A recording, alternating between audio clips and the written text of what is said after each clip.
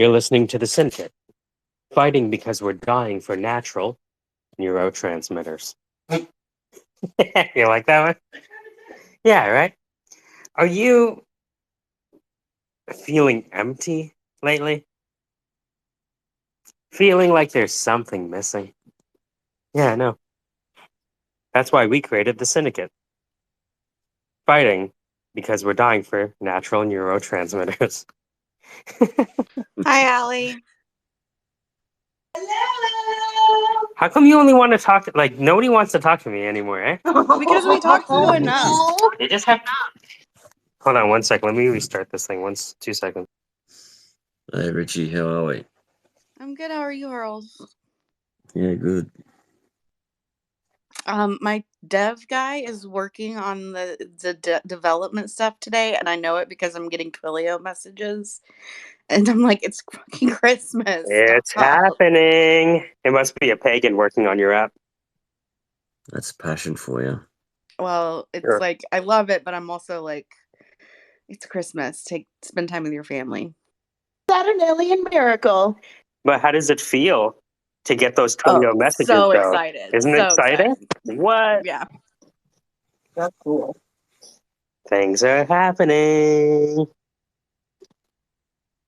Do you guys celebrate Christmas, Huey and Ali? What does celebrate Christmas mean? Like presents? For who? Oh, for us or Yeah, for like people? do the For whole. people. For us. Oh, for us, spending more Yeah. time with each other. That's my gift. Like, that's the gift that I like from Mike, is I actually get some one-on-one time with him away from spaces. Yeah.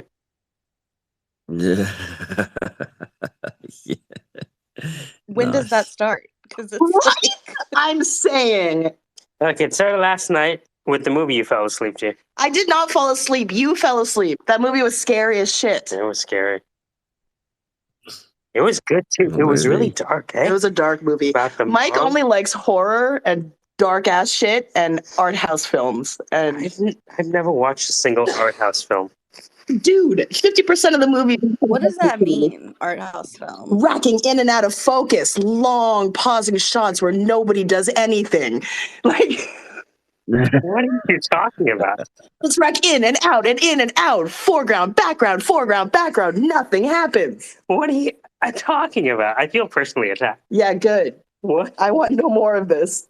What are you talking about? No more of this art house shit. I'm a connoisseur of the film theatrics. Yeah. I'm gonna go watch some Big Brother. You guys have a wonderful Christmas. Excellent. I love it. See you, Richie. Hi, Dan. Bye, Dan. I can't even see Dan. Yeah, no, she saw him before everyone.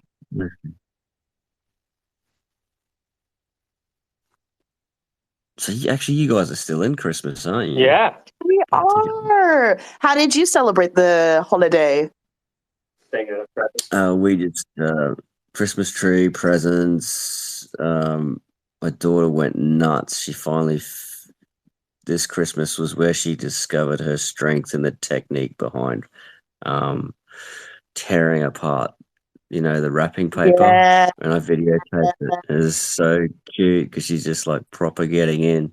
So I stitched this like little video together of her just absolutely ripping apart presents and going nuts. And she's sort of like pulling the presents out and just throwing them in the corner and just going to the next present.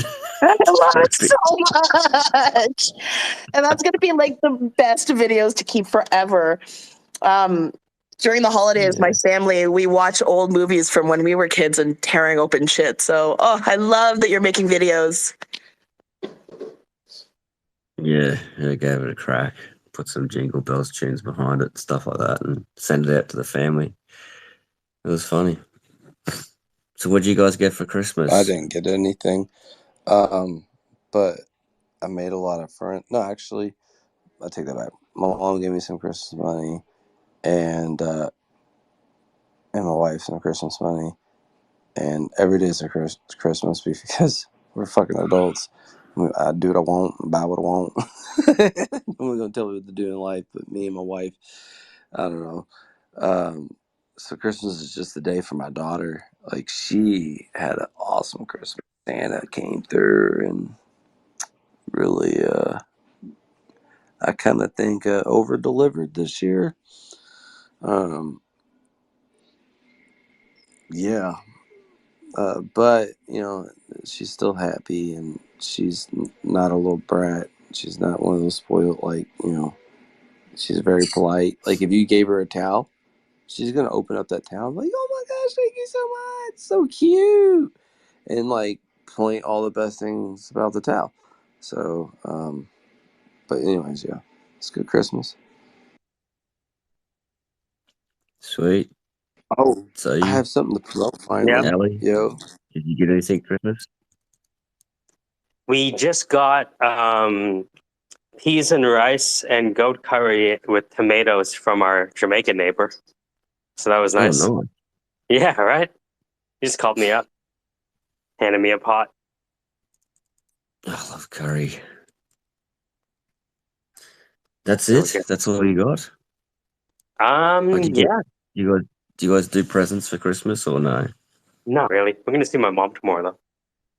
Oh yeah, cool. Hang So out with her. it's just sort of like another holiday. It oh doesn't no, wait, I take that back. I mean got a domain today. My wife, well, I bought it and told my wife, I was like, I bought myself something for Christmas because she got 2 books. I got her 2 books. I was gonna surprise her, but I knew she really wanted these books. For some reason, she's like into this. A lot of women are like into this, like All right, girl, witchcraft go for stuff. it. I can't say it too loud, bro. I'm not trying to offend her. She's giving my daughter a bath, but like a lot of women are into that, and I get it. Whatever, if it's not like done nothing taken real serious or whatever, it's fun, cool, it's interesting, like tarot cards and all that stuff. But she got 2 books. But no, I have a project to actually talk about for once in my entire life. cool. I'll just ask Dan. I'll just chat to Dan and we'll get back to that. Dan, Merry Christmas. how are you? Did you have a good Yeah. Christmas? Yeah, it was pretty good. Pulled my neck, but apart from that, I'm okay. But yeah, just went to the farm for like a family gathering, and yeah, it was just a good day. Just chilled out, enjoyed the sunshine. Yeah, nice. That's the go. So you were saying that you guys don't, so it's just like a day off type thing. Just do your thing, spend some time together and stuff like that. That's cool. No, give it. I'm coding in Python right now. Such a I'm nerd. using the Twitter API. Wait, I got that on a file. So Wait. Devon. I got a clone of Twitter. Devon, is it? Is it Devon? Oh, this is Dot. This is Devon. The The period. you're the guy that's been clashing with Soyu a bit, haven't you? Clashing with who? You're the basketball. So you're the Soyuz basketball. That's right. Mhm. What's happening, Devon? You said you got an idea for a project. I'm dope. Like I own doit.com. Literally, like no, I'm not that whoever. I was never a basketball. I don't want a bad name. That's not me. I've argued with the track funding before because he's did some trolling shit to me. He knows what he did. It was funny, but aggravating. Didn't you threaten? Didn't you threaten him? I didn't threaten him. You didn't? No. Yo, dog, you be talking about shit about Omar, yo. Yeah, Omar's a freaking racist. Yo, what you trying to talk about, dog? I got messages, bro. So shush. Yo, what you saying, dog? What you trying I'm to saying say, he dog? doesn't like Jews and he's racist. Sorry, I don't. Why are we going to talk about this on Christmas, man? Yo, why are you even trying to slander mans like that? I'm not. I have messages from him, dude. I'm not making things up. I wouldn't sit there and say something like that if it wasn't true. I like practicing my hoodman's accent. It's terrible. You don't like my hoodman's accent, dog? Why does everybody think I'm lying? Like he really thinks I'm I'm lying. having Dude. fun. Go ahead and follow someone like that, man. Like there's tons of people that are closet racist. Yo, dog, you know about Omar, dog? I don't care about Omar. You know Omar? I don't care about Omar. Do Dan, not you know know him Omar. personally, no. Are we talking about the same Omar? Homar's Because I know blog. only It's not one Omar. Homar's catalog, like Homar's. That yeah, Omar. Omar who? All Omar right, who? sorry guys, I'm done. Whatever. Cry about. Righto, Dot or Devon. What's your idea? No, project? fuck You it. I said you're gonna. forgot I should have known better coming here. Like, I forgot. Like I guess he's a fan of Omar's or whatever. He's not. He was just taking the piss of you when you were trolling yesterday or the day before. I No, it can't wasn't remember. I think it was a yesterday, couple the of day days before. ago. It was a little bit a while ago. I was trolling. I wasn't I haven't been like a trolling week in ago. like 3 days. Yeah, 3 days. Then let's say 3 days. And It's hard for me to 2 days. judge the. I didn't troll yesterday. I've been trolled today, and I didn't troll much. That it was actually So it was 2 days ago. Have you got your trolling algorithm on now at the moment?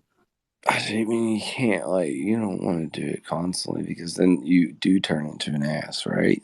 Like, you know what I'm saying? But you can still be goofy and be like, "What up?" Hang on, I need to get a glass. Hang on a second, yeah. When I first discovered the Syndicate, I think I was considered No, a troll. what you do, you get. Wasn't I, Stadium? No, what you do.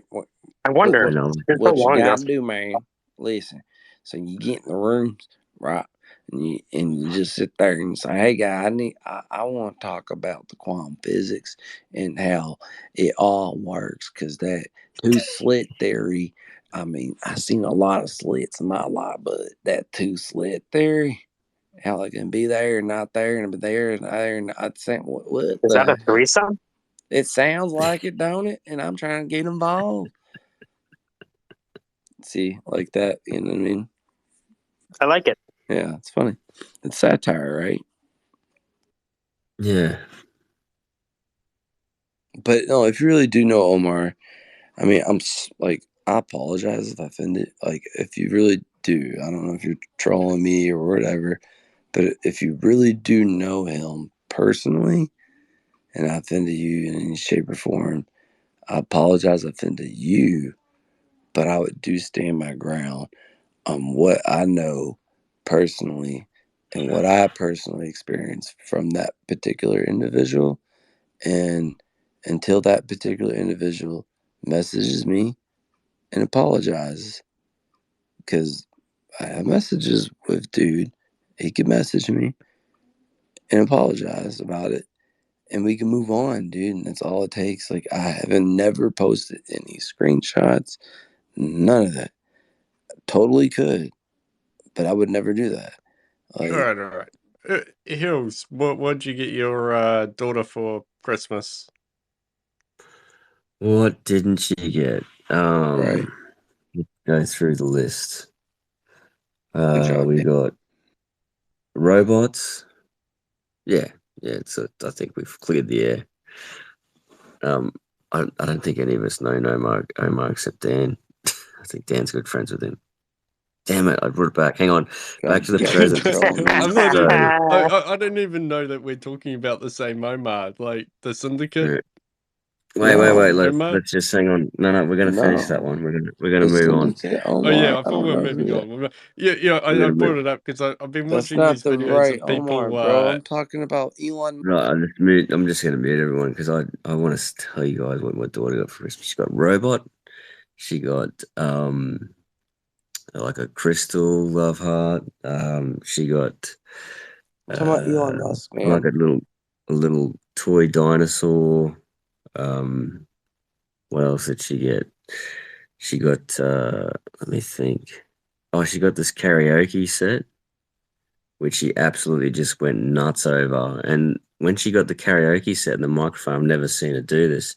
She actually behaved like the same way the lead singer from AC/DC acts, like she was just rocking the stage.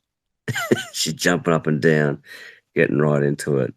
Threw the microphone, broke the microphone. Just got You need to set up a mini green screen for her. Oh yeah. Oh, we'll have to get into how. So you know how to do that, obviously, all that sort of stuff.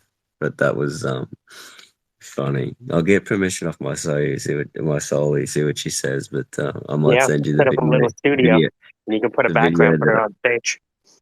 the video that I stitched together for Christmas. She's so cute, just tearing the presents apart. She got a little ice cream shop stand. She likes to play like cafes and ice cream shops and stuff like that. I disagree with those sorts of things, Brian, but you know, mum Why loves you that think sort of it's stuff. too gender on the nose? It's just all the it's just the sugar. She's just Yeah. so addicted to sugar. Oh, so it's like a self-fulfilling game prophecy. Yeah, for me, like sugar's the gateway drug. I think like the way that um, our current climate, the way that sugar's put into things, even though that it's not even required, a certain level of sugar is being Caffeine too. put into ingredients. Yeah, caffeine. It's just not cool. It just just trying to give my kid a chance. I've So been yeah, watching but some videos of kids getting like puppies. I don't know why there was some Twitter thread of like, people getting puppies for Christmas, and basically like as soon as they see the puppy, like they break down crying, they're like so happy. And I'm just thinking it's like, oh yeah. I'm not sure the parents are that happy, but oh they must be to get it for them. But I You was could get like, a dog for Christmas? Oh, hell no. yeah, I mean it's No, quite a lot of hell work to no. look after a puppy, but yeah, it's worth watching them just to see the reaction, That's really weird. Like opening up an animal out of a box that was wrapped up. Like that man you might have poked holes or whatever so it can breathe. But you can imagine how terrifying that is for the dog. It just hears a bunch of scruffling. Like I mean they probably it's just like wrap it up freaking like the out, minute probably before they like, give oh it, my god, what's going on?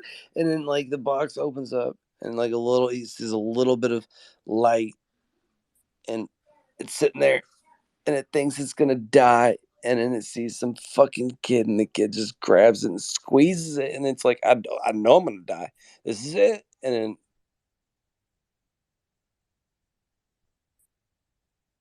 then that's funny. Yeah. So actually, so you might know this, but I watched this documentary in Australia. This guy, he's pretty healthy sort of doing guy. it He's again. I can't works for the stand local. you. Try.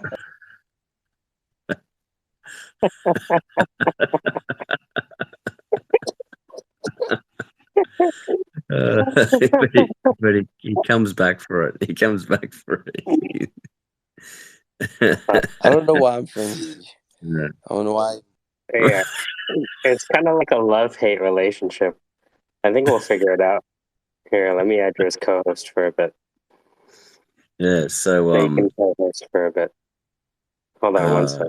Let me get you to co-host. I'm not accepting that damn co-host. But I want to give you the power. That's how you rug me every time. No, Yeah, every time I accept the co-host, you rug I me. wouldn't do that. I'm gonna pin my new domain to your freaking profile for a little bit if you don't chill. Wicked. Devin, That would be amazing. Devin, what if we told you that it was part of it? RugMyNFTs.com, going straight to his freaking Twitter. Wicked. Devin, what if we told you it was part of the initiation? Am I being rugged? Can everyone hear me? No, we can hear you. I can hear you. We can hear you. No, wait, dude, look at my PFP. I got a question for Devin. Yeah, When he sorry. comes back, Yeah, hold on. When he comes back. I'm gonna ask him. What if Devin? What if we told you it was part of the initiation? Joke's on you, fool. Wait, accept that response. Traxy. I'm about to get rugged. Well, Devin, are you there? Can you hear me? It's kind of happening in a second. Can It you hear me? doesn't. Can Devin not Oh, hear it me? looks so dope with the period and the co-host. Like, Usually I host, or I'll just be So a can you speaker. hear I me? can hear you. I was just fucking with you. Oh Yeah, my we can god, hear look you. at that PFP. Good lord. Maybe ask him. Maybe ask him what if he knew it was part of the initiation? Would he hang around longer? It's B.F. Skinner said that you provide intermittent rewards at intermittent intervals in order to create an addicting process. Hold on, give me a second. I gotta share this space. Well, what do we have here? A bunch of misfits. Hey Noah. Hey, dear. You know, Hey. Hey. Hey Marie. Hey. Jimmy. Sandra. Hey. I hear you. So how are we? Hello. I'm kind of just picking up So where we on left this off yesterday. documentary I saw, it's called that Shut your sugar whore film. mouth, bitch. And what they actually found is that we had Spit it out today, Junior. they actually had like they found this research No cursing. I got levels. kids. And so does Hurdles. The But he level can do all the other stuff. It's funny.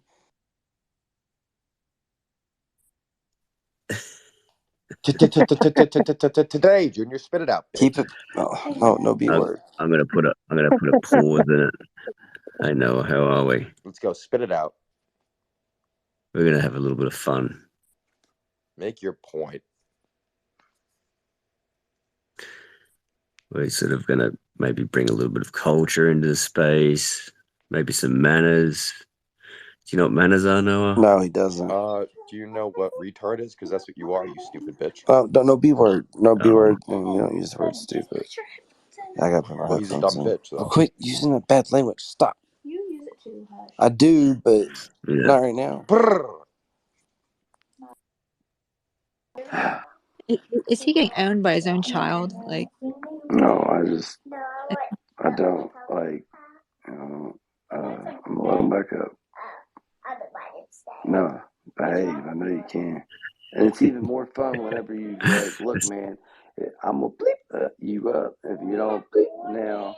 You know, like it's fun. Make you.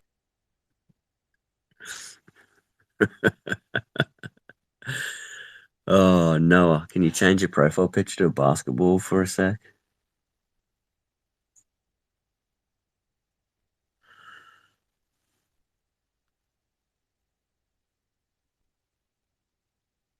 It's fun, right? Yeah, it is actually. You're right. It's a lot of fun.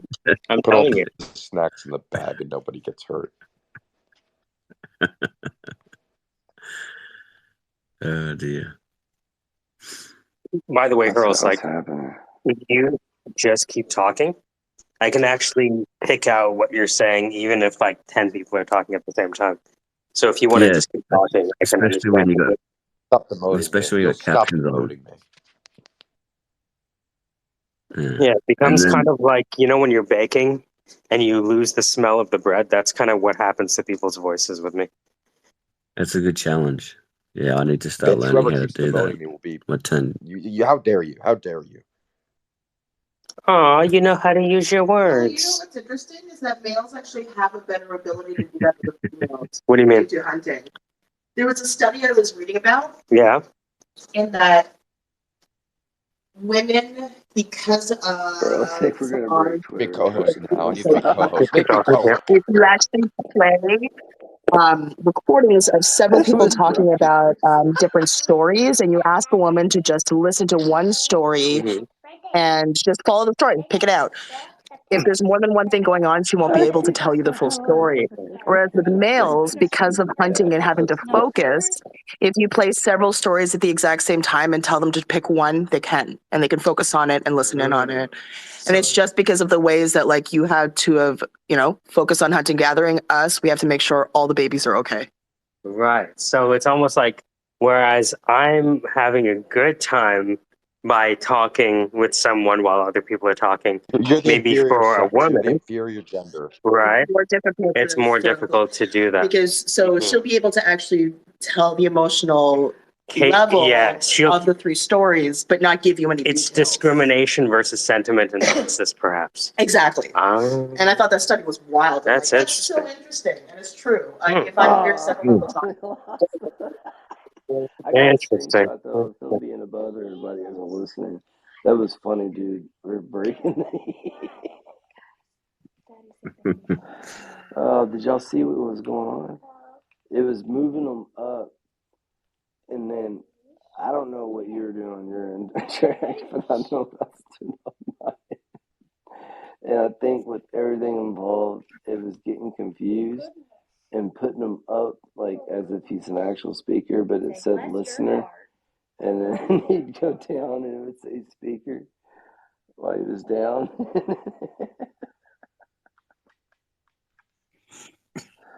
Oh, that was I really feel like this funny. is how Is the that what you Joker try was to do to created in me? Batman on a Twitter space, right? Nobody would listen to the jokes, and so they just Look at this started a PSP. life of that just snowballed. Yeah. Yeah, that's a good point. It's just like somebody who's got to listen has got to. Shut over They're that. going to I continue to build their troll powers. Hmm. I know, right? But Need a little you've heard quiet about speed. the addiction level of sugar. This is what I want to tell you about. So you probably Oh, already heard tell about me. it. But corporations found, like through studies of sugar, you know how they say you've heard how they say that sugar is more addictive than cocaine Uh-huh. to humans. Have you Well, heard that? especially if you snort it, right? You ever snort sugar? Yes, I have. No, I haven't. That's a Canadian thing, I guess. Really? No, I'm just joking. Oh yeah, I can't What hear does a it do? track. And anyway, so corporations found out marketing or whatever, doing the research, and what they've done, if they've found this sort of what's called a happy level. So when humans eat sugar, it produces the hormones in the brain and stuff like that. So the body recognizes through what it's seen and what it's eaten, what has sugar in it. So whenever you see something that's sweet or has high sugar levels, it's like go for it. That's what you want because it's that quick energy. It gives you that quick energy. It's there ready to go. Your body doesn't need to do much to it to get to be able to utilize it. So they've taken that sort of behavior because sugar was generally very rare to find out in the open before. I guess, I don't know, back to our hunter-gatherer days and stuff like that. They've taken that behavior and what they've realized, they've found this sort of happy moment where they can actually put sugar into things like, say, something that doesn't need to be sweet, like bread, and add a level of sugar. And what your body will eventually do is recognize that there's sugar in there, and you'll start to become addicted to it. So even ingredients that aren't sweet, corporations will make decisions to say, hey, if we put a certain amount of sugar in this, we can actually get people to buy more. Sounds like effective altruism to me. What's altruism mean? What's that mean? That's why What's altruism? Wheat. To get you addicted because of the gluten. McDonald's fries are covered in wheat. My friend who's a Sicilian can't eat them because she. And their bread buns.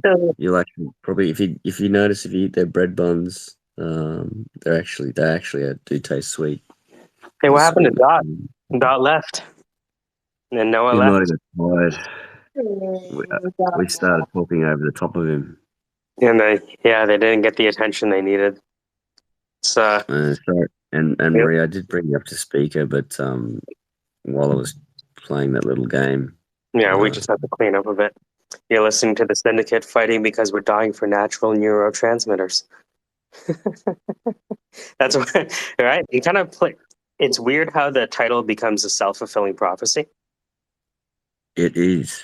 It's very weird. It's very scary, actually. You could just produce the event by sending like a bat signal almost. Yeah.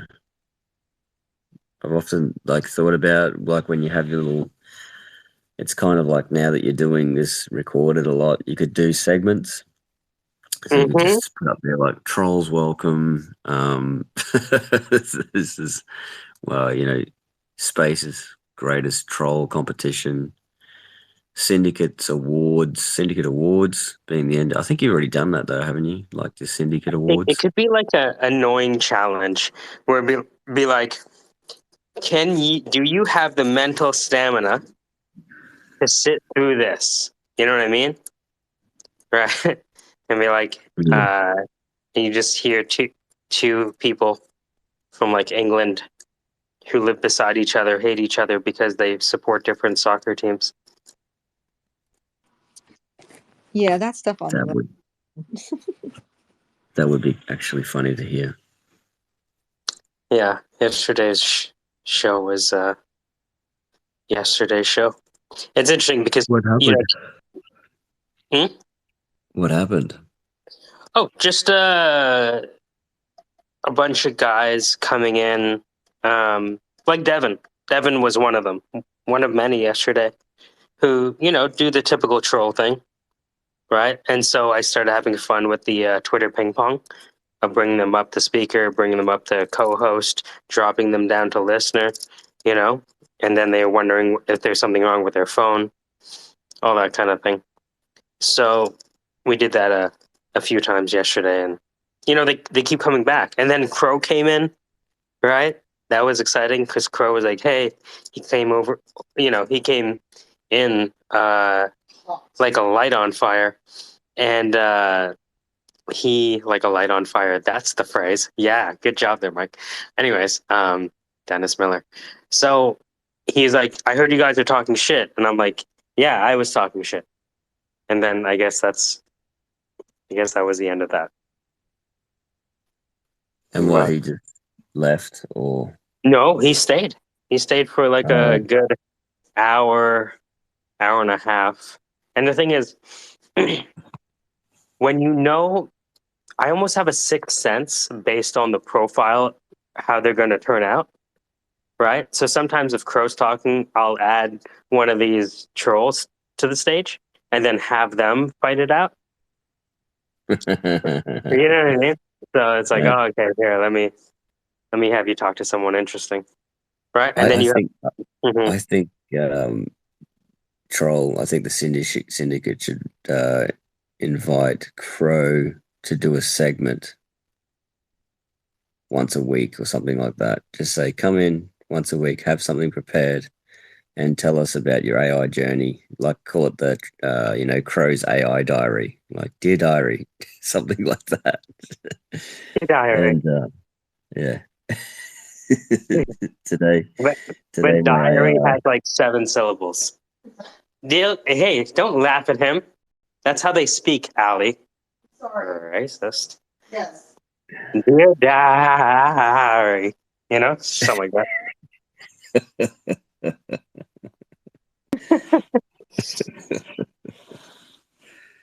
Yeah. He's inviting me to his spaces now. When he makes spaces, I'm getting invitations. Aw, you've made a friend. It's good. It's good to make friends. I don't know if he's a friend. But yeah. I listened into a conversation. I don't know if you know Sherry. She's an Aussie psychoanalyst, I think she is, or a psychologist. Oh, I'm glad you finished that portmanteau. And she told me that she was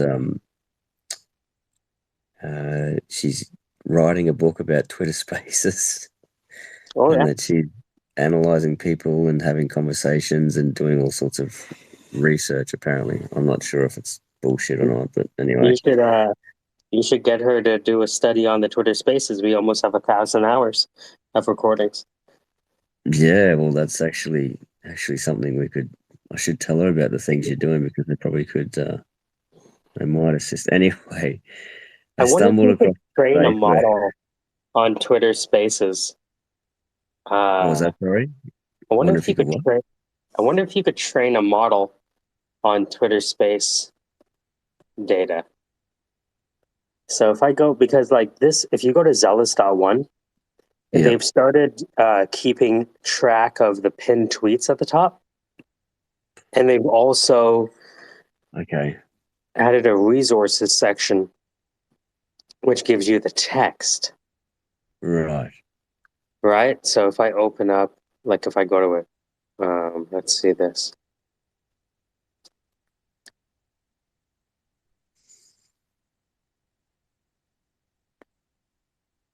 Let's see. Is this loaded yet? The transcript? Casey Imagination on trial. Did you get that guy in? Did you end up getting that guy in? No, he thought he was too good to break his presence known.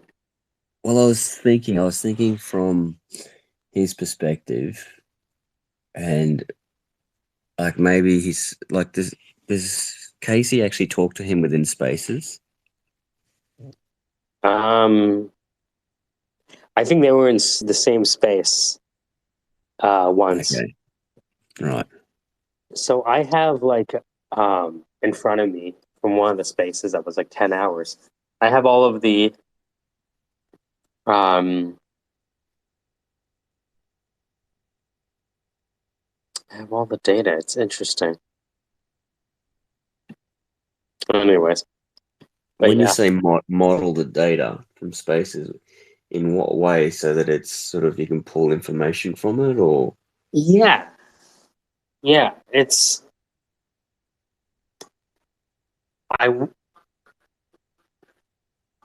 because we've started. to Mhm. what end? To what end? I guess. Well, that's the thing. Sometimes you don't know what the end is until you feed the data in first. Right. You understand what I mean? Like, Yeah. you actually don't know what the answer is going to be. You just be like, hey, what if I did nothing to the data? Something like that. Okay. Here's an end. Like maybe there's a discussion point going on about some sort of historical reference, like you said this, and no, Yeah. I didn't say that. And then you can go, did so you say that crows, such and Or such. how about this? What about if we build an app for Crow? So Crow can identify every time we talk shit about him. Yes, yeah. So Crow wants to know how many times was I mentioned in the syndicate, or Yeah. Or in maybe you could general. use it as an intervention for someone. It's like, dude, you're constantly talking about this stuff, Hmm. or Or it could validate their suspicions. Right? yeah. Both. I Oh, like what that. happened, Sandra? Well, it's actually a better tool in that you could use it. Like if let's say I own corporation, you know, turkey gobble, and people in spaces are, Hmm. yeah, I mean, that would probably Gobbling about turkey gobble. Yeah. exactly, yeah. You Oh, could here we send go. somebody to spaces and you could We can call identify. it gobble. There you go, right. Gobble.io. But I mean, listen, don't corporations No? already? Yeah. You know what else it's Corporations good already for? do Hmm. that, so yeah. It could feed into your Chi summary, so it's used to summarize. Other syndicate is a space that would talk about this sort of stuff and this sort of stuff, and it actually picks up, instead of how there's like those little interest headings. It says what you're interested in, to actually tell you for real what you guys talk mostly about in a way too. So I could summarize what sort of conversations are going on in the spaces. But, reputation defender, there's plenty of companies out there like that don't have this sort of tool for Twitter spaces. That might be something to sell to Mm. them, or they could use, or a totally new company. Just a thought. Mm. Or you could pick an individual, so you can go, based on the conversations had within the syndicate, how would you describe this person? Stuff like that. When this, how, provide 3 adjectives that best describe the emotions expressed by XYZ or about XYZ. Yeah. Yep. Mm-hmm. Yeah, so right now I'm just like putting together, I'm thinking about this because I'm putting together the Python lessons just for the Twitter API. So it's like, hey, let's pull some data from the web. Let me see your past 100 tweets. Let me see your past 100 tweets when you mentioned this. Let's give me a list of the top people that this account interacts with.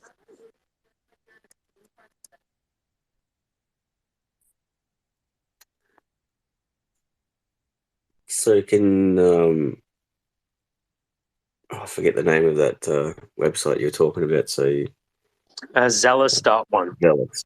Yeah. So can Zealous pull up information on an individual that's spoken within every single space, or Yes, can it only can.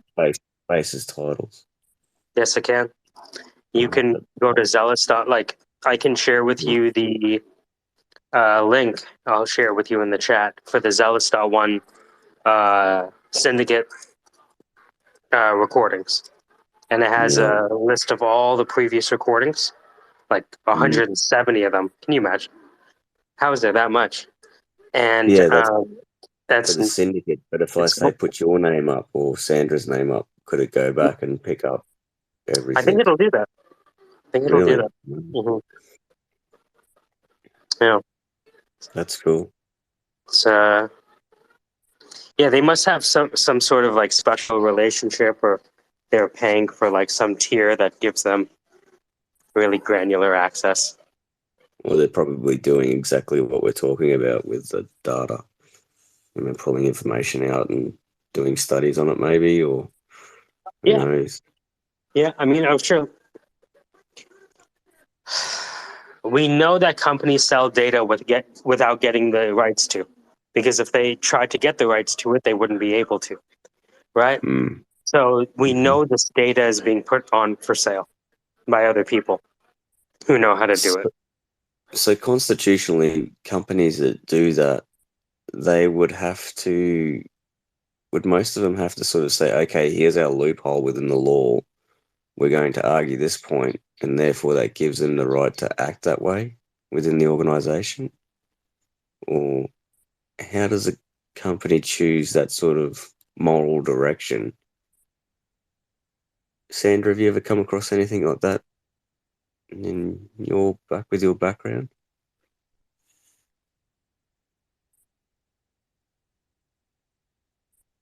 Not there. It's an interesting sort of Like Facebook doesn't have a line item that says selling user data, trillions of dollars of revenue. You know what I mean? Like, it would be illegal to have that line item. So you have to hide it in other places. You know what I mean? Like, it's a game that we all know and accept. Or at least you would think so. Yeah. I gotta step away for a bit. I'll be back in a minute. Sorry.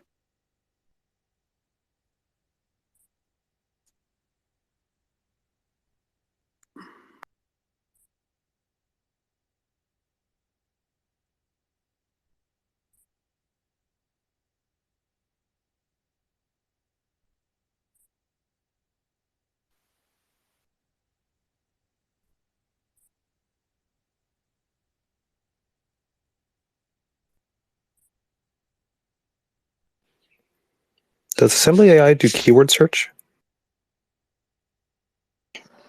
Like, how do you mean?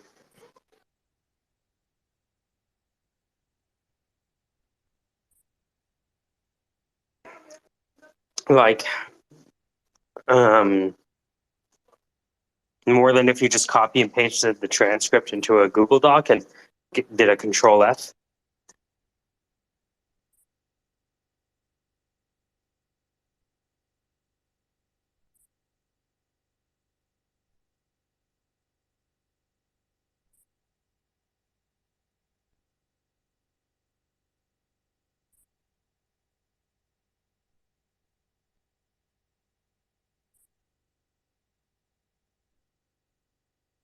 Oh, let's do this.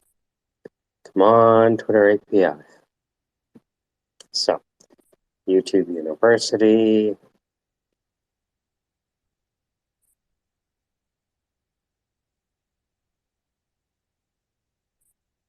That would be interesting.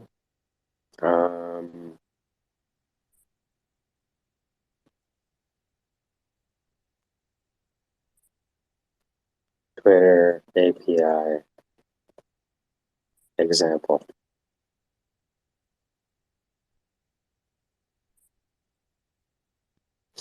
Here we go. Hi, this is Suhaib Farag, developer advocate at Twitter. In this video, I wanted to talk to you publicly available tweets and monitors 2.0 bearer token authentication, a project in the development. A bearer token that I will use to connect to the sample stream endpoint in the config.py file. This endpoint in Python. So I have stored my bearer token that I will use to connect to the sample stream endpoint in the config.py file. I will import the packages I need for this demo. So we will be using the request package to make the API call, and we'll be using this config file and also the JSON package. Then I will go ahead and create a method that will make the HTTP request using the URL and headers as parameters. So we will be making a GET request to the sample stream endpoint.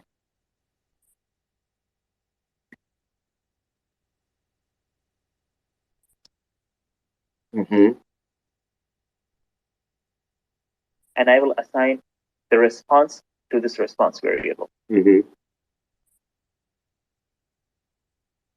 Next, I will check that if the API call is not successful, that is, if the status code is not 200, in the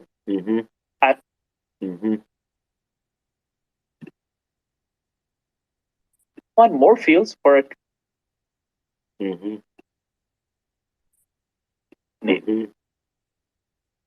Is a fundamental goal to promote both further filter on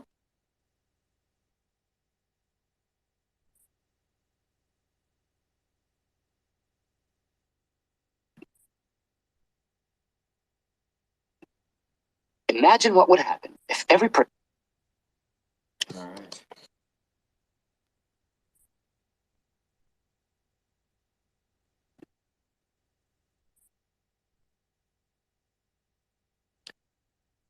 Yes. No. What are my VT's post now?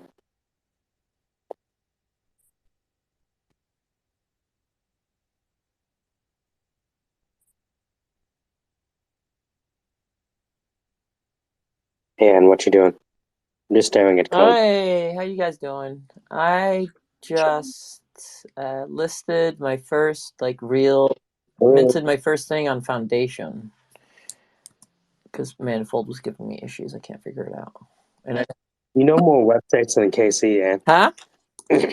You know more websites than KC Yeah, I does. do. I know. Between the both of us, we're fucking What the powerhouse. hell? You know, you're on object, you're on spatial. I don't know where to find you anymore. I know. No, just Find go me. to my link. No, I'm just kidding. Okay. No, like, how does it work? No.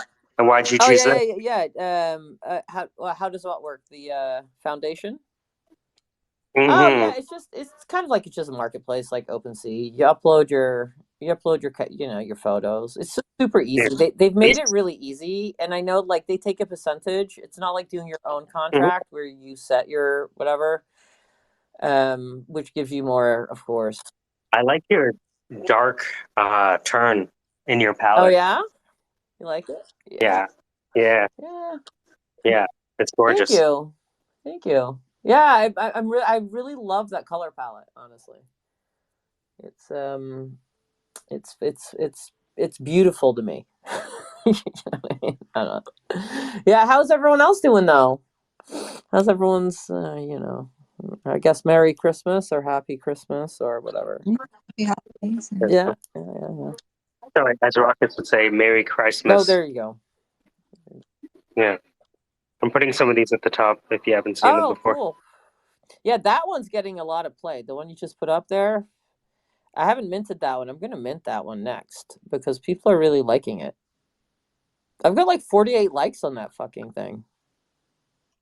That's beautiful. I could see like someone who's a painter painting something like that. Like if you actually would be interesting. I wonder if you could take this image Oh, I'm gonna try Okay. that. Where you could take the image and give it the feel like it was painted on acrylic. Yeah, You know yeah. what I mean? Like by that, You can do that through printing. by Yeah. oh, can you? Oh yeah. I mean, Okay. if you physically print it out, if you print it out on like a linen, you can print it out. Yeah, like that old man with the beard who's nice to you. Yeah. What's that Yeah. guy? Who's that guy? The old guy. Which guy? Remember the old guy with the beard who talks nice and paints Oh, nature? Bob Ross.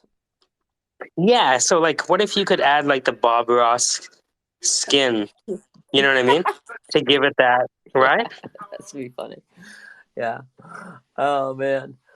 Oh shit. Oh, I gotta like. You know what I have to do? I have to make 2 apple pies today. Nice. How'd the quiche go down? Amazing. Amazing. It tasted fucking great as well. Oh my god. I'm so happy when you know what's it's so fucked up with pies, right? When you cook a pie, you have to get it right. You can't taste the pie before you give it to people. So Oh, that's a good point. It's like serving steak you haven't cut into. yeah, dude, you have to just be like, here it is. Hope you don't die. No, you know what I mean, or whatever. You know what I mean? Oh, here. Did you watch it being cut? No, I cut it myself. Okay. So what was it like to make the first cut? Because you can feel it in the Oh, it was in amazing. your I was hand. like, nailed it. And then because like I made the first cut. I quickly took a piece. I quickly tasted a piece because I was like, oh In shit, here we case. go. Just in case. Well, the thing is like I have a tendency to sometimes forget the salt, Mm-hmm. and it will just kill your dish. Like you can add salt later, and you can kind of save it with the flavor, but man, like certain dishes you have to put the salt in first. Yeah.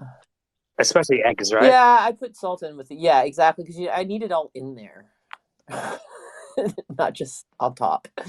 Anyway, but yeah, no, I love cooking. It gives me it's my extremely fun hobby to do, and I really love just being able to do it in a different way, right? Like smoked quiche. Nobody serves smoked quiche. This sounds like one of those Reader Digest intros to a recipe. It totally does. You know, the other day, The annoying ones where you're like, just tell me the fucking recipe. yeah, Fucker. I it's don't want like to know 3 about how you pages of, grew up. you know, I had to go to a Christmas party the other day, and it's a unique Christmas party because it's a Christmas party for people who don't have any of their family close by. And so we all get together in our own individual loneliness and we keep each other company I did that last for night. Christmas. I did that last night. It Yeah, was fun as fuck, yeah. actually. That's where I came up. Well, that's where I came up with the Yeah. idea, right? Yeah. Right. So, yeah, this would be the Reader's Digest. Yeah. You know, that small chapter book kind of thing. Nice. Yeah. Oh my god! So I got to tell you guys, last night I'm in a room. So this party I went to last night, this sort of orphan potluck party. It is pretty much a bunch of artists and people who collect art. That's it. So I'm sitting there, and of course I'm the one that's like NFTs. You know what I mean? Boy, I'll tell you what. There's like 25 people there. One person was like, oh yeah, tell me more. And I think only because he wants to have sex with me. You know what I mean? So I guess the moral of the story is you got to look cute if you want to onboard people in real life. If not, like it ain't fucking happening at all. Have sex with a lot I of guess people that so. way. Yeah, I guess so. Yeah. That it's a different type of onboarding, I guess, right? Yeah, I think so. Yeah. I think it's called surfboarding. Oh man, no, but it was fun. It was fun. I had to leave. That crowd gets wild, which is I was down to get wild. I don't know. I guess I'm a little. Just not that. I've calmed down. Put it this way, I've calmed the fuck down like a lot since maybe even 10 years ago. So they were all like going out to have fun. They always go to the strip club around 12 o'clock to support the strippers who were who were there on Christmas Eve. So I bowed out before the stripper. Is that what they call it now? Yeah, Supporting. Okay. Oh no, I know. That's okay. I'm not saying anything incriminating. No, right. But I mean, I know the supporting space a is charity, recorded. you know what I mean? No, but I did. I was like, yeah, I'm out. You know what I mean? But they're probably still up, having fun. So, but yeah, I don't know. I'm just hanging. I'm just hanging. Today I gotta clean and cook and get ready for the week. Got a big work week ahead of me. So where do you where do you mint your NFTs at? I did it on Foundation, which is like an OpenSea. Does it cost money to mint them? Yeah, it does. It does. But right now, minting is so cheap. It's like it cost me, I think, altogether, maybe $6. Oh yeah. Oh, that's cheap. Yeah. So this time last year, or a little earlier this time last year, it would cost you, like, depending on what time of day, like it could cost you up to $1,000 to $300 to $400. You know what I mean? To $200. So I always was, a year ago, I was like, I'm not putting my artwork up for sale because I would have to sell it for $1,000 to even cover the cost of the gas fees. You know what I mean? But now it's like, it's cheap. It's $6. You know what I mean? To create a contract and to put a mint up piece, it's probably around 10 altogether. What about OpenSeas? OpenSeas is like you put it up, and if they want to mint it, they can mint it, right? No, you mint it. Oh, okay. Yeah. Oh, yeah, you mint it. Same thing. You just pay for the gas fees, pretty much. Yeah, it's been a fun experience. As I said, I'm not expecting, any miracles to happen as in selling, but I'm excited to start putting up my work. So people somebody might be out there, because I'm not selling it for cheap. That's beautiful. I mean, people don't think about how much time goes into something like that. Yeah. They just like, oh, it's a picture, like, yeah. There's so much that goes into that. They just don't, unless they, happen to look beyond, they go into petapixel.com. Oh, pretty pictures. But if they read the articles, they would actually be like, you know what? There's a lot involved here. Yeah, there is. Yeah, There is. I mean, it's, it's funny because it's always a discussion to be had. Like, do you even consider the amount of work and time and all that to get that photo? Because if you really did a real analysis on exactly how much money and time it took me to get that photo, you're looking at thousands of dollars, right? Exactly. Thousands. Yeah. Literally thousands, because it took me, it's taken me a long time to develop like a certain style. You know what I mean? To learn your camera, to have the weird eye, to be, obsessed enough to go back to the same spot. Right. Literally since 1997. I think I wrote this in my thing. I was like, when I arrived, the first time I saw the Pacific Ocean was in like 1997 when I drove from Santa Fe to LA in like a 1984 like Ford Fairmont bright green wagon. Oh, cool. Yeah, it like almost broke down. Like, what a piece of shit car, but it made it here. You know what I mean? And I remember. Oh yeah. I remember arriving because I arrived at like 2:00 in the morning in Hollywood, and I drove. And anyway, this whole story. And I drove to Venice, and I got there by sunrise, and it was just like, I remember sitting there and going and just looking at literally this exact view and just going, God damn, like, how does this place even exist in the world? You know what I mean? Because I just never been to any place like that before. So, yeah, again, like thousands of dollars, right? Like thousands of man hours, but I mean. To me, it's all love. To me, it's also like, this is the production of all that time, right? And yeah, I like the misty one, the one where the dock is a bit out of focus. Yeah, and that's so pretty. Yeah, I like that one too. I actually that one I took 2 days ago. Oh my goodness. Wow. How do you think you've progressed as a photographer? Man, honestly, this last year, leaps and bounds. And people always say, and this is such a horseshit thing. I mean, I agree with it, and I don't. It's like I didn't have a real camera until 5 months ago. So, and before that, you know what I mean, I was just shooting on my thing, and that's not true. I mean, I had a Pentax, for God's sake. I had like film cameras like way back in the day, in like 2000s, late 90s. But that's not what I'm talking about. You know what I mean? Is once you start going, you know what, I'm going to try to take this seriously and really try to develop my eye. Yeah, I didn't have a real camera until about 5 months ago. And you can tell, you can literally see the progression in my photographs just for the last 5 months, because the equipment is better. You know what I mean? I'm able to do more with it. I have progressed leaps and bounds this year. Just from like trying new things and then just being happy with my photo. I don't know. Yeah, just being content. And again, like tuning in and dropping out, like just really just doesn't matter what anybody else thinks.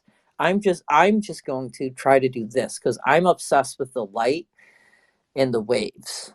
You know what I mean? And I think that changed for me. Like instead of going, hey, look at all these great photos I can take of everything, you know what I mean? That I thought, let's really focus on one thing and get fucking really good at that. And that's what I did this year. And it's, for me, it's paid off, as in for my like creative like direction, honestly. Well, it's beautiful. Thanks. Yeah, and also that last one, the one with the that one, I couldn't believe it when I like, honestly, like when I go home and I load it up in my computer, I'm just like, sometimes I'm just like, how the fuck did I do that? You know what I mean? But then, Oh, you're very talented. but Don't then, be but like then I, that. but that's just my reaction. Because of course I know I was there, but it always amazes me, honestly, that like what my camera can do with what I make it do. You know what I mean? I'm always like shocked at the results it gives me. So that's yeah, I don't know. And also coming from the world of videography, where I literally spent like a decade with a video camera like attached to my hand, and understanding that your eye is like, I have a third eye, and I'm not talking about the one in between my eyes, right? But I'm holding a camera. Like that's my third eye. So like wherever that lens is pointing to, like I know I'm familiar with what it's looking at because I've done that so many times. Like I don't have to look through the viewfinder a lot of I don't. I do to sometimes frame it up, or to I do to focus. I use it to focus. But because I know of the like where the camera is and where it's pointing, I rarely am like looking through it and clicking. That's not a thing. And I don't use the back camera to square it up either. Yeah, I just find it you just become one with your equipment, I guess, at some point. It's just so familiar to you. You use it so often.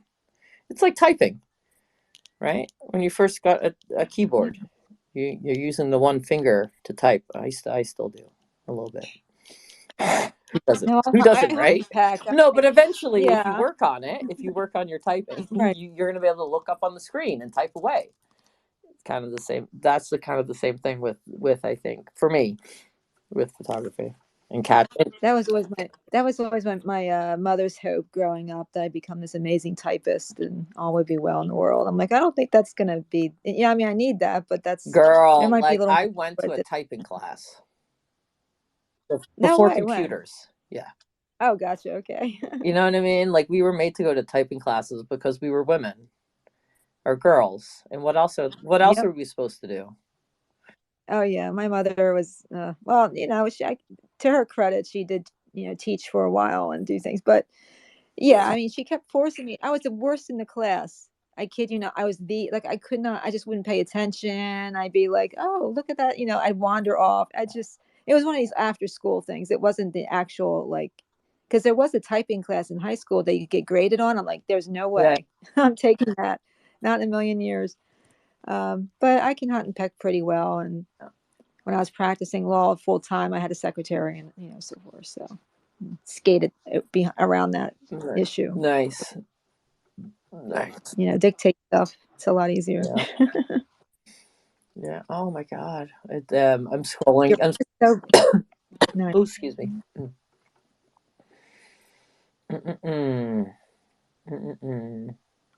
Yeah, the colors are incredible. I'm trying to. Where is it? Oh, I'm trying one of these apps to turn it into a painting. Oh, okay. All right. Let's see if it replied. All right. It's not the greatest, but you get the idea. Just playing around with these apps. Okay. I need to eat. What am I going to eat? Oh. I should have taken some quiche back home with me. Oh, I see it. Yeah. Yeah, that's very sort of like it's not Van Gogh. It's more like Monet. Yeah, that's what it's going for, right? So they have like a bunch of filters. Yeah. Yeah, it's very, very abstract. Very abstract. Whew. Wow. All right. Hey, listen, guys, I'm gonna jump off. I've got to go make some foods and whatnot. But yeah, I'll come back in if you guys are still around, because I'm just here by my lonesome self, together alone. I love it. No, it really is. No, thanks for throwing up this space. And yeah. I'll be right back. All right, goodbye. Huh. An abstract? Well, because of the broad. I mean, looks like it's got broad strokes. I mean, yeah. Let's try Casey, right? And let's do Casey. What was the filter called? Okay, hold on. Let me tweet this out. Okay, impressions of Casey. Jizzit. All right, here we go. Where'd it go? Oh, I didn't save it yet. That's really funny.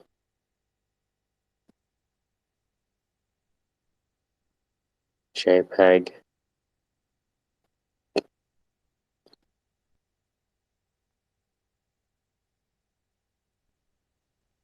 What the hell is it?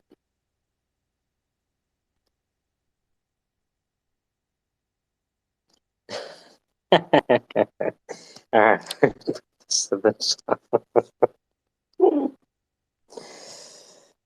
The internet is a weird place. All right, here we go. This is Casey and the wife.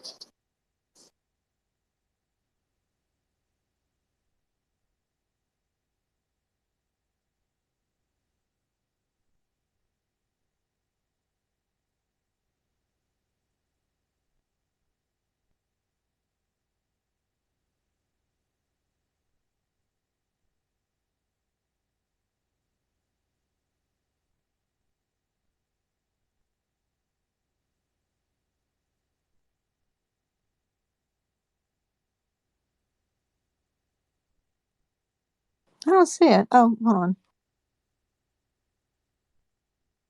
Oh. I'm putting up another one now. It does a good job with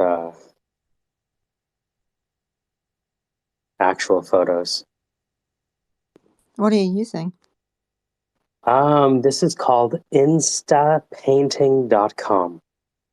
Oh, cool. Sometimes I'll use Lunapic.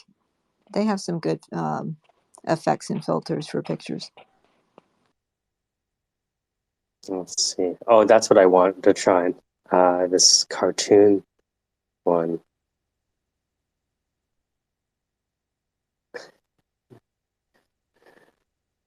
Misty That Moon. photo that you did, is that of Casey with Yeah. Richie?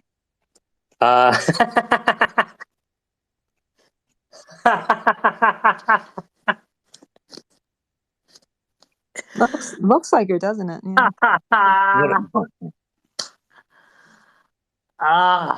I can't wait to tell both Casey and E. Rich that you thought. Well, I could tell them right now. Hey, E. Rich.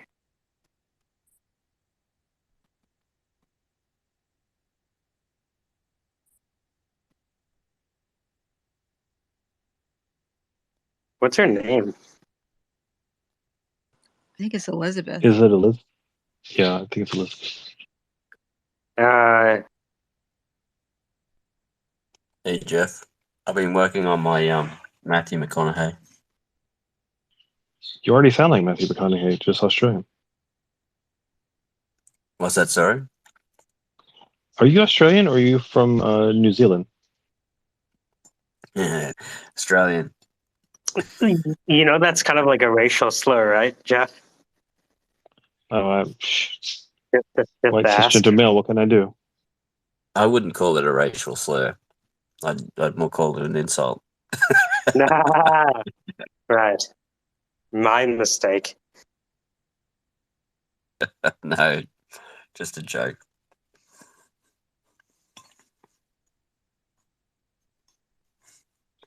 I think I finally figured out how to use my Pixel Buds with the microphone. Ooh. What kind of mic?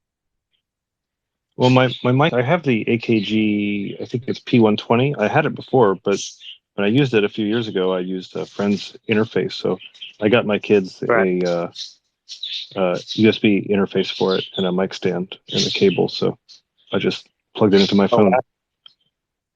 Jeff's So house. it's powering from my Now phone, so it drains the battery. it drains the battery like crazy, doesn't it? Yeah, I need to get one of those splitters that has the charge thing added to it. Yeah. Does it sound better? I'd have to do me a favor. Can you tap your microphone? Okay. Oh, wait. I want to use my damn earbuds. Here, let me turn off phantom power and see. Uh-huh. Hold on. Let me turn off phantom power. Mhm. And can you still hear me? I can still hear you. Hello. Okay, so it's not using it. Dang it. Yeah, I need to get the headphones for the interface so I can plug into that and use that, I guess. What kind of phone are you using, Jeff? Oh, I have a Pixel 6 Pro. I'm using Pixel Buds A series.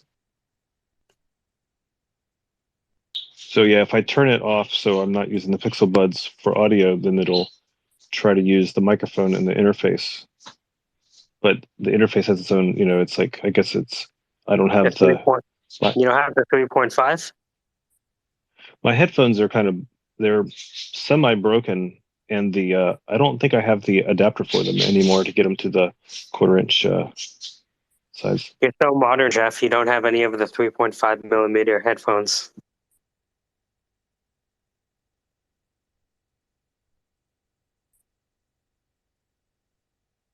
So I don't know the metric system. Is that the equivalent to 1/4-inch?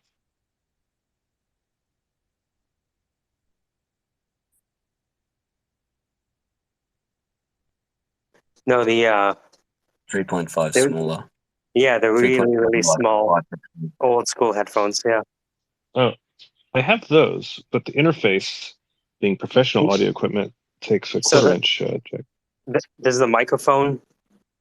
This microphone doesn't have a headphone port on it. No, it's an XLR microphone going into a XLR to USB interface box. Gotcha. Okay, And but the interface box doesn't have a headphone. It has a microphone. It does, but it's the larger size because it's meant to be more professional.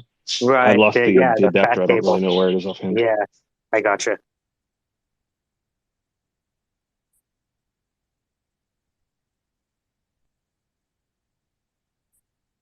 I figured out the setup on my desk that allows me to just have it and swing it in front of my face when I'm talking. Like I'm not using it now, but like swing it in front of my face when I need it and swing it away using the boom stand.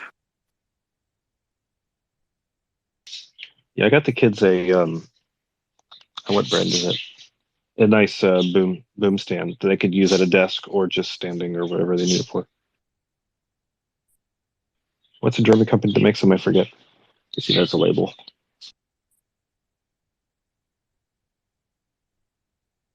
Yeah, I don't know. I have one, but they're hard to put together. I think I almost got it, but they're kind of a pain for someone with limited hand strength and arm strength to kind of figure out.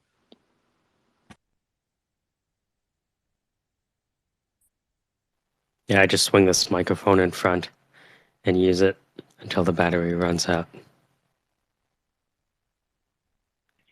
Yeah, the regular boom stand. It's a K&M boom stand. Not whatever it's called. Hmm. But it's two pieces screws together, holds XLR mic, works pretty well. Heavy duty, probably last 30 years.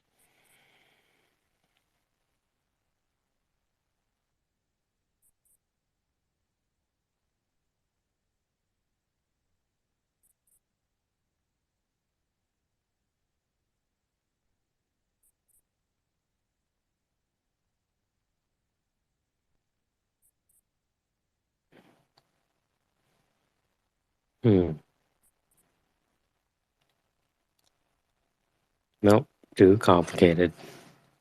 Looking at Twitter API lessons, I'm like, nope, that's going too far.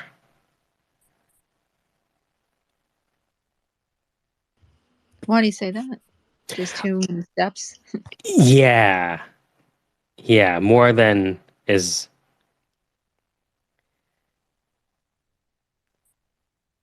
Because like there's two parts of the programming broadly: writing the code, copying the code, or getting the API key. And so I don't want there to be too many steps with the getting of the API key because I think I'll lose people. Now you have to go here and access token and bearer token and client secret key, and it's like, God. just leave me alone. How many keys do you like? Seriously, how many keys do you need for something like that typically? Basically, being a developer is like being a dungeon master. Oh my God. Yeah. What do they call it, like a chatelaine? Like back in the medieval times, a chatelaine would walk around with all the keys hanging on her stomach or something. That's cool. exactly the there you go. The feeling. I didn't know it was like that. I just figured, maybe one or two keys for each project, but it sounds is. Right? But like when you start asking people, oh, now you have to ask for this access and that access, and sometimes you have to wait a day. It's like, no. If I can't do it immediately. Oh yeah, if it's more than a little while, it's game over for that. I wouldn't. I would wait, but I'm not. A lot of people would be like, fuck it. I want everything to be done. I need no lesson to be longer than like 5 to 8 minutes. Yucks. And yeah, I mean that's. So I'm also trying to reduce the lines of code to be like, okay, this is 5 lines of code to get the Yahoo Finance API data. That's short enough for people to, I think, sit through an explanation. This installs the API. This allows you to authenticate. This allows you to get Microsoft data. This allows you to print the data. Okay, end of lecture. That kind of thing. Right, yeah. What was nice, actually, is Christian talks about we don't write like we speak, and we don't talk like we write. So, Google Docs, if you go into the tools, it has something called voice typing. And you can just record your voice and it'll type it out. It'll do the dictation. Is it accurate? Is Oh, it, it's terribly accurate. Yeah. cool. Oh, that's nice. That's very nice. Yeah.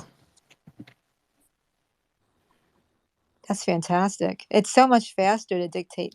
Right. Yeah. And I think it's more like, so this is what I dictated for just what the heck is an API.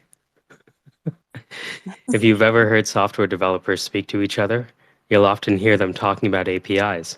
I'm going to use this API to get this data, and then I'm going to use that API to get that function, and then I'm going to put them together with this endpoint and make a monster. That's a very typical conversation you'll hear at any startup. But what the hell is an API? Why do people keep telling me about it? An API is just a way to access data or functionality from the web. I'll say that again. An API is just a way to access data or functionality from the web. And then it goes on. Right? But that's just something I came up with, just conversationally. Right? As if I was talking to you in a Twitter space. That's the frame of reference I'm using. Right? Right, yeah. Somebody has a random question like, what the fuck is an API? Right? Well, it goes back to that casualness from that. Yeah. Yes, from calculus. See, I remember a lot of what you say. It resonates, and I remember it because of the way you present it. It's worthy of being remembered in my chickpea-sized brain because of it's presented in a kind and gentle way. I saw my my best friend Quinn use this on stage, where he would be like, he would use the jazz lyric design pattern for a joke. So if you listen to jazz, like early jazz, it's usually even if you look at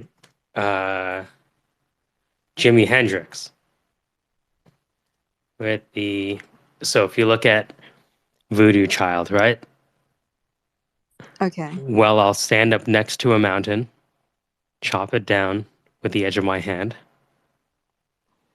Well, I'll stand up next to a mountain and chop it down with the edge of my hand. And then, right? So that's how he starts it. And a lot of jazz starts like that, where they'll repeat the same line 2 or 3 times and then say a different line, which is like the punchline. Gotcha. Yeah. So I try to think about that when writing the script, which is, let me just say the same thing that's really important over and over in little bite-sized chunks. Yeah, no, that totally makes sense. Now, we could make a reference to Schrut's reading of the Will to Power speech at the office convention, the paper convention. Oh man, but that's in Ohio, isn't it? That's where Dan lives. Yeah, explains so much. It does, yeah. And Ruckus lives there too. Ruckus sounds like a guy who could have worked in the office as an extra. Right, absolutely. So maybe he's much more further to the right than we even realized, He's kind of like an Oscar in a way. Poor Oscar. That man, oh my God. Is there a less offensive word we can use than Mexican? It's one of the best ones. It is. What do you mean, Michael? Just like, what do you mean less offensive than Mexican? That whole race episode is one of the best episodes ever made in TV. Absolutely. Absolutely.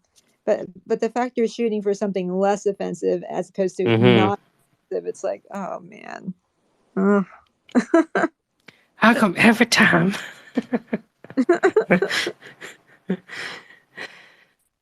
Yeah, and then he picks up the picture of their daughter in a Catholic uniform, and it's like, that is my daughter, not someone else. Yeah. I mean, he was just, he was a walking. I think there was a blog about him for the longest time about Michael Scott's, inspiring various litigation.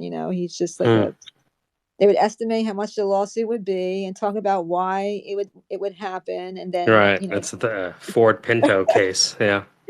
Oh my God. Anyway, in case you don't know, I like that show a little bit. I do mention it too much, probably. Yes, I have a sweatshirt of Shroot Beet Farms. Oh, that's amazing.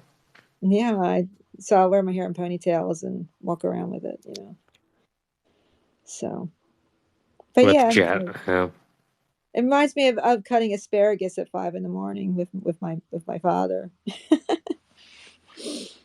Good old beets. Do you like beets? I don't, but some people like beets. It has to be surrounded by a lot of other stuff. Yeah. Yep. I hear you.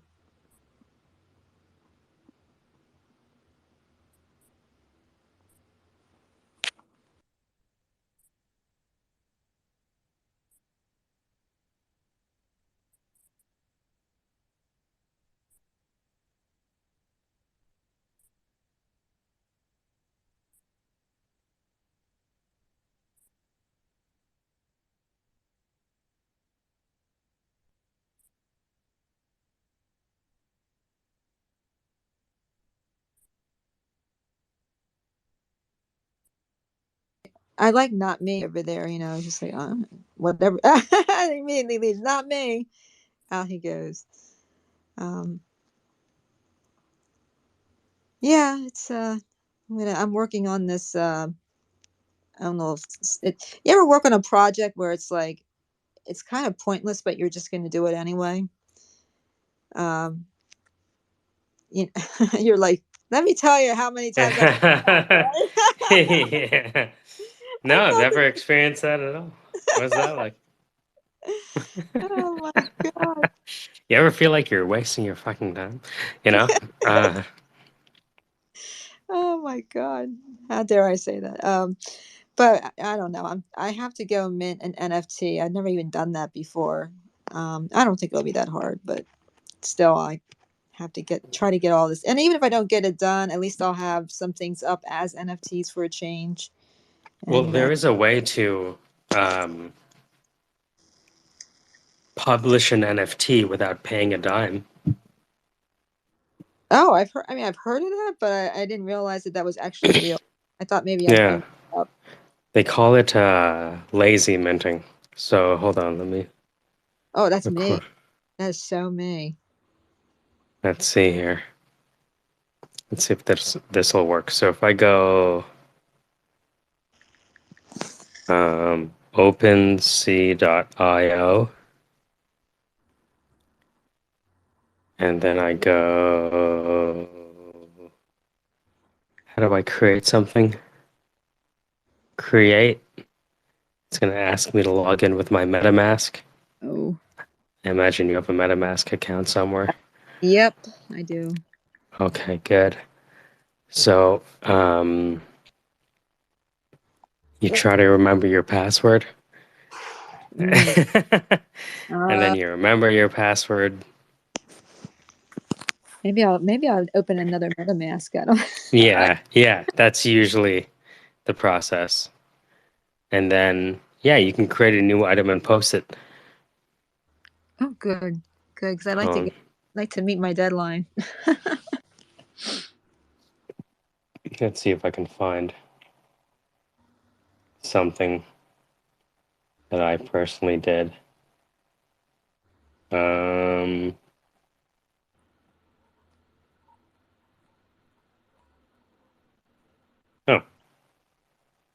that's one of mine. Okay. So,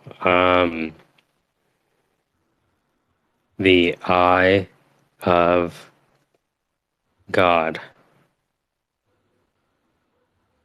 HTTP, twitter.com, tract funding. I'm going to create this. Behold the eye. I'm recording this so I can send it to you. Collection, no collection. Supply 1, blockchain, Ethereum. Let's go create. Almost done. No, I'm not a robot. Please wait. I have created the eye of God. Isn't that easy? How do I sell this? If I want to sell, let's set it at 1 ETH. 10 ETH, because set duration, 1 month. Complete listing.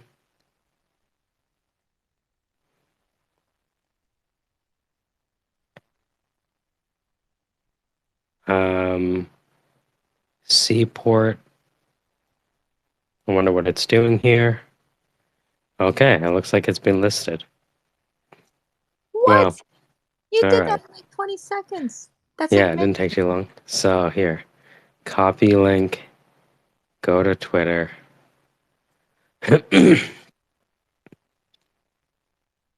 OpenSea,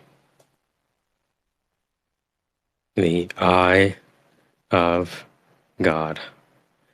And I'll take this image here, copy it, and hopefully it pastes. Nice. And I can go view on OpenSea.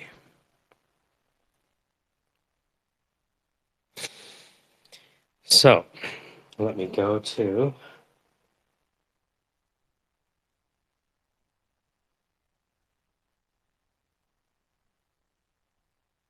all right, I put it to the top.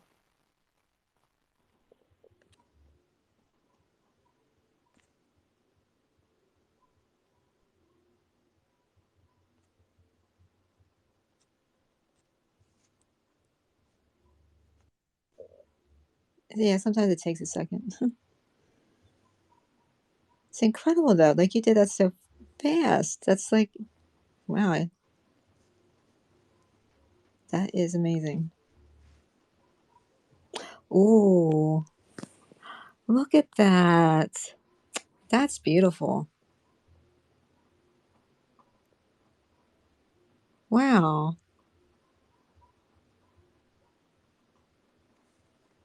You ever get that feeling when you're driving and you see like the sunbeams coming down from the clouds that there's like it's just a really cool feeling. I mean that's the feeling I get when I look at this, but more on the peaceful side because of the water. It's beautiful.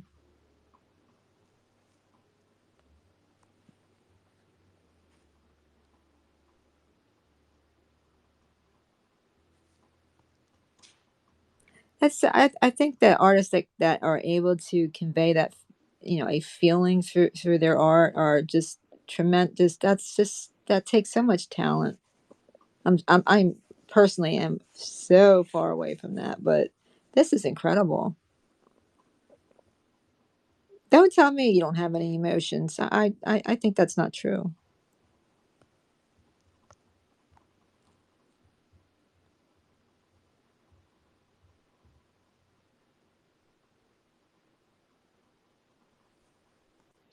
$12,000. That's a bit pricey. Yeah, I was like, I looked at it again and I was like, you know what? If somebody else had this, it would hurt. So they're going to have to pay for my pain. It's worth every penny. I just don't have that, but it's beautiful. Mm. But you know What what? what does fiat money mean anymore anyways? Huh? Yeah, whatever. Like, what is this worth? I don't know. But some people Um, don't get shading right, you know, like they don't understand like the geometry of shading, and so you get like these kind of like unnatural looking drawings and paintings and photography in a way. And this is, you know, this is spot on. So it's really nice. It's just a delight to see. And you don't often see people that understand how light, color, and shadow work together to convey, you know, a feeling. So thanks for sharing. It's really incredible. I have I'll put it as a reply. I have an account on Instagram called Jagdale Walks. I'm just traveling around. Let me see. All right, right at the top. You know, that's what Toronto looks like.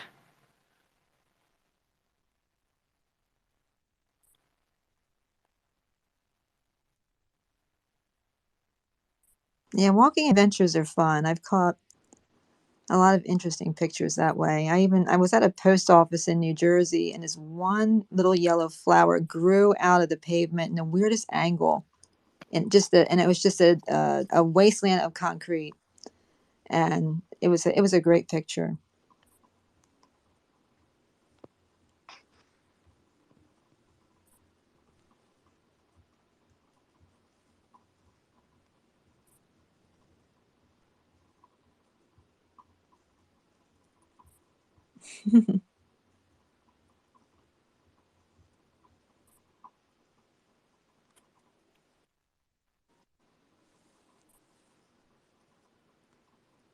Yeah, it's gonna make me log in now. Oh, I know I will. But you're really, I didn't realize you seem to. Do you like Instagram? Like, I mean, I was using it for a long time before Twitter, oh, so I have gotcha. stuff that goes back years. That's cool. That's cool. I had Facebook for the longest time and I deleted it. It's like, I shouldn't have done it now. But anyway, yeah, I don't know. I mean, you know how some people they're more visually oriented, and then you know, I wouldn't call Twitter visually oriented necessarily. So it's interesting to see. You know, like I feel like I would know you better through your Instagram than Mm, through yeah, Twitter. in a lot of ways. Yeah, huh. Cool, cool. I'll put some more of these here. This was Yeah. a nice one. All right. This was the scariest tree trunk I've ever seen in my life. Do you like trees? Oh yeah, that's what most of the pictures are. Oh, Of yeah, I have a thing about trees. Oh, here you go. Oh, look at that. I miss trees that turn colors. Like what is it? Those ginseng trees, like the Mhm. ones with the yellow leaves. I had a few near my house in New Jersey and they were great. Yeah, I think what I'll do. Um, I think what I'll do is I'll download, like I'll bulk download all of these and put them up as $10,000 NFTs. Might as well. Doesn't hurt. Doesn't cost me anything. Why not? I bet you'll sell one. Even if I don't, right? It's worth the experiment. Yeah, You know? I would say. Anyway, I'm following you now. Nice. But it's my fake Facebook account that I Mhm. use to log into things. It's a cat picture. I'm sorry about that. But yeah. I think her name's Jerry something. But anyway, if you see a picture of a cat following you, that's me. So cool. And I like pictures of like things that stick out of water. You know, it's like, Mm-hmm. how did they get there? I've never How far seen do they go down? that too. Yeah, but I've never seen a body. Thank God. Um, I've Yeah. been, you know, like I lived near National. Well, there's a place called National Park, which has a park next to the Delaware River, and it's just all kinds of things can be seen from there. That's what I said. That's why I said that. Do you draw and sketch? No, cannot do those. I wish I could. Cool. Do you have friends that do that? Yeah, actually, if you at the very top, you see those sketches. Right. Yeah. Yeah, that was my friend who was in law school, and so he Oh, would get bored in class and draw all over his notes. oh, that poor soul. I can relate to that. I mean, the law school classes are like 4 hours long sometimes. If you take a double class, it's like, Mhm. oh, I like that. I like the shadow of this. This is cool. These are really nice. Is this a catamaran? Yeah. So Ah, these were on the. This is downtown Toronto on the water. I see. I had a business acquaintance. They were married. They had a catamaran for the longest time. Their show is called Gone with the Winds, I think. I'll have to look. I'll send you a link to it. But they went all over the place. First, they started in an RV, and then they got bored with that. They got the catamaran, took their cats on the catamaran, and went all over the world. And now they're trying out electric boats, for their show. And they travel and they do things online to also continue to make a living. And so, wow, where's this at? Where's this tree at? What happened to it? Did it get hit by lightning? I don't know, but that's one of my favorite. Whoa, Crazy, right? it Look at this is. one. Did some? Wow. Whoa, scary tree, right? Yeah, yeah. Have you ever been to the the it's Jack Larson? He passed away recently, but he was a textile designer, but he has a sculpture garden outside of New York City. I think you'd really love it, and a lot of Japanese influences to it.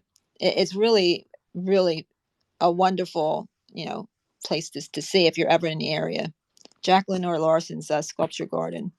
He sponsored a lot of artists over the years, and it's a really cool place. That's what it reminds me of. I think that you might find it interesting if you ever have the time. Let But me see that's if this tutorial works. Did it record my voice? OpenC.files.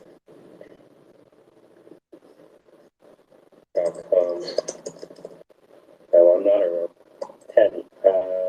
Go over to hopefully. Yeah. All right, there we go. I'll send this to you. all right. I guess I'll have to use my laptop. That'll be best, yeah. Yeah, right. It's like, why am I so opposed to that? I don't know, but I've used my iPad and my iPhone for so long. It's like, oh, I'm gonna turn my laptop on. Yeah, like so something. It'll take me 20 seconds. What is the problem? All right, I sent you the video. Oh, cool. It's about 5 minutes. Awesome. Oh, yay. Oh, thank you so much. Yeah, no worries. I appreciate it. But this is wild. This is absolutely wild. That's it's really neat. Is it a sculpture or is it an actual tree like somewhere No, it's that an actual tree. Yeah, they're just standing up there. whoa. How do I create a collection? My collections? Create a collection? Because it doesn't look like a real thing if it's collection XY21735. You know what I mean? Featured image, banner image. Oh, God.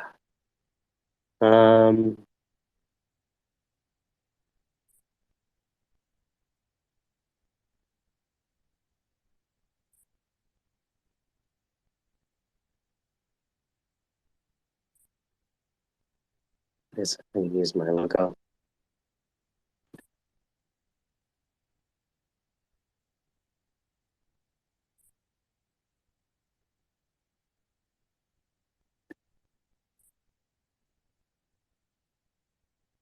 Name the eye. A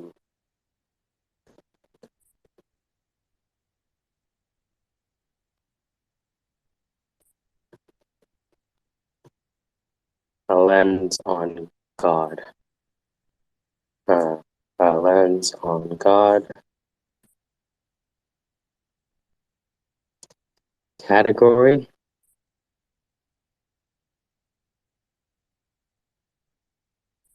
Photography. Light. Sun. Anyways. Links. www.twitter.com/attract funding.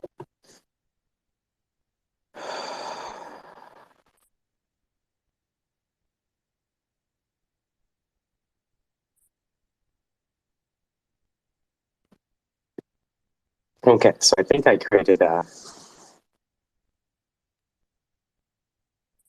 Oops.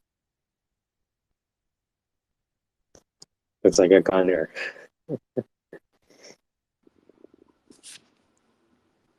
I bet people will someone will buy some of this. I know it. Are you allowed to haggle on price on like OpenSea? Like, You could have an auction. Ah.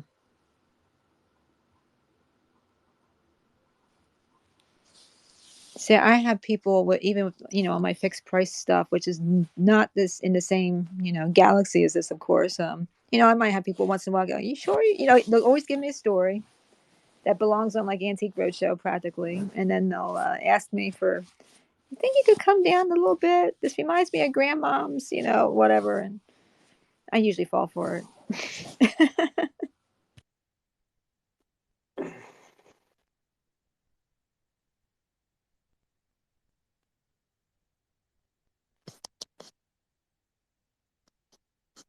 Oh no.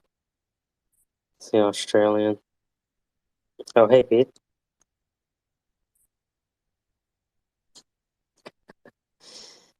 Are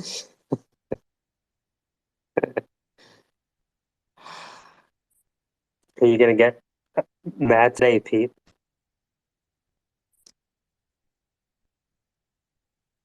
Oh, fuck, I don't know.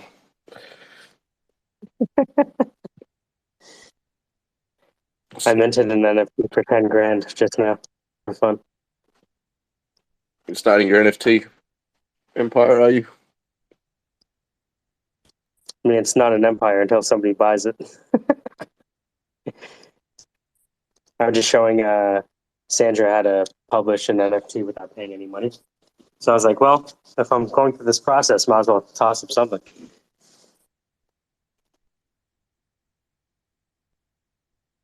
I used to get lifted and walk around Toronto.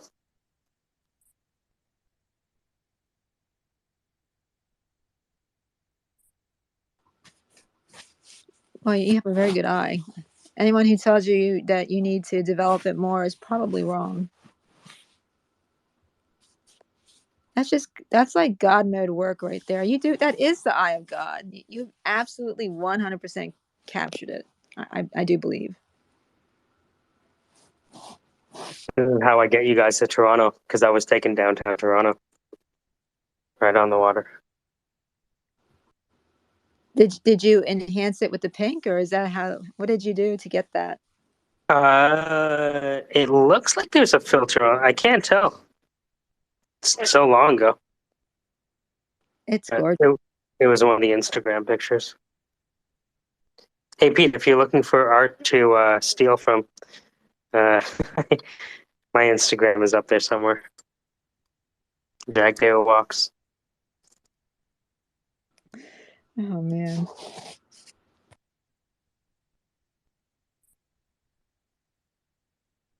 I'm just trying not to piss anyone off today. Well, maybe I can get you in a Lescosian fight. Oh, man, why? Sunday. Bring it. Bring it. No. Welcome to the Syndicate Fighting because we're dying for natural neurotransmitters.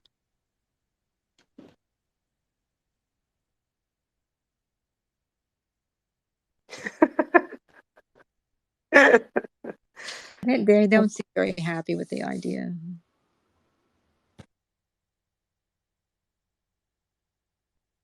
Like, I wouldn't want to get in a fight with a carpenter. You don't know how strong they are. You know what I mean? Like, they might just look like, you know? You could just swing a 4x4 at your head. Or Yeah, you don't know. Their grip strength would be hard to tell. did he leave the stage?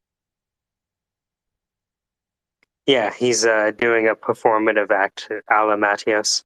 Oh, I missed that. I guess it was when I was reconnecting.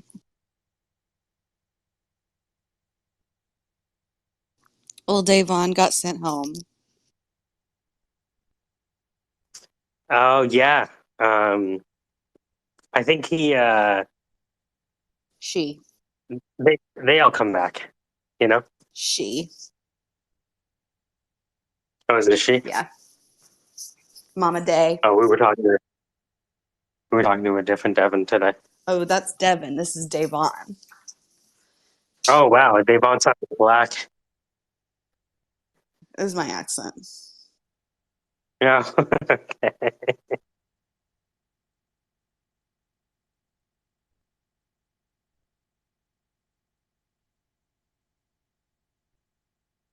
It's interesting because let's go. She's still part of the group or what? Did you leave? You came back? You left? I'm just gonna keep on inviting you back. You know, you can never leave us. The classic Hotel California, right? Uh-huh. I'll find your alts and I will add them to the group chat. That would probably take you forever. Like, can you imagine? You'd find out he had like thousands, you know?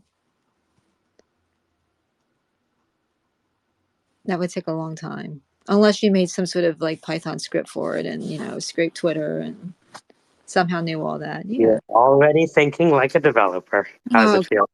I You're feel. already saying the right words. You're almost like a crow version of Python at this point. Yeah, I know, right? Right. Exactly. I wonder if you just channeled Crow's ability to string nouns and prepositions together, and how much people would like believe. Well, I got these great ideas, and I'm like, I'm godlike, but you know, I'm too smart to be actually doing the hands-on work. So I need someone to do it for me who will not be paid, and but they'll So, enjoy the fruits of my greatness. And so here's the hack. So the hack is um, to have a startup, right? Essentially, all you're doing is plugging in APIs together, right? APIs providing you either data or functionality. So, if you wanted to LARP, when people ask you how you're doing it, well, what we're doing is we're getting data. It's all about getting data and transforming data, right? And then using AI. So the first step is you get the data.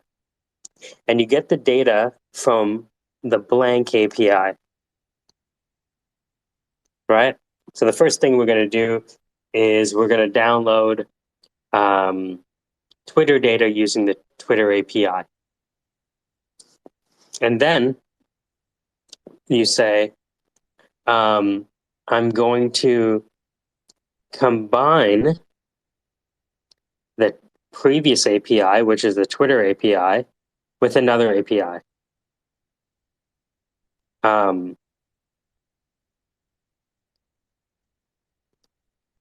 right, yeah, And then you're going to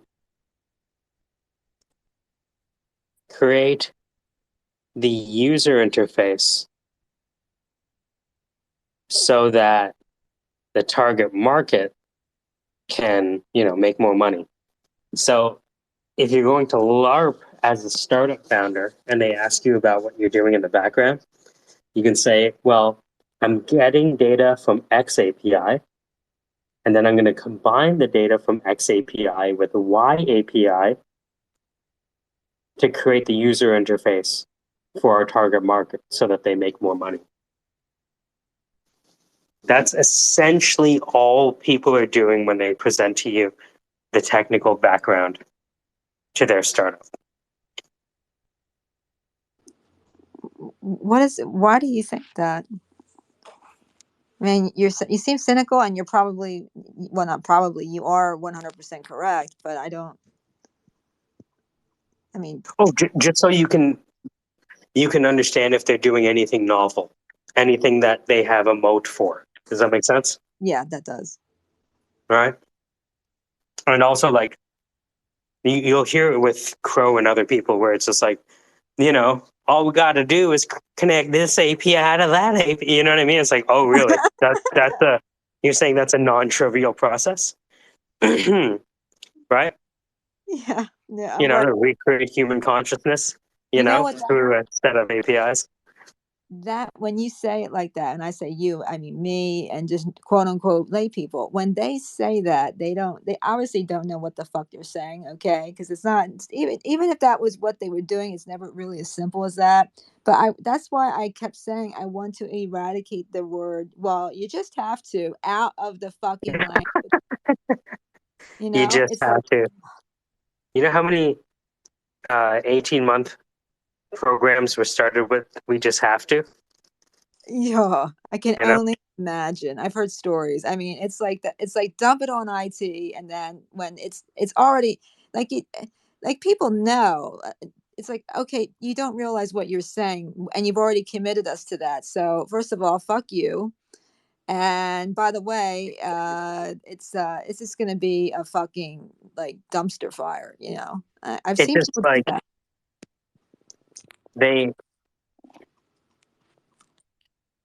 It hurts me because he thinks he's in a position where people don't want to give him money. But it's kind of a self-fulfilling prophecy because he's not presenting it as well as he could. You know what I mean? He could, look, you don't think Crow could have something? Crow could totally have something. It's just he doesn't know how to represent it. Well, I mean, I think you're doing your best to try to, help with that. And, sometimes it just takes time for the other person's brain to kind of piece that together. Yeah. I want that to be my consistent message to him, which is, it's not that what you're working on might not be valuable. I mean, for all we know, it doesn't exist. There's at least 20%. So at least 20% of me was like, I think this is just a LARP. But on the probability that it isn't, and given the probability, when you do probabilities, you multiply them together and they get smaller, right? Right. Yeah. So it's the probability of this and the probability of that. You, yeah. How many projects do you think, out of ones that you've heard of, do you think were total LARPs? Just out there in the entire world.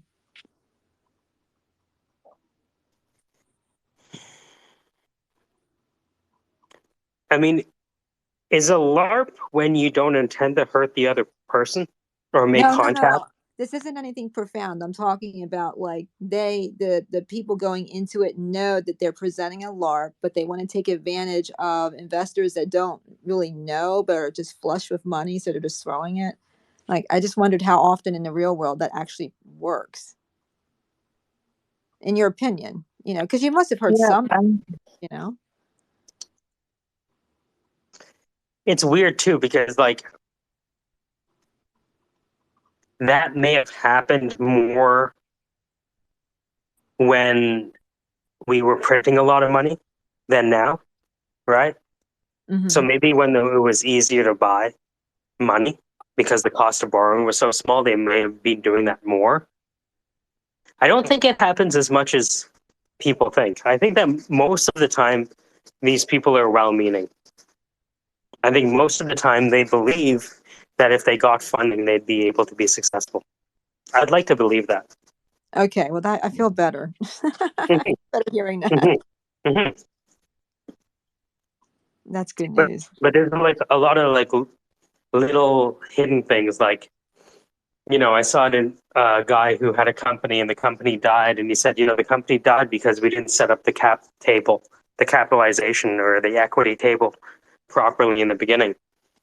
And because we didn't set up the cap table effectively and distribute the equity effectively, investors would look at the cap table and say, you know what? There is no conditions upon which we can provide terms that would make it worth it to us. So Right. there's a lot of startups that, for purely accounting reasons, we never see the light of day. Well, as I develop that Amazon thing, I hope, as you can tell, I'm like really good with financial terms, that Amazon thing, um, maybe you can kind of take a look at what I have and make some suggestions on that, because I do want to this. I know, I understand what you're saying. I just know that I think it'll still work, and I have to prove that, and I'm going to prove that. But I want to go into it so that the people who are investing understand that there are plenty of vectors for human failure, but it's really a matter of supply and math. And there are gated areas in Amazon where there are not every Tom, Dick, and Harry can get in and sell something, but the ranks Right. on you know what I Mhm. mean? Like, it's a gold mine if you find the right spot and the opportunity. Yeah, I So look at it kind of like someone who might be a savant equity trader, for example. Like, those people exist, yeah, right? That's sure. kind of the way I look at it, where you know how to place your bets on assets for which there is margin to be made. Oh yeah, Now, no, I mean, I won't. The beauty of the internet is that there are a lot of funding opportunities that are actually readily available out there. Those 3 sales is what would allow us to begin actually creating the Python program, because we'd get the product advertising API, and that would be like a direct connection to Amazon's database, which means that you are getting accurate information when we create your dashboard, right. Right. right? As soon as Because if I you, get this Mhm. done, that's my next thing. I mean, Yep. I just Mhm. because Yeah. I'm not cool. I mean, I know I have my pie in the sky things that I think are cool and fun, but really at the end of the day, who gives a fuck, right? And then I have stuff that I know that works from previous, and so what you're, I mean, you're the door to like me being able to understand a lot of things better that I just don't have the knowledge of, that can actually grow what I did before into something um that can really, I mean, it was worth a lot before, but this is going to be, I mean, I didn't have the capital to get into some of these other areas that are gated where the real money can be made. Now there are already companies right now doing what I used to do on a shoestring. They're pulling in millions. I don't know if I'm interested in getting up to my neck in that. I'd rather make something that we could all sell. You know what I mean? Like, I don't need, I'm not looking to be a millionaire, although you could easily do that with this, just depending on what products you decide to focus on. You know what I mean? Like, anyone going selling medical supplies or pharmaceutical supplies or even dum dum candy lollipops, if they do it in the right volume on Amazon, they're going to make money. I hope they don't. Fuck those people that are fucking over the dum dum lollipop people. Can I just say that? Fuck them. But besides that, there's a lot of opportunities if there's investors that are willing to understand how Amazon rankings work at any given time of year vis-a-vis, what's out there to buy and resell there. So that's my speech. But I couldn't possibly get to that point without the knowledge of other areas, which I just don't have it. So thank you. Yeah, I mean, if I can't figure it out, I just ask Manish or Web3. But you know what I mean. I mean, you have Yeah. the overarching knowledge. I mean, it's like Antique Roadshow, right? Like Antique Roadshow, there's different people who are very good at different things, but they know other people who know that particular area, and you know what I mean. Mhm. So I think in a way that's more useful than just being a specialist. It, we've And cultivated once this gets going, I hope people can and once people dig into it a little bit more and understand what I'm trying to explain very poorly, I think that they'll recognize that there's a lot of opportunity there even now. But of course I have to do the proof of work, and I get that, and I'm not scared of it. I'm not. I just have to. I want to do this one little. I want to finish something else I started first, which it won't take that long. Because if I can't get it done tonight, it's just not going to happen anyway. And then, I'll probably have it done in 3 hours, and then I'll start that. Get that up and going. Because I already have my seller account still good, so I can just see what I need to nice. do and pop some things up. All right. Well, I appreciate your time. And Yeah, I'm sure. going to watch that I'm video so I interested can in do my I'm MetaMask interested in and get poking that done around this. properly. I'm interested in poking around the Amazon product advertising API. I want to see how But easy don't it is let to use. anyone keep you from getting your art out there. Your art's amazing. I'm not saying that just because I'm a fangirl. I'm saying that because it's the truth. And you have to try to have more people see it than just people because people are going to just not always tell you the truth. Like they're just either one way or another, whether it's well-meaning or whether because they're passive aggressive.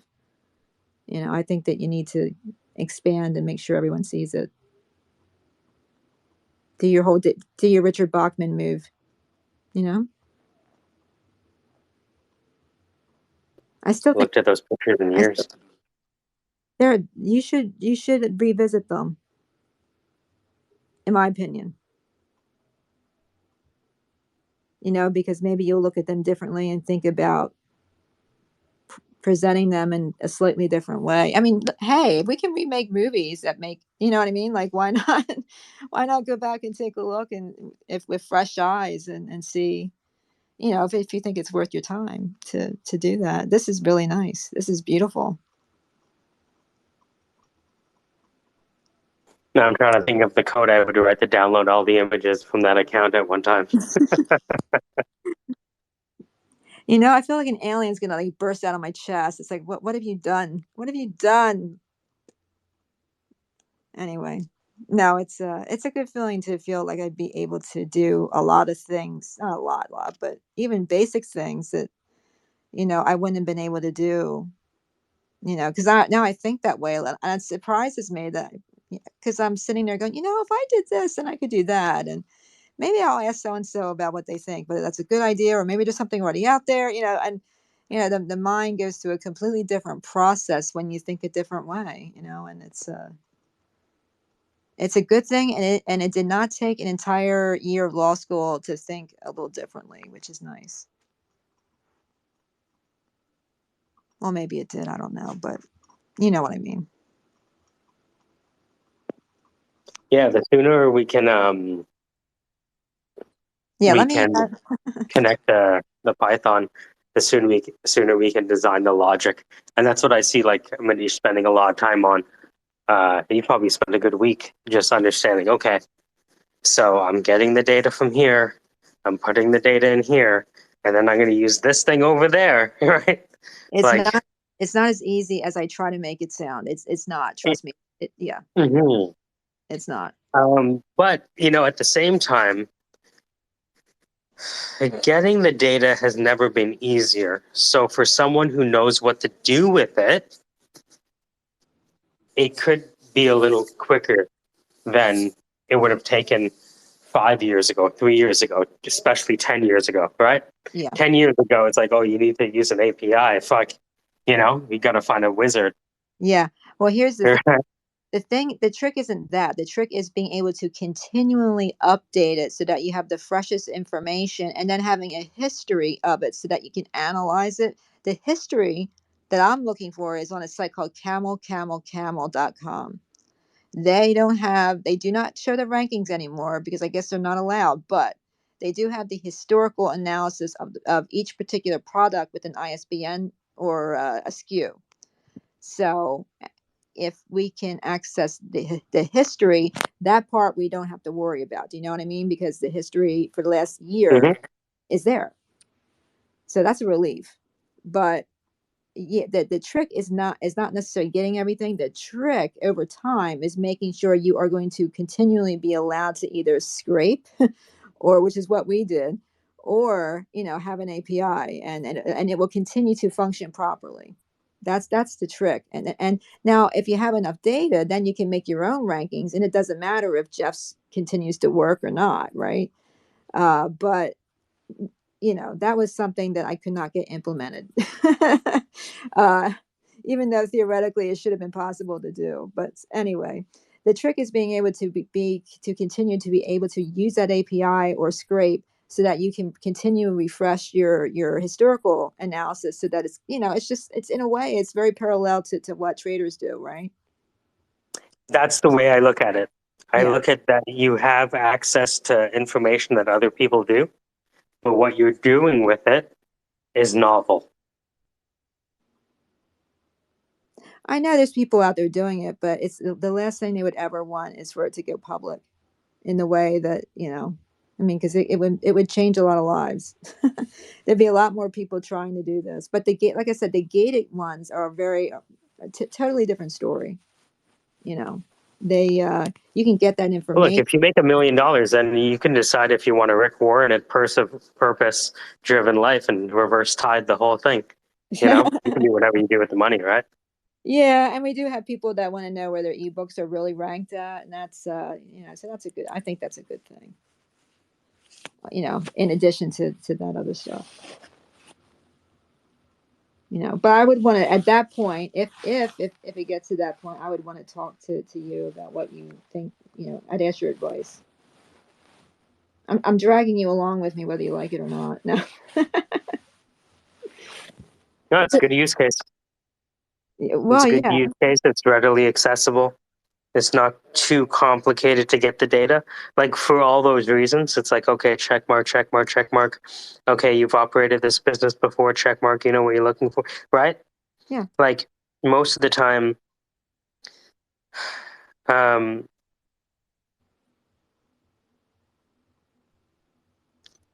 it's even with Zach, right? Like Zach's already, if you're not already in market, that's a whole thing in and of itself, right? Right. So when I think about, what should we do? It's like, well, how close are we to getting in market? Because with Zach, we're already in market, right? We're creating something for him that he's going to use with his company. Yes. Uh-huh. And usually trying to get a company to prototype your software is like the hardest thing to do. And you have to hire salespeople and manage them. And that's always a nightmare. True, but I mean, this is a very niche market. I mean, for example, if I was going to turn this into a product for booksellers, which which could be done, there are products out there already like this one, but it's not used. It is not used to arbitrage eBay in an automated fashion, which is the difference between what I was doing and what other people were doing. Most of it was most people do it manually. They're like a very small organization, and then you have the huge ones like thrift books. There's a couple of them out there that are just massive, booksellers that they do have the manpower, but their margin is razor thin because they don't focus on their margin when they're buying. They just take whatever they can get and hope they make a penny off it. Like there's different models of how people do things, and my model is okay. My margin's going to be no less. I'm not going to look at a book where I can't make more than $12 off it, and it has to be between these rankings, because then I know it's going to move in X amount of months, given the time of year I'm buying. So, but there's many other models to do it with that information. Am I making any sense? Yeah. you know, we're looking at turnover. They would call it in accounting, right? Yep. How quickly do you turn over your inventory? Yeah.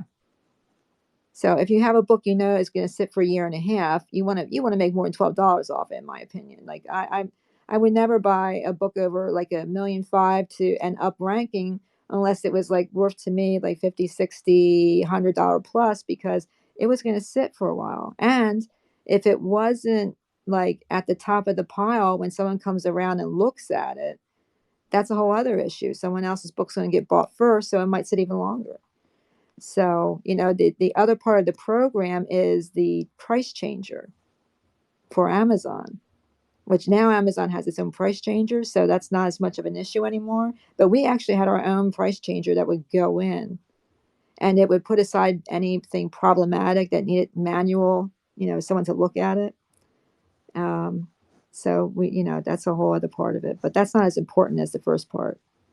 You know, Sandra, I've been listening a little bit, and I used to sell on Amazon too, but it was electronics, not books. I'm wondering so what I found was that, like, if the product that I was looking at, let's say at a thrift store, was something that had a product page but was currently unavailable, like out of stock, like I could just set the price to whatever I wanted and sell it that way. And then I'd usually like hone in on that product. So like finding like the out of stock pages, could your stuff like do that? That way you're setting the price and you know you've got like the supply demand like cornered. That's genius. And I agree with you on that. There's two, and that can be done in any category. And I agree with you. The minor issue there is how, depending on how long that ago that was being done, now people are a little more savvy about checking. You know what I mean? Not so much with books because it's a laziness factor, but with electronics, it's a lot. You know, but I did printers when I sold electronics, and that was it. I did printers too. Oh, okay. Yeah. So you know what I mean. I love doing printers, but they yeah, can be no, it's funny that we both did that. That's like both lawyers, both like that is so weird. Oh my God, you're right. But like I didn't like make it like I did it for like a year and a half, but like at the same time, like I'd come across like, say like a micro cassette transcriber and or like zip disks. Zip disks were huge. The iOmega zip drives were a big deal. Oh, aren't they? I love those things. But yeah, right. I get it. But like again, if the product page, if it was like something that was out of stock, like, and this is just I was just curious if you would be able to use that in your Yes. yeah. Well, That'd be cool. you'd have to make a filter for it, but yeah, absolutely. You could have a with that the information, you would be able. Now, here's the thing. It would have to have a ranking. It would have to have some sort of rank in a catalog. Otherwise, it wouldn't be able to look. See, the most ideal thing to sell is something that moves so quickly. The product just is out for a while. But it's like for example, Security Analysis First Edition first. It's a book that looks like nothing, but if you get that, you can find that book, you're going to make a lot of money off it. Like, and that stuff moves immediately when it goes on Amazon, right? So if you see something like that, you know, that is like that's total like God mode selling, because you're going to get it's going to flip right away. But the other stuff, what we're talking about, it would need, if it had a ranking, that would be a lot easier. But often they don't. You're right, and I guess we'd have to make a filter for it in the program to find it. But you're right, that's a good idea. You know, and I that would be definitely something to have. You know, myself, I usually stick with you know, the book rankings, because that's, you know, that's what I did for a long time. But obviously people who feel comfortable and want to take, you know, want to do that, that's, yeah, you'd have the ability to do that. We just have to tell Manish. Right? That is so weird. Think about that. What are the odds? Like, seriously, what are the odds that you'd have people? Because I would sell printers too, and I must have sold like I mean, I didn't do it for long either, because it was just like there's a lot of things you have to worry about before you even list them, and then to pack them up and sell them, and then hopefully they don't come back, because you know, returns are a pain in the ass. But yeah, they're people who sell electronics. They do very well on Amazon, obviously. Yeah, so that's cool. Neat. Sorry. Anyway, I know I'm now. See, I'm just talking for no reason. Sorry, people.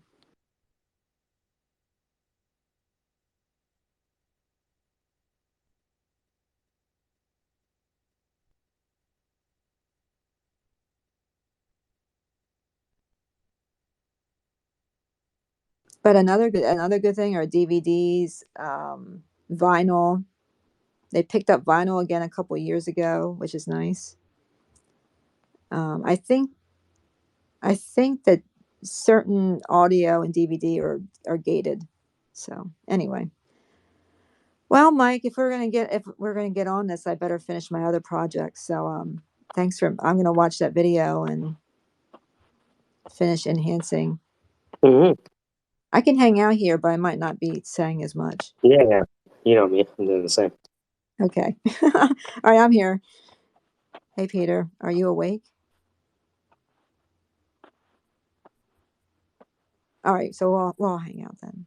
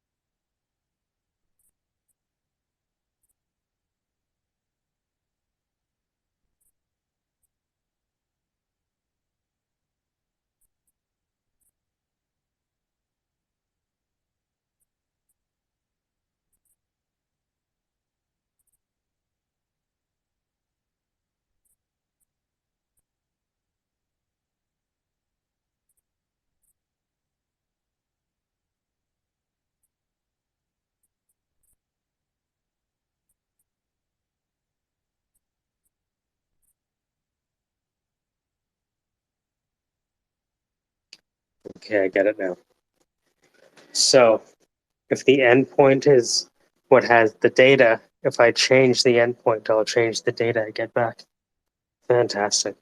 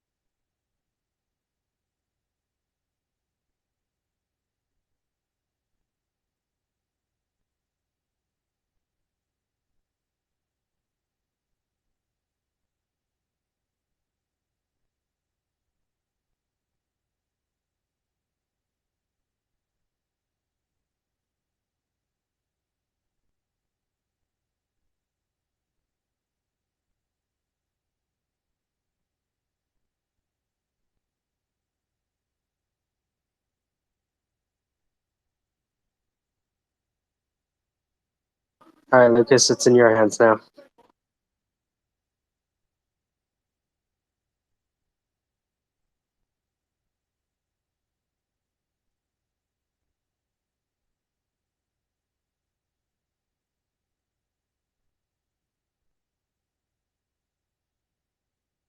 So has this been a quiet or a silent space for some time? For a few minutes or so.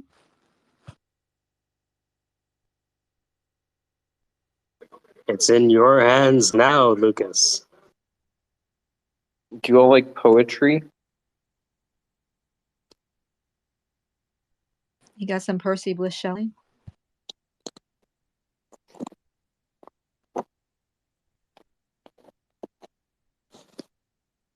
Okay.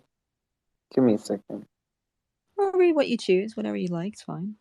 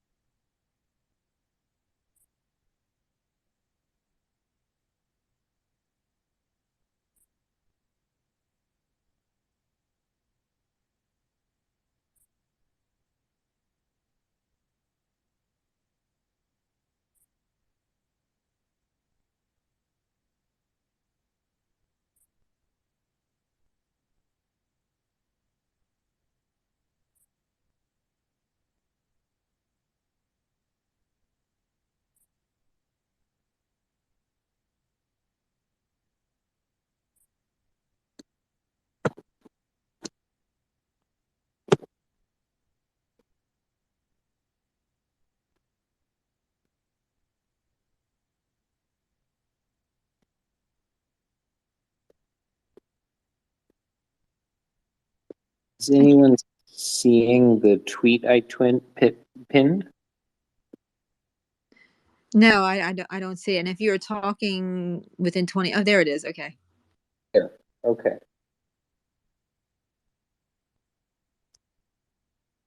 Announcing. Sorry, I butchered it. An ongoing performance offering to the Buddha Garchen, featuring the Garden Feast Project in the Storyverse Play Park, with the many voices of a cheerleading social media choir, calling us on up through a quest to rewild our bodies, to liberate our speech, to awaken our minds. And the Hongolgate sense deprivation silos surrounded by Luna Solterra sanctuary stages, which host the many functions of a men's grooming agency,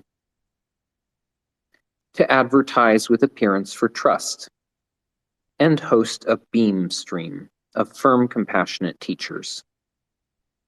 A plea to persist in speaking, to insist the sleeping fathers listen, a spiral of psychological thrillers, sweethearts, sexual healers.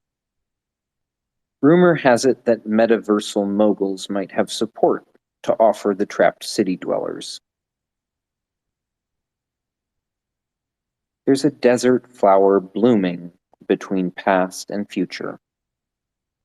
Floral aromas wafted properly with the right incantation liberate sensation. No more the bondages of reason. This is the secret of the Midnight Banquet Foundation, Academy of Ancestral Medicine.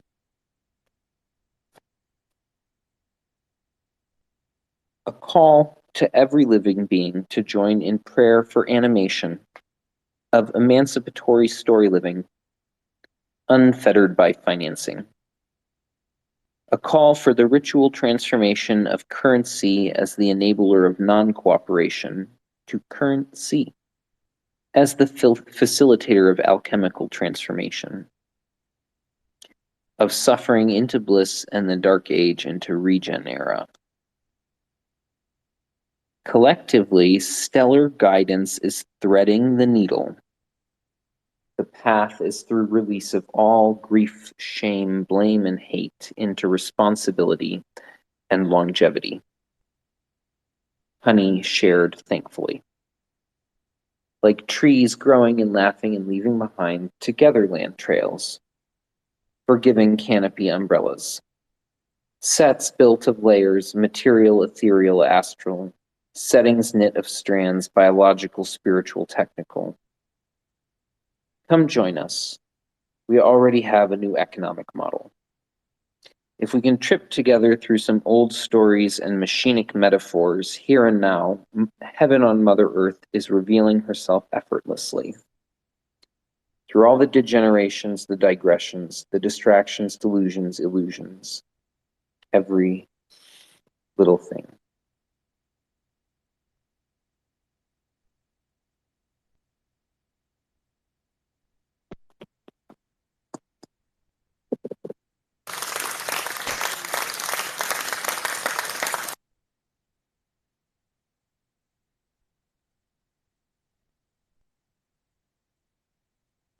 Who wrote that? I did. It's very good. It really is. Thank you. It's the titular poem of the book that you can see in the tweet.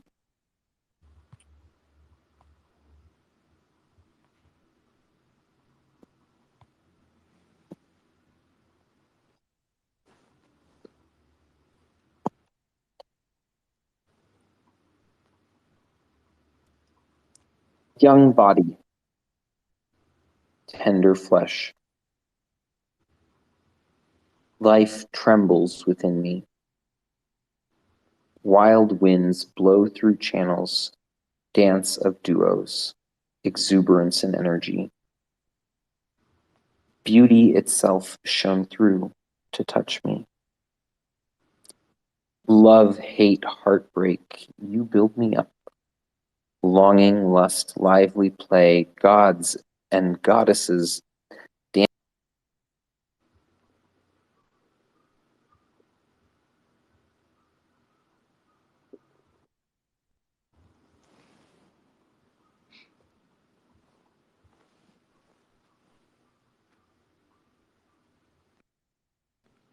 Oh, we lost. I can't hear Lucas. Are you? Darn it.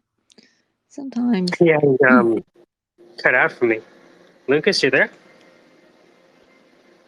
I think there was at least 20 more lines than that.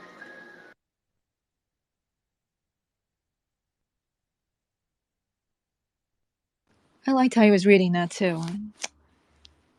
There you go. He's back. Okay, hold on. Let's try this again. Okay.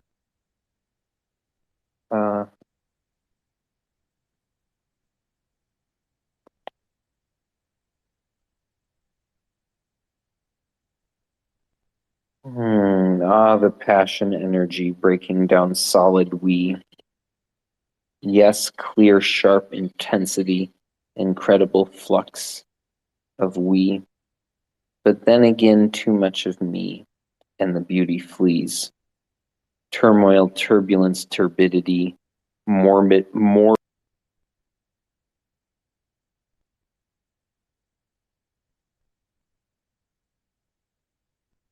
Oh, what happened there? I was getting into the morbidity. I know, and then I don't know. And maybe he should.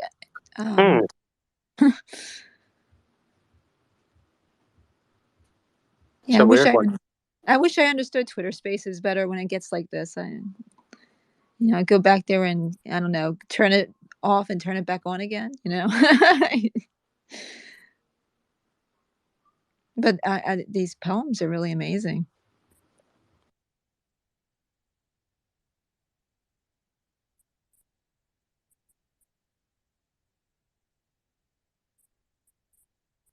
Yeah, I was really getting into the morbidity.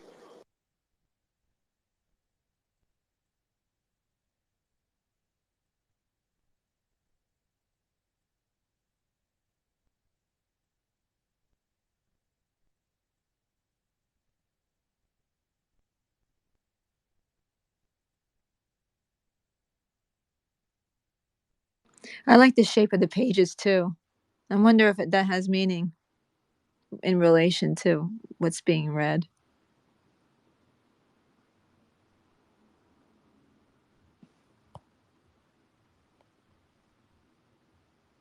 What's I forget. A six-sided shape is what? What's a six-sided shape? Sixagram. So a polygon is what, 5, I think? I think, well, there's a pentagram. So there's maybe a hex is 8. Septagram is 7. Maybe it's a sexagram. Ooh, I like the sound of that one. Okay, so, all right. Nah, I forget the name of it. All right, let me find out. Ugh. Hexagon. There you go.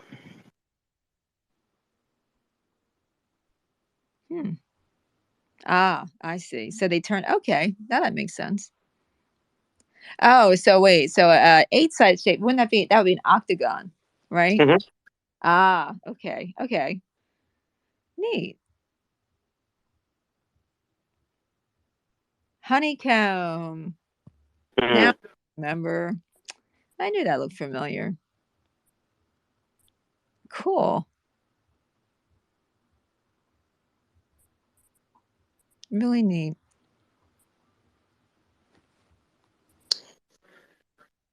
The writer seems too hard on him or herself, I think. Drywalls covered with paint. A projector projecting images. Much like Plato storied about long ago. This projector connects to laptops and makes pixels dance upon the drywall. The drywall that will never know anything about the emotions felt by the people on the screen. It was a good horror movie. All right, that's my poem. Are we back? Are we back in the cave again? Are we back in the cave? That's all I want to know. Just If you have a projector that's projecting a laptop, but Sandra, your turn. You have to make up a fake poem. Oh no! Wait a minute. Where's Chat? I need Chat. Damn it! Chat GPT. Where are you? While you're thinking of one, cardboard boxes filled with things that used to be important to us, but are now relegated to cardboard box. You have tape on the sides. What you? Yeah. Wow, you really get me as an artist. I was trying to model it after you. Yeah. Yeah, it's been hard. I'm a projector in human design. I don't know. Do you all know that kind of stuff? Oh yeah, interpersonally. Yeah, so I'm a projector in human design, and I don't know. It's my life has felt like exile for different reasons at starting at some point, and it's been to the bottom of why that is. And it's been a whole lot of different ways up against that white wall.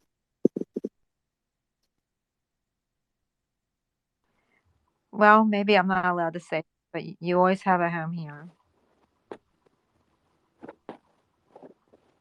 We are a haven for Mm. things. I appreciate Doors that. on walls. Doors with knobs. Knobs, when turned like API keys, present us the data. Data presented to us, much like Socrates' analogy of the sun, where maybe we're looking too directly into the sunlight, and rather than serving us, it burns our corneas.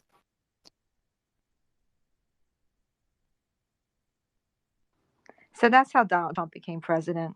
You understand now. You just Yeah. make it up as you go along. Iambic pentameter, and you're halfway there.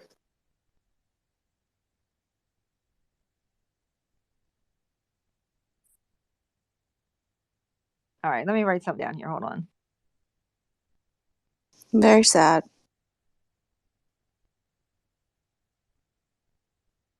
Hi, E. Rich. Hi, who are Do you you? want to talk? Oh, Lucas is someone we're playing Twitter ping pong with. What is that? It's when you have the person up as speaker and then you drop them down, and then bring them back up and then drop them down again. Remember? You're talking. Oh, I see what you mean. Mm-hmm. Please don't play that with me. No. I only do it with people we love. Ouch. That hurts worse somehow. Sorry. All right. Lucas, come back. You have to tell E-Rich some of your poems about Web3 and alchemy and morbidity. I only have 14 minutes. Oh, believe me, that means we'll be able to get through the first half of the poem, but you can always come back for the second half. Right now I'm mad at Peter. It's not his fault. He's Australian. I know, but I hate to fight on Christmas. It's tough because you guys have different Christmas days, technically.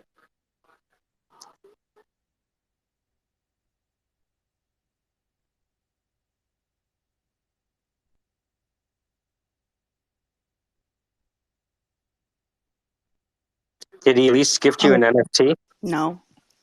You didn't get me anything. Wow. Wow. I'm pretty sure that's in the smart contract marriage thingy. You mean the prenup? Mm-hmm. Mm-hmm. Thou shalt give me an NFT Yeah. every Christmas. Yeah, it's like a perpetual dowry. I think we need to pre-write gifts into the blockchain,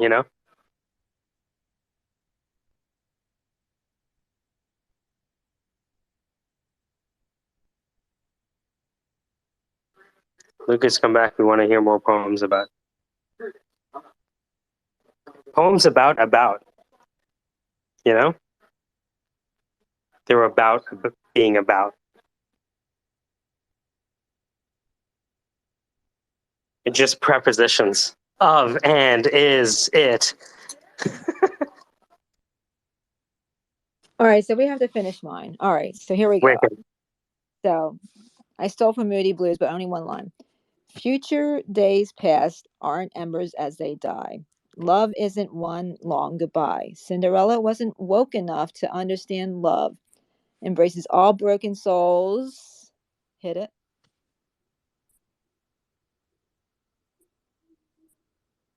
See, this is where I get stuck too.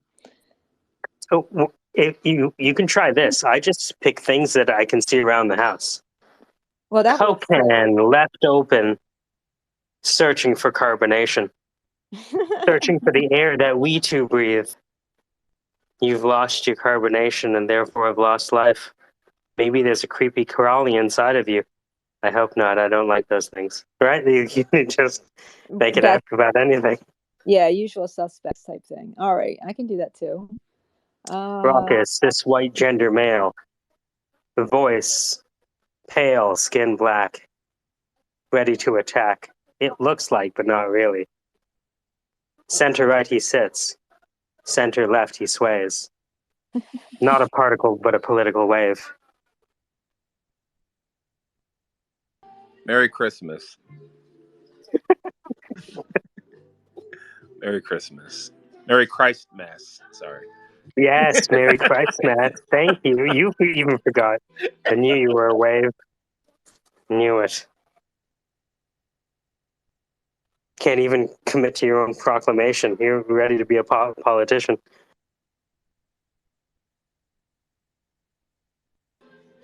How was your day today? It's good. We're making up. I'm learning Python in the background, writing the course, and I'm making up fake poems with Lucas. Oh, nice. Nice. Pete, Elizabeth, Sandra, kids have a good day? Yeah, I think so. Right side of the ground, right side of the bars. Just trying to enter a contest, and then Stay away from the SARS. Sorry, I just wanted to. No, you're right. Sorry, my bad. No. Your sentence was going to be kept, and then I just wanted to finish it for the sake of rhyming.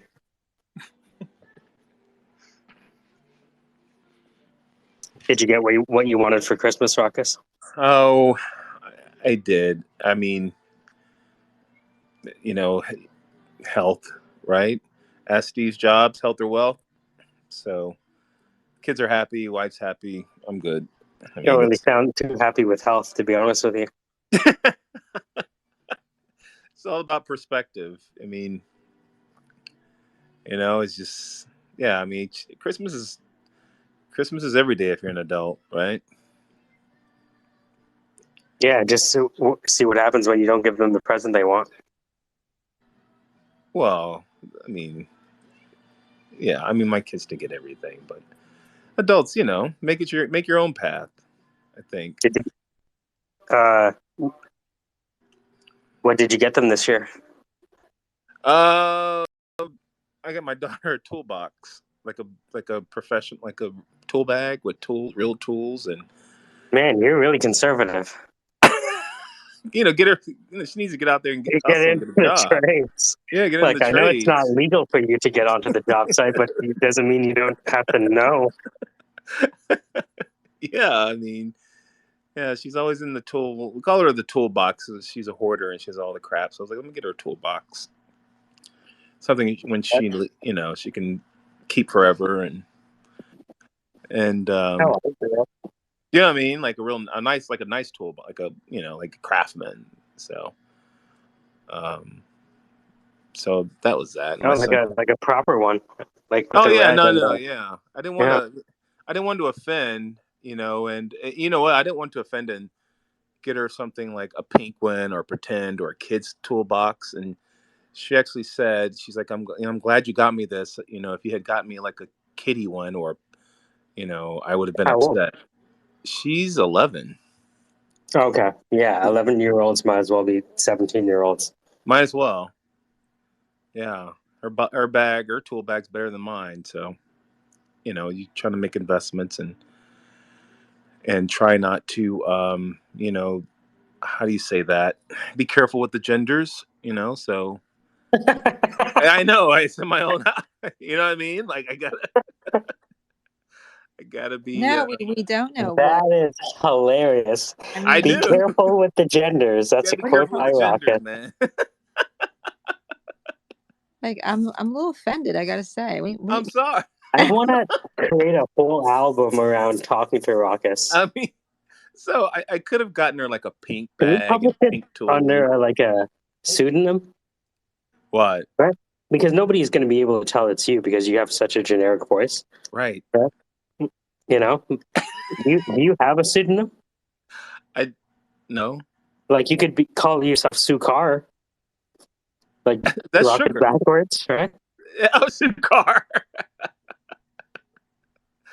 I have another account, but it's like one I started because I had a space issue, but that's it. But I don't go on there much unless I'm using spaces. But I don't want not to offend the genders. It's just you have to be careful about the genders. Okay, fine. I'm not. That's including males too, Sandra.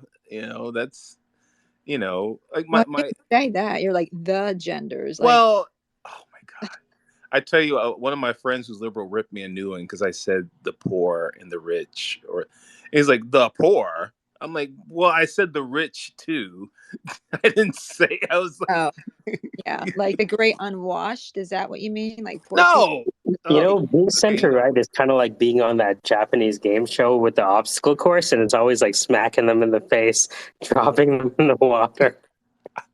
I said the rich. I didn't just say the poor. I just said the rich and the middle class, and he took offense to the poor. I'm like, I mean, sometimes liberals can be too sensitive to me, you know, like. Oh, so just the liberals now, like, you know. Well, I mean, okay, digging a hole here. Let's get back to the gender part. So, Yeah, where it's safe. Oh, that's so much better for you. Yeah. no, What do no. you believe about gender then? No, we don't need to make it a debate. No, my son, I would buy my son Superman shirts and Spider-Man, and my daughter was like, "Hey, I like Superman and Spider-Man." And you go to the girls section, and there's none of that there.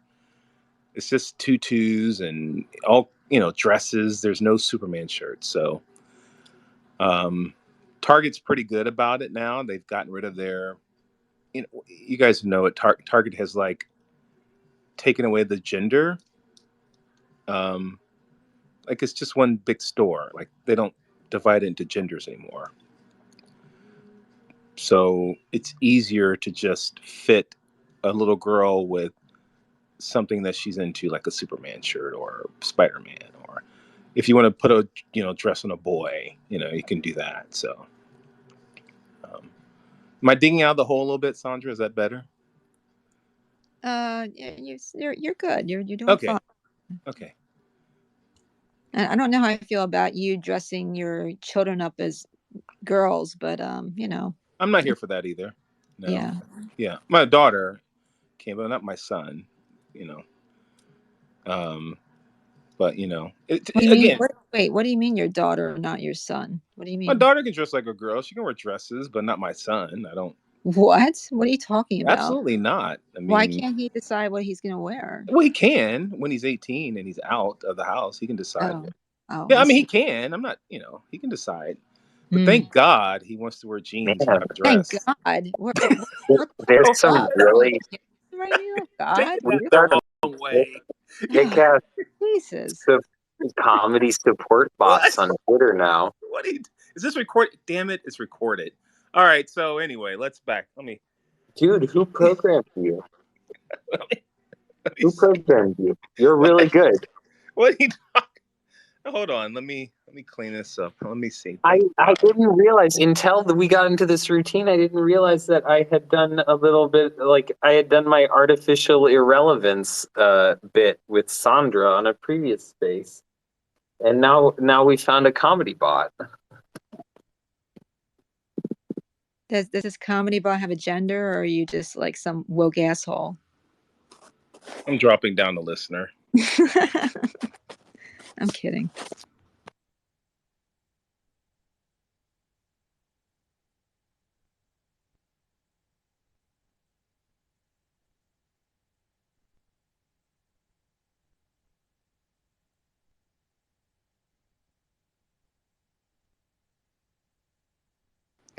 Well, for what it's worth, my family was extremely racist.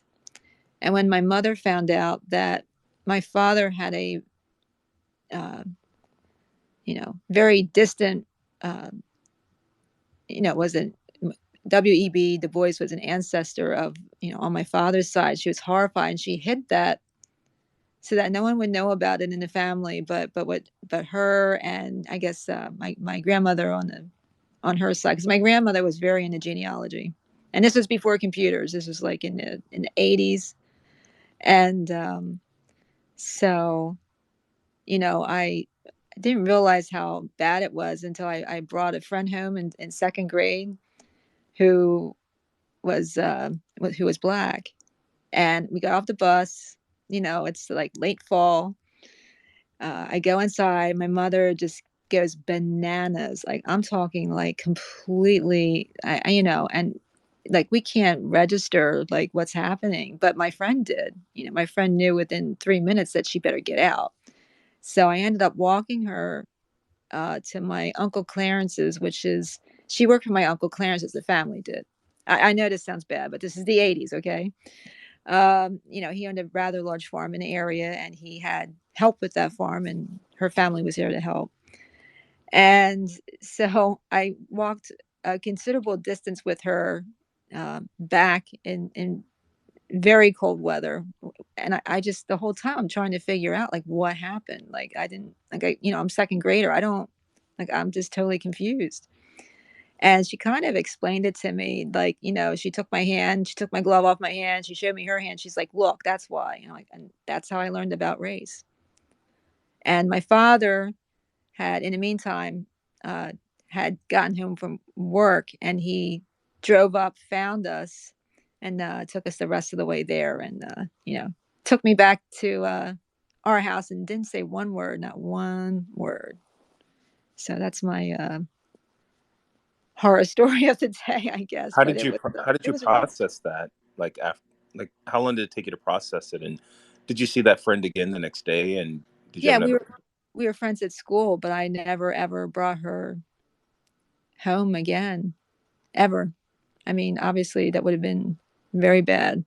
Yeah, my mother was just, and as she got older, her views changed, but she was very, she had a real problem with that for a long time. Because of what, her environment, or just?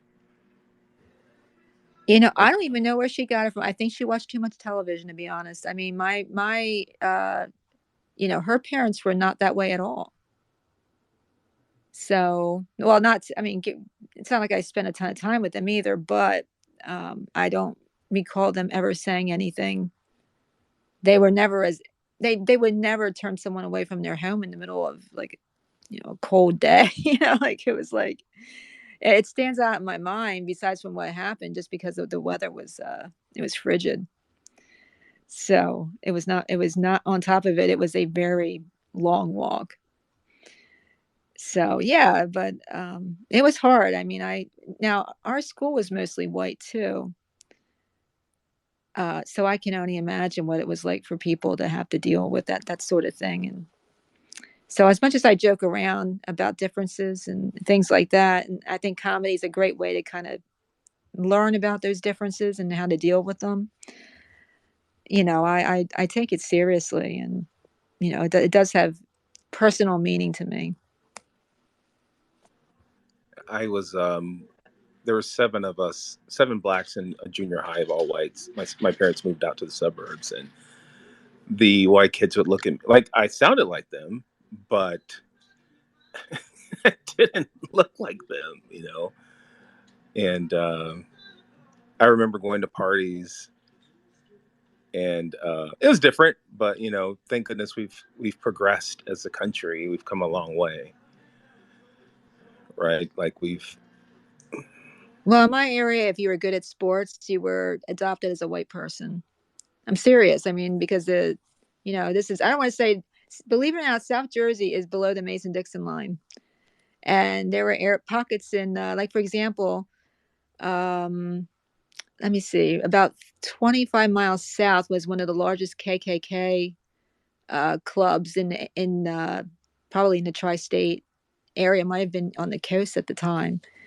So there are pockets of very deep racial division for no reason. It doesn't make sense to anybody now, really. But back then, people were, I guess, into that. I don't know. But if people were good at sports, it was like they got a pass. They got a pass. Yeah. Yeah. So did those people just die off, and it just kind of changed people? Yeah. Okay. Yeah. God. Yeah. Most of them did, thankfully. That's okay. That's good. I mean, it's good to have that, to see that early, and be able to process it, and, choose the right path.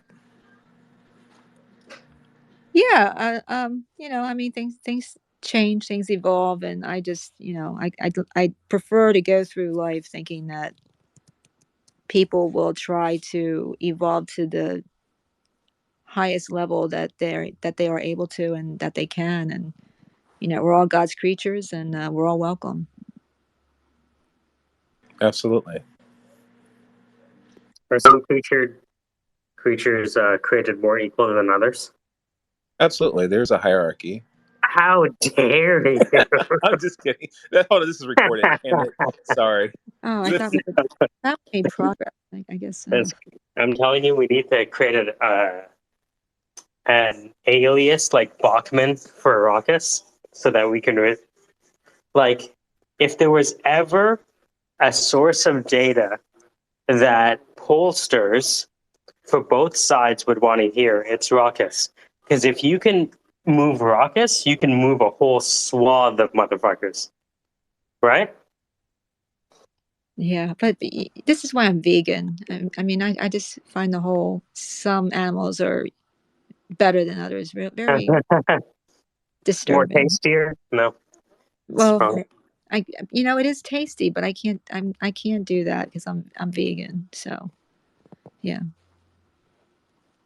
You know what's funny is I've been in space early on. I've been in spaces, and Black people will attack me like, "You don't know what the hell you're talking about. You're white. You're this, and you grew up." And I'm like, "Well, wait." Hold on, wait a minute. Can you tell me a little bit more about your venture into the Black spaces? Do tell. Start from the beginning. Well, I it was a woke up mixed one space. day. It's not a black space. It was just like a mixed space, and I was taking a certain. You can say black space. It's fine. You're black. No, I mean it was a mixed space, but I've had people say, "You don't know what it's like to be person of color," and da da da da. And I'm like, Isn't that your favorite though? I love that shit. like That's my I got a favorite. pass, like to That's my favorite. I've arrived. So what do you say when they say you don't know what it's like, Whitey? Well, someone will say he's black. Do you know that? And then it was like the silence, like, are they being punked? And I'm like, and then it comes You're down like to like, Jamie Kennedy. it's like, prove it. What's your top favorite rappers? You know what I mean? Like, you have to prove it. Like this black pop quiz. I like Cool Mo D and JY7. You know what I mean? Like you have to pick some like hippy dippy doppity rapper. Yeah, like Eminem's number 1, right? Then there's Vanilla Ice, he's number 2. Yes.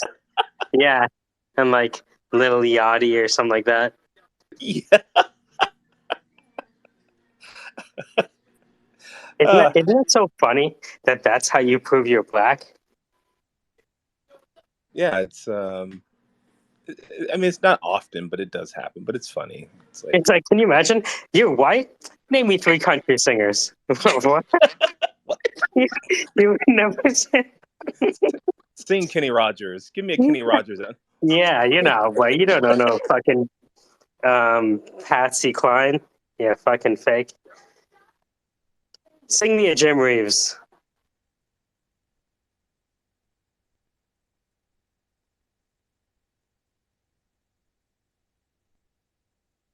Yeah, thank God we've progressed enough as a country. So yeah, you got to cut back on the God stuff. No one wants to hear that here.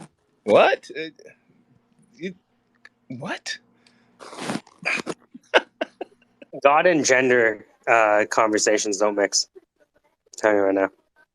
God's in everything, right? He's. You want Here comes the shovel. Here you go, buddy. There you go.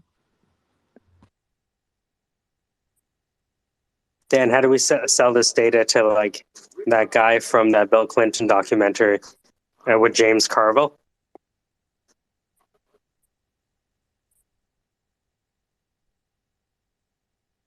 Dance in spirit only. Dan's learned his lesson this past week. He's been like, if I'm not up, they can't command me to dance with my voice.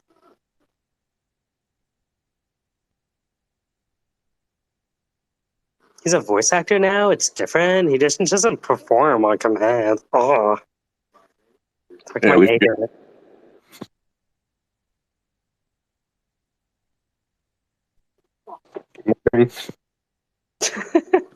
As you throw peanuts on the stage, I humbly come up.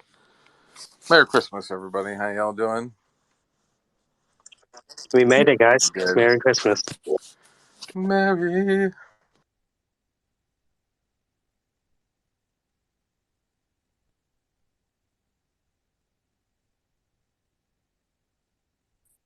Oh, I made one of my liberal friends upset today.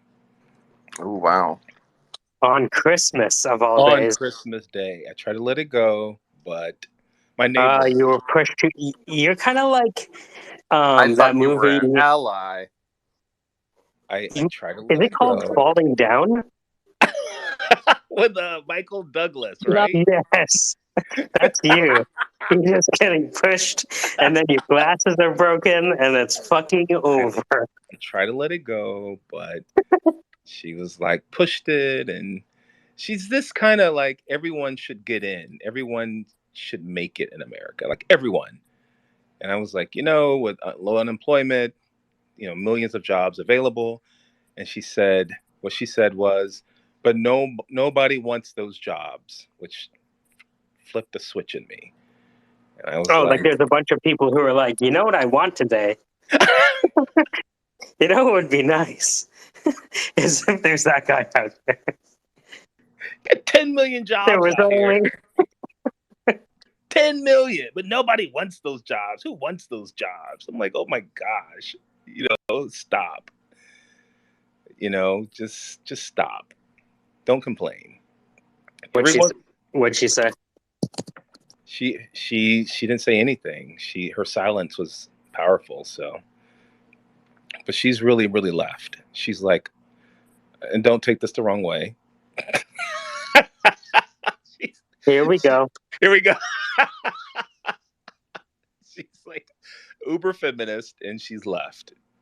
So, What is uber feminist? Like she's like, oh boy, I'd say AOC. Like she probably has a tattoo of AOC on her back. I don't know. But she's sweet. She's a very sweet woman, but she's just like very, very feminist.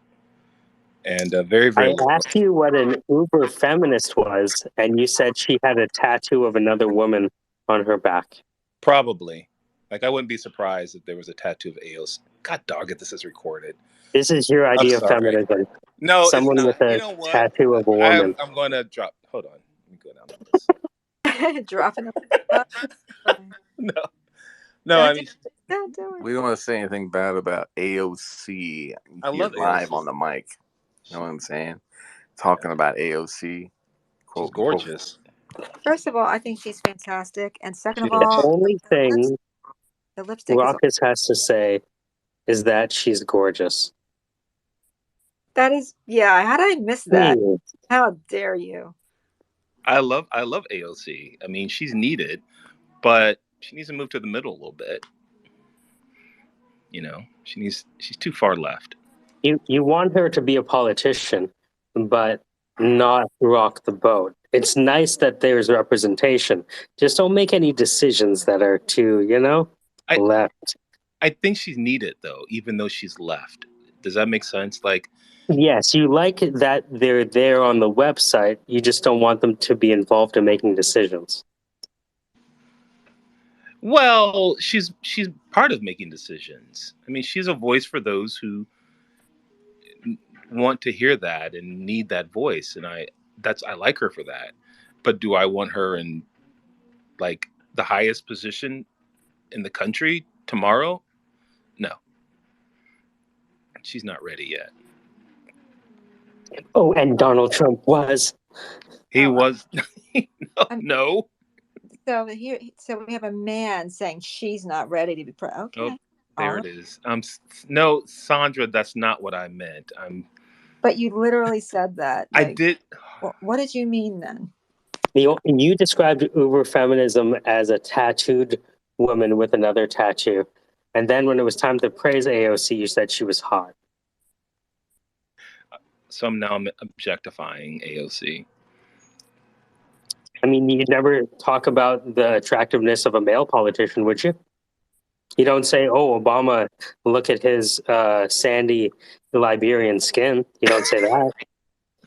Oh, Obama's six-pack. Ooh. He's got a nice ass. Yeah. Yeah, but you never see that. You talk about You never how talk about well the he cum speaks. gutters on Mhm. Obama's ripped 8-pack. You never talk about the cum gutters. What about Tulsi Gabbard? God bless America. She's beautiful. I could Look, see. all sexism aside, yeah, she has the best makeup artist in the game. She does. I would wear a MAGA hat for her. If she wore a MAGA hat, I'd don a MAGA hat for her. I like her hair, and I like that one like Corella Deville stripe, but it doesn't come off that way. Mm-hmm. Who's that? Tulsi Gabbard, the representative from Hawaii. Mm-hmm. Dan, you looking it up? Tulsi. No, I'm not. I'm trying to think what to hit next. No, keep going. Have you seen her on the gun range? She's amazing. Oh, you really sent her right, eh? Oh, I Oh, love it's because it aligns with the lesbian fetish. I remember now. Yeah. You just want a woman in jeans. That's your lingerie. Wait, I do identify as a lesbian. Remember that. That's my pronoun there. Just flannel shirts. Just so many flannel shirts. Just all flannel shirts. And Subarus. Oh my god, you guys! I wear a I just bought my fucking phone. My first flannel. My first. Oh my god. Lumberjack black and red one. Oh my god! And I drive fucking Subaru. Fucking bitches. Oh man, you're halfway there.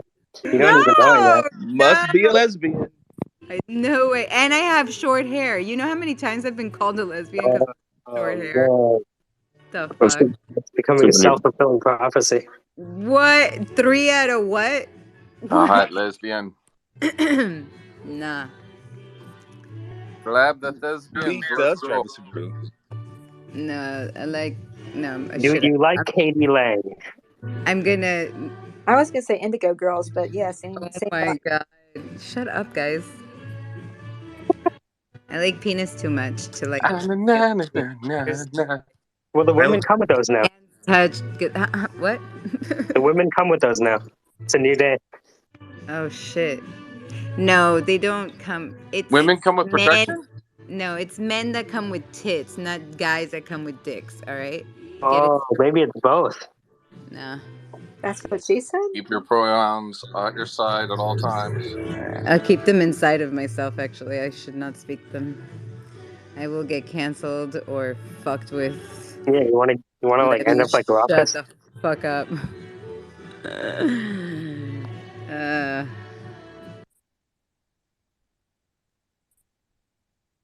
You know, I asked Ali, hold on, have I become a troll? Yeah. All right. Dude, what do you mean? Have you become a troll? You. Who's a troll? What? I'm offended, guys. Oh.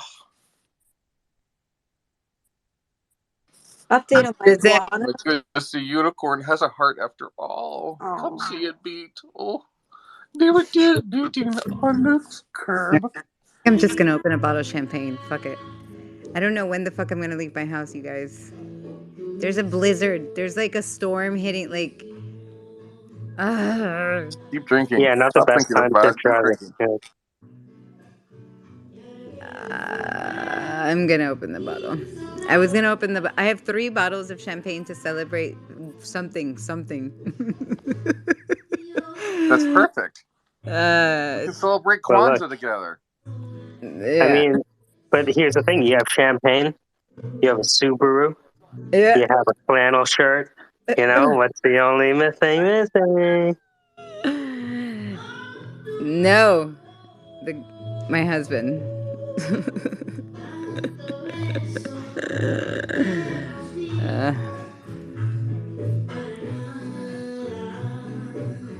Can you guys hear the music?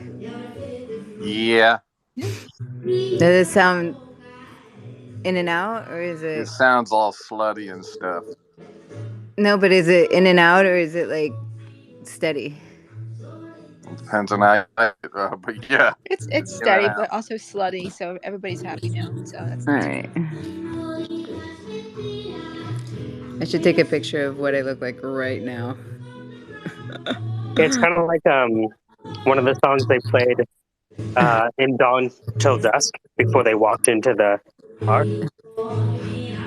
Yeah. Is that the one with Selma Hayek and? Uh-huh. Yeah. Yeah. Something about your lips giving me love.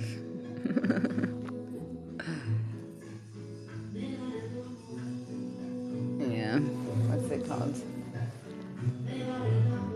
Shirto Flanello.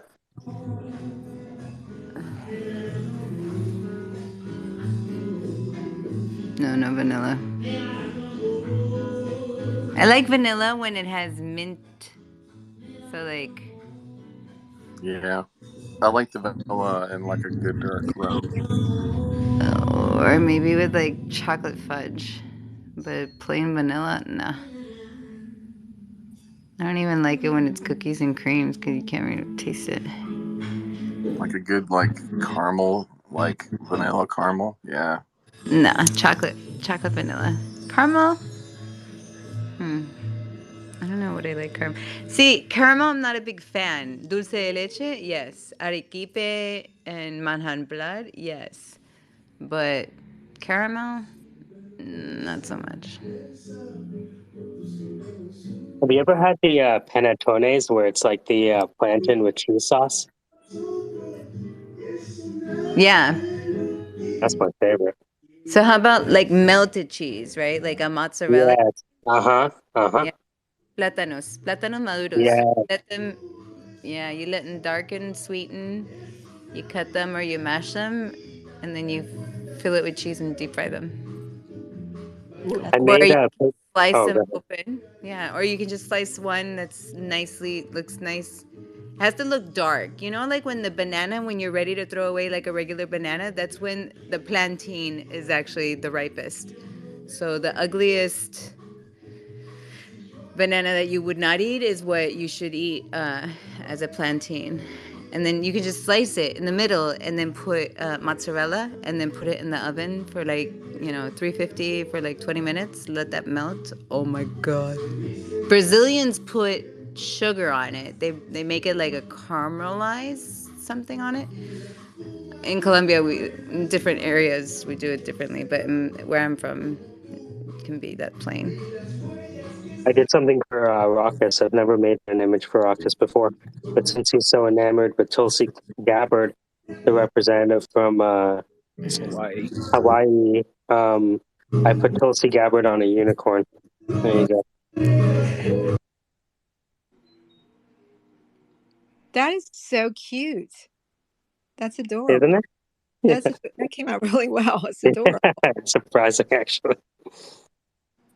That's really adorable. I like it.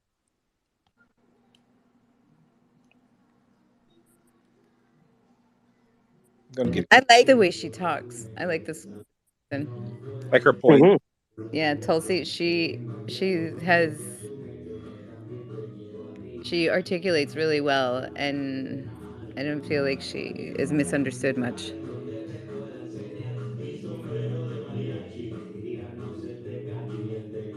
Hello, Well, guys. hey, Can you hear me? hey. Yes, we can hear you. You're holding on to the lasers. Good for you. A lot of people left that in the last bull run, so you're holding on. Good for you. Way to stick to your guns. I'm putting my lasers back on. How dare you? No. Yeah, where's the laser, Sandra? I thought you were for Bitcoin. Do you know? Do you know what that means? The laser eyes.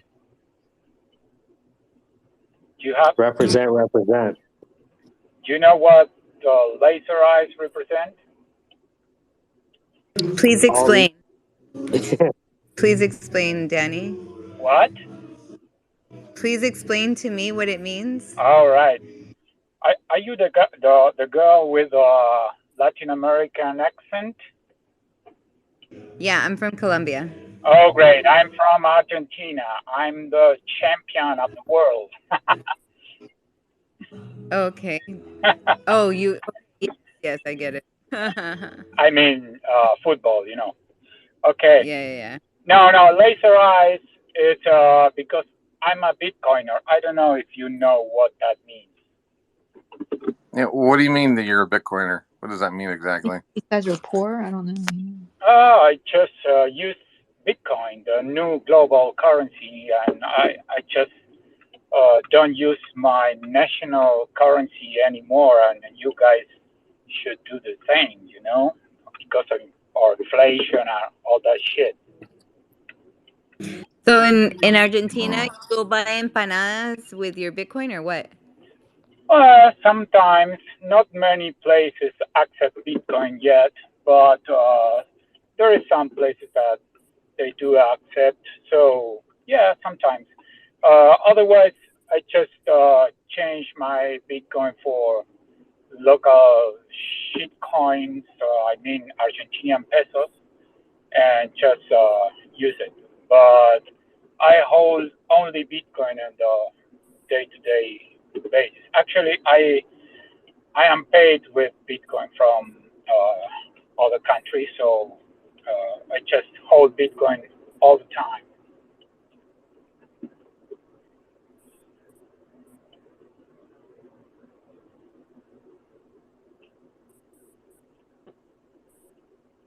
Well, that's cool, man. I mean, a lot of people here. Some of us are the fiat, others are Bitcoin kind of people. We all kind of do whatever we want to do. You know what I mean? But yeah, all for it. Yeah, actually, it's kind of difficult to be a Bitcoiner because you know the this currency is I so know this gal. This a Bitcoiner. Oh my god, she's like obsessive crazy about it.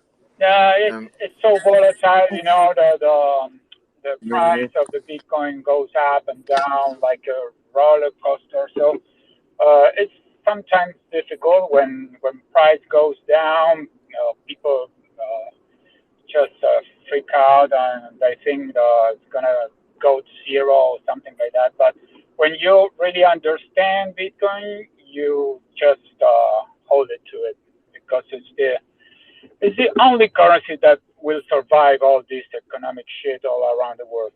So in the long term, those who don't hold Bitcoin just they're gonna suffer, you know. So it's better just to hold at least a little bit, just to hedge against all To the hedge other against currencies Bitcoiners. collapsing, you know. Yeah, I'm with you.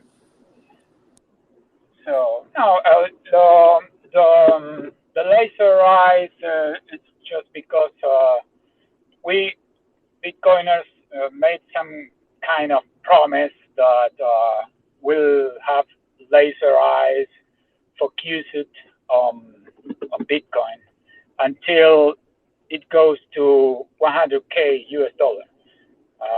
We are far away from that goal, but heading to it.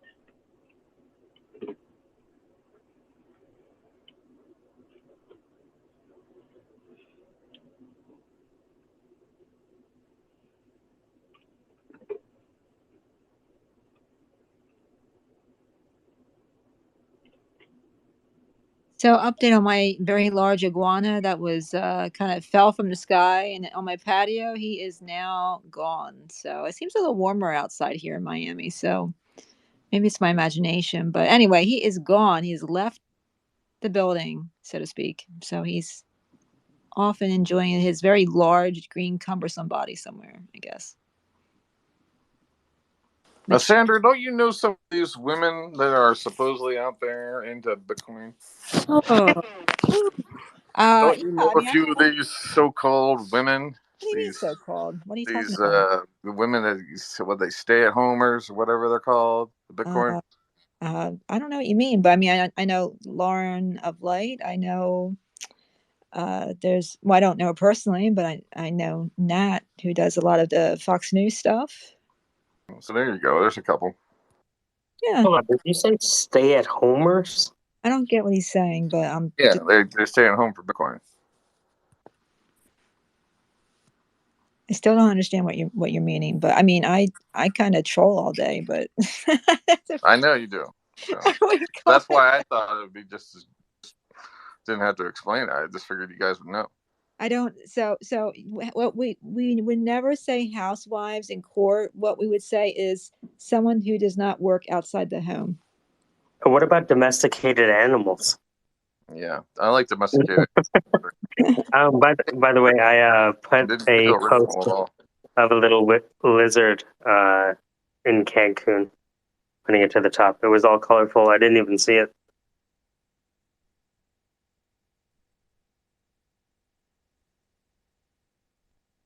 There you go. What a cutie.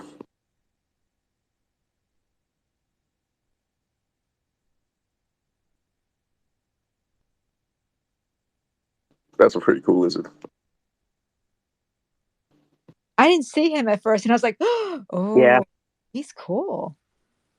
But I mean, he's smaller than the iguana that was collapsed on the patio out here. Like I felt really bad for him. He was out cold. Like I guess he was in like a cold coma.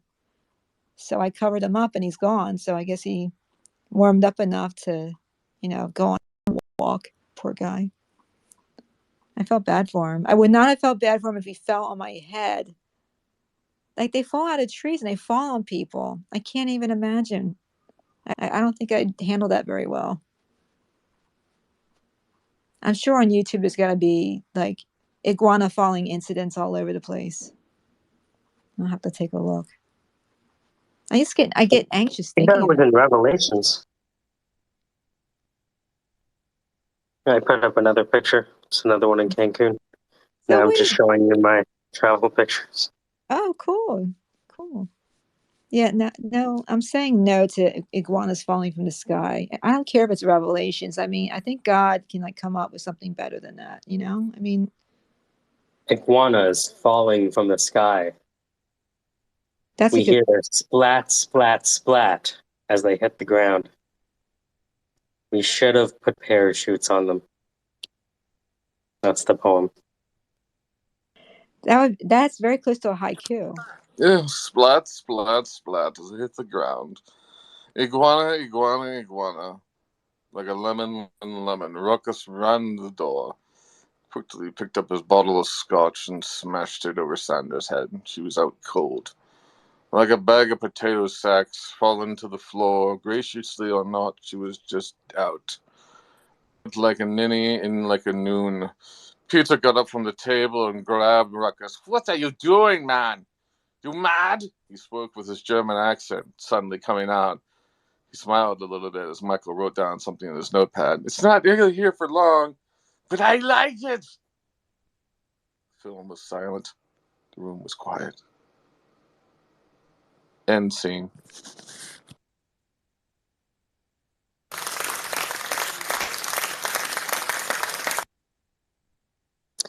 Peter stared at Ruckus. Ruckus stared at Peter.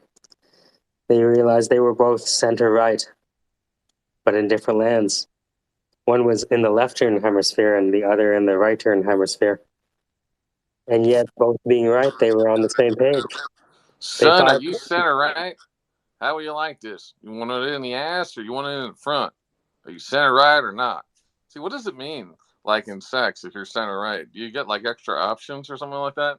I don't want any curved dick tonight. I'm sorry. I'm center right. I mean, like, what does that mean? I think it just means you're attracted to lesbians.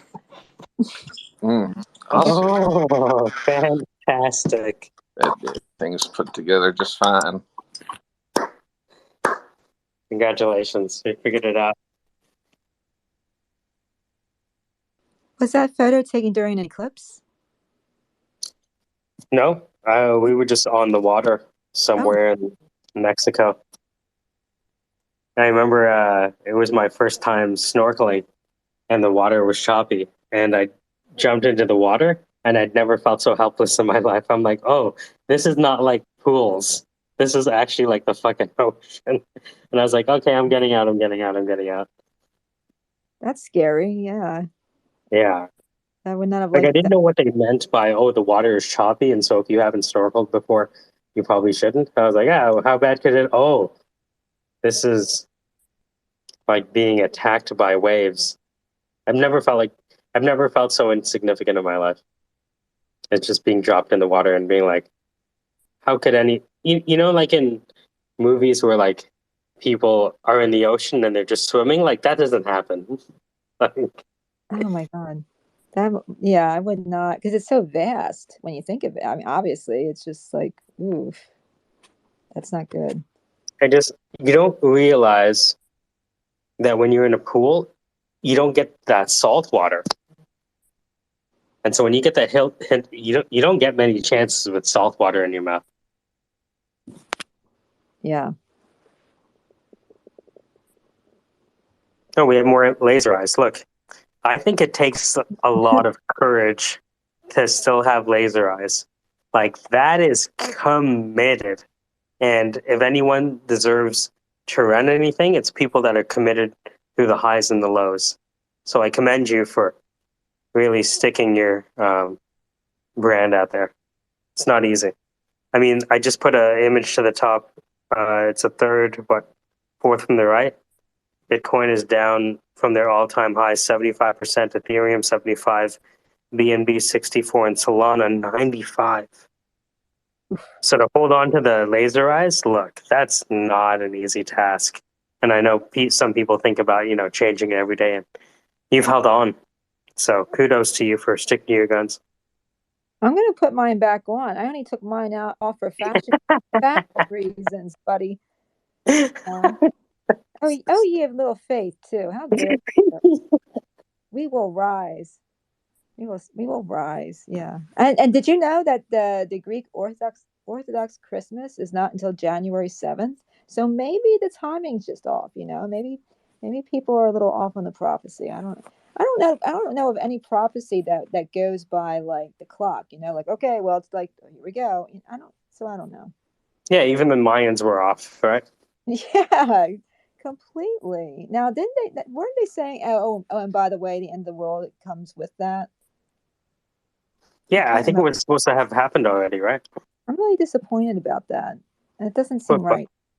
That's what Busta Rhymes did all his early albums on. It was on the 2000 Apocalypse. Yeah, the whole Y2K thing's a whole other issue that I'm upset about too. I mean, we should be running around naked right now, like cannibalizing everybody. Instead, That sounds like Uber Eats and OnlyFans. Yeah, I know. It always goes back to cannibalism, doesn't it, with you? Yep. I don't know why. It's not 2023. That's my New Year's resolution is no more cannibalism talk. I'm done Sandra Stradamus. Yeah. And the irony of me being a vegan too, it's like, what is wrong with me? I don't know. I'm still upset at the mind. I mean, which is harder to commit to, being a Bitcoiner with laser eyes or being a vegan? And you chose both. Jeez. But seriously, being a vegan is much harder. It's much, in my opinion. But I'm not happy with Bitcoin right now. But it'll, I think it'll be all right. I hope. Being a vegan is not compatible with being a Bitcoiner. Here we go. Most of the real Bitcoiners eat meat and only meat. See, this is why I took it off my bio.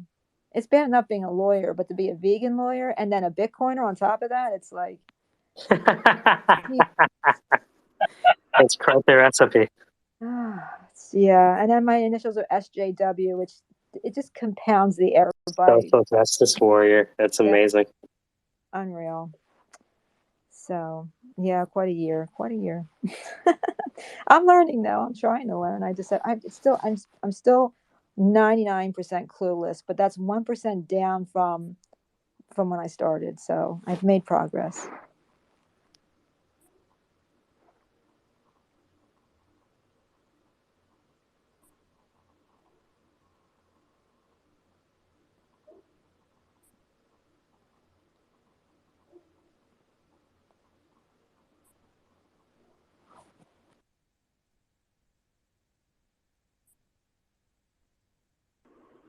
really don't know how I end up in this spaces.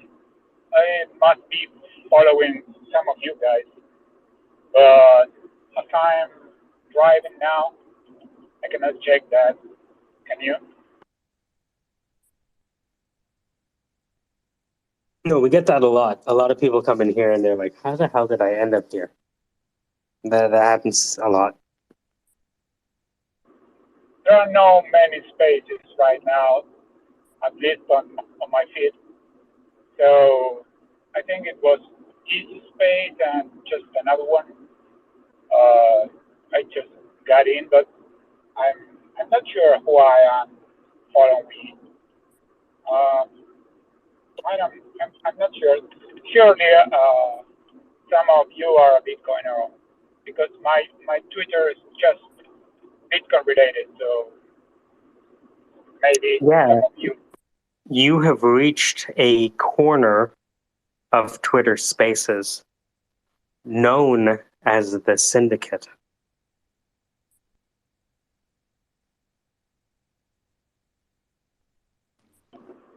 Well, cool. Anyway, I'm kind of stuck in the traffic jam. I'm enjoying the He who conversation. does not see does not know, who does not know does not see. The ways of where we are is how we've been.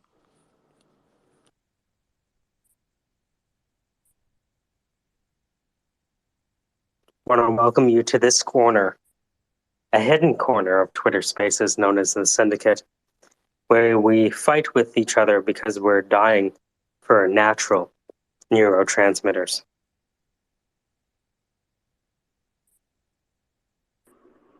That's interesting. Can you explain a little more about that? Sure. E.O. Wilson was a scientist back in the 50s, and he got in a lot of trouble for comparing humans and ants. He ushered in a field of thought called sociobiology. And regardless of what you think about, humans, ants, and sociobiology, he came up with this term called biophilia. And biophilia is a term that he used to describe the phenomena that we see when organisms get together. The idea of biophilia was that organisms that are living tend to want to interact with each other. Organisms that are living tend to want to interact with each other for whatever reason. Symbiosis, commensalism, parasitism, what have you. And so, in this corner of Twitter Spaces known as the Syndicate, we are together alone. Symbiotes yet apart, yet together. And so when everyone or anyone has a challenge, whether it's learning Python or understanding digital currencies and assets like Bitcoin or Ethereum or Solana or FTX or Voyager or Celsius or Luna, we kind of get together and we swarm and talk about an issue, whether it's Peter or Rockets being more right or, eBay and Amazon APIs. We kind of get together and solve problems for each other, and in the end, we create more problems for each other than we really solve, which is kind of the feature and the bug of it. Very, very interesting. Although you mentioned a lot of shit coins that I call. Mm-hmm. For me, there are no cryptocurrencies. That's bullshit. I understand. Only Bitcoin. It's only Bitcoin. The other stuff is just a group of scammers trying to suck money out of people. So there's only one world currency, and it's called Bitcoin because it's the only one really decentralized That's the only one that cannot be attacked by anyone. No governments, no corporations, nobody, because it's really, really decentralized. I personally ran a Bitcoin node. Um, Thousands of people around the world ran their own Bitcoin nodes. So there is not a head to cut. Nobody can attack Bitcoin because Bitcoin is absolutely decentralized. And that not is the case with the other quote unquote cryptocurrencies. They're just projects built by a group of people that just ask for money. They just I have a question for you, Danny.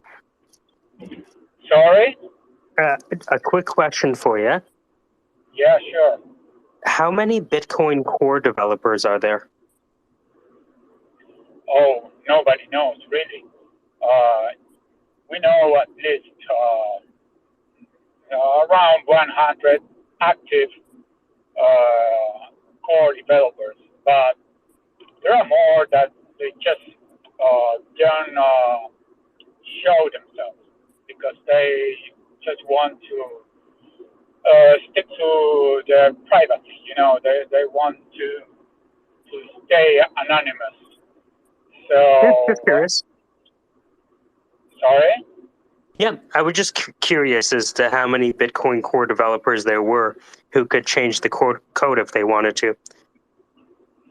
Yeah, it really doesn't matter, because there Doesn't matter. always, Yeah. no, not much, because every day you have a new core developer, and every day someone just jump out because they don't want to participate anymore. So it's a moving target. There's always people going in and going out, and that's the beauty of the thing because you cannot target anyone. No, I think what he means to say is that the node operators will not accept the changes to the programming, so therefore it wouldn't matter. But I understand what he's saying. Being a node operator, you can choose what software to run. You don't have to run the majority people run. Just you choose. You only have to be sure that your node complies with the consensus algorithm. So you can run any one of the implementations of Bitcoin. So there's no problem with that. Actually, there's many different implementations, and that's okay. And that's the beauty of the decentralization.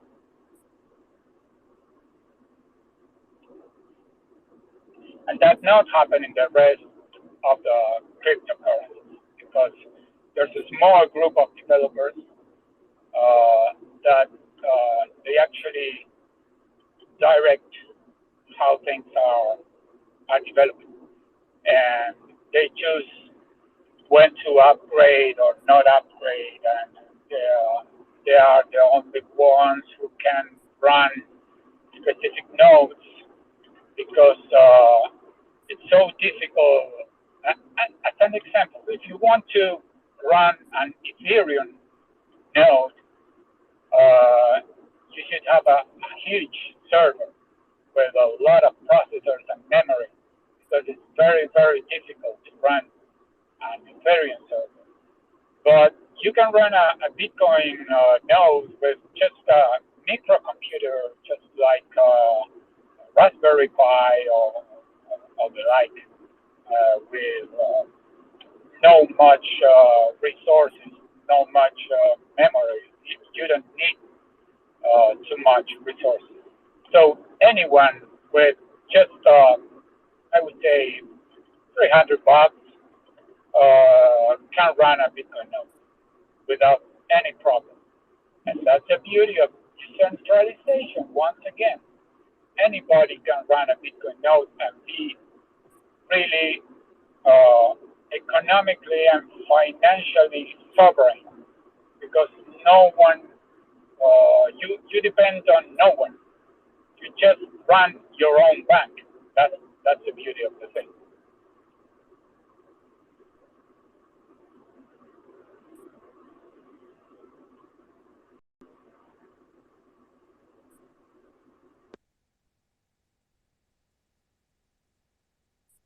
Cool. Great. Yeah, I'm hoping eventually when I get better situated to run my own node. I just don't think it's a good time right now. But I'll get there eventually. That'll be another adventure, Mike. You can watch me kind of stumble through. Yeah, it's not really hard to run a node. People think that it's some kind of complicated or very technical stuff, and that's not true. You just, for example, there's an implementation called umbrella, like an umbrella, but without the final A.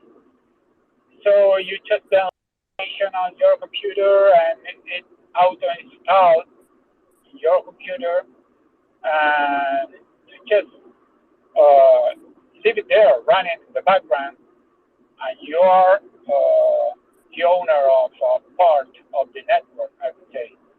Um, and you do with your money what you want.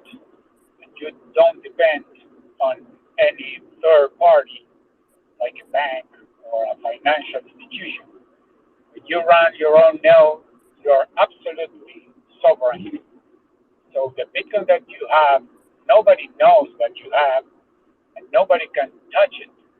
Never, ever.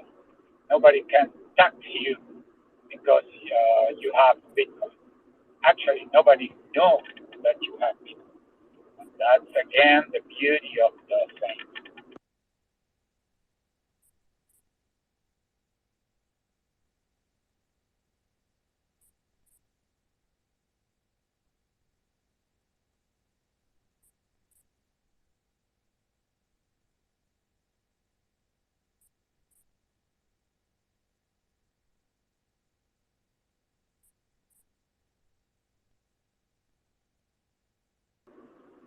But anyway, I don't want to just talk about Bitcoin.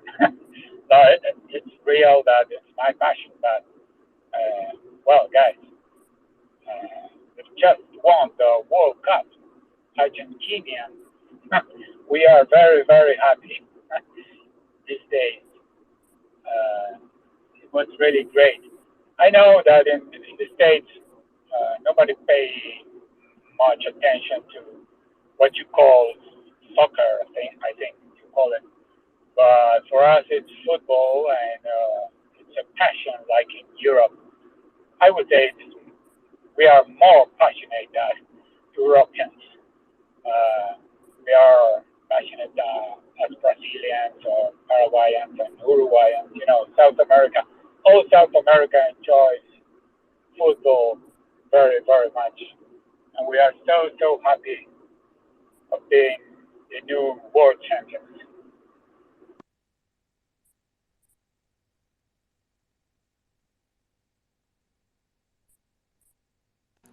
Did Messi start playing for Argentina, or has he always been with Argentina team? He's Argentinian, sure. When He's from Argentina. he lived from, I think he was a child when was a player of Barcelona Football Club in Spain. You know, so he spent much of his life in Europe. But he was born here in Argentina in a city called Rosario, and he's now here. When the World Cup ended, he headed here along with all the players, So, and he spent will his he time be? here. Well, like how big? How big is this? Is he going to be like? Is he like the Pope now, or is he like? Is he? Could he run for? Could he run the country if he wanted to? No, no, no, no. He doesn't like politics, and no, he just don't wanna. He just wanna play football, just like Maradona. He also were the best player of the world in his time. Sadly, he's dead now, but Messi just took the lead, and he's now the new world best football player in this new football era. Yeah, congratulations. I mean, it's exciting to watch. I watched a piece of him trying to get in his driveway at home, and it was just incredible to watch. So, yeah, congratulations, you guys. And enjoy the moments. Yeah, it was a great championship. Though I don't like the place because Qatar is some kind of a political nightmare. It's a disaster. The way those guys treat women. And I would say there is no human rights there. A lot of people died just by building the stadiums. It's a disaster. But the organizers, they just follow the money. Qatar is one of the places where the petroleum just got out, and they have lots and lots of, I would say, I don't know, energy. And so energy is money. So they, they have it all. I think you've heard about something called petrodollar. Well, it was an agreement that former president of the United States, Nixon, made with the Arabs, the Saudis, and he promised protection, military protection, if they just sell their petroleum for dollars. And that was a huge agreement because the dollar was actually collapsing at that time. I'm talking about the 70s. So Nixon made that agreement when the U.S. Just defaulted on their debt. The French wanted to redeem the gold that they had for dollars, and Nixon said, "You know what? Fuck you. I want to give you your gold." So he just made this agreement with the Saudis, and he just literally saved the dollar that was collapsing at that time. So kind of obliged the whole world to actually make commerce in dollars for not only petroleum but all the commodities bought and sell around the world. So now the world commercialize everything in US dollars, and that's a huge advance. I don't know how to say it in English, but sorry about my English. It's not my native language. But the point is that everything is dealt in US dollars. So as you have the printing machine, the dollar printing machine, you just dominate the whole scene. You just when US need money, just print it out of thin air. That's the reality. So now the US is having all this huge problem on inflation because there was so much U.S. dollar issuance the last 3 years. Actually, from the pandemic, they printed so much dollars. They flooded the market. They flooded the world with dollars. So that's why you have the levels of inflation that you have now. That's why the Federal Reserve started tightening now and offering these rates on interest rates are now impacting on the economy. So, well, I don't want to rant anymore. That's my point of view right now about the situation, and that's why I hope it.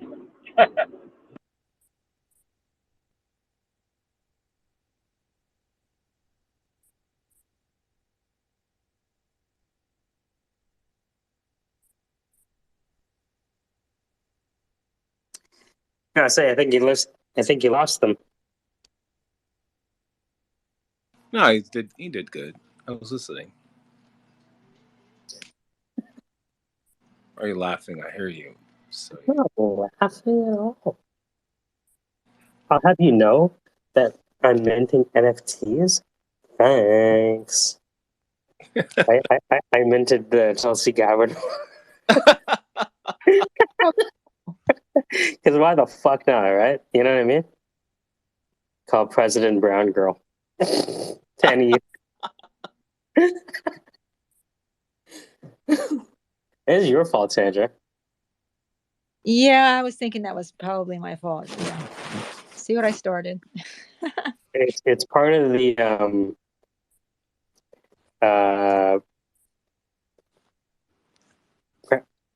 President Brown Girl is part of a collection.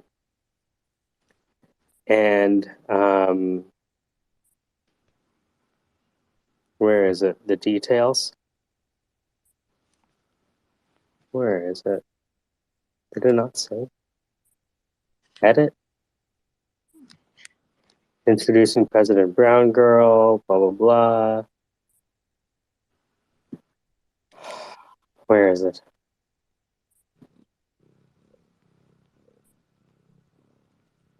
My cat is helping me, by the way. You hear purring, that's my cat.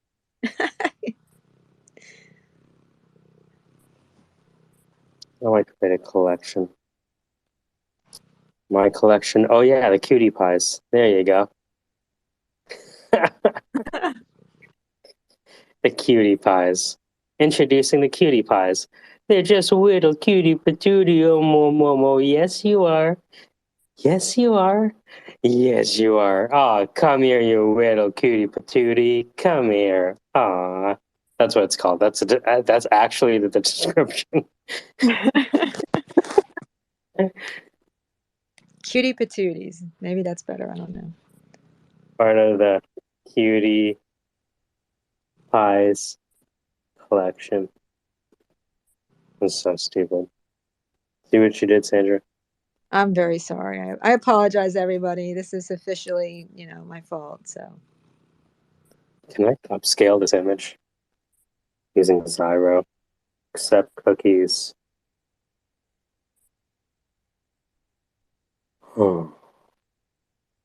Let's see. Copy, paste, bang. Let's see. Did I even include the collection?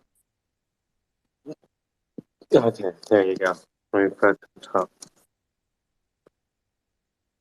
It's weird, like, you never know what the AI art thing is going to spit out.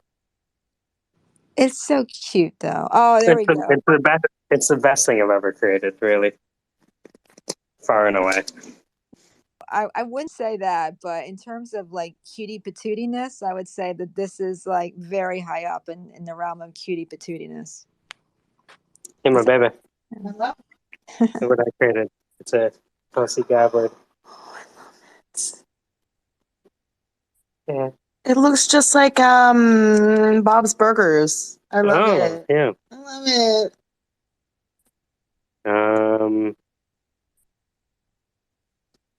Items. Oh, I didn't put in items there. Should have done that. Where is the?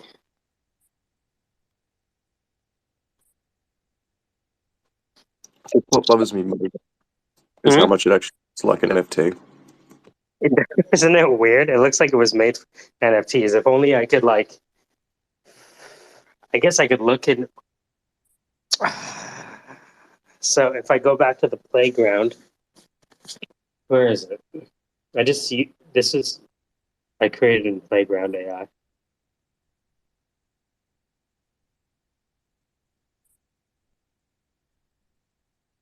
I don't even know where it is anymore.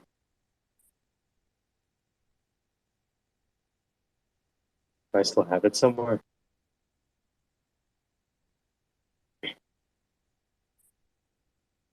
There we go. There you go, you cutie. So what are the keywords?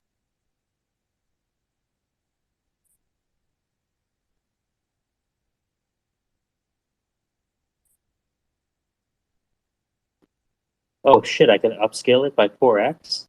Cool.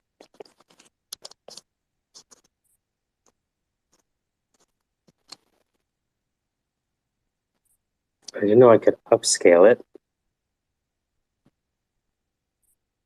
It's funny because she kind of has Raucus's glasses.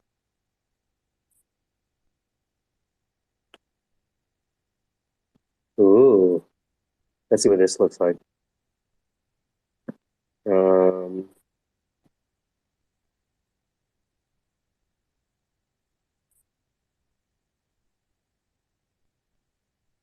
Oh shit. Yeah, there it is. I was able to use Playground to upscale it by 4 times. It plays into the material. Man, it's not even the same thing. Check this out.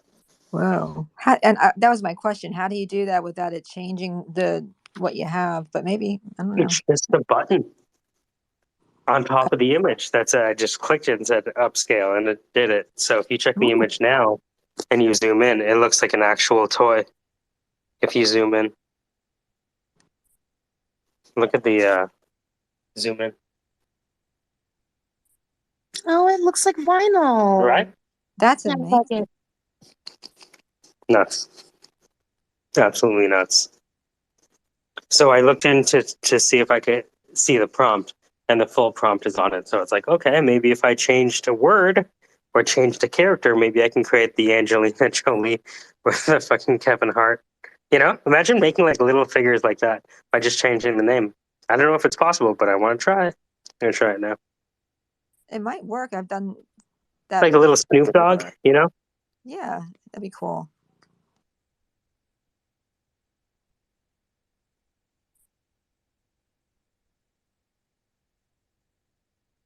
Man, because somebody could really turn that into a toy, eh? You realize that? That's scary. That's really scary. Somebody could totally turn that into a toy. Reminds me of those squishies, like when those still stress marshmallow squishy, but they're toy. I'm not gonna lie, I like the Beanie Boos with the big glittery eyes. I have a thing for that. It's kind of scary.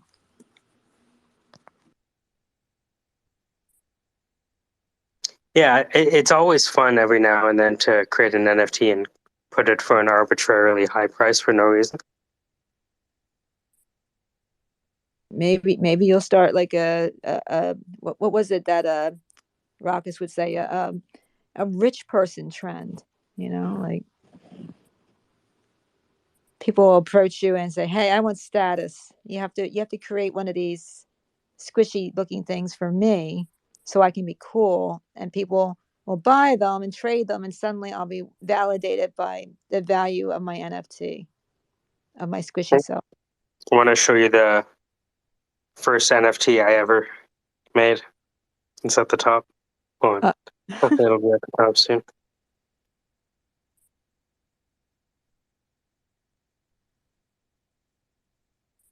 There you go. Just dropped.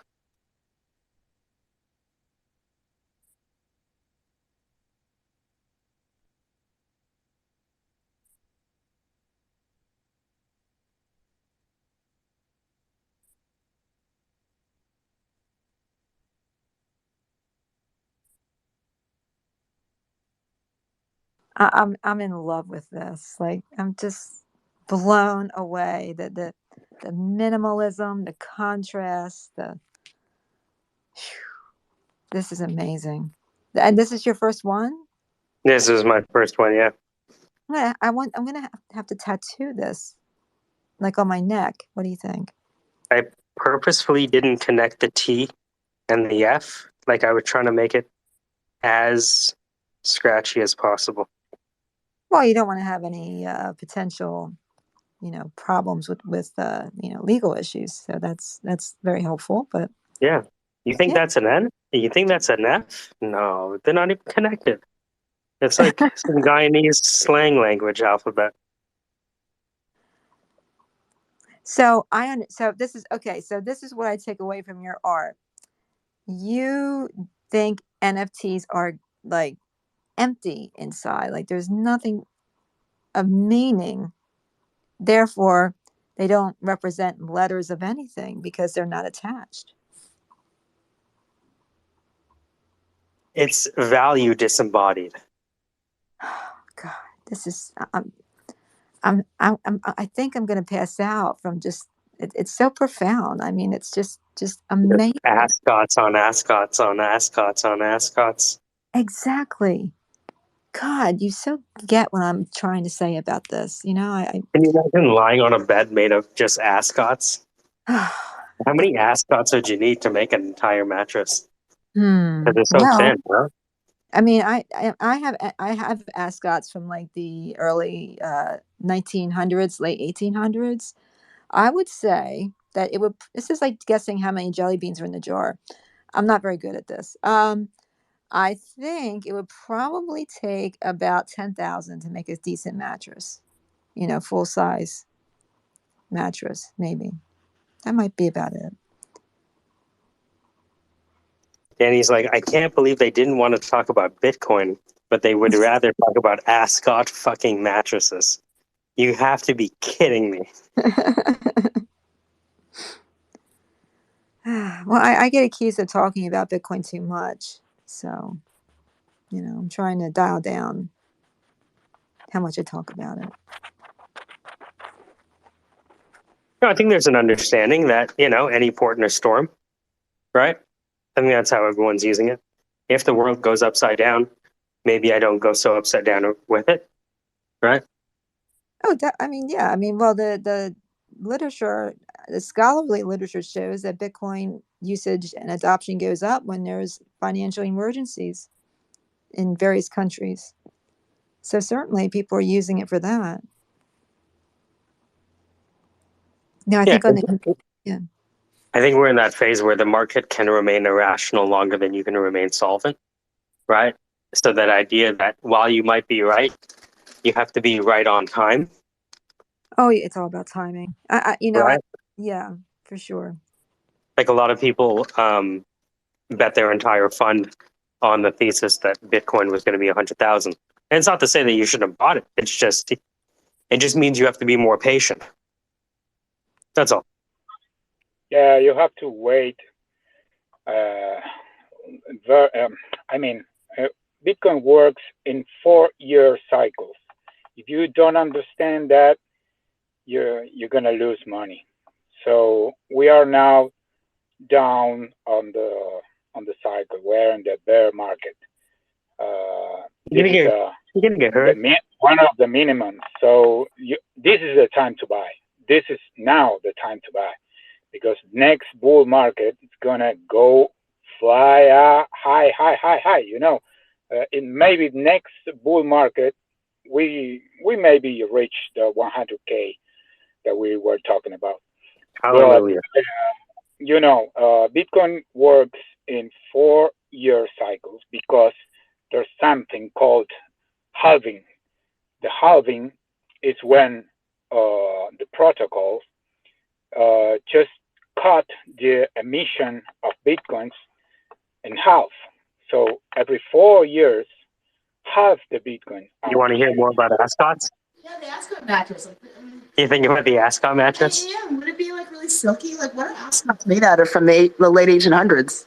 Mostly silk and woven fabrics, jacquards, things like that. Right? Can you imagine a bed made out of silk? That would be luxurious. Very scrumptious, yeah. Made out of Putting silk. the real That's our ass in next. ascot. Hello. I was thinking of like a You cot, wear, right? Like wear like ascot pants.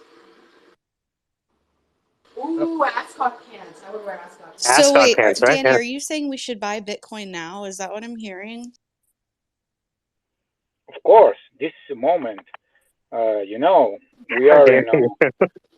We are low. This is we are now at 16,000, I think. You're an asshole. But like, should I mortgage my house? This is a real low. No, Yeah, no. You should. Yeah, mortgage you your should house. just buy. Hey, no. You should buy with that money that you don't need. I need all you of never my money, have to Danny. put that money. No. You don't have to put all your savings because then you have to go through the next bear market and the price is gonna go down again. So you just use Bitcoin as a life-saving boat. You know what I mean? I use it like a freedom tool and a saving boat because I live in a country where My bad, my hand slipped. Look, if you want real financial freedom, you'll go all in and buy B&B and just mortgage your house and everything else you own. Good. I think B&B I've is just the signed move. the mortgage paperwork with Casey, so this will be perfect. Wicked. And yes, that is financial advice all the way.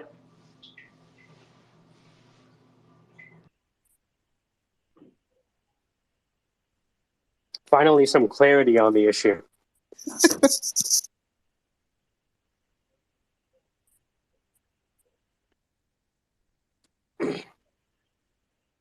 Okay, guys, I got home, so I'm leaving now.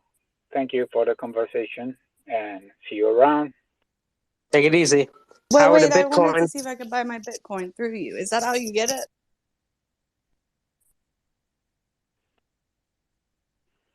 Sorry, can you repeat that? I didn't understand. Never mind. Have a Merry Christmas, Danny. Nice to meet you.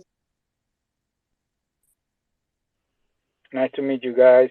See you around. See you soon, Bye-bye. Danny. All love.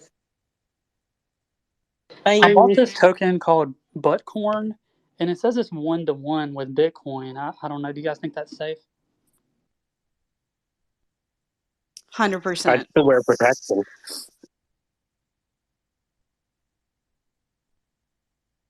I was just making sure.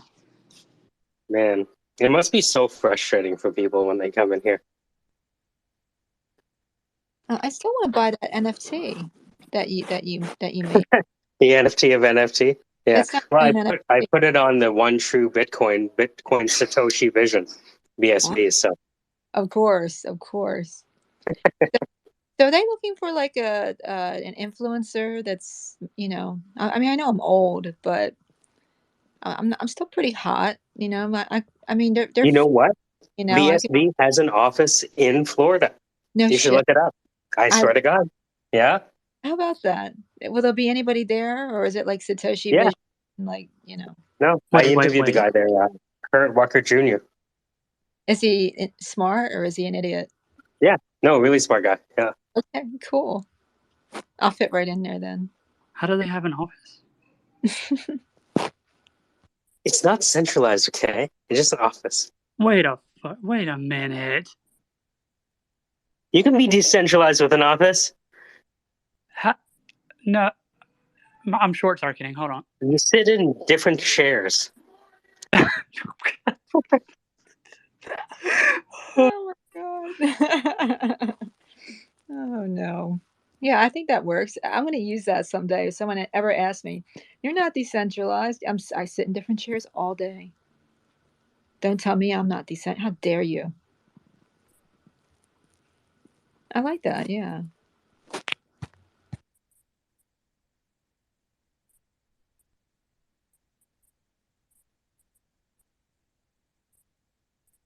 What's up with the title?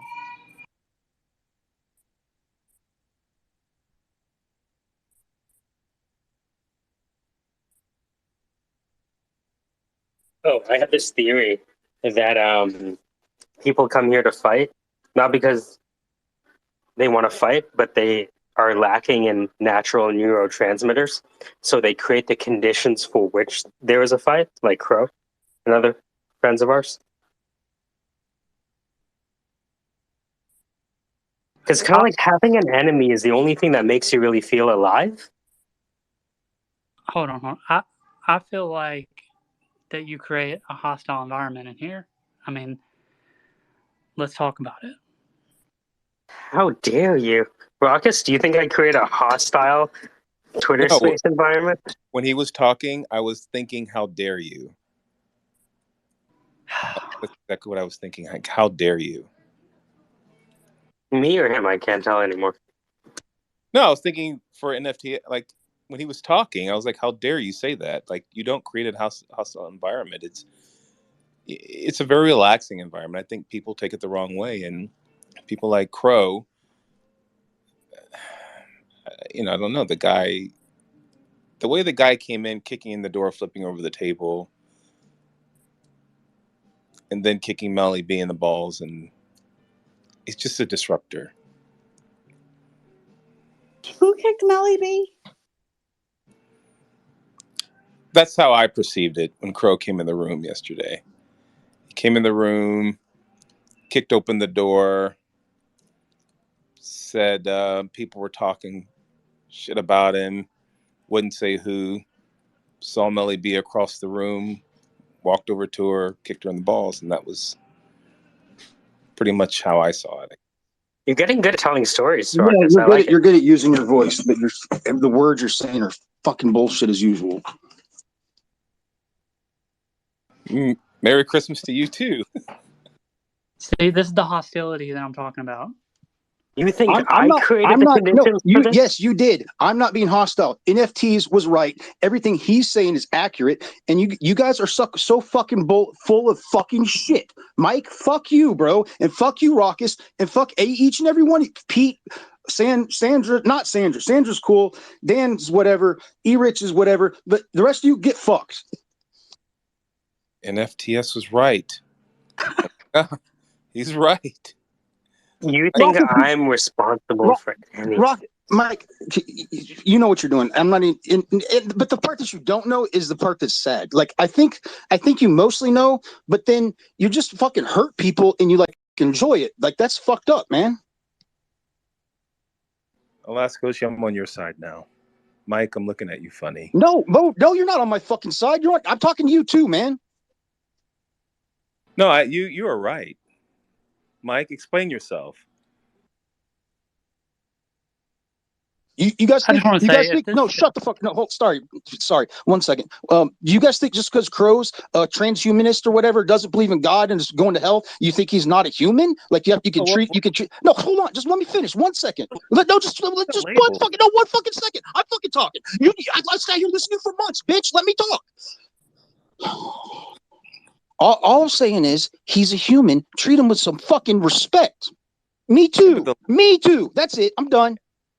You said trans. You're throwing labels around. No one's calling anyone trans. I mean, if Crow wants to pick his pronouns, he can, but I wouldn't put those pronouns on him. It'd usually be funny if he wasn't just covering up your bullshit.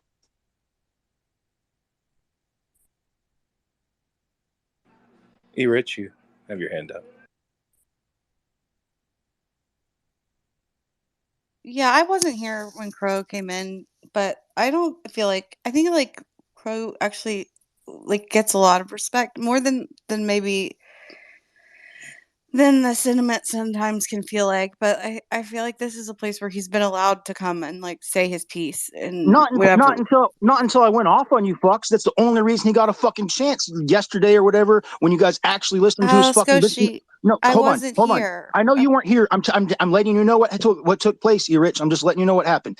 No, he was not. He was treated like a piece of shit every time he fucking came in here, and I fucking went off on you guys just so he finally got an opportunity to just fucking say something. But you guys he's telling you his fucking mother's dying, and you guys are like, Casey's being a fucking bitch to him. His mother's dying. That's where he's going. That's where oh, why is your stocking hanging at your mother's house? Because that's where he fucking goes for Christmas every year. What the fuck? Oh, we didn't know his mom was dying, dude. Yeah, but no, yeah, you did. He fucking told you. He fucking told you, man. Shut up. Shut up. Just shut up. You don't have to speak right now. Shut up. Sorry, go ahead and speak. No, actually go ahead and speak. Hey, just quit saying bullshit. Every time you talk, you say something that's the opposite of the truth or some shit. Wait a second, Alice Go. She comment. I'm calm. I'm just stop doing that. Okay, but he came in the room yesterday and he said he made some pretty strong accusations, and we asked him who he got the information from. He didn't say anything. Accusations? No, specifically, what? Just real quick, what accusation? Well, per him, people were talking shit about him, and yeah, that was true. His accusations were correct. I heard that part. Yes, everything he said was true. He didn't say who told him where he was getting his information from. Okay, so you were confused. Okay, go ahead. No, NFTs are worthless. You're saying I'm responsible for this? Yes. 100%. Mike? You created these conditions. Mike, I created these conditions. Yeah, you're right. Look at the man in the mirror and how can you guys just not deal with reality? Like what's the problem? What's so hard? What's so hard, Raucous? What's so difficult for you just to broaden your horizons, open your mind, and be like, hey, maybe the bullshit. Just because I speak like eloquently doesn't mean I have any fucking basis in reality with the words that I'm saying, right? All I asked Crow was if whoever was telling you, these things, who was it? What did they say? Who told you? And he wouldn't say. Right, because he didn't need to. He knew what he was talking about. He didn't need to clarify it for you. I knew what he was talking about, and he expected other people to have some level of intelligence and not have to sit there and hold your hand and babysit you and try to explain reality to you. Off of he said, she said, that's primary bullshit. Seriously. You come in the room and you want to snipe at people and accuse people, but not tell anyone. Okay, I hear that, but just let's move on. Look, nothing's happening right now. Because I'm making too much sense. Sure. To you are. Okay. I mean, E-Rich, please. Can E-Rich talk? She's got her hand up. Yeah, I'm sorry that like Crow felt that way. I feel like everybody kind of could, in any situation, say that someone else was talking about them behind their back. I mean, we are a close-ish group of internet friends, which is a weird thing to say. And if I'm not here, like, I mean, everything's fucking recorded. So, like, gotta be honest, like, it's really hard in the most part. But I can understand why someone like Crow would get the impression that it was maybe negative, and I don't think it has been. Anytime I've heard it, it's always been constructive. No, it hasn't. You guys are so fucking rude to him every time he's come in here. Everything he said was Squishy, true. I'm You not, guys are and you wrong. know that. Not you. I'm not talking to you, E-Rich. I'm telling the people he was talking about when he came in here, the stuff he was saying, it's true. He's treated very disrespectfully when he comes to this room. He's now also he's an very asshole. He's an asshole. He's an Yeah. asshole. He doesn't know how to communicate with people. I understand that, but that doesn't mean that what he's talking about is wrong.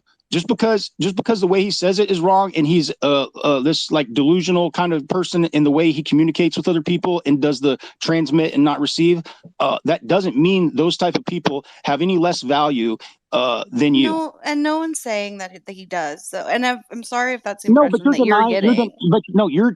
It's not the impression I'm getting. It's reality, and you're denying reality. You're denying what has taken place in this syndicate, the Squarespace, when Crow has been here for time after time after time. You're denying reality. So what's the solution, Alice Goshi? What does Crow want? What do you want? What does Crow want? When he comes in the room, just give me an example on how you want Crow to be treated. What's the solution? Okay, for example, you guys were talking through I wasn't here, but I listened to a little bit of the record. I haven't found the part about the flow stuff. I want to find that. But anyways, Crow was talking to, and you got the way you guys treated Zoe. Come on, Honey Zed. Every time she's come here, you guys treated her like shit just because she's really, really different. No, hold on, really different. You guys, no, hold on. People that are like, you do not recognize the value of extremely intelligent people that come around you just because they are different. And it's bullshit.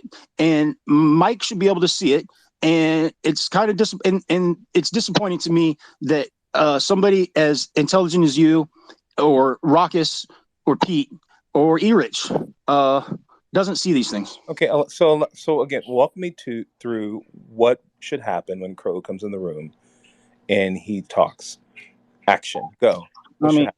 Dude, what what? Like, what you want me to have? No, hold on. Yeah, you want me to have the interaction for you? You want me to be Crow and tell you how the conversation play? Like, what do you want? Let's role play. Let me be Crow and you be Raucus, or I'll be Raucus and you be Crow, or something like that. What do you want to do? I can't be Crow, but I'm asking you, what are the points that you would like to happen when Crow comes in the room? I mean, you're advocating for him.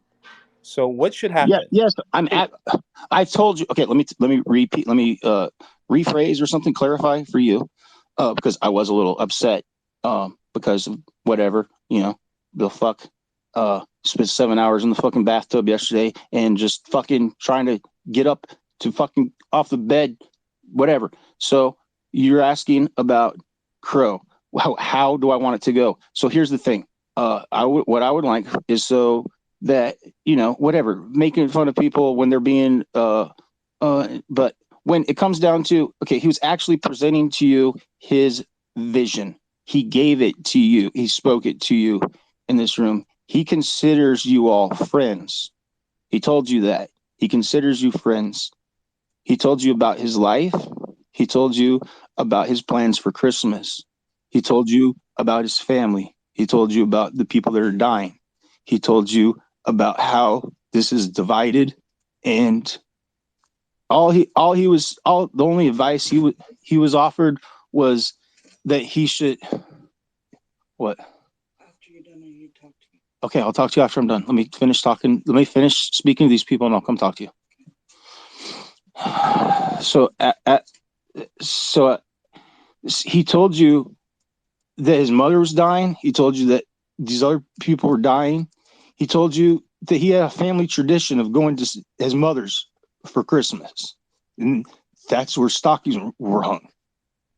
And you teased him about it. You made fun of him. He told you that he was dyslexic and some other word that I forgot. But that he told you the areas in which he struggles. He told you his vision. He told you exactly what he needed. And all you said was, he doesn't have a funding offer sheet, a term sheet, whatever. If you don't have a term sheet, then you're not really raising capital. He's not fucking raising capital. He said that. He's just building a team to get the fucking thing done. And there's specific areas where he could probably use some assistance, but just being treated like he's a bitch because he's an asshole and he's fucking weird and different is unacceptable to me. Okay, so thank you. I appreciate that. Moving forward, when Crow comes in the room, we'll have a conversation. But he should be treated like a human being, and I respect what his passions for his bot in a jar or Jazzy. So help him get it done.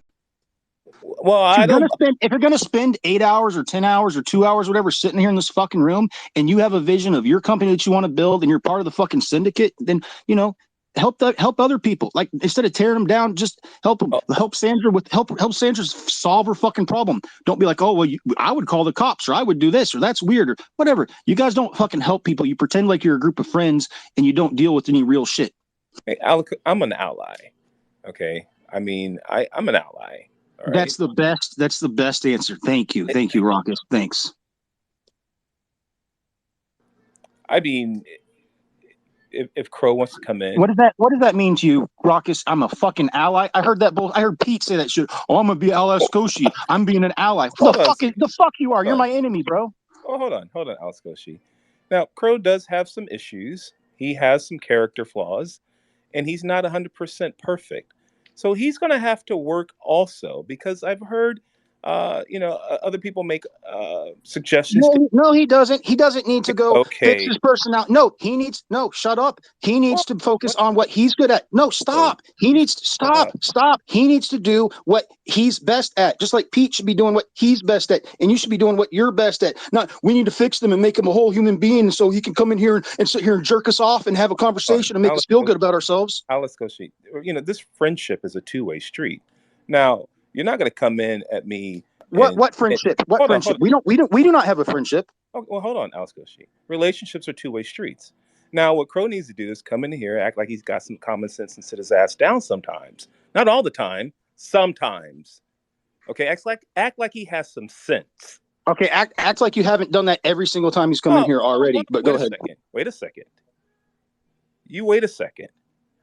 Now, this is quid pro quo. No, you wait a second. No, you wait a second. No, you wait a second. You're not being rational. Now, you have these demands. You have these bullet points. Yes, I do. I demand it. I demand it now. I demand satisfaction immediately. Yeah, but you know what, Alice Koshi, for you to say that, why, how come you are so demanding? What if everyone else demands? This is my syndicate. You guys think it's Mike's? It's mine. I'm running it now. I'm taking it over. You're going to do what I say. Here comes the narcissism. Here it is. Here it is. Okay. Lincoln solved this. I don't have to be a slave. I mean, Lincoln solved all this, Alice. I don't know if you know that or not. I'm an American. I don't have to. Oh, great.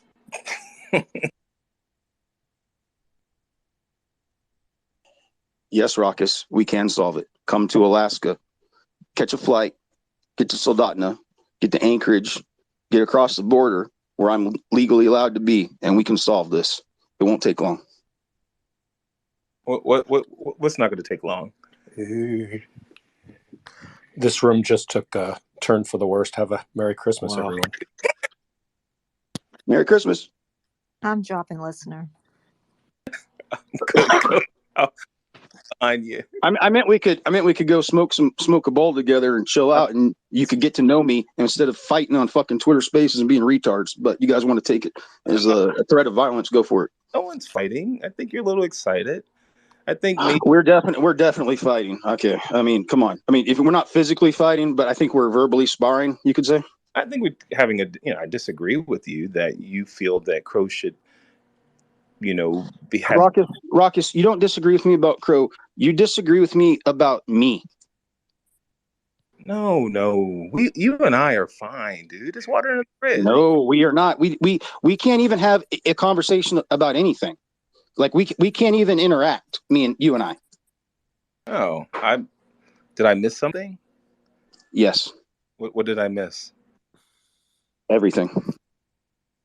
Well, I mean, it's obvious you and Crow are copulating. So you guys are doing. Sorry. It's obvious. What the fuck did you just say? Me and Crow are fucking? I said coping. Go look. No, you said copulating. What does copulating mean? I said what is copulate? What is copulating? What's the definition of copulating? Anyone? It could be like a progressive reach around. Watch your words, Raucus. Progressive, yeah. I mean, you share a sleeping bag together. No. We share what the fuck? What the fuck? I barely know Crow. Me and you are the ones that are fucking right now. This is I can see what's going on. You feel like we're attacking Crow, and you're coming to his defense. No, I feel like you're attacking me, motherfucker, and I'm fucking you back. I'm attacking you back, and I'm telling you, shut up. Like you're full of shit. That's all I'm saying. It's entirely full of shit. Everything's full of shit. Yeah, let NFTs talk. Sorry, go ahead. Can I read the definition of copulate? Yes, please. Okay, it means to engage in sexual intercourse in which the penis is inserted into the vagina, or fuck you, Raucus. Yeah, take it up the ass, bitch. I mean, copying doesn't mean in the ass. Is that right, NFT? I mean, it could be in the hand. You're gonna come in here and say I'm having fucking sex with Crow? Get fucked, Raucus. You're gonna come in here and talk that shit because you think you're gonna use a fancy word and I'm gonna come say that shit. Fuck you, bro. You have deep love for Crow. I can hear No, it. I don't even like him. We fundamentally disagree about he doesn't believe in God. Like I don't like what the fuck? Wait a minute, I don't like you. You believe in God? I believe in God. Yes, I believe in God. Oh, we're brothers. Of course, we're brothers in Christ. Yes. Yeah, let's be. Yeah, okay, good. Then we're good. Then, right? Of course, yeah. That matters more than anything. All right, hug it out. Bring it in. No, because we can't agree about the fundamental reality in which we live. I mean, I'll see you in heaven, but the hell on earth in which we co-populate together is what? Hold on. What about heaven? Who's a citizen of heaven? Anyone that's saved by Jesus, citizen of heaven right now. It's biblical. Right. This isn't hell on earth. This is heaven, and you're called to bring it down. Right, but it's also hell. Devil rules over the world. You can't serve two masters. I'm not trying to serve two masters. I serve God, but I live in a world that's run by the devil. Okay, the earth was given to him. You are a citizen of heaven, and you're called to bring it down. I am bringing it down. I'm bringing it down in a way that these fuckers don't see. Just like Tupac did. I like her. You don't like Tupac lyrics. That's all. Yeah. She's just more of a Biggie fan than Tupac. Why That's is she on here with who? Let's go. Who is that, and why isn't she on with us? Bring her in. Because she hates you all and hates Twitter and everything to do with spaces and anything of me communicating with the outside world. Because I am possessed by a series of demons known as Legion and am going to destroy the world. Oh, wait a second. You love God. You're a child of God, but you're what's going on? You're the duality of man, Raucus.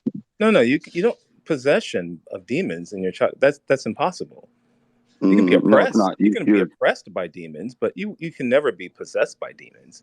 You speak of which you know not. Not as a child of God. We're brothers, right? Have you? What's your experience encountering people demonically possessed, Raucus? You're saying you're a child of God and you're demonically oppressed? How can two items occupy the same space at the same time? The yin and the yang. It's impossible. Everything you're saying is the opposite of truth, Raucus. Okay. Well, are we brothers in Christ or not? Yes, but like once again, we're that and everything else we completely disagree on. There's a but there. Yeah, there's a big butt. I got a big ass, I'm going in the paint and I'm boxing you out because this is my territory and you're wrong. So just stop arguing with me. Let's move on to something else because you're wrong about everything. Okay, Merry Christmas, Christ Mass. Merry Christmas. Jesus Christ, our Lord and Savior, was born today. He went and died on the cross for your salvation, so that you could have eternal life.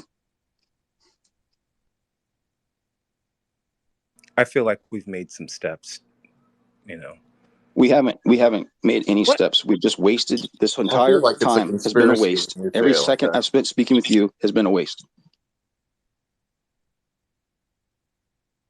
Just like that entire time with Pete. That whole thing, I didn't hear a single apology from him. I lost my whole chat history of the Syndicate chat, a lot of valuable stuff in there, and didn't get the Rewind AI thing done. Still had this fucking laptop. Got drunk at my fucking aunt and uncle's house, so fucking left there because she didn't fucking want to stay there anyways. But I was gonna stay and just stay by my fucking self or go fucking in my own fucking city instead of back here in this fucking little shithole. But thanks for nothing, Pete, you fucking cocksucker. What? Man, I'm happy to give you an apology. I'm trying to understand what's going on first. It's kind of hard to apologize to someone when they're coming at you like that. Well, I'm not asking for one. I'm just saying I didn't fucking hear one. And you don't even know what you're apologizing for, so I don't even want one. But I think he just said that he's been drinking, hasn't he? So no, I got drunk after Pete said you're drunk. Before that, I was not drunk. I'd had maybe drunk one. right now? No, I'm not fucking drunk right now. I don't have any alcohol. I only had one box of wine sitting there at my fucking aunt and uncle's house because they drink alcohol. Okay, there's no alcohol in this fucking house. Are you usually on meds? Did you take your meds today? Why are you so aggy, by the way? Am I usually on? What'd you say, Rocky? Did you take your meds today? Did you take yours, motherfucker? I'm asking. Ask you first. Did you take yours? I did. I don't think you took yours, because every time I speak to you, it sounds like you're suicidal, and I get concerned, and I want to call that 988 number and report Raucus for being a suicidal, and have the police come there and take you to fucking prison and hold you down and evaluate you. Wow, why are you so angry? I just told you. What? Some syndicate stuff. Show us because Raucus implied that I was having gay sex with Crow, and then he just said, no, and then I'm telling you why, and then he just said, "Did you take your meds?" That's a very specific thing he said, and that's specifically why I'm calling him out right now. I know, but like, if he's triggering you like that, that means he has control over you, right? So he's got that much control over you. He has no control. I'm putting that bitch in his place. He has no control over me. But Yes, he's cool, calm. No, he's not. No, he's not. Because he doesn't know. Because he thinks he's fucking winning, and he has no idea what's happening right now. I don't even think he wants to play, bro. Like, good. I don't want to play with him either. I'm just making my fucking point, and then I'm done. Okay, then you're done. I didn't call you gay. You don't have to copy. Yeah, you did, bitch. You said I was fucking Crow. You said you were co-populate. You listen to NFTs. He read the definition to you, dipshit. And then you said, "Are you taking your meds?" You're saying I'm a fucking crazy person, and I need medication so that I can speak to you. Fuck you. I didn't. I'm not saying. I just asked if you took your meds this morning. Fuck you, bitch. I didn't take any fucking meds. I don't take meds. Get fucked. Okay. All right. Well, then yes or no. It's fine. That's fine. No, it's not fine. Because do you still beat your wife, dipshit? That's the question you asked, you stupid fucking cunt. I mean, I beat it up, but I mean that's personal. Let's not go down that path. Come on, Raucus. Let's just avoid this conversation before it starts to get personal. And I don't want to do anything to. I don't want to do anything to you. Let's be friends, okay? Yeah. Yes. Let's do that. Nice. Okay. All right. Let's talk about something else. Okay. How was your day today? How was your Christmas? Did you get everything you wanted? What is it? It's 3:46, Sunday, December 25th. Today is Christmas. I opened the bag of shit from my mom from fucking yesterday when I was drunk talking to Pete, because I was going to try to find pull some of the socks or whatever the fuck in there, and then re-gift them so I'd have something to give to my aunt and uncle and cousins. But I got drunk arguing with some fucking dipshit in Australia, and but was probably good, because I would have fucking left and drove the car, because I don't give a fuck. And I never got to drive the fucking car. Buy a fucking nothing to lose. Shut up, Rock. I'm fucking. Why do you ask a question and then interrupt me, bitch? Oh, so fucking rude. I like Tupac. I'm just saying, I like Tupac too. Yeah, because you're not. I mean, there's. See, there. You used to be. That's there. That's like probably when you were a teenager. Maybe you were cool. I don't know. Then you became a corporate drone. Tupac is unlistenable. What? How dare you? This is what I'm talking about, Mike. I'm pretty sure you're just saying that. You're just saying that just to start some shit. No, you don't actually. No, you don't. No, you don't believe that. You don't believe Dear Mama was a good song. I'm gonna give you that. Dear Mama was a good song. Mike, everything. See, no. Why do you even? Why do you even? The Syndicate chat, by the way. Mike, how dare you? You don't mean that. I refuse to believe that. No.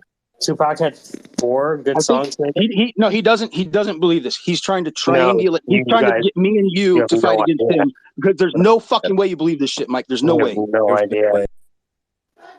Step away from the microphone, Mike. "Do for Love" is one of the 4 songs. Okay, what about All Eyes on Me? What about All Eyes on Me? That whole album. What I think you're not even singing his lines. You're singing the girls. That's what I'm talking about. Same thing with Dear Mama. Right, so he had like 4, I can't remember the other 2. All Eyes on Me was Shorty Want to Be a Thug. All Eyes on Me. Let me tell you something. Tupac is the best rapper with the worst beats of all time. Jeez, who is in charge of that? Like, they need to fire that guy. Terrible. Worst production ever in the history of music. Mike, that's why nobody listens to him anymore. This is why you're all right. This is why you're all right. You understand. Worst production of all. How come nobody talks about that? How we pair the best rapper with the worst beats of all time. Because that's what makes it. He doesn't need good beats because he's that popular with the worst beats. No, No? it means that he doesn't understand music, which is the genre that he's primarily in. Mike, right? you do not understand music. Like whatever Like, weird East Coast, West Coast I beef or stuff I you got would in your head, you're rather wrong. I would rather hear just like a single bass player, like in behind of fucking what's his name? Dogs Are Forever in the push-up position. Mitch Hedberg. Mitch Hedberg, yeah, he would have been better served with just a single bass guy than all those fucked up beats. Like, it's terrible. Ruined a whole career. It's not. I didn't realize. It's true. It's not as funny when it keeps going. I don't know. It's just it's losing its humor. Tupac. Ugh. Man, find the fucking key of the song at least. Somebody pitch it up, pitch it down. It's not letting me approve of sound your request if you can. I don't know if you can, Mike. No, 50 Cent's the worst rapper ever. But like some of this stuff is fire, but it's like pick a key and a tempo. Pick a key and a tempo, please. Here's the thing. And this will be true of most rappers. His hits were when he had the best beats. Oh yeah. Nobody listens to bad beat. You know what I mean? Like, at least Nas can make a bad beat good, but everyone else is just second rate. You're out of control. You're disrespectful and out of control. I'm dropping down the listener. Yeah, this is when Mike should drop down to the listener, like you were talking about doing, because this is the kind. See, like it's a good thing you did it after Raucous and Pete pissed me off so much, because then it turned it to funny. But I don't know. If you keep going, Mike, you keep going, you're pushing it. I'm saying. Oh, and it's not letting me approve Erich's request. I don't know if you can do it, Mike. It's it wouldn't let me do it. Y'all scared away Mentis, and he's a really good guy. Yeah. Well, see, I told him I wasn't a threat. I just wanted to smoke the peace pipe. I don't know what his deal was. And it did seem very like Scotia. You came out hot, but yeah, he did send you a message, Mike. Yeah, he sent me a message. He said, "I was like, yeah. Mike does this." Yeah, this is just a regular Sunday. But the thing is that Mentis is a really good guy. So if you encounter him and what did he say? What did he say in his message? He was like, "Yo, who is this guy, dog? What's it do, yo?" That's not how it. I was like, wow, I didn't really. He has the New Zealand fag. I didn't realize he would sound like Drake. Mike, did you get He's any from complaint Washington State? I think. Did you? That's cool. Washington. My dad lives down there. Did you get any customer service complaints about any the past couple of days, Mike? About this space? I don't really pay attention to the customer service complaints for the most part. Do you have a ticketing system? I'm actually trying to encourage them. Did anyone have any feedback? I was just curious. The people that are here, did anyone have any? I wasn't here, so I missed whatever it was that happened. But it seems that I'm hoping that you guys have bonded or wounded or come back together. I'm hoping we keep fighting. Not at all.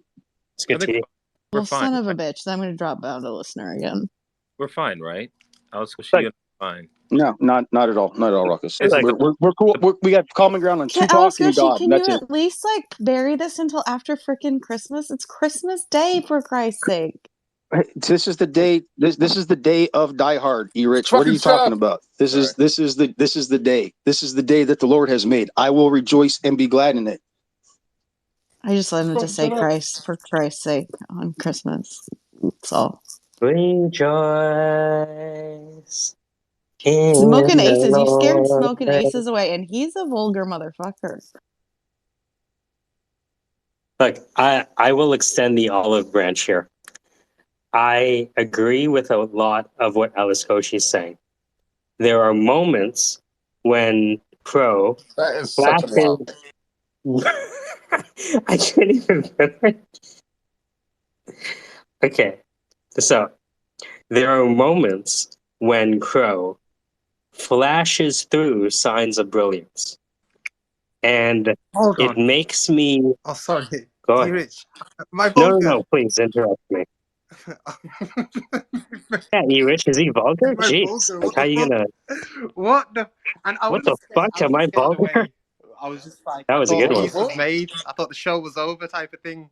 It was like, I'm your brother, you're my brother. Yeah, yeah, yeah. So it was like friends now. And then I thought, all right, so it's No, over. well, hold on. Maybe we can start fighting with you. Is there anything you hold near and dear to your heart? My faith, my family.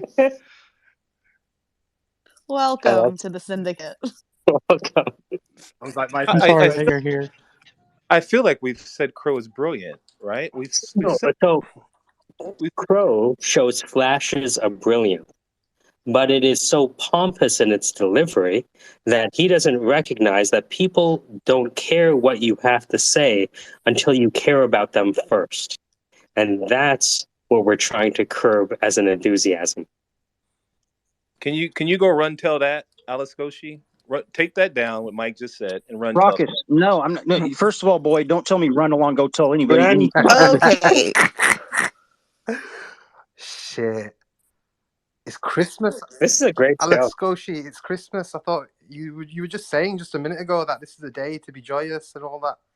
And now you're going. Yeah, it is the day to be joyous. And if you have not noticed, Raucus has continually attacked me over and over and over again. I'm just Over defending and myself, over again. and you support him. So fuck, what the fuck is wrong with you people? Over and over again, in my opinion. Yeah, no, relentless. Relentless, right? That's a good word for it. It is. And you too, Mike. It's like, because, okay, yeah, crow. But, really, we're talking about me, right? So just talk about me. Like you guys talk about me when I'm not here. Just talk about me while I'm here. No, I know, but Erich, am I vulgar? What do you mean?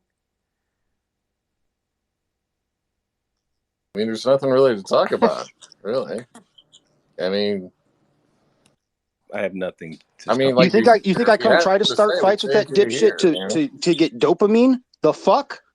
I was trying to put the credit card number in to have the rewind AI so I could have total recall, so I could have a functional fucking memory. And I found the other fucking thing, and I'm going to get that going. And you're a fucking asshole for the way you did it, but it's funny, and you're cool. Shut the fuck up. But Shut the fuck up. anyways, thank you. Look, guys, if you haven't noticed yet, I'm a piece of shit. At the moment. I've tried to tell you before. You guys don't listen. Just like Crow. Yes. You're not I'm listening. not going to listen because it's not true. It is, though. You're He's telling you right now. Masquerading as a bad man. I don't even know what we're talking about. I don't know either. He's not a bad man, but listen to him. What I was going to say is that Crow does show, like, I'll give you a concrete example. Yesterday, Crow said Web 1 was text, Web 2 was videos and pictures, and Web 3 was supposed to be immersive, but it got off track because of NFTs. And that's one of the truest things I've ever heard anyone say. So there are flashes of brilliance. But there was that before NFTs. Come on. But it's like, so there are contributions he makes. I think it's just he doesn't understand that for people to really care about what he's talking about, he has to share the mic. And I'm not sure if I've been able to express that to him. No, because it does. You're wrong, though, Mike. You're just wrong. I care, and he's found people. He's building a team. He has people that care. He's not going to get you people to care, but you're never going to care. So that's pointless. He just needs to. No, that's get it done. incorrect. Every time we talk about him, I ask him what he needs, and he's not able to articulate it. He's surrounded by Python developers. He told you. I listened to the recording. He told you explicitly, and we have a different definition of explicit. When it comes to code, I want to know exactly what it is. What he's saying is nowhere near explicit for a developer, and they wouldn't look at it even if they were interested in his idea. He's speaking a programming language you don't understand. No, that's not true. He's stringing together nouns in the right order. There's things I can see that you can't see. And if you can see them so well, maybe you guys should walk together and light the same torch. Obviously, I'm just fucking telling you, Mike. That's it. Yeah, so we understand. Like, he found the help that he needed, and that's perfect. Yes, so we agree. Incredible. We agree, everyone. It's a Christmas miracle. This is how me and Carmen communicate too. The only time we agree about anything is argue green. Now, if you would just see the light with Tupac, and now we'll be on the same page. Ruckus, why can't you just agree? Yeah, disagree that with one's going to Ruckus? happen when I'm a digital simulation projections, the same as Tupac, because I'll be dead. Ergo, Proctor Hawk. Because I said copulating. Like, he took that as butt sex. Right. Because that's what it means, dipshit. And the coupling is supposed to mean sex. Why did you say that word if you don't know what it means? It's bro love. I thought it meant getting arrested. Yeah. When you get copulated. No, that's not.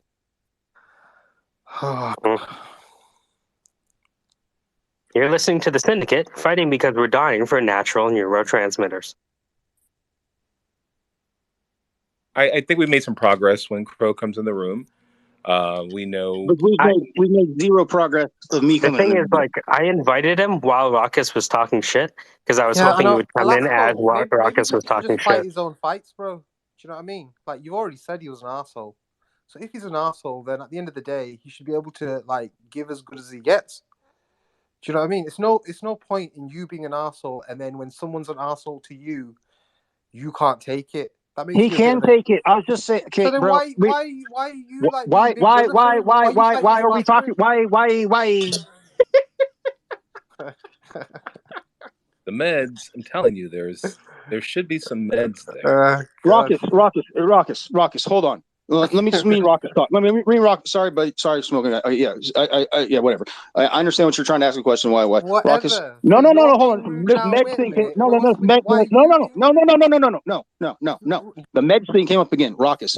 Let's discuss that. Let's discuss that. What makes you think that I should be on some sort of medication, and what medication do you think that should be?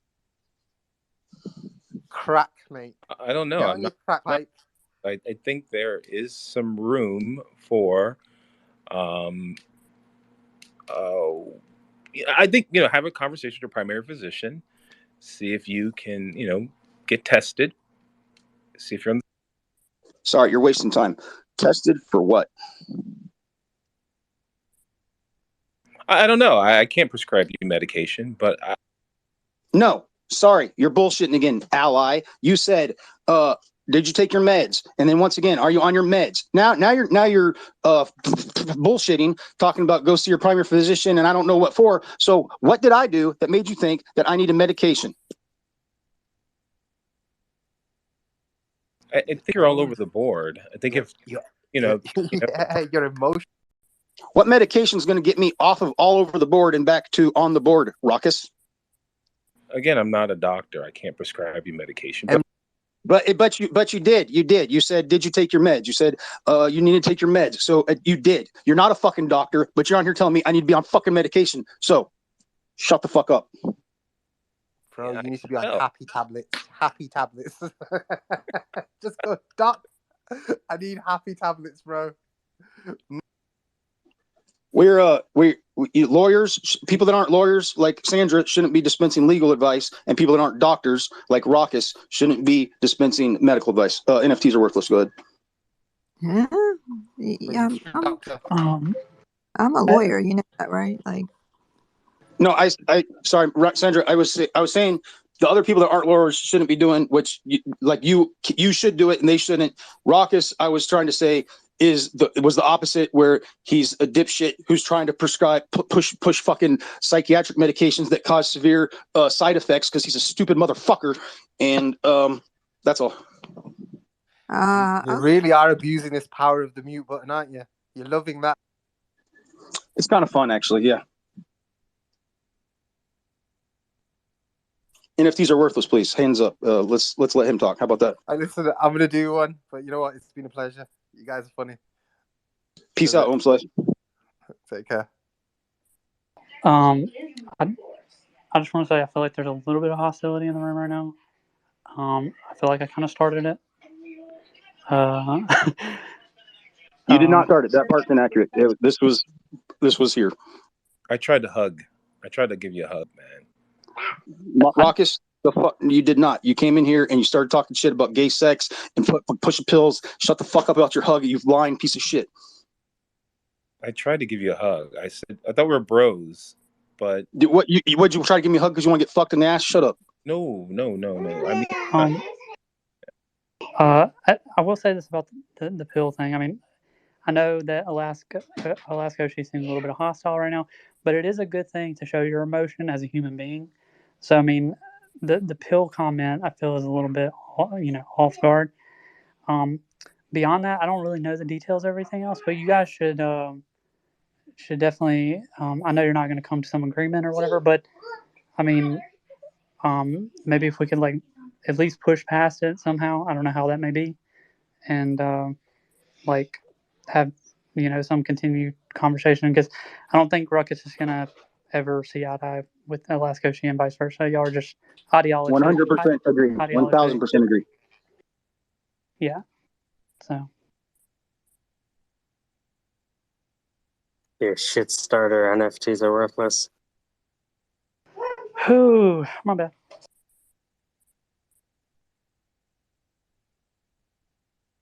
So is everybody having a good Christmas? What do you want to talk about, honey? Something very serious. What? Let me know when we're not. I'm done. What do you want to talk about? Well, I'm feeling really sick. I have a temperature. I'm not sure if you can tell, but my face is all flush. Yeah. So I'm not doing well. Okay. Sorry. Your assessment, this is from Holy Spirit. So I suggest not attacking you. Okay. What? Turn the heat down a little. It's too hot. Why is this? Okay. Did you just turn it down? Yeah. What's up? Assessment? Are you still on the phone? No, of course not. I knew it. I see. My girlfriend works in childcare, and she recommended that from this conversation that we all kind of go around the room and say one nice thing about each other, and that may resolve. Oh, he's gone. Dang. No. Ruckus is center right. Who's going there? Oh, that was fun. See what you did, Ruckus? I told you to start it with you. Listen. I'd be the first to be like, I've said Crow's brilliant, right? But I think there's some kind of relationship going on between the two of them. I think there's kind of bromanship. I don't know.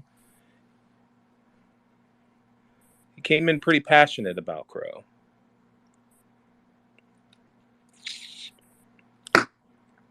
Damn it, You think they're having a long distance relationship? Listen, you know the times that we're in. It's very fluid. It's very. You really can't. Man, you're really center right. Fluid. What do you mean by that exactly? You can't put a label on what this is. This is new territory, uncharted territory that we're in, and he's very passionate about Crow. That's all I'm gonna say. There's some heavy. Yeah, I vote we move on and just drop it and not talk about it. I was hoping if we could talk about it for the next half an hour. Okay. I guess we can move on. I made more of the little guys. What do you think? You see Dalzim? Oh, hang on.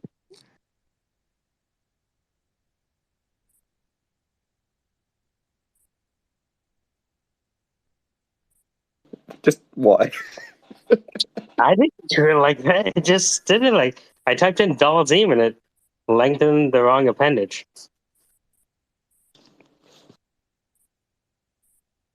It's just terrible. It's funny, but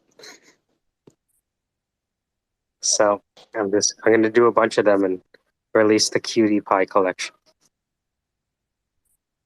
this has been the longest morning that I've experienced in a very long time.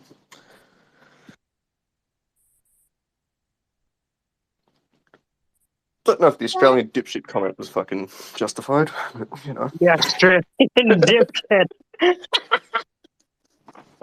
Yes, that was pretty. I think it I'm was gonna go worth change my it. name on. Yeah, I'm gonna go change my name on yeah. Twitter. Can you imagine getting verified as the Australian dipshit. On to super rare. Here we go.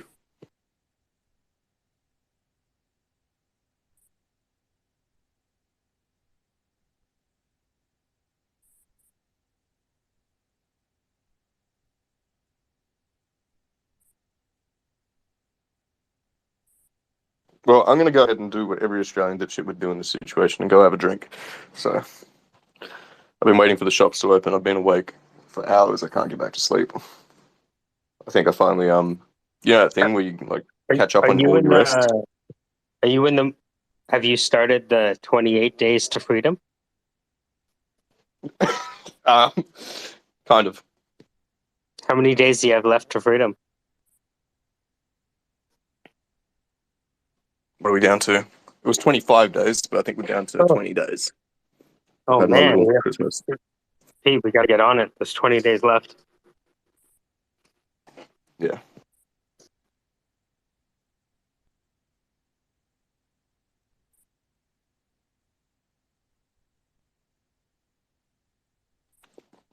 I'm considering dropping a collection soon. I'm still piecing together,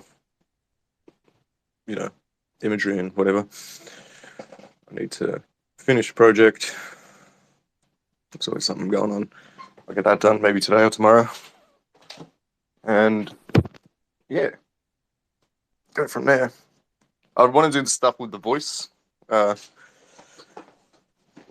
We talked about it a while ago, but you know how life is. Shit gets sidetracked. I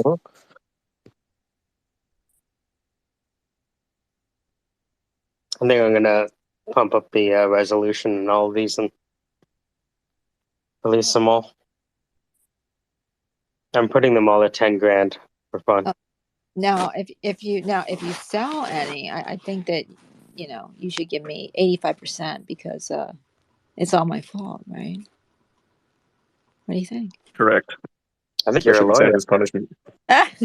No, Yeah. I get nothing actually. But you can. No, we can figure it out. How do you share money? Can you write someone else's address into the contract in OpenSea so that when it gets sold, that the money gets split? I think it has to be part of the collection. Okay. Like it's a setting in the collection. I think it's. Sandra, send me your MetaMask address. Oh no, I was totally kidding. No, it doesn't matter, right? It's just funny money, anyways, right? It's 10 grand we didn't have before. No, I'm not going to do that. That's you can donate some to a charity of your choice if you rather do that. I can't. I'm just kidding. I'm totally kidding. I'm not going to do that. Why not? I mean, I wouldn't have had the impetus to create an NFT until we talked about it. So. No, I wouldn't. It wouldn't be right. It wouldn't be right to do that. It really. Yeah, but we're center left. Yeah, that's true. All right, hold on. Let me see here. Why do you keep saying center right, center left? I don't know. Ruckus oscillates between being a center lefty politically and center right. He's been tripping up on some, typical obstacles for rightists. Like he's been claiming that he's an ally, yet he doesn't want to let everyone in the pool. So, sorry, what I miss? What are you talking about? Oh, I was just explaining to NFTs why we talk about center right, and I said that it's mostly a reflection that you're kind of like the political divide between the two sides. He sounds like good executive management somewhere in there. Oh, great executive management! Do you hear that caramel voice? Butterscotch. So, he could fire you, and you would feel like it's a promotion. Does that make sense? Oh, wait a second. I have a hard time taking some of the stuff serious. I've sent you. I sent you the screenshots, right? I thought I was water under the bridge with me and this guy, right? Like with what? Like Alice Goshi. Oh, Alice Goshi? Yeah, we hugged it out. You don't understand. You're having class warfare using Crow as an excuse to fight. I know you're perfect for executive level because you just brought that back up. I'm sorry. Mm-hmm. That's never mind. No, let it go. I feel like No, it's water in the bridge. Like we hugged it out. Like, you know what I mean? Like, I don't know. Like it's weird.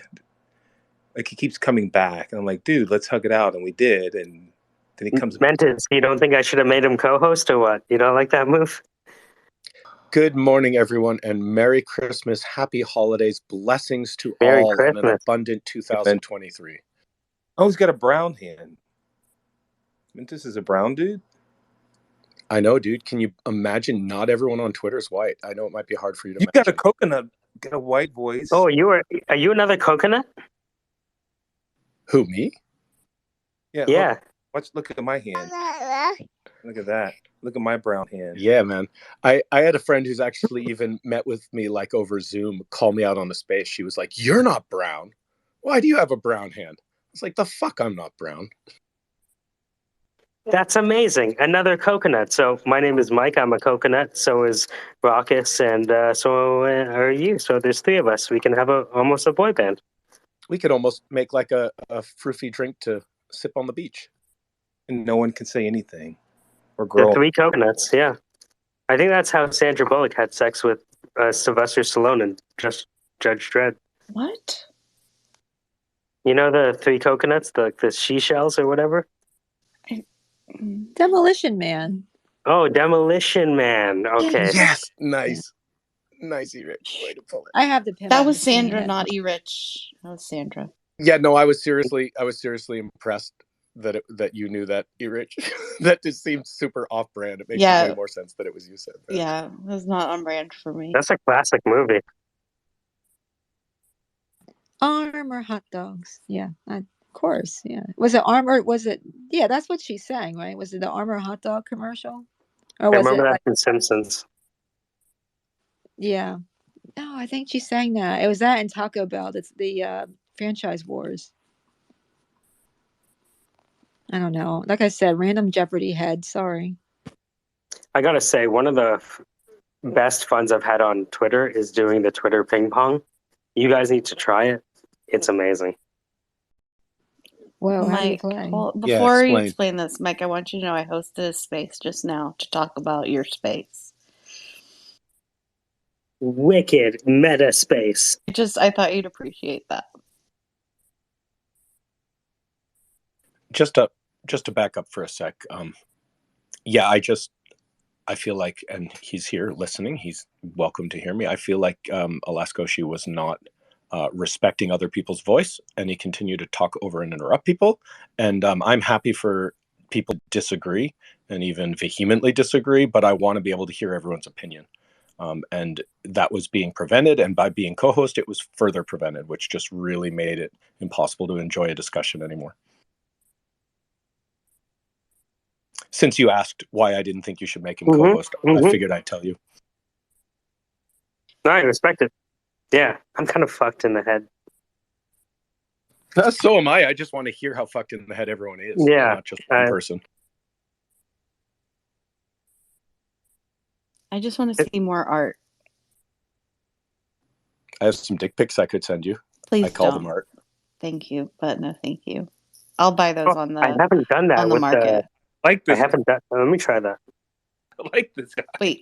Wait. I mean, don't send me dick pics, but that's a pretty bold statement. No, I'm going to use it as the, with the toy playground plush toys. I'm going to ask it to do. Oh, I'll probably get blocked. Just trick it like ChatGPT. Just say like simulated or something, and then it'll be fine. It won't be make real a ones. funny story about insert thing that you shouldn't make fun of.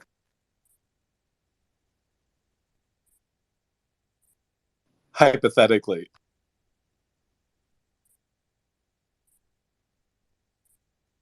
Hey Pete, what did you do?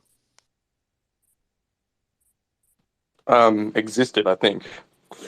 It's riding on my coattails, I think. Yeah, that's why I keep coming back, Mike. I just so many people follow me when they see I'm in your space that I just had to come back. Yeah. What's that all about? You were just saying riding your coattails. Like, You might actually know him as a different name. This is ether. Oh, it's hard. Let me try. Try Hulk. Wait, who's Ether? Mentis is I'm ether. Ether. No. Yeah, like it literally says it on our profiles. Not that anyone would ever look, but yeah. Yeah. I need to go reevaluate my life now. He was trying to, at one point he said, yeah, Dan Rockwell was in there. He's a good guy. I was like, Oh my god, you guys are gonna love the Mantis. The group is a bit of a shit show, but sometimes there's good things. I just made a little Spider-Man guy. It looks pretty cute. Made it how? Where? What? Have you ever used playgroundai.com? It's a really it's one of the better AI image tool thingies that I've seen and used. Cool. I will check it out. Maybe I have. Is it like one of the newer ones that actually has a nice user interface? It's like a few of these things when newer. I've been using it for about 3 or 4 months. Dan has shown me a lot of things. He showed me Wombo, and I think Pete might have showed me Playground. And ever since I started using Playground, I haven't used anything else. I think I got you onto Dream Studio. Not Dream Studio, was that? Yes, and I Right, maybe ran out of Dream. credits on Dream Studio, right? Yeah, I remember now. I just remember you being awake for like 16 hours generating Ethernet cables. Yeah, the Ethernet cable collection. I should release I that. thought I went to sleep or something. I came back on and it was an ungodly hour for you. And you just sounded so tired. Yeah, I think I was going delirious during the e-learning.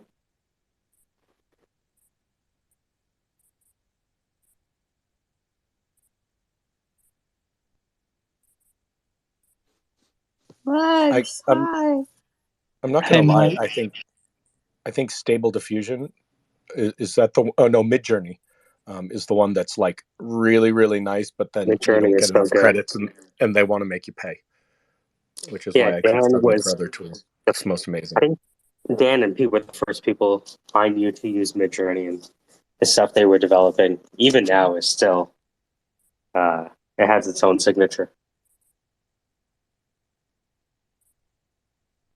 Hey, Mike. I just sold a bunch of outputs from Midjourney and then trained my model on those. Woo! Have you pulled in all the Twitter spaces yet and like done sentiment analysis on everyone? Well, I can. I've done it on small pieces of text, but I haven't found something that will allow me to do like. I'm running out of OpenAI credits. Let's put it that way. Does that make sense? So I could potentially take an entire transcript, which I have of a 10-hour Twitter space, and try to jam it down Da Vinci's throat. You know, maybe it'll work. Might eat up a lot of tokens.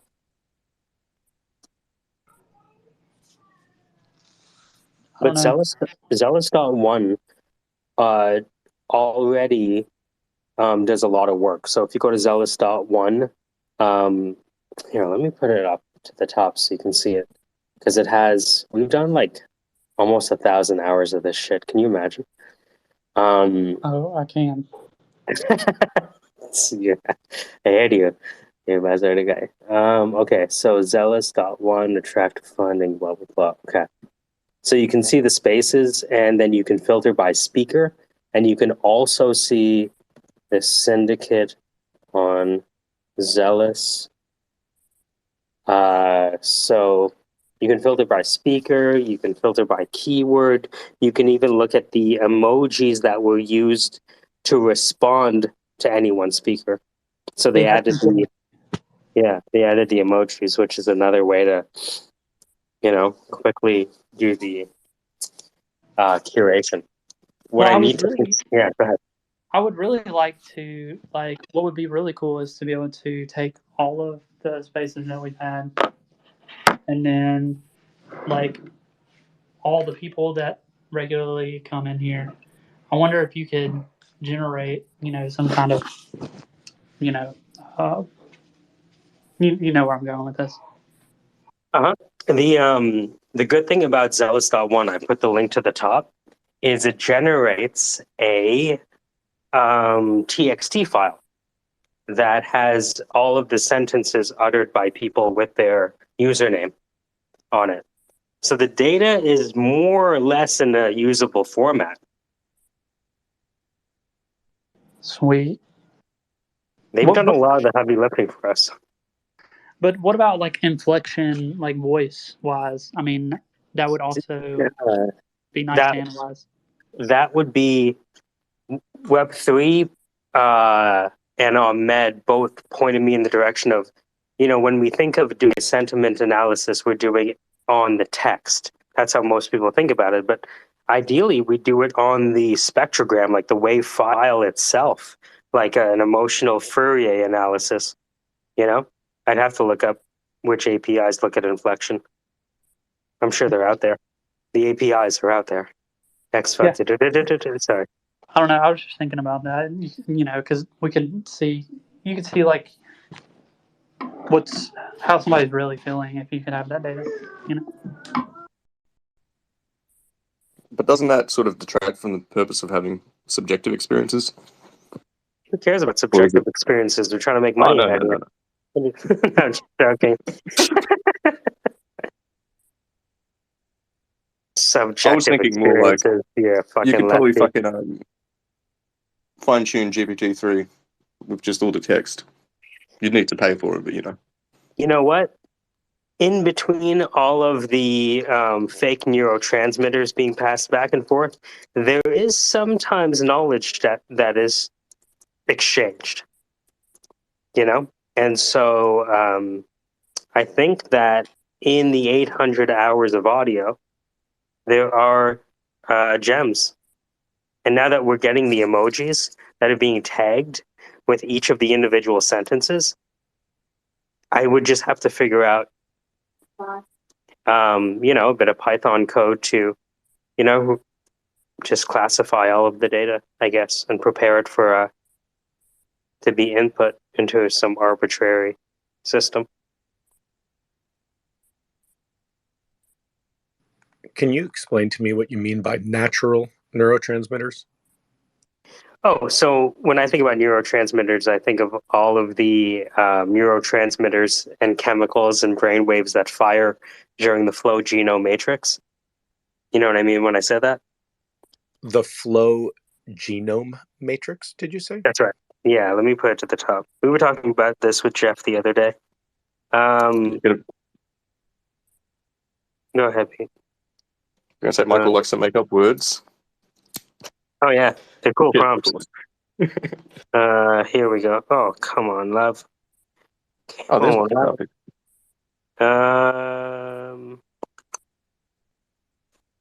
Let me just save this and then tweet it out. Flow genome. So back in the day, they wanted to figure out how to hack peak performance, basically. And this scientist called Csikszentmihalyi, it's not spelled how it sounds, but Csikszentmihalyi coined this term flow. And it was just this kind of ethereal state that people in peak performance were in. Yeah. And familiar with flow state for sure. Yes. Yeah. So you would have heard it before. And so some of the folks with, all of the electrode machines to slap it on your body started looking at people in flow and started decoding the neurotransmitters and brain waves that typified each of the states So there's struggle, which is stress, then release, then flow, then recovery.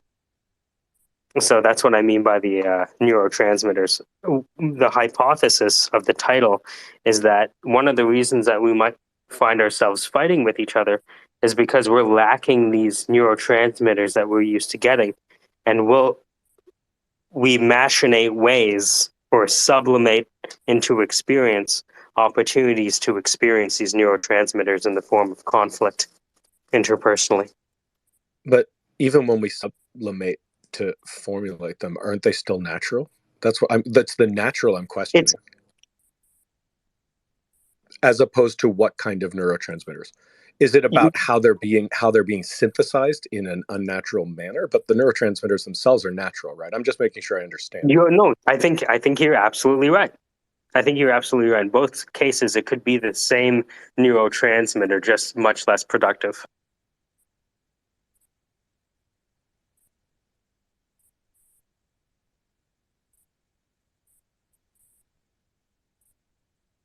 Working hypothesis, but I appreciate it. Yeah, I think you're dead on. Cool. Yeah, I was like, maybe it's about like in the terminology of this one thesis, like they use some other term to refer to transmitters that are generated, in more synthetic or unnaturally stimulated ways.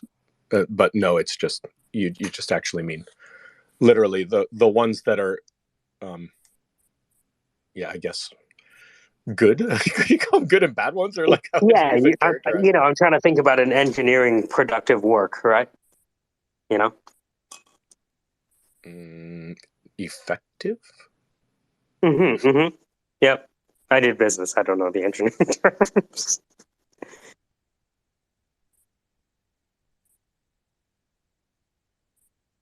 Yeah, that's cool stuff. I met this guy through this gal who has been studying with monks in Thailand and did research with Sam NASA. Barrett? No, sorry. No, and they have they have one of those like things that can monitor your brainwaves and help you like train to maintain flow state kind of thing. Nice. Cool. Yeah, I bought it was called Calm by Muse a few years ago. It was a Toronto startup. And the problem I found was if I moved, the sensors would disconnect because I wanted to measure my brain waves while I was playing music. But I found every time I moved a little bit, the sensors would disconnect and I wouldn't get a consistent reading. So I gave it back. I should look back in that technology, actually. I had one of those, like the original Jedi trainer kind of things where like you put the thing on your head and then there was like the little ball you could try and make float or whatever. I was like, this is so cool. But that was super early days. Yeah. Like, just think about nothing. Have you ever seen TCDS or transcranial direct stimulation? I haven't. I've heard of it. I mean, I haven't used one or seen it applied. I understand what you're talking about, though. Basically, like forcing a flow state. Yeah, it's knocking out your prefrontal cortex so you could be in flow. So they used it with snipers in the military, and they found that they learned how to snipe like 5 or 10 times faster. Because their head would shut the fuck up. Yeah, they just shut it off. They shut off all worry, I guess. It's probably very helpful. I'm going to go play Rocket League with my daughter. I appreciate you all. Thanks for the space. All love. Have a good. Oh, there you are, Dan. Throwing the love hearts. I'm glad you're here. Yeah, I'll catch y'all later. Have a good one. Until next fight. Okay.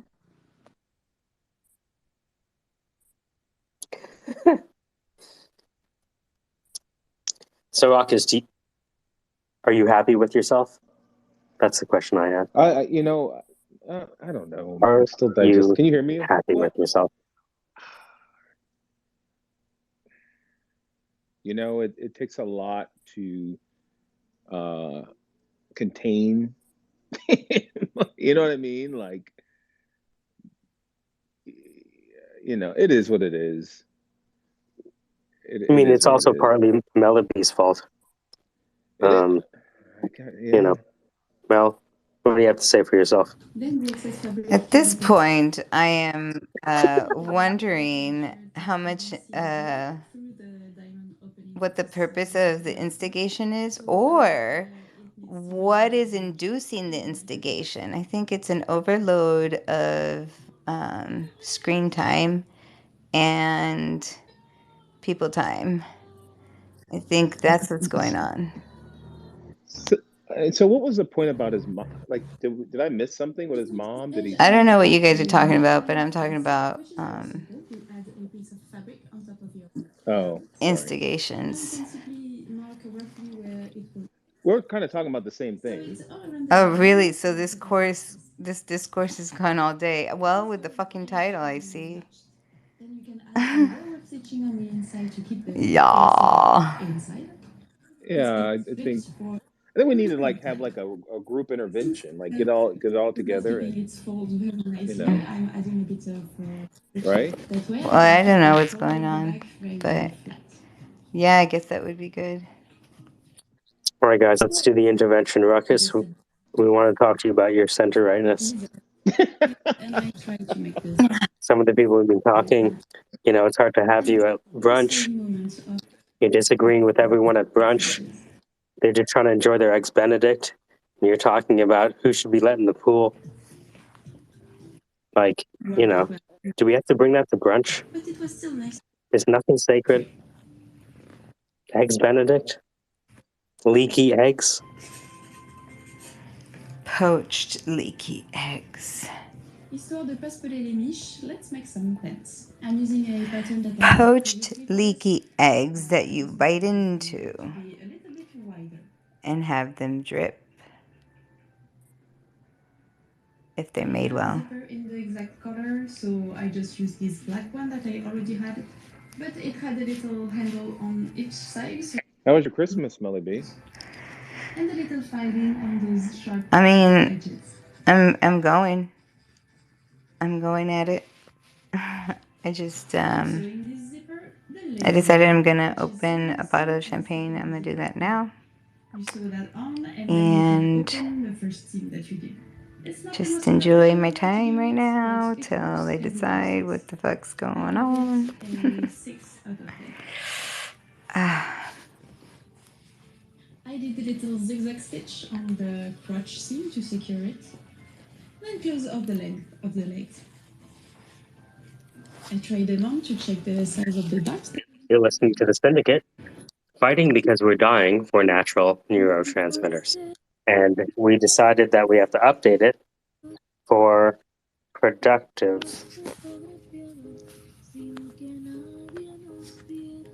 And now I'm running out of characters. All right, there we go. We cut out some letters. Yeah, this is exactly it. Fighting because we're dying for productive neurotransmitters. How about fleshly neurotransmitters? Could be. I think that's the hugs are missing. The oxytocin and dopamine release from hugs is missing. They need the oxytocin to flush out the cortisol.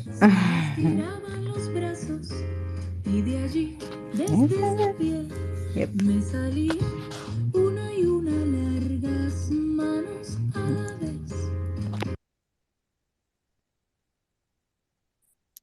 Are we back? I'm trying to drop down the listener. It's hard. It's hard, right? Because every now and then it's like, shit, KC's here, and like it's always fun when KC's here. Hard. Hello, Lagarta. Happy Christmas over there. Or are you in Boxing Day already? No, it's Boxing Day nearly over. Thank God. Is it just literally to clear out boxes or what? No, he has just to go to the shops and buy even more than people already did before Christmas.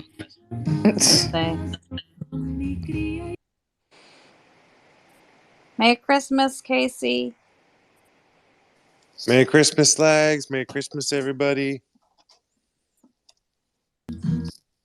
Merry Christmas, Merry Christmas. So what is? You missed the fight, Casey.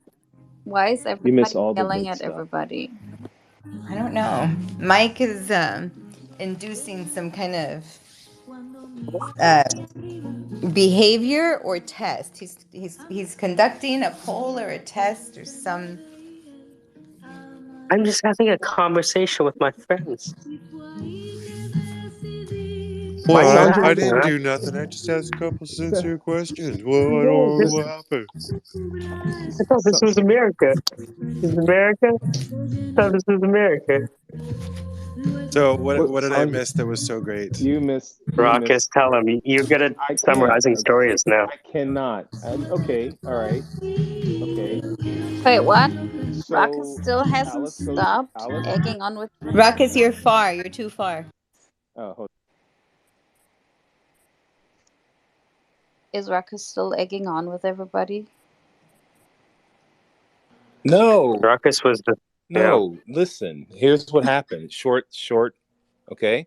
I'm No, listening. make it I'm medium. Make it listening, Medium. medium. Ruckus. Okay, I'm medium. listening. All right. Alice Goshi came in. He took off his shirt. He had crow inside of a heart on his chest. On his chest, and he came in and he said, "Shame on you for not appreciating a God among you.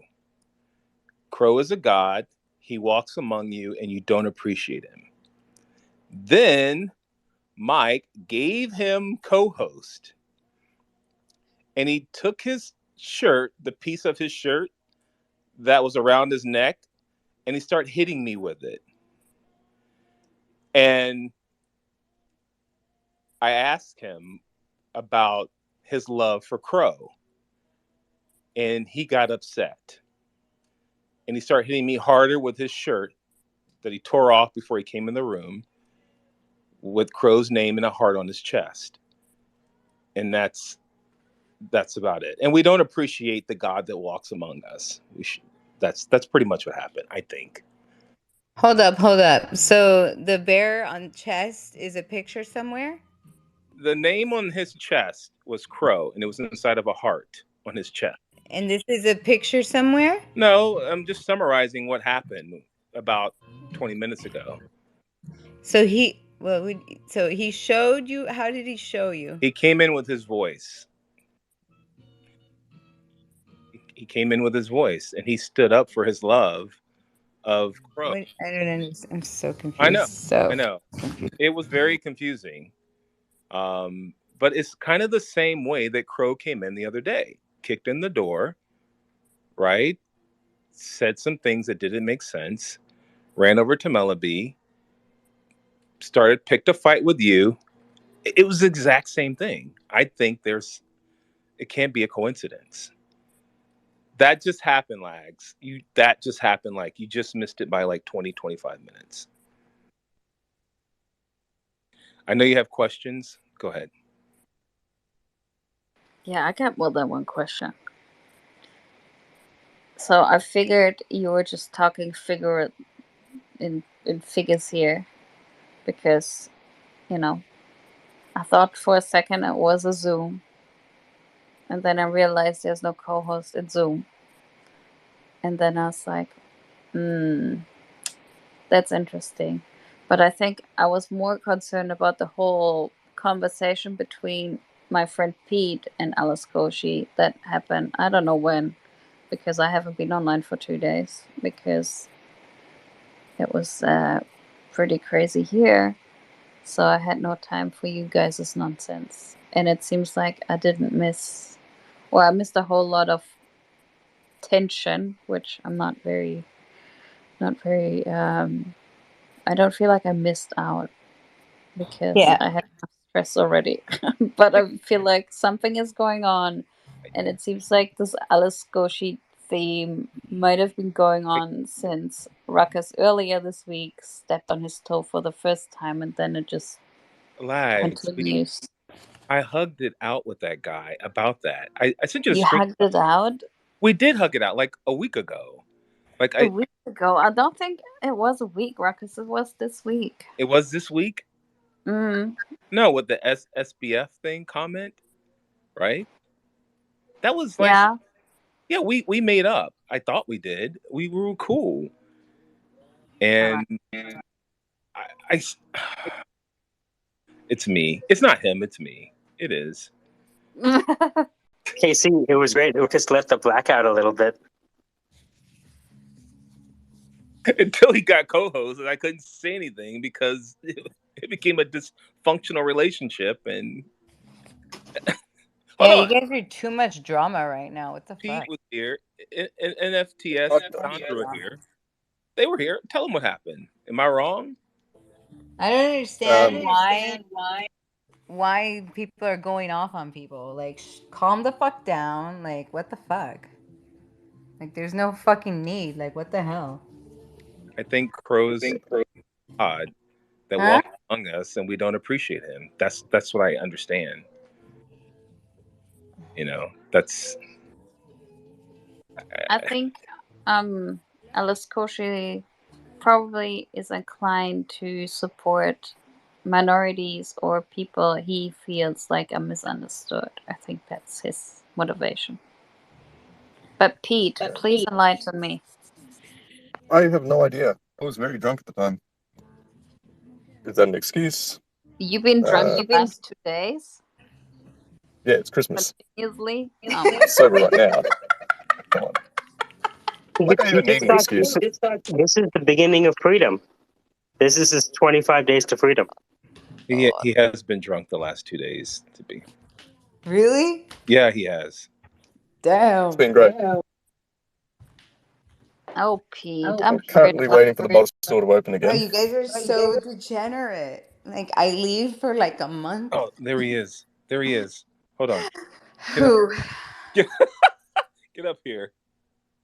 It was the 26th. It is the 26th, right? So the bottle shop should be open. Christmas Eve. Yeah, not until 10 a.m. Okay. Oh, I Get keep up here. forgetting we're that far behind. Get up here, Alice Goshi. Get up here. Oh God! Yes, now he has the co-host. Yeah. Really? Oh no! Oh God! You guys are mental. Lags. Lags. I've been dealing with some real shit here, and I don't think I have the capacity to deal with online shit on top of that. No, this is your opportunity to lighten up and see how light you can take the shit. Oh, I cannot. This is an opportunity, Lags. Don't walk away from this. I Don't walk away from the pain. Pour a No. shot. I saw pour a shot. I'm gonna get me a shot. I'm on the floor, dead already. I cannot take any more. What's wrong? I'm done. What's wrong? A lot of things are wrong. I don't even know where to start.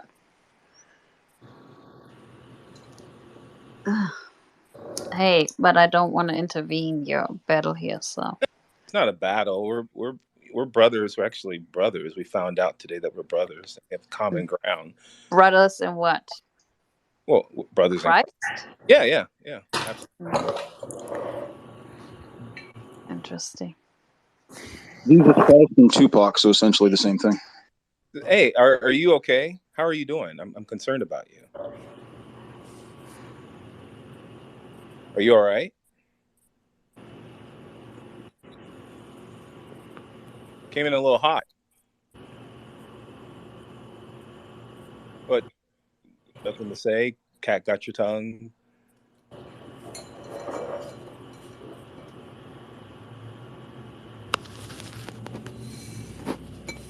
Okay. All right. I've never picked on Rockets. It just seems like you do. I've never Every time we are on there, all I hear is, "Oh my God, Rockets! It's all your fault." Like the poor guy. I was like, and then Mike doesn't like Tupac, so we'll get to Yeah, that. but Tupac sucks. Oh well, yeah, I kind of agree with Mike on that. Right? Tupac sucks, right? I don't think he sucks. I think his producing sucks. Yeah. I think his rapping is fire. I could never get past the beats. How dare you? The beats are fire. The best stuff he ever did was with MC Hammer. Just saying. Hammer had the beats. What? The best music he made was when he died. Alice Goshi, you're all over the board, dude. I don't. Sorry, I forgot to take my medication. Well, I mean, to be fair, you came in a little hot, professing your love for Crow. We did get to some solutions. I think we've gotten When did I profess my love for Crow? Once again, Raucous, quit saying your stupid shit. came in a little hot. But I do think we made covered some ground with some solutions. How we're going to keep Crow, since you feel like he deserves respect without reciprocating it. We're talking about me. We're not talking about Crow. Okay. All right. Read the room. Okay. Mel, hot mic. Oh, okay. Thanks.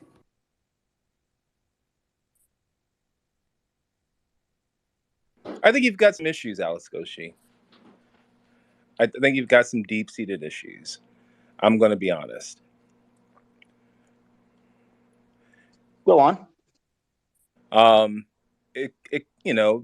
Things that probably, they're unresolved in your childhood, that you've let go unchecked. And I think some therapy would help, and then therapy, there's nothing wrong with therapy. All right. That's fine. Therapy's good. How about ketamine assisted therapy? What do you think about that? How about what? Ketamine assisted therapy. What do you think about that? What's ketamine? Is that, hold on, is that what you're currently doing? Are you currently taking? Am I tripping on Special K? No. So are you? Yes, I'm coming to grill the fucking steaks. Fuck you. I want to eat my fucking Christmas dinner. I know. Your bullshit. I know. I'm grilling the fucking steaks. Hey, see, I can hear it, man. I mean, You can hear what, you stupid cunt? Where's all the aggression coming from? I'm coming to you man to man, No, you're not. I'm fucking talking. I'm talking to my woman about cooking some fucking steaks for Christmas, and you're like, I didn't come into the. Shut the fuck up, stupid bitch. You guys curse at each other like that? What kind of relationship is that? Is that healthy? If it works for you, that's it works for you. But what about my relationship? What's that, Raucous? I'm just saying. No. Back up. What about my relationship? Do you curse at your woman, quote unquote? Did I stutter? No, that's fine. All right. So what about my relationship? I think let's go back to therapy. I think you need to. Therapy. What? Tell me about my relationship. Are you in therapy? I mean, you mentioned ketamine, a drug. So are you in therapy, or are you seeking therapy? Do you want to seek therapy? I'm seeking it right now from you. What do you think about my relationship? Well, I mean, your relationship's not for me. You're not microwaving the goddamn steaks. I'm grilling. I'm starting the goddamn grill right now. I gotta need the fucking propane thing. It's right here. I'm fucking starting the motherfucker.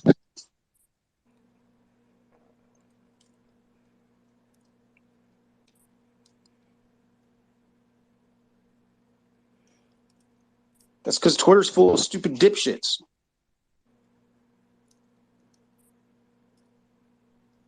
Like Raucous. What kind of steaks are you making? Ribeye? I don't know. I'm going to start the motherfucking grill and I'll look at the steaks like they're T-bones or some shit. T-bone. She picked them up. Nice. Did you marinate them? Nah, she did all that shit. I'm just firing up the fucking grill. Get out of the snow. Like that motherfucker. And the grill. Any sides with the steaks? We're doing steaks and shrimps. Shrimp on the Barbie, right? Or is that shrimp on the Barbie? Yeah. Is this Jules' Christmas dinner?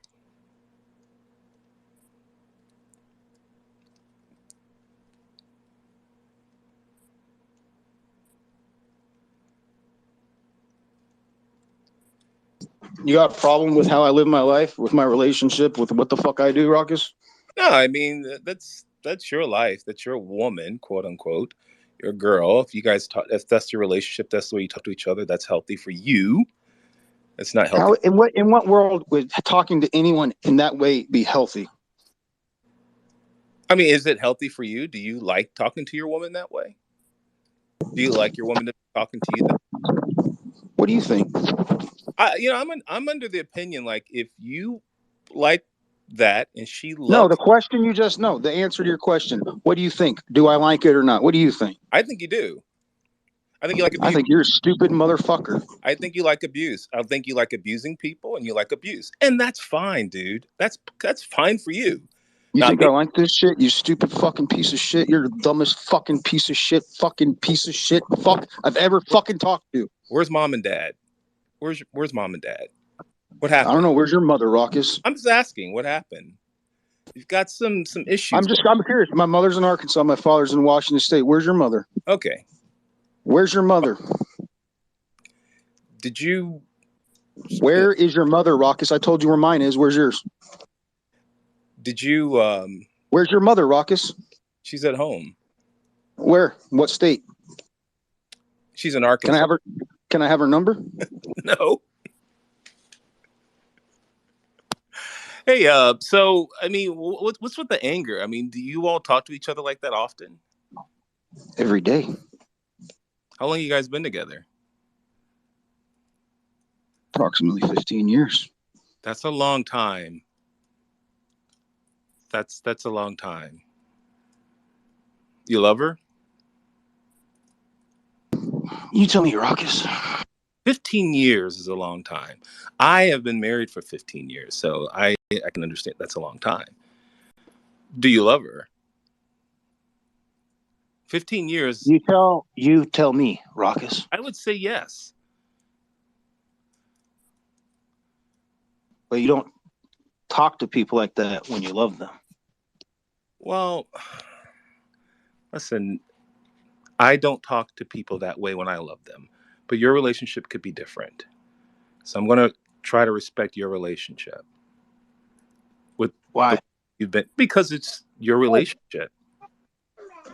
Okay, yeah, I'm just going to start at the grill. We're going to have some steaks. Have a nice Christmas. Oh, what's that, Raucus?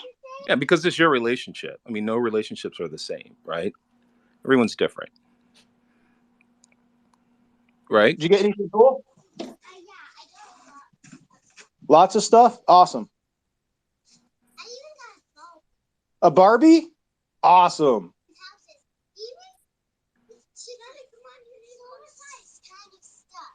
Cool. Yeah, you guys get warm. Have a Merry Christmas. I think we're getting somewhere. Yeah, it's good.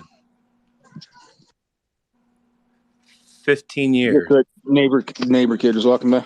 That's yeah, because we live between these two Mormon families, and so they kind of there's like 7 kids in each of them, the brothers, and then they kind of walk back and forth. Okay, that's cool. Anyway, 15 years. That's great, man.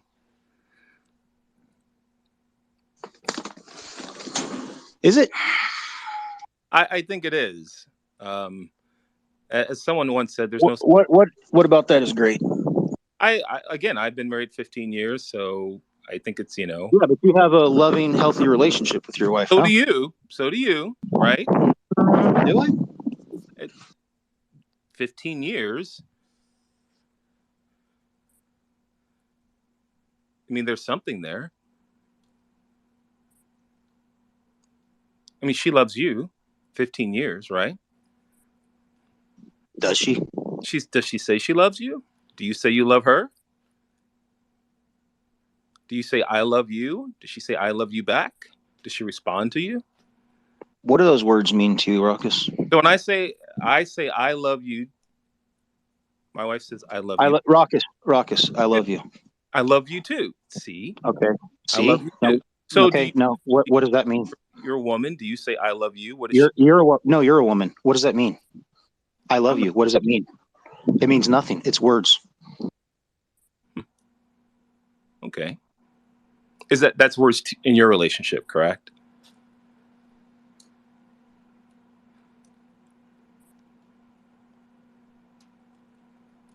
And if you say those words to her, that's fine.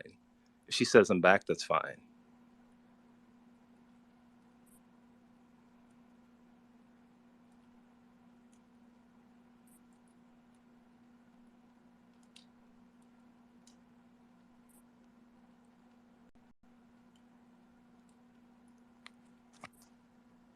Are you there? I'm here. Did you have a question? No, I was just, just talking, just chatting, getting to know each other. Like I said, you seem to have a lot of aggression. Ruckus, I have more aggression than you can fathom. I have enough. Stop talking. I have enough aggression to destroy the entire world. So the little bit of aggression that you or Peter felt is minuscule compared to what you could experience. So you're welcome. Why do you have so much aggression? I mean, did I say something to you, or am I triggering that? Like, what's bothering you? Call your mom and ask her. I mean, I'm trying to talk to you. I'm trying to. I thought we were cool. I thought we, buried the hatchet or made up or whatever a week ago. It doesn't seem that way. That's my concern. Our relationship, me and you. You're concerned about our relationship? Yeah, I'm very concerned. You seem very angry. What relationship do we have? We talk on Spaces and. When have we talked before this? Well, before that a couple days ago. Before that, when have we talked before that? The last time I heard you talk, you were talking about Alaska, how much you love. When have you and I talked to each other before that? We probably haven't. Exactly. We had no relationship prior to that, Ruckus. Yeah, but so your notes your notes a little confusing because I thought we were cool after I made the comment and we kind of had words and I thought we were good. But you kind of flip it a little bit, almost like I'm not trying to be an asshole, but kind of like you're bipolar a little bit. Again, that's just my perception. I'm just trying to understand why. That's it.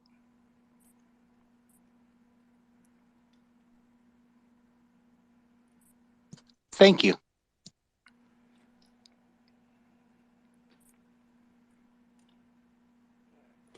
So we're good, right? We're cool? Sure. Okay.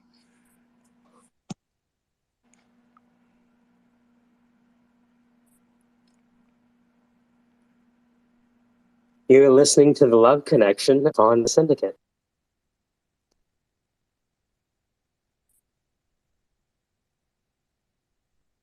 Okay, so Mike. Hey. I have my first JPEG, picture for my NFT. Whoa. Uploading. And I would like for you to name it. So what is the item name of this wondrous thing? It's a picture of a astronaut floating around in space. Can we call it Alaskoshi Loves Ruckus? How about Alaskoshi and Ruckus procreate and repopulate the Earth? Whoa. Too long. Tech. Yeah, that's a lot of words. Yeah. That's not. Sorry, that was just what I wanted to give you my instinctual answer, right? That's right. So that's that's just a vibe check, and that's not the actual. Hold on.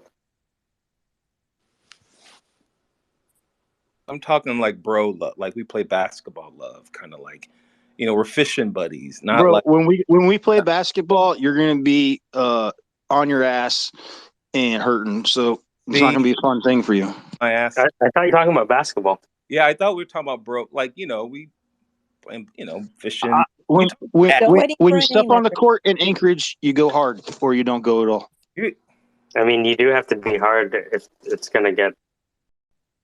The ball gets pretty hard when it drops below zero.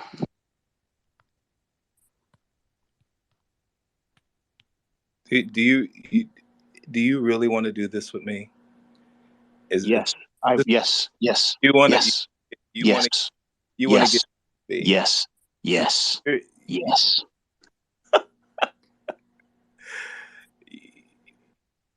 You don't want. Yes, Ruckus. I want it. I want it, and I'm going to destroy you. I'm going to own you, and you're going to be turned out like a little bitch on the corner. Any ideas on that name for my? I'm still thinking. Okay, now take your time. Where is it? Did you tweet it or where is it in the chat? It's nowhere. You have to name it before I can create it. Oh, I thought it was a thing I was supposed to look at. No, you're It's good. like you just described it. Okay, yeah, sorry. Raucous was fucking with my head. Oh, it's all right. You have bigger problems to worry about than me. All right, you need to focus. All right, that's what you Okay, need to. name one problem bigger than you, Raucous. No, you got problems on your plate. Right now, you're the only problem on my plate. No, I'm not. No. Yes, you are, man. You got my 100% focus. You got all my attention. It's all you. I'm not even. I'm about to get fucking my whole life ruined over not starting this grill just because I'm talking to your dumb ass. So come with it. Your life is ruined in so many other ways. It is. Pick one. Name one, motherfucker. Yeah, name one, bitch. Your life is ruined in so many ways. Look at you. Go look in the mirror and look at yourself. Look at my you. life is so much better than yours. You're pitiful. You're pathetic. You're pathetic, bro. You got nothing. You got nothing. You have nothing. You have no life. You have nothing. Oh, Lord. Come on, man. No, I mean, oh, I'm so sad. You guys are making me sad, man. I got enough to be sad about. I try to bring Raucous. Let's drop this shit. It's Christmas. I love you, man. Sorry, Sandra. I don't want to bring everybody down. Merry Christmas, Raucous. I owned your ass. Let's just have a Merry Christmas, okay? You're a punk, man. You really are. Tomorrow to be different. You'll be part. No, you're the punk, bitch. You're the punk. You are. You're a punk. You're a soft dude, man. You wouldn't survive 10 minutes up here, bro. It is cold, so you're right. So it ain't the cold. You wouldn't survive. No, my melanated skin. You're right. It will not survive. You're too. Yeah, exactly. You're too white. You're too white to hang out. You're too white to hang out with the brothers hanging out on the corner in Fairview and Mountain View. I tell you that. You don't have no Martin Luther King Boulevard there. You don't. You tripping, bro. You're out your mind. You don't know of what you speak. Where are you from? Where are you from? Where you got shot? Don't worry about all that. We good. Okay, well then quit. No, don't worry about talking shit about Alaskans because you don't know shit, bitch. Like I said, you have bigger problems to worry about. I do not, though. You're my problem right now. You being a bitch and talking shit. Now shut the fuck up. So we're gonna have a Merry Christmas. Raucous, shut up, and so we're gonna have a Merry Christmas. Shut the fuck up. Get your life together, all right? Just get out, go home. Just get off of Spaces and go celebrate with your family and quit starting shit with me so everyone can have a Merry Christmas. You're ruining Christmas for everyone else, Raucous. Shut your whore mouth. Why don't you follow your own advice, Alaskoshi? I think that would be great advice. What advice is that? You want me to get off of Twitter Spaces? No, you get off of Twitter. Don't come start shit with me. Why would you do that? I thought we were cool. I just listened to what he said, and you said. Yeah, why are you listening to him? Why are you listening to him? Can why are I you listening finish to him a and not me? sentence? Yeah, go ahead. Finish a sentence. Yeah, why are you listening to that idiot? But go ahead. No. I will get to Ruckus after. But I just listened to what you said, and you said that you're about to get into trouble for not starting the Christmas dinner, right? And that being here talking to Ruckus is fucking up your entire Christmas. I'm just doing it. Just letting you know the girl's starting. Oh, that's good. So that does that mean you won't get into trouble anymore? Into trouble? What am I, a child? You said you will get into trouble and your whole Christmas is gonna be fucked up because you're not starting the grill.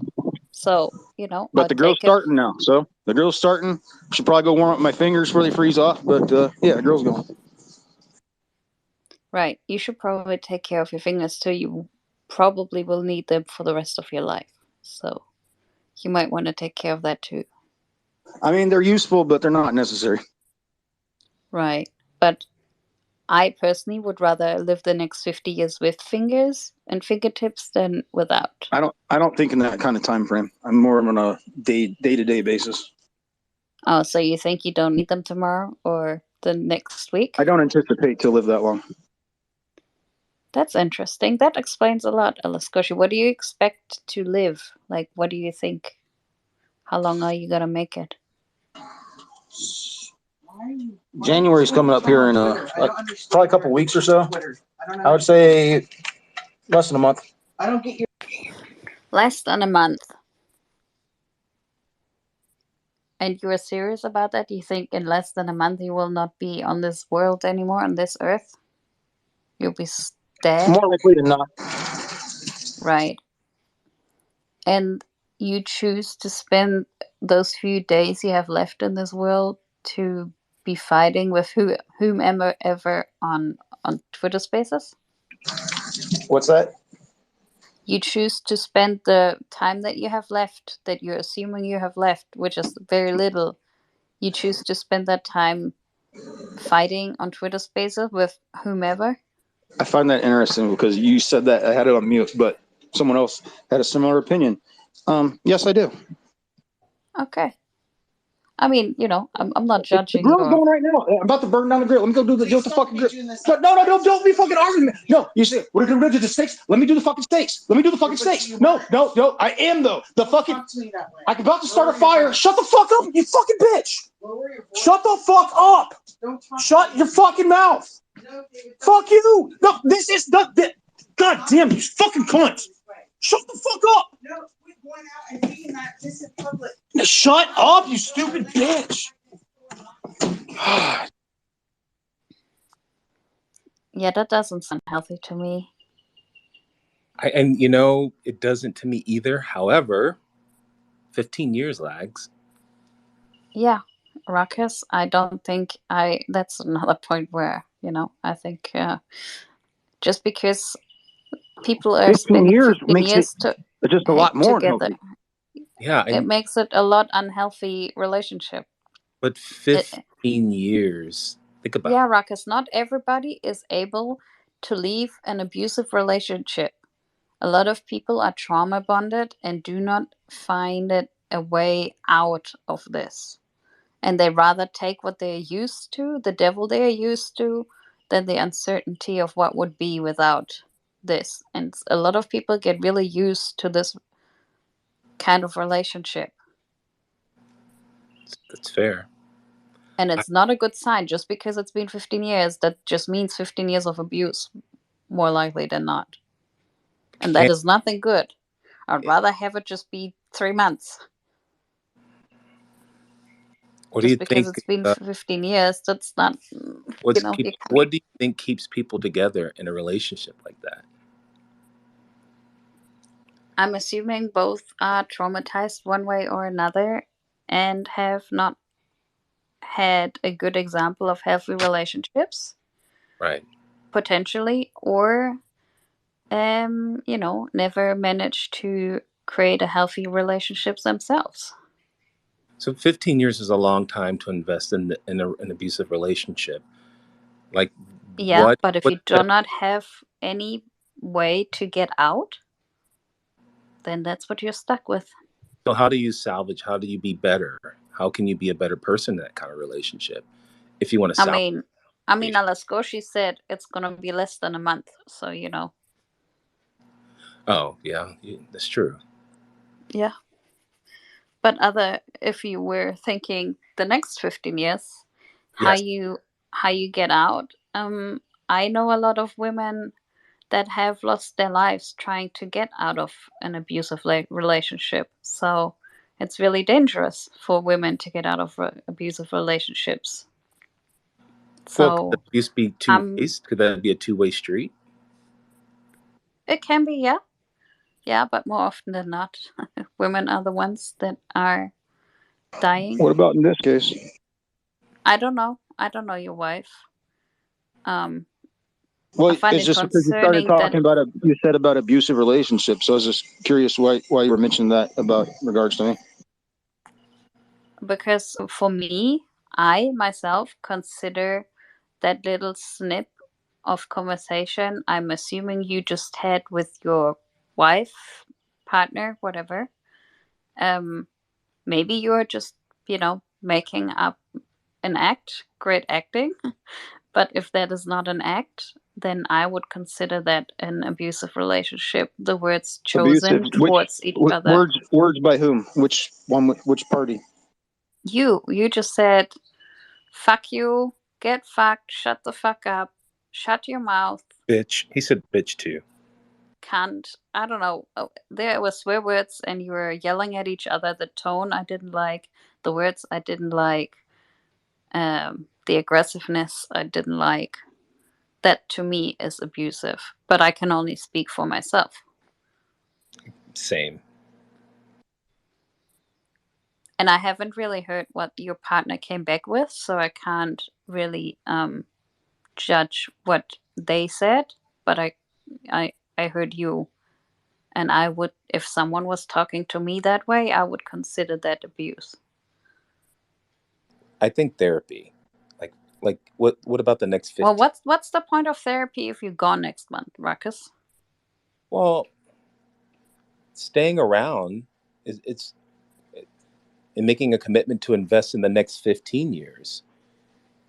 Yeah, but if you're not around anymore next month, then what's the point going to therapy now?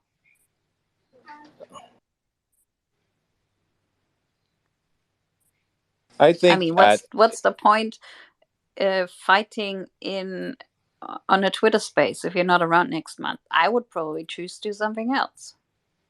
Alaskoshi, can you commit to being around past January? No. It's not up to me. Why this January, not last January? It's not up to me. So who is it up to?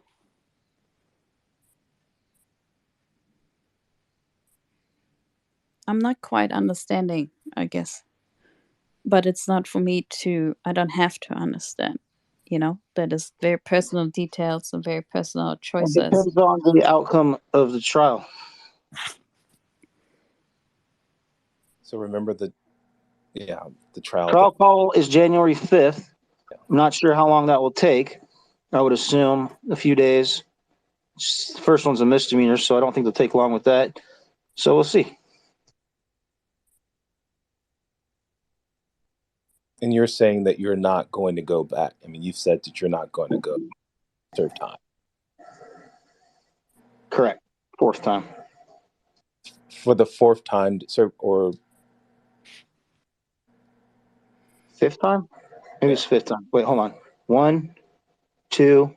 Wait, fifth. What times of what? What are we talking about here? Like you've been incarcerated. How many times have you been incarcerated before? What do you consider incarcerated? Prison, jail, hospital. Okay, hospital. Okay. Is hospital incarcerated or no? Wait, me getting my appendix out is being considered incarceration? No, that's my question. Is hospital considered incarcerated or no? Is it I guess if it's involuntary, potentially. If you go and have a broken arm, I wouldn't consider it incarceration. If the police take you there and put you in chains to a bed, is that considered incarceration? Potentially. I'm not an expert, but if it's against my will and with the force of the police and not a medical doctor, because there's medical need for this to happen, then potentially. But I'm not an expert. What if the doctors listen to the police and go off of what they say? And so then it is a medical expert's opinion. Well, then it's your word against the police's word, and I guess in most countries around this, on this earth, there would be the police's word getting more weight than your word. Correct. Right? If you ask any insane, crazy person in the world if they need medical help, majority of them will say, I don't need help, but police will put them into, a mental health unit in order to save their lives because that's their job. But majority of the people will probably say they don't want that help and they don't want to be put there and it's against their will. But if they are a danger to themselves or others, then sometimes that has to happen. Interesting. So how do you determine if they're a danger to themselves or others, Lagertha? I'm not a therapist or a psychiatrist. I don't think I can answer that question for you. That's way out of my scope of knowledge or skill. Thank you.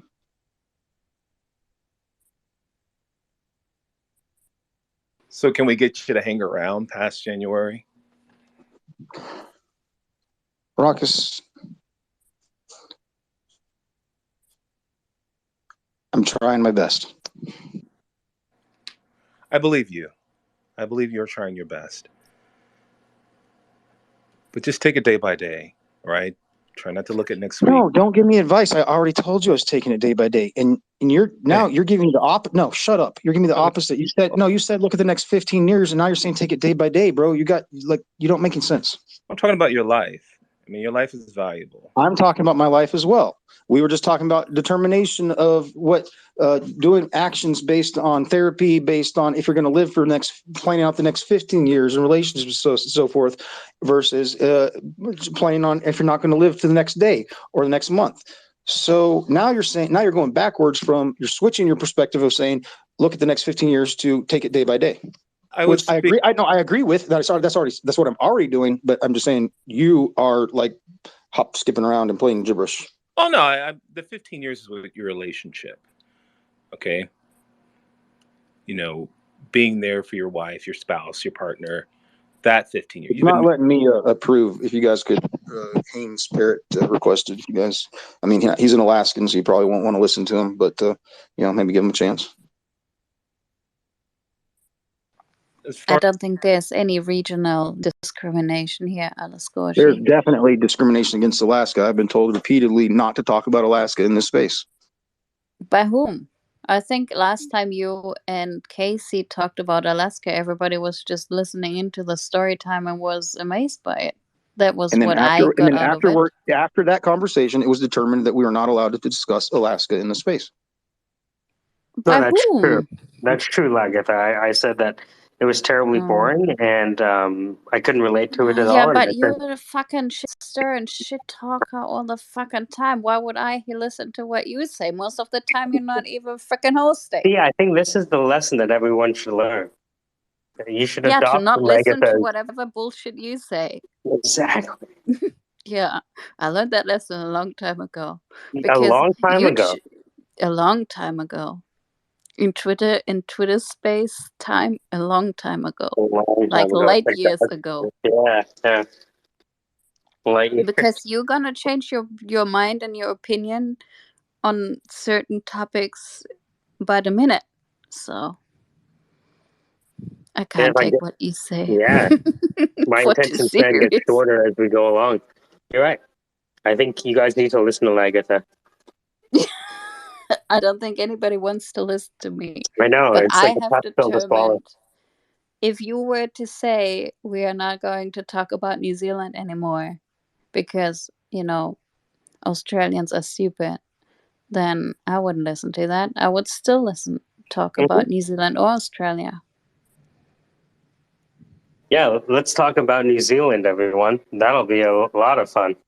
No, it's boring. It's raining. Right? See? Yeah.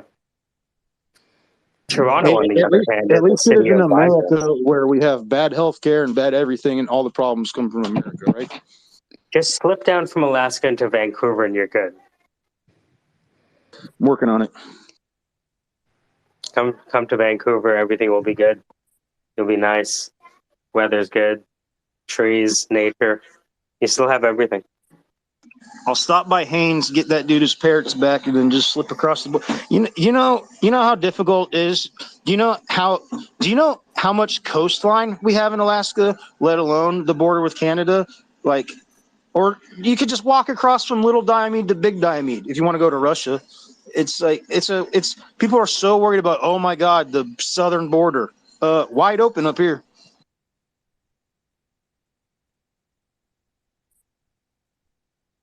Yeah, just come to Vancouver. I'm assuming it's more miserable up north. Is that where is Bilal down there in Van City? Has Bilal? Bilal is in Vancouver, yeah. Oh God, I'm not going to Vancouver. Why? You don't want to have a nice conversation because about the end of the world? Bilal. I don't like Bilal. That's why. He's creeping the shit out of me. What would you possibly have against Bilal? You see, you're a shit stir. I'm not even gonna take your Sorry about that. Sorry. Oh, so so Rakesh, you're sticking up for Bilal. He's another coconut Hey, too. That was a Ruckus. thumb slip. I was trying to let Manish up. Manish? Manish, it's Manish. Even Manish. Lagatha knows that. Sorry, Manish. Sorry, No, Manish. that's White okay. fish, I gender mess male. up with pronunciations too, and it's the name, so that's fine. No, you never do. Actually, you're a polite human being. Yeah, just like me. Me and Manish are probably the most polite people here, I'd say. I think you and Manish are very different, but I think that's it'd be good. my opinion. I think he could be like Rush Hour featuring I instead of think we have. Jackie I Chan. think we have established that we can still talk about Alaska. Oh, I'm aware of that, Lagartha. I was playing along. I never stopped talking about it. Well, then, that's fine then, right? Then we don't have that issue anymore. Of course not. How are the steaks going?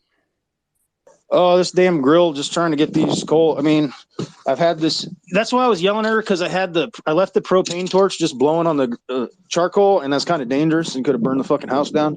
So it's like she wanted to talk about some bullshit, and it's like I can't. My fucking brain doesn't work when that shit's happening. So that's why I got the fucking noise canceling headphones, but that nigger stole them, and so I don't have the fucking headphones now. But whatever. Well, that's really bad about the headphones. And I think burning down the house is probably not a great idea either.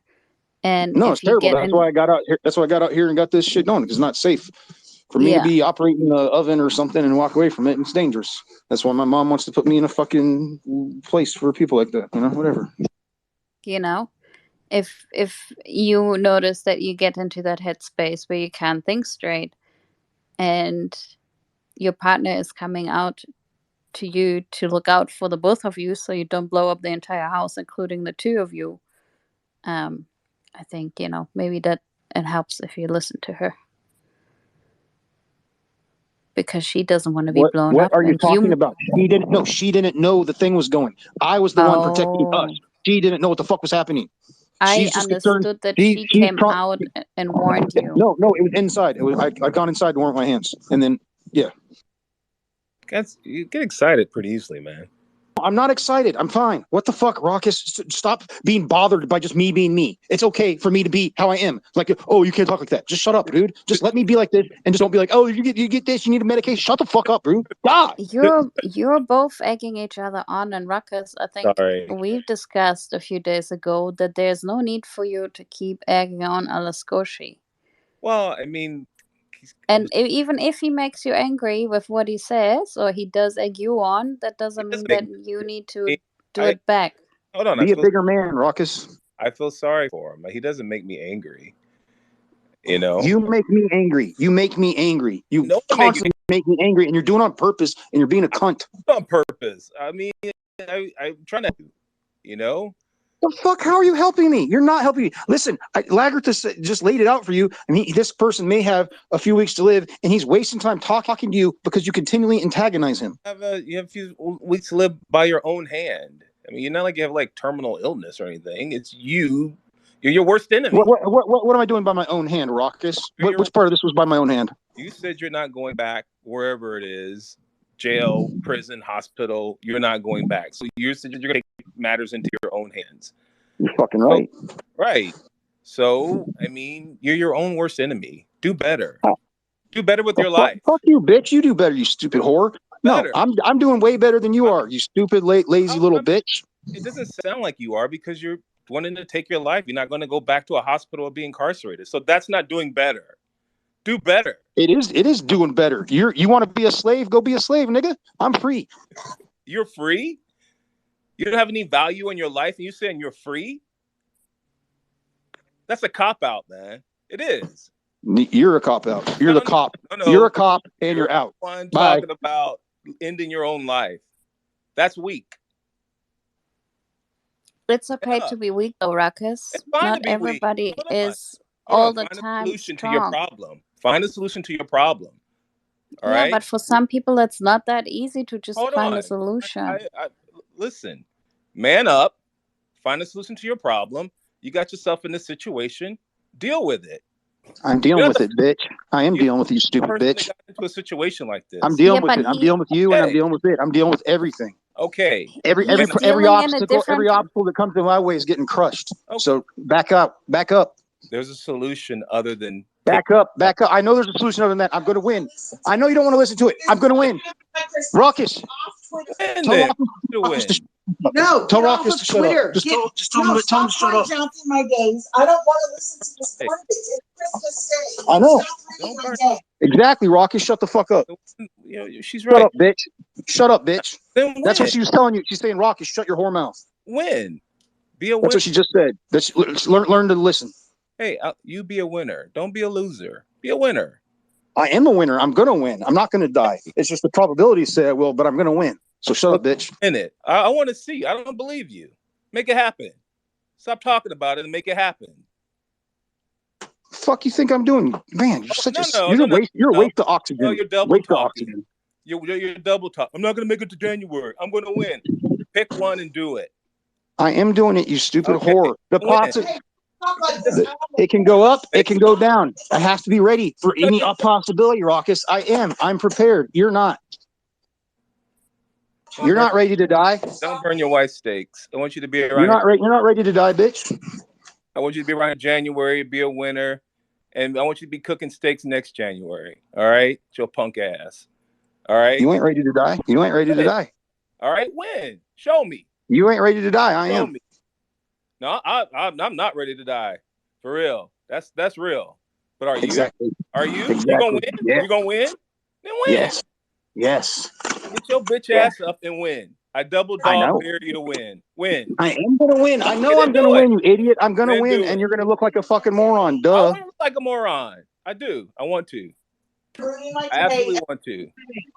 You choosing to be in Twitter Spaces is ruining my life. Get off of Twitter. For the love of God, get off of Twitter. You don't even stop talking to these people. You don't like me. You don't want me. You don't need to be on the porch cussing and screaming. I agree. I should so that my landlord that I'm paying rent for can kick me out of here. I know. I shouldn't have talked to this dumb nigger. I know. Sorry for talking to dumb nigger Ruckus. Sorry for talking to dumb nigger Ruckus. Go tend to your girl, man. Go do. Once she get off the phone. Yeah, I agree. Maybe yeah, mind your business, bitch. Mind your business, Ruckus. I don't care, Lagartha. Hey. Sorry, I wasn't calling you a bitch. I was talking to Ruckus. Alaskoshi. Yeah, you need to go. Just one thought. I'm cooking my steaks. I'm peaceful and outside. My girl's ready. I'm cooking my steaks. You guys talk. But your wife just asked you to please not be on Twitter Spaces outside so she doesn't get into issues with her landlord. All she asked for me was to not be cussing and being a fucking idiot outside on Twitter Spaces, which I'm not doing now because I'm not going to talk to Ruckus anymore. Keep your voice down. We don't want to get evicted.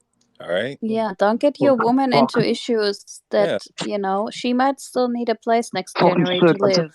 I just fucking said I'm peaceful. I'm cooking my steaks, and then you say that shit. You're getting your voice up. Fucking microphone. No. Fuck you, Ruckus. Stupid fucking bitch. Don't tell me to keep my fucking voice down. Don't think I'm Ruckus. Fuck you, Ruckus. You're being in your own way, Alaskoshi. He is. You just said you're not going to talk to Ruckus anymore. I hate you. I did, and then he started it again. I fucking hate you. Alaskoshi, can I ask you a quick question? Do you know what? I have iguanas here, and I've never seen them until I moved here. Can you think of a good way for me to keep them away from where I'm living, so that they don't bother me? Don't you have a cat, Sandra? I have a cat, but this iguana. This cat is like the size of the iguana. They're falling from like the trees because it's cold here, and I'm trying to think of sorry. Raccoons eat iguanas, Sandra. Get raccoons. What? No, are you serious? Raccoons? I'm dead serious. Wow, I had no idea. Yeah, go get you a couple raccoons from the pet store, Petland, and put them in the backyard. They'll climb trees too. Wow. Problem solved. I had no idea. Really? They eat? Holy wow. Yep. Raccoons eat iguanas. So. All right. Thanks. That's wow. Okay. When I was like 13 or something, but it died within like a month. They're pretty cool pets, though. Well, if I see one that you might like, I don't know. I'll think about it. But hold on to it. Maybe you could train your raccoon to like just grab them in their mouth and not eat them, and then you could save them and sell them as pets. That's a good idea, except they scare me a little, you know? Yeah, Like, there might be some legal ramifications you should explore, but other than that, it's a cool idea. Like if you were homeless or a person that didn't care about the law, it's a great idea. You could start a raccoon farm, Alice Goshi, and then you'll be around for a year, and then you can have a business, and you could sell your coons to Sandra, and it will solve the problem. I don't think there's many freaking iguanas in Alaska. I'm not a... I could have a special in February. Coons for coons. Yeah, you can raise your coons and ship them to Sandra. And you can, like, for every coon you ship, you can get a coon hat, Sandra. I'll give you one, Ruckus, so I'd be giving a coon to a coon. No, I'm good. I don't need any coons. HOA probably would frown on that. So, you know.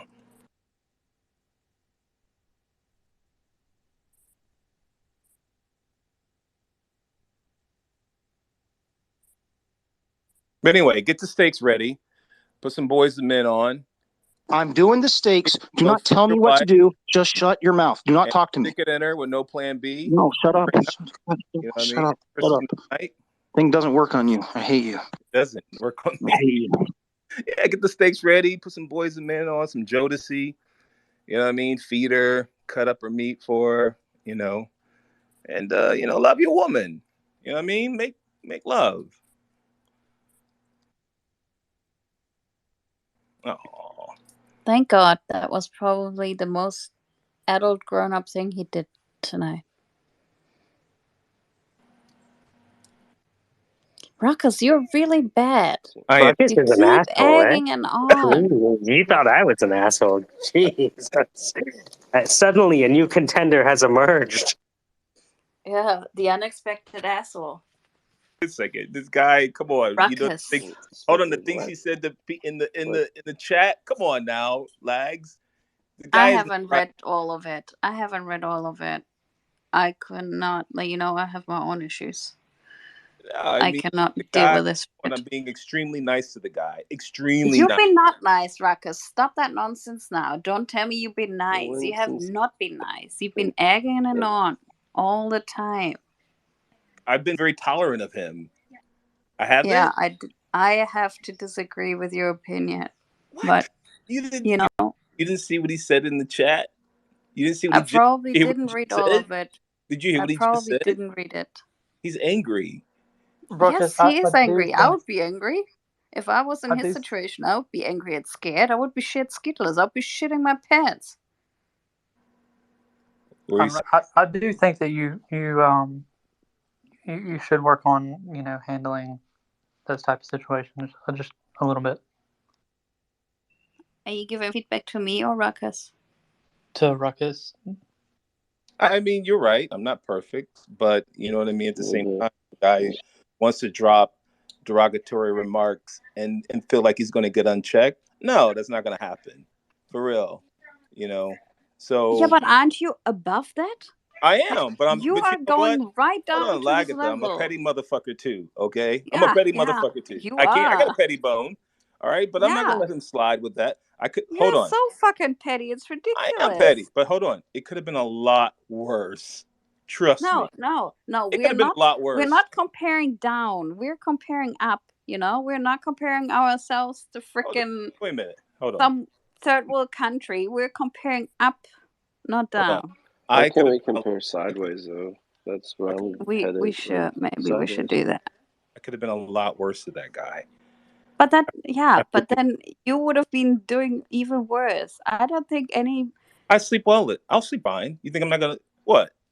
You sleep fine with your wife totally disappointing with how you handled yourself? Listen, hold on. This guy does not get a pass for the things that he says and his actions in my book. He would never says he sleeps with his wife. Who says he gets a pass? But you also not getting one. People have separate beds. Yeah.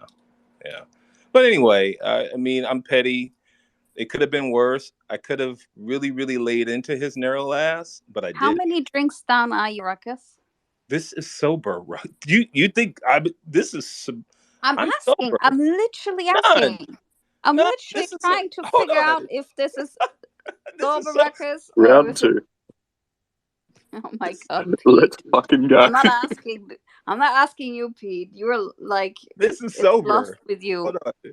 Mike, this Look, is I sober. mean, look, real talk. Okay, the guy has gone through a bunch of shit in his life, and he's going through a bunch of shit right Yeah. now. Okay, so I mean, Yeah. talking to him any kind of way besides being understanding somewhat. I understand that we all go through shit, but still, like, I mean, the way you handle it was not the best way to handle it, and that's all. That's all I'm gonna say about it. Period. Anymore, but just I mean, usually it's whenever true. I step on like poop, hold on, Ruckus. When I step on poop, usually I like take the shoes and I go outside and I get the water hose going and I hose the shoes down real good and get all that poop off. But that water doesn't really hurt anybody. It doesn't hurt anybody's feelings, and the poop's gone.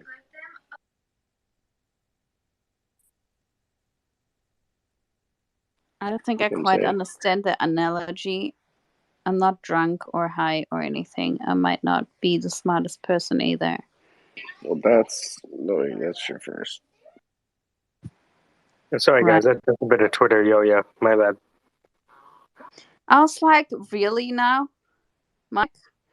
You really, pushing it to the tip of the iceberg today. With your choice of co-host. Your conflict resolution it's good for you, but it ain't for everybody, right? I'm not. Everybody. No. I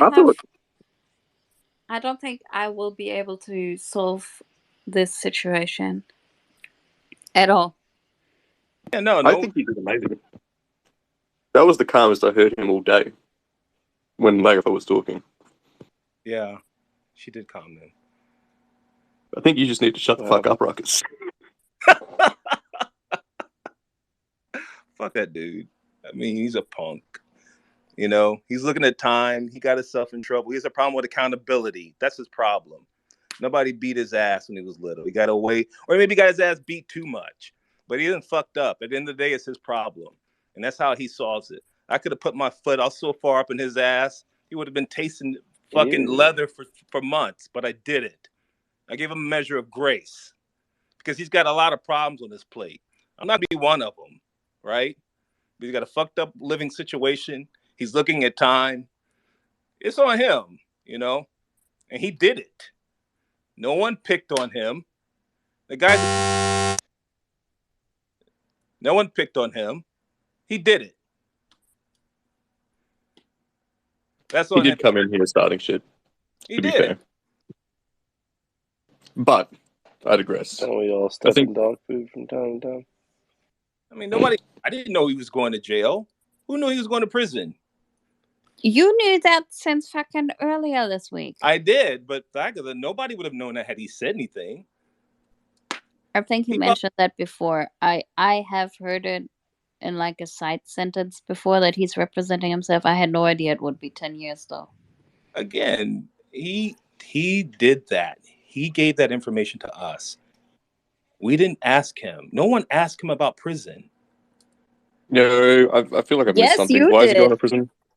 Yes, you did, Ruckus. You were like, why are you going to prison? I mean, I'm sorry. What is happening? The first time he came out and he made that, he told us that he was going to prison, whatever, a few days ago, last week, whatever. No one knew that. I didn't know that. Okay? He volunteered that information. Okay? That's his fault. You know what I mean? He needs to be accountable. He needs to be held accountable to his actions. If he did a bid and he's going to jail, that's his problem. I'm not going to feel sorry.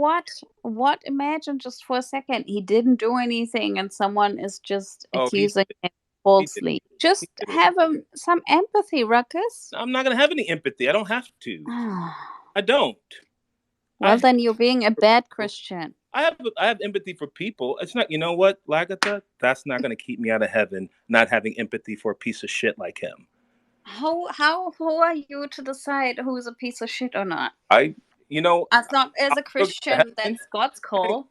Do you think that's going to keep me out of heaven? Oh, I don't believe in heaven or hell anyways. So you're talking to someone who's not religious. I don't, look, he should have came in here popping his mouth off about him going to jail and doing 10 years. The guy's got issues. Because you asked him, you pushed him to the limit, so much so that he bursted. Goody. Keep your mouth shut. A fish don't get caught unless they keep their mouth shut. They keep their mouth open, they get caught. Fuck him. Oh my god, that's some nonsense. I mean, why? What do you want me to say? He Oh my volunteered information. god. I'm so sorry for him. Ruckus. A broken Yes, you just said earlier you pity him. Yes, you should feel sorry for him. I do He feel is in sorry a very for him. abusive relationship for Hold 15 on. years. That guy is Yes, not you built, feel he's sorry not for built for him. prison. He's not built for jail. Yeah, he's going to get fucked. And that's the part of me that says be easy on him, because when he goes to jail, it's not going to be nice. I guess I have nothing but love for you. But do you feel like you inadvertently caused conflict? Just a curiosity. Do I feel like could you repeat that part? Do I feel like what? Like maybe Yeah, you Pete, where do you inadvertently. get those? Pete, you're like hella drunk. Where do you get these words from while you're drunk? I'm not even drunk. Hold on, Pete. The guy is dropping nigger in the chat like it is nothing. Fuck that dude. He deserves what he gets. I don't care about him. He don't care about nobody else. I'm not gonna hold his hand. No, he did time. He did something he did wrong. He goes to jail. You know what I mean? Motherfucking niggas go to jail for doing nothing. And his lily white ass, he thinks he's gonna get a break? Fuck him. I don't give a fuck. Niggas go to jail every day, man, for nothing. He did something. He deserves it. We don't know that. None of us have been there. We don't know that. It's all hearsay, He correct? needs to be in jail. Yeah, no, we know he did it because he said he did it, and he's representing himself. So I'm gonna take his word for it. That's I what don't know what the story was. I know he He's posted something in the representing chat. himself, correct? But he always said someone is coming after him, and he never did what the police, the government is claiming he did. He always said that. You know how many people are in jail that didn't do anything? They said I did. I understand, but that doesn't mean it makes it more fair or less fair for him. You can't just come along and say, oh, that doesn't count because someone else is in jail or prison because they didn't do anything. That doesn't make it any better for the situation. But I can. I am saying that. That's silly then, and I'm calling you out on it. Hey, fine. But you know what? Come January, ass up. That's his ass, not mine. Yeah, but you pushing him and telling him that is not going to help the situation, is it? I could have been a lot worse for that dude, but I didn't. He's got bigger problems. You could have been a lot better, Ruckus. No, I couldn't. Yes, you could have. No, I don't want to. Well, then About you'll that? be an asshole just like him. Fine. Like, to be fair, he did come in here and start shit with Ruckus with no provocation. Yeah, but I think I'm Ruckus actually held himself together telling you pretty well. why.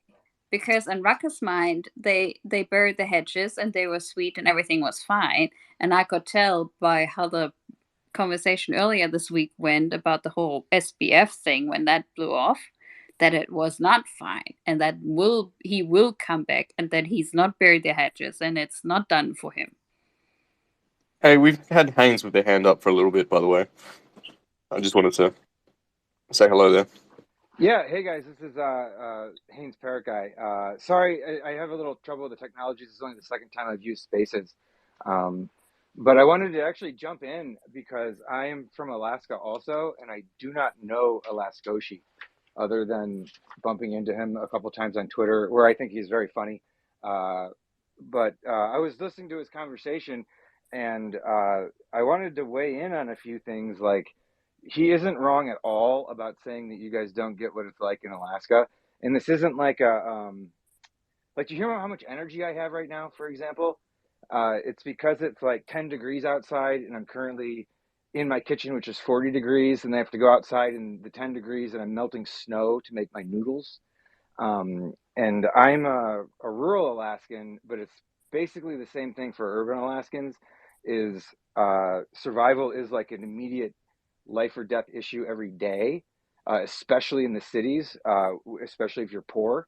And like a lot of Alaskans just have a ton of energy. And like, I don't talk at all like that guy does. I'm a Chan Buddhist. I don't talk like that to anybody, But I know a lot of Alaskans that do talk like that. And one thing that might not be clear is that, you know, our state has been run by oil companies for like 30 years or 40 years now. And it's basically just a processing system to feed on poor people and mentally ill people, right? And so just this year, we've already had something like 20 deaths in the prison system where someone was like put into the prison system and then died within like a couple weeks, you know, always mentally ill people. And that's the rate it's been going at for like the last 5 years or so. And then, you know, what you can see is someone, imagine a police officer like gets aggressive with anyone they want on the street. And then the Alaskan who's already like dirt poor and being hunted by cops because they're like autistic or whatever, you know, reacts with volume and energy. And then the cop just has to take him in and say, yeah, they're cracked up, lock them up, to the doctor. And that's exactly how it goes here. So it's a complex place, and I don't know what happened to Alaskoshi. I missed the whole conversation, but I was just you can check his whole thing out on Twitter, TikTok. He has like a whole bunch of TikToks there. Oh, does he? Okay, yeah. I think you can Google his name. He ran for Senate or governor or both. I'm not sure, but Right, I'll yeah, check there's him a out. whole thing there. Well, see, that's one thing that's really interesting is Alaska is so small. I'm immediately interested in that guy. You know, not just from seeing him on Twitter, but just hearing his little bit of story. Like, I will go look up that whole thing and see what's going on over there. Yeah, you will be busy for a while looking all that up. Yeah. Well, I mean, I might not do it all in one sitting. But you are confirming what I said. You know, we don't know what actually happened. We only know his side of the story. We don't know the official side of the story, and we don't know what actually happened. Right. You know, the truth might be a third version of whatever they say and what he says happened. That's right. Everything that you, and I don't know any of you in here, so everything that you, Lagatha, have been saying has been very sensible to me. It makes perfect sense. Very down to earth and has just a sensible view. But I do want to chip in just for an Alaskoshi's benefit too, that as an Alaskan who isn't at all like Alaskoshi the way I communicate, like I said, I also agree that Ruckus is kind of a big fraud and that no Alaskans would like that guy. That's just an Alaskan comment. All right, but I'll back out now. Thanks for letting me chat. See, Ruckus? I was really happy to hear Black Ruckus today. That's just me. Yeah, I think I missed Black Ruckus. You like that? I only get I like Petty Black Ruckus. Yeah. He pulled the gloves off. What am I supposed to do, man? Right? So when somebody pulls the gloves Do off, you better, take the white Ruckus. off? Yeah, just do I better, mean, Ruckus. I am doing better. Fuck him. You're not. Deserved You can it. do much better than that. But look, listen. Mike, you know, I could have really. Right. I understand. They want you to take the high road, but I know. they want you to take the high road. And here's the thing: you're smart enough to know how to take the high road, but you made a different choice. And I'm not going to be someone to lecture you about making the right choice because I make the wrong choice every day. Yeah, also you get all the entertainment, motherfucker. Yeah, that's why we're all here. Hold on. This guy came in hot. Come on, Alaskoshi came in hot today. You heard? He did. He came in disrespectful and hot. And I'm not. It was pretty much just straight up, "Fuck you," whatever it was. You know. Yeah, he came in hot. I'm going to give him a pass for that. He's a man. See, the thing is, I understand that side too, which is I've turned about 5 or 6 cheeks already. You're not getting a 7th or an 8th. I understand that perspective as well. Thank you. That's all it was about. That was but then, you know, you could just leave. No, he leave. There's Lagatha, you don't understand conflict. You don't understand how to handle. Oh, Ruckus. You don't. You're very pacifist. Yeah, that's very. Yeah, you don't understand. Ruckus. Hold on. I don't think. Hey, I'm talking. I don't think you can make a judgment about what type of conflict I know or what I don't. You have like if that guy was in your face, what would happen? Idea. If that guy was in your face, what would happen? If he was in my face, what would happen? Again, your face, my face, where? What would happen? Do you think he would say those things to your face or my face? Yeah. I told you earlier this week, I totally believe he does the exact same thing when we are face to face. And I would not even be surprised if he punches me in the face, down on the ground, and kicks me. Oh, I would not be surprised. Okay, so listen, what do you think would happen if he said that to my face? Same thing. I don't think that he is intimidated by your height or your size. Okay, but what do you think would happen? There's two things that are going to I don't happen. know. Let me tell you He's something. probably But no, gonna pull a knife or a let me tell you gun. something that's going to happen. Two things is going to happen, Lagatha. Two things. One person's going to the hospital. One person's going to jail. That's it. That's it. That's urban conflict resolution. One person's going to the hospital. One person's going to jail. Actually, I want to chip in here and say that Alaskans are very good at conflict with making sure no one goes to jail or the hospital, because we know those are death sentences, right? So that's not likely. If that guy gets in a confrontation with someone, that's not likely the result of it, in my opinion. In my block, that's how it happens. And where do you live? On my block in USA, that's how it happens. Yeah. All right. That's USA it doesn't big, matter I'm where, just but on wondering. my block, that's how it happens. I don't give a fuck about Alaska. Well, where do you live? No, hold on. On my block, that's how it happens. For real. Okay. Alaska Well, we know your sounds block. like We a know bunch that of your block pacifist isn't pussies. in Alaska. For real. We know. I mean, we if that's know how Alaskans handle conflict resolution, you're soft. You're very soft. We You know really that are. your block isn't in Alaska because you would It's never not. survive here. I mean, you guys, you're not gonna make You could it. never. You could There's never no survive here ghettos in talking like Alaska. that. There are no ghettos in Alaska. There can't be. Are There's you not. kidding me? There isn't. Are you There are kidding me? bears and moose. Dude, there are third world ghettos here full of minorities all over the place that are being You don't hunted have, by you white don't have supremacist cops ghettos. from fucking Idaho. Yeah, we do. You I live don't. in a town of 2,000 and there's 4 separate ghettos in it. Right? They're all bottled up by fucking police officers, and they're minorities and they're mentally ill and they're Where are the Alaska natives. What the fuck where's the do you Martin even Luther King? know? Where's the Martin Luther King Boulevard? Dude, not in my town. You I know. think they I would name know the it. street after that in this town? You don't know what you're Exactly. fucking talking about, dude. Where's your church's You can't even handle conflict on Twitter, and you think Where's you your could handle it church's in real chicken at? life? Where's your church's chicken? You think you could handle conflict in real life if you can't handle it in Twitter Where's your Spaces? church? Where's Give your me where's a your Martin break. Luther, where's your church's chicken at? We don't have anything like that. That's We have exactly what I'm ghettos, saying. That's what I'm saying. and Exactly. we have no constitutional rights. So we are very good at handling conflict. You're not. You're weak. Yeah, are you kidding? Well, You're give me weak. a break. You got no That guy came in churches. here and he You got no manhandled you just by MLK telling you the Boulevard. truth.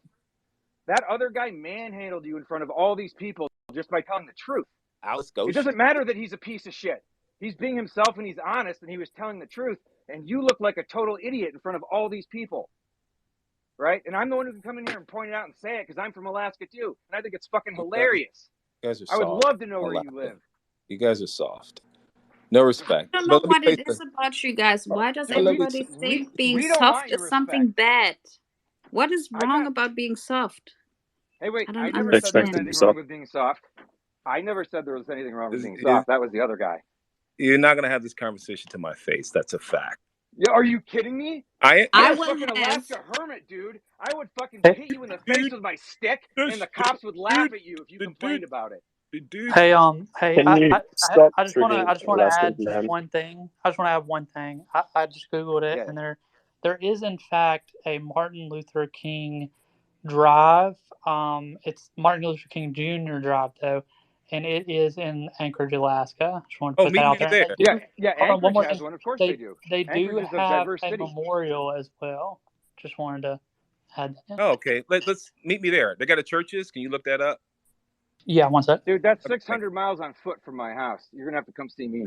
Oh. I'm sure Alaskoshi would meet you though. No, he won't. He's soft. Are you kidding? That guy He would is. love to meet you. Did you hear him? He would. He would love to meet you, dude. He wanted to smoke weed with you and hash it out over a bowl. Remember? And that's exactly what he would All do, I'm saying. probably. No, all I'm what saying would is happen is 2 people just shooting or stabbing each other. That's exactly the what way would that she talks. They do not have a church's chicken. Thank you. Did you hear the way Alaskoshi talked to his woman? Like, did you hear the way she talked to him? Yeah, what makes you think he would slow that down for you? Okay, hold on. Did you hear the way that she talked to him and he talked to her? But they're still together, yeah? I They're didn't still hear all together. that she said. Thank you. I didn't hear a lot. think they're still together. My point being, Ruckus, you need to stop triggering Alaskans. I don't know what it is about you that does it. It's I don't see it myself. I live in a very different part of the world, but something about the way you speak or the way you say things seems to just piss them off. I know. Right? I mean, it's they don't get any sunlight there. They're depressed. I mean, come on, it is what it is. I've You never see been the depressed a digging day in my again. life. Why? Why, Ruckus? Why? You can do so much better. I'm provoking. He's soft. Come on. What's wrong about being soft? I'm soft. I know you're soft. I mean, that's why I said squishy. he's got estrogen in him. Remember that comment I made? He's got estrogen in him. So. Yeah, you got estrogen in you. Everybody has it. Jesus fucking Christ. Look, the way that Alice Goshi talked to his woman, the way she talked to him, she probably smacks the shit out of him. All right, that's fact. I mean, Alaskan, that dude's weak. He's soft. For real, he's soft. What is wrong with being soft? Why is being soft an insult? I don't get it. It's just. I know you don't get it. It's fine. You don't get it. Let it go. You don't get it. Okay. You let it go. You let it go. Prodding and being nasty to the people and keep going and make them more angry. You know what I'm going to do? I'm going to find out when he gets locked up. You know what I'm going to do? I'm going to send him a $2 bill because that's what you send strippers. Okay, I'm going to put money on his books. I promise you. Again, anybody in this room send me his name when he gets locked up. At the bottom of I'm going to put a $2 bill on his books. All right, because that's what you throw to strippers. You're scraping at the bottom of the barrel, Ruckus. Yeah. To church for all the sins you've done on Christmas. Hey, Michael, would you agree with me when I say Ruckus sounds more and more right every minute? He's getting close to Web3 territory. He says Cincinnati, but you know. I'm from Dayton. I'm from Dayton. All right, that's where I'm from.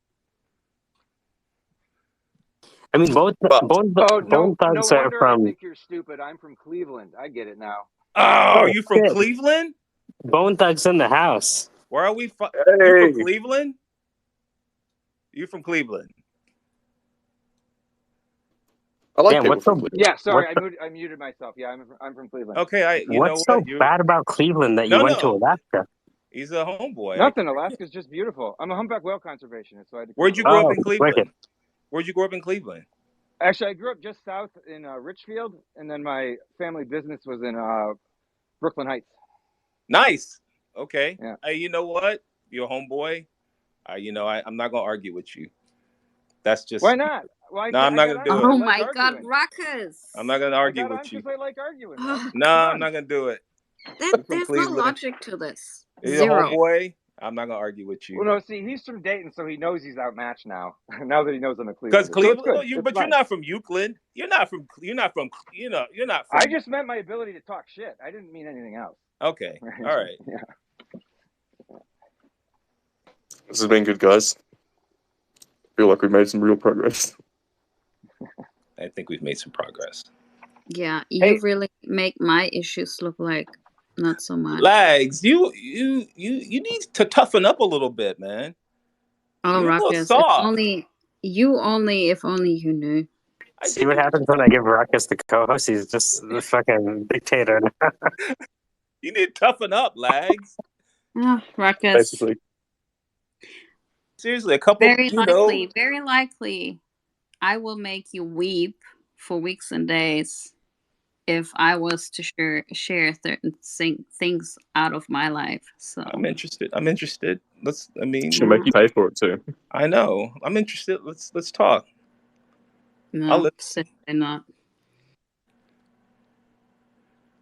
Hey, Lagaper. No, I'm not going to stir the pot. I know better. You're not? I'm not going to do it. No. What the hell? For once in my life. Good one, Pete. Good one. See Webb down there. Webb is just quiet. It won't last long. I ain't touching this one with a 9-foot pole. Hold on, this guy's going to drop. You know, this guy wouldn't call me a nigger to my face. Y'all know that. Come on, for real. Nope. You know that motherfucker's not going to call me a nigger to my Yeah, face. see, that's the other reason that I give Ruckus a pass. Because Alaskoshi has been free with the N-word, and it's like, if that was happening to me, I might not give someone a pass either. I understand. Wait. Did he drop it with a hard R?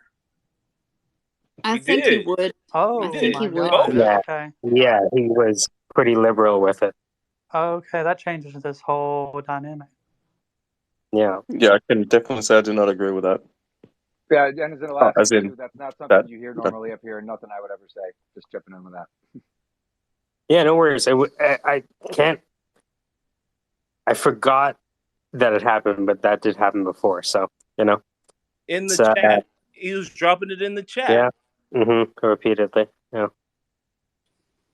So I would understand that if Ruckus looks at Alaskoshi as taking the gloves off first. I get it. Yeah, I gave that guy a pass. For real, I gave that motherfucker a pass. And this motherfucker want to come in here and drop it again? Come on, you all. Fuck that. Come on. Don't be no soft bitches in here either. Well, You would have slapped the shit out of him. With being soft, Ruckus. Nothing wrong with being soft. There is a lot being soft. There's a lot wrong with it. Especially if somebody disrespects you to your face. Get the fuck out of here. I don't think any of us want I'm to. being constantly disrespected to my face in here all the time. That's the problem, lads, from me. No, I let it go. I'm above that. But if you like getting disrespected, that's your business. I don't like it. No, you do. You like it. Just like this motherfucker being in a relationship for 15 years abusing his woman. He likes it. If you like being abused, somebody disrespecting you, then that's on you. Not from me. Hold up. I know. For the record, I didn't really like when Peter called Manisha Cracker. That was out of bounds, really. Peter, come on. Manisha is the most cracker Indian that I know, you know. Mini, Definitely can not you my give us your cracker? I don't know what you mean by that. Maybe Can you give us your best Jack impression? Please, Zack joking.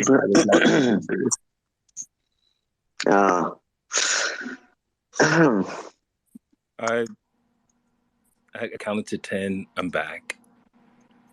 Okay, Rakesh, you need to really breathe harder. I'm back. Yeah, I'm back. Yeah, maybe deeper. I like Black Rocket. Oh, hold on. Did Rocket just turn into like Black Hulk? And then he shrunk down back into a center white cisgender male Ruckus? Gave him a beating. Like a good one. That's crazy. Like punch some sense in his face. Oh, lag. I mean, I'm not going to be disrespected like that. You can, but not me. If you want to be disrespected, that's fine. But I'm not built like that. Ruckus, I think what Lags is saying, like, we talk shit about each other in here, right? We will do that. We will fucking give each other shit. I'm apparently a New Zealander, and Lag was an Australian, and, you know, it is what it is, right? Like, Mike was an American, you know? Yeah, He exactly. grew up in Texas. Because Texas is the only part of America that really matters, isn't it? But I don't say that. And the fact is, you are still being disrespected, no matter how low you go to the bottom of the barrel and scrape there to get back at them. You are still being disrespected. You getting back at them is not stopping the disrespect. That's where I do my best work. Yeah, that's I'm not work. But I think there's a difference running around between all these curse words is just not doing it. You're not.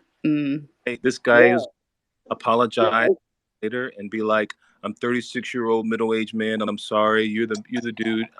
I buried the hatchet with the guy a week ago. Come on. And then He did not, Ruckus. There's no way in hell he would have buried those hatches ever. He says whatever. But he doesn't mean it. Screenshot. I sent Mike the screenshot. I did. He apologized on his. But he doesn't mean it. He's bipolar. How can you not see that he doesn't mean it? You are not a psychologist. You can't make these. I really wonder how much capability we as humans have to be empathetic. Maybe AI would find some solution for us. But, it's draining. It's draining to try to be empathetic and not be able to do it. And we really, as human beings, suck at it. So I think maybe elephants are better in, feeling that empathy. So Sorry to cut better your statement save out, but our energy and sorry, not Manish. trying to be judgmental or even being empathetic. I don't think so. It's really draining. It's literally sucking my energy out. I don't know. Sorry, Manish, I Manish. think As you're tweeting that, Alice Koshi sent an image with House N-word underlined. Didn't mean to cut you off. I know you're trying to defend him. No, I don't want to defend. I don't want to defend anyone. I'm just trying to say that we are all trying to drain our energy, being either judgmental or trying to be empathetic, and we are sucking at it big time. Even how much we are trying to do. Nobody can understand more anyone else than themselves, and if they can master that, that's it. I mean, they cannot do it for others. You cannot say, I understand, because you really cannot understand anybody else's problem. You can only judge or try to relate to your experiences, but it is not even closer to it at all. So, what I try to do is I try to not really say I understand, because I really don't. And I cannot fake it. Like, I understand, I'm empathetic. I cannot. fucking hell, Manish. That is probably the best thing I've heard all day.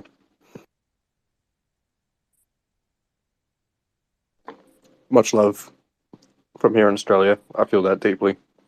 Yeah, it's I'm gonna go reevaluate my life right now. So Hey, Manish, your voice is money. Good job.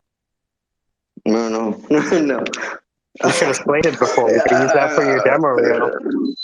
You should use But that script for your demo. That was good.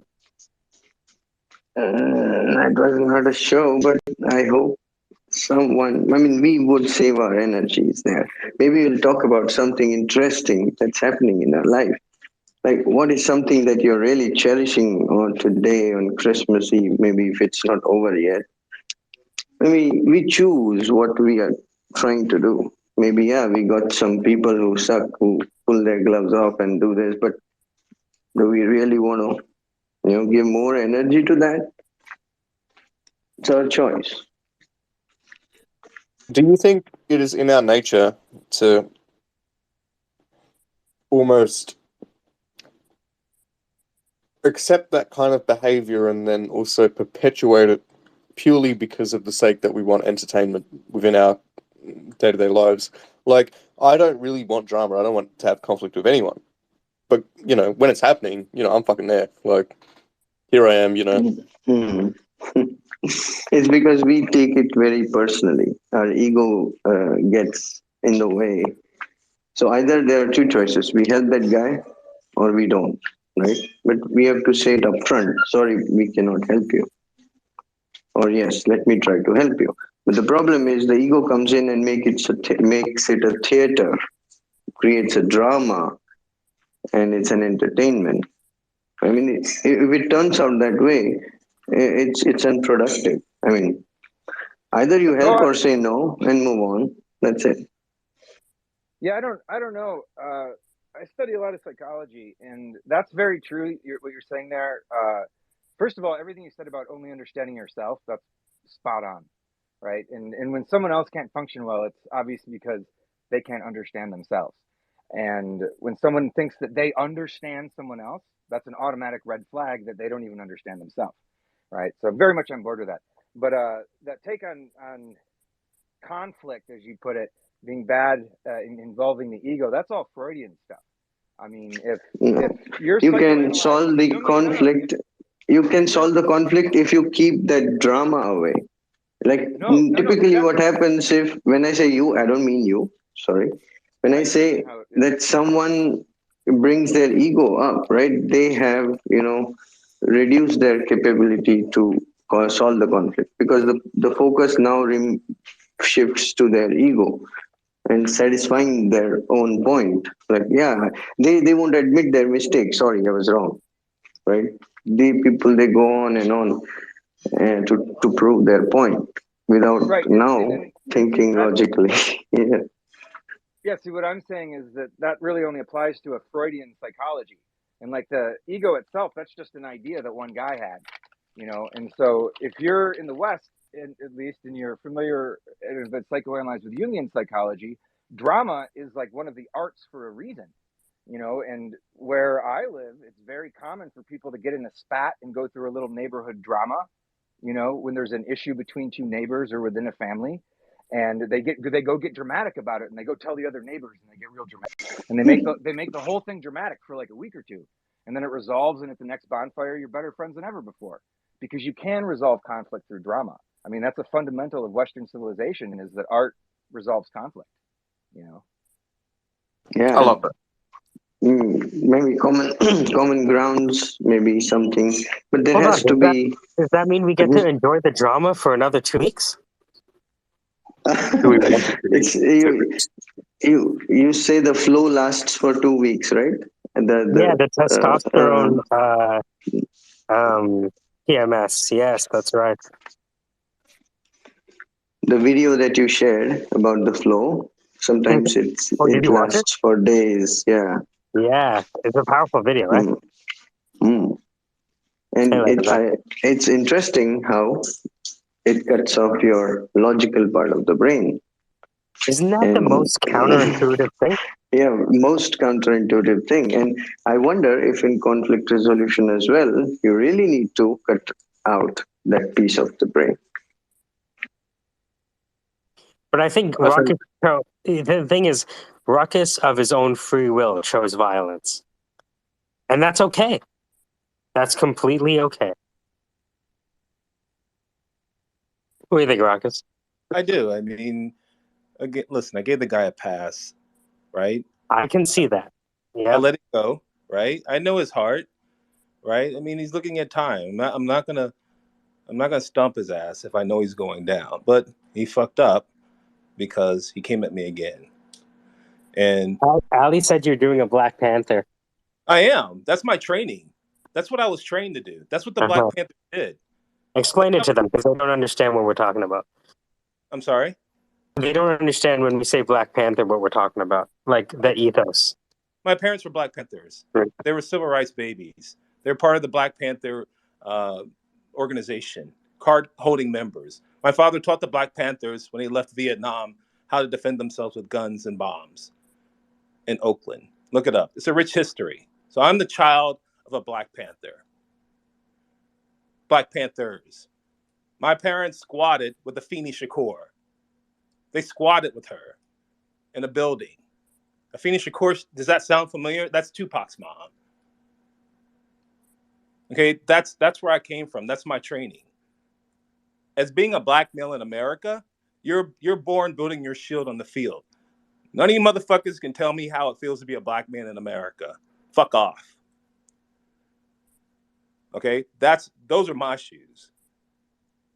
So when he came at me, I mean, he's going to get what he gets.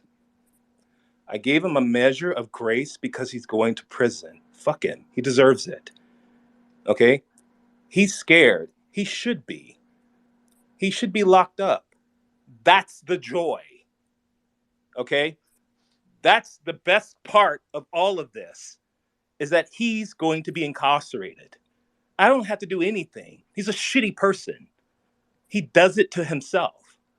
All I have to do is sit back and just look at him.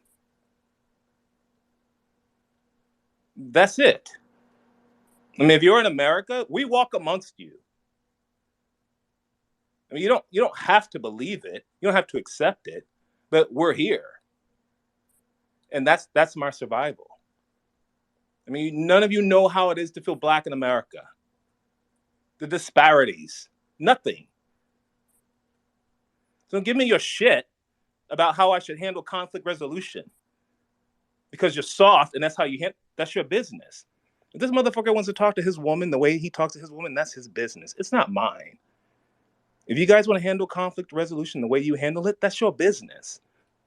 Don't shit on me because I handle it a different way. All right? 7 niggas in a school of white people. 7 in junior high. I fought every day in the middle of a farm community. That's real to me. I've come along. You know what? You know what he said? This motherfucker said. Tell you what this motherfucker said. He said, "You have a good life, and you think you're better than me because you have a good life." I don't know if you guys remember that. But this shit didn't come to me and knock on my motherfucking door. I had to work for this shit. I had to pull myself up by bootstraps I didn't fucking have. For this motherfucker to tell me that he thinks I'm better than him because I have a good life, fuck him. This motherfucker's white in America, okay? He's white in America. The mother was born with privileges. I got to work twice as hard to get half as much. And that's real. Again, you don't have to believe it. I don't need your comment. But I'm going to do me. I'm going to keep doing me. And that motherfucker's going to jail. And the best part, he deserves it. I don't care if he didn't do it. Like I don't care if he didn't do it. He may not have done it. You know how many motherfucking niggas is locked up because he didn't do it? You think his ass is any better than they are? That's America, Lagatha. So what, he didn't do it? That's why I'm not in America. Okay. Very So much what? so. He didn't have to do it. But there's hundreds and hundreds of black people that have been locked Yeah, up for but that doesn't make it better to add one more, does it? You know what, Lagatha? It doesn't matter. That's America. That's the system. Yeah, I I'm just not wonder asking you to why understand people it. support that. I'm not asking you to understand it. It's just, it is what it is. He might not have done it. I don't Yeah, care. but why do you say he deserves it? What has he done to deserve it if he is? The fact that he just today, how he came in the room, for me, yeah, he deserves it. He wants to drop the So N-word. Yeah. saying the N-word deserves you to go to jail? Lagatha. You mean motherfucking niggas drive on the road just being black go to jail? You know prisons in America are private prisons, right? You know black people are comprised of the prisons. We're the largest population in prisons right? You do know that, Yeah, right? same here. Same Okay. here. Okay, so it is what it is. That's the beauty of it, Lagatha. Yeah, but wouldn't you want to change that? No. Why would you want to add to it? Let me tell you something, Lagatha. I would want to change it. You know why? Because I'm fucking used to it. It's life. But that's so sad. It is. You know what, Lagatha? The best thing about the last 4 years is that we had to sit. All we did was sit back and do nothing. That's it. Everything came to a head. All right. There are two Americas, whether you want to believe it or not. Okay. Some Americans live in one. Some Americans live in both of them. I live in both. And it's sad, and it's pitiful, and it's pathetic, and it's not right. But it is what it is. But you know what? I'm taking advantage of it, man. I am. I'm doing well. Why? Because the system's broken. I do my best work when the country's on its knees. That's when I do my best work. The pandemic was a gift. Donald Trump was a gift. So we do our best work when the country's on its knees. Is it sad? Absolutely. But it's an opportunity. And that's America. An opportunity to what? To be better. Have you seen the disparity statistics? Do you know, Lagatha? I've been doing digital for 10 years. Do you know I've been doing digital for, you didn't know that. Lagatha, I've been doing digital for 10 years. Okay? I saw my first black face a year ago in digital. First. Black face. Male. I saw a female black face, Lagatha, this year. And on Zoom call, I was interviewing for a position. She was black, finance, right? She started crying. This is a Zoom call, an interview. She started crying. We were talking, and I said, "Well, do you need a minute?" She says, "No." I said, "Are you okay?" She says, "Yes." She's like, "I've just never seen a black male. I've never reported to a black male. I've never seen anybody black in our positions." And we're having a blast. We're making it. We're moving up. We're not crying about not having a job. We're moving. We remembered our training. I mean, and that's just the way it is. It's sad, fine. That's what you want to see, but it's an opportunity too. America's a land of opportunity, and we're taking advantage of it. Yeah, but you're trying to make it better, right? No, no, I'm not. Because I've tried to make it better since I was born. I've been trying to make it better. Marching, going to the MLK marches, I've been get along with white people. I've been trying to make it better. You know what? I'm done trying to make it better. We do best when the country is broken. I do my best work on the ground and pound game.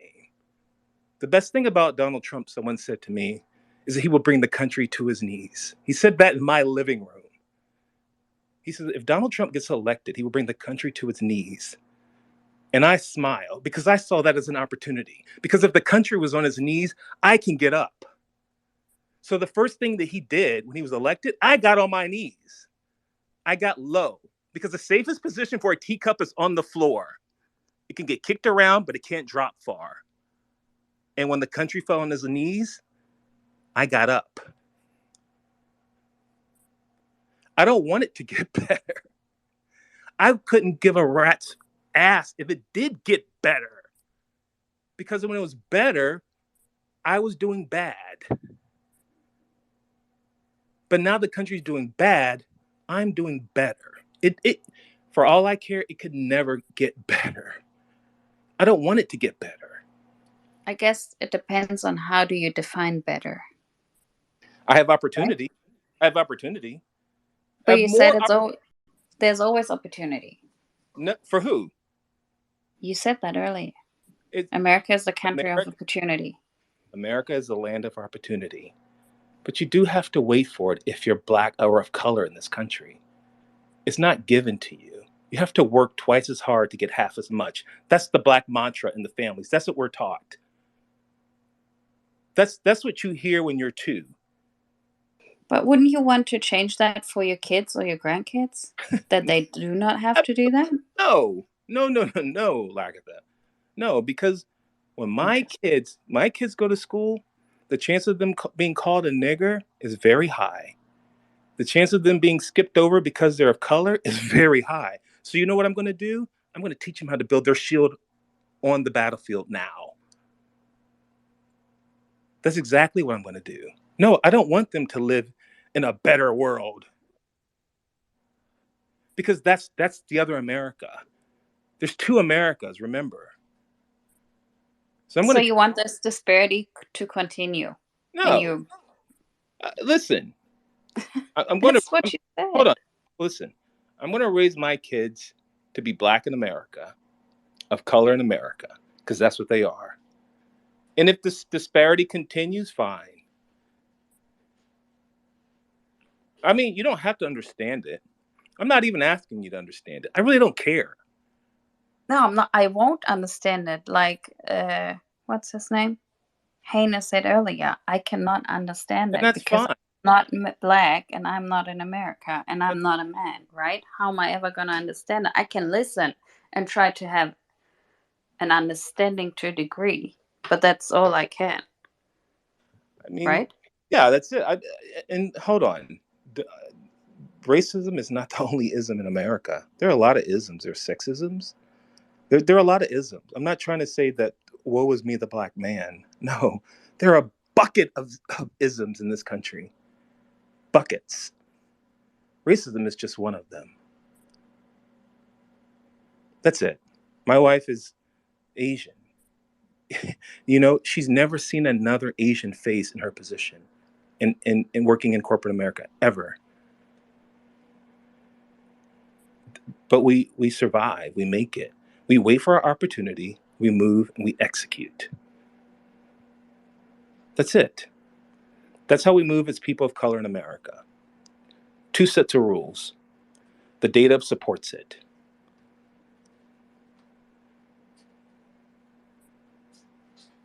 My parents were Black Panthers. They were part of the Black Panther Party. They were civil rights babies.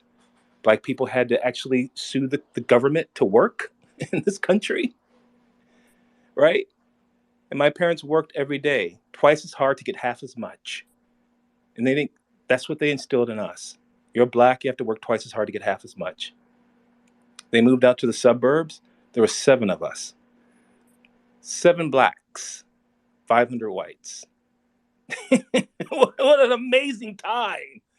Boy, did I get into fights. It was a great time. I learned a lot, right? Graduated from college, went to work at my first corporate job. Passed over for positions. That's okay. It's cool. It's all right. I didn't like golfing. I don't want to play golf, right? That's okay. Stay in my little lane, do my little work, and wait for an opportunity. Boom. Here comes Donald Trump. What a gift. What a gift this guy was for the country. Really? This guy was going to bring the country to its knees. And we knew it. I mean, in the United States, I don't know if you know, there's always this talk of a race war, a war. That's why we have so many guns. And you saw that play out Jan 6, right? The world saw this play out Jan 6. I'm sorry, I'm going to give it a minute and I'm done, all right? But this race war was nothing. These guys didn't have a plan. All this waiting for a race war with guns and you're going to take our country, and these guys get into the Capitol. What do? They shit on the floor like puppies. That was all you got? That's it? Yeah, fuck them. Yeah, fuck them. I mean, Donald Trump was a gift. And he's going to run again. The Republican Party is split. He's going to run again, and it's a beautiful thing. I actually heard the exact same thing yesterday from my American friend that's currently here in New Zealand, visiting me and traveling around. He said the exact same thing. He said he's going to run again, and the Republican Party is going to split, and then you watch what happens. It's split already. It's already split because we had the greatest, the midterm elections. The 30 and under came out and voted. It was supposed to be a landslide. It wasn't. That was historic. Okay, that was historic. The 30-year-old, and hold on a second, guys. The Black Lives Matters movement. Thank you, 30 and under. Thank you, guys. I love you guys with all my heart. Because it just wasn't Black faces in that crowd. There were white faces too. So thank you.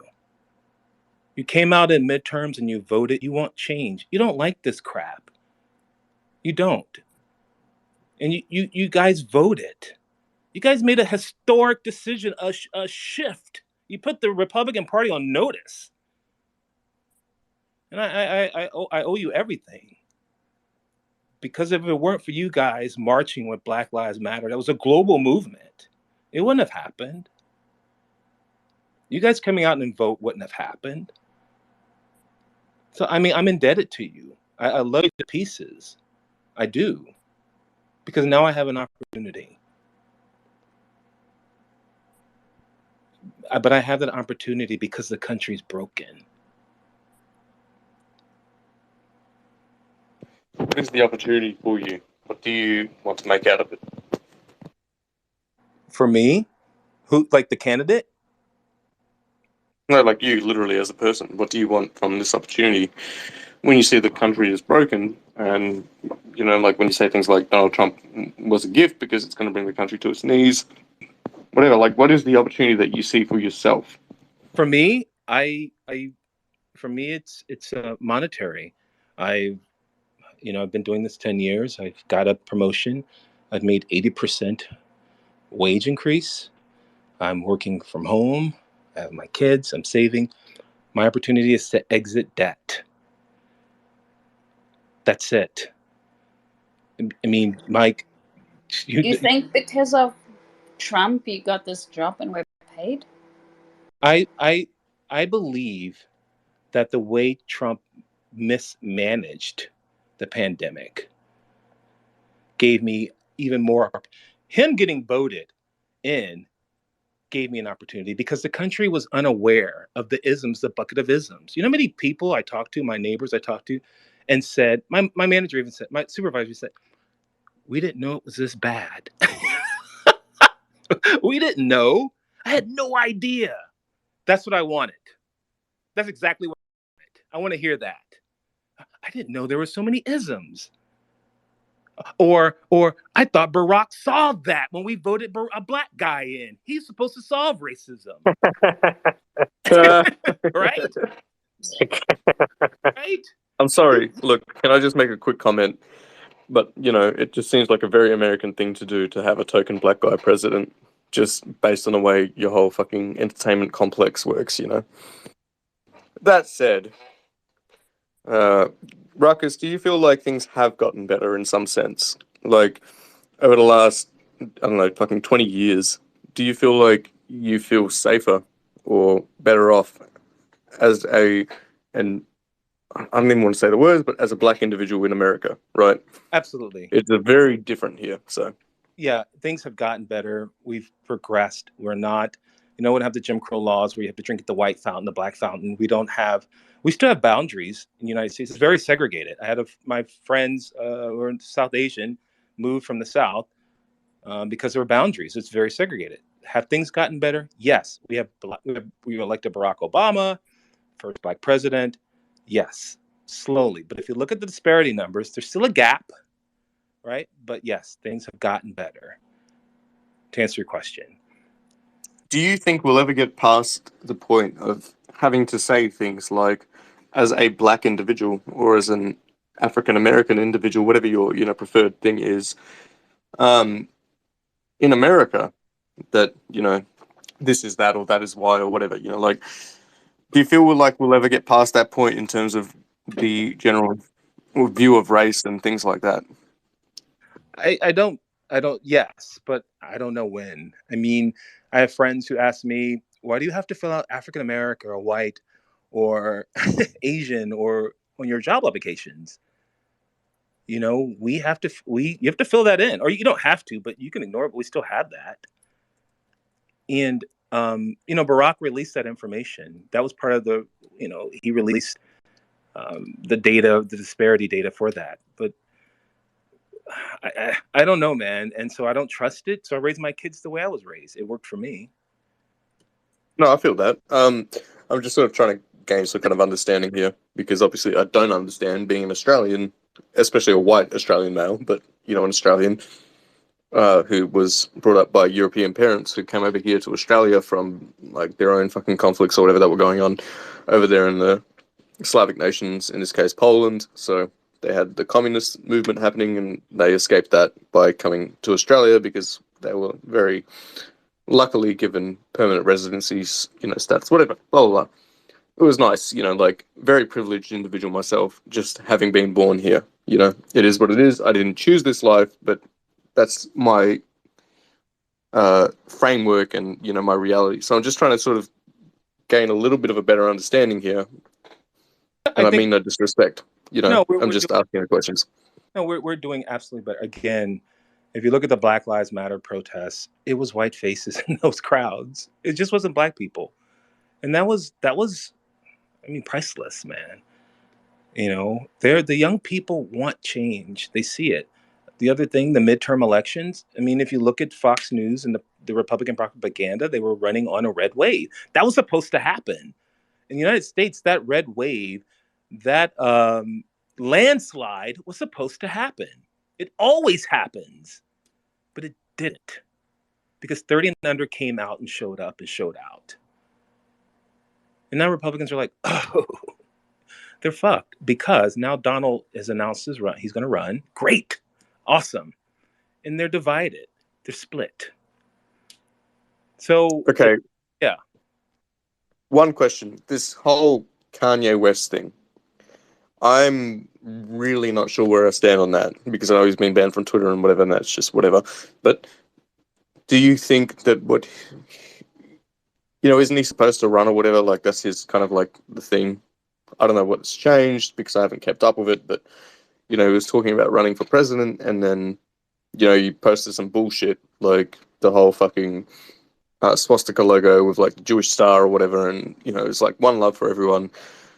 And using those kind of symbols is extremely conflicting for a lot of people, right? It's like you don't fucking use those symbols for a reason. It's the same reason why we don't use the N word, especially if we're like white individuals now, because what it represents, what it actually stands for in terms of our history. But do you feel like that's going to throw a spanner in the works if he actually does go through with it? Do you feel like that's going to, I don't know, like change the way we view things at all? I think it's noise. I think Kanye's noise. I wouldn't vote for him. So I don't think he's going to be relevant. I don't think anyone's going to take him serious. Black people are there's some black people who will support him. I don't. I don't support him. So I think he'll just not even be a blip in the poll. I could be wrong. But, I mean, come on. Come on. The guy he's a train wreck. Let's be honest. Oh, absolutely. Yeah. No, he's unhinged as fuck.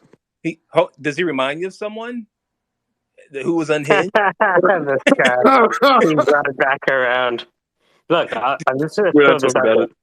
Like, the N word is still flowing like fucking water. So, it's one of those things where I can see both sides. To act like ruckus for a moment, I can see both sides. But if somebody kept calling me a brown coolie slave, eventually it would get to me. Right? We make fun of Australian, you kind of get butthurt a bit about it. You know what I mean? Imagine if they called you an Australian Cockney slave over and over and over again. You know what I mean? So, yeah, you run out of cheeks eventually. And again, yeah, but the other thing too here is like, in the grand scheme of things, Raucus actually went really soft on him. I feel so as well. I'm not going to disagree with that point. I think the way that Alaskoshi came into the room and actually started shit up and then pretty much targeted Ruckus in general, like literally targeted him as an individual for this conversation and, his whatever it was. I think Ruckus did really well. That's my personal opinion. I think he really showed a fucking shitload of restraint. I want to address that because as much as this conversation is a bit heated and it's a bit, we're getting into the political turf, we're getting into the racial turf, and God forbid you approach anything that's racial related in this day and age because, you can't say shit, especially like myself, I'm not allowed to say anything. And that sounds bad, but like, I can't say anything in terms of these things without sounding kind of a... Yeah, you're not allowed till 2026.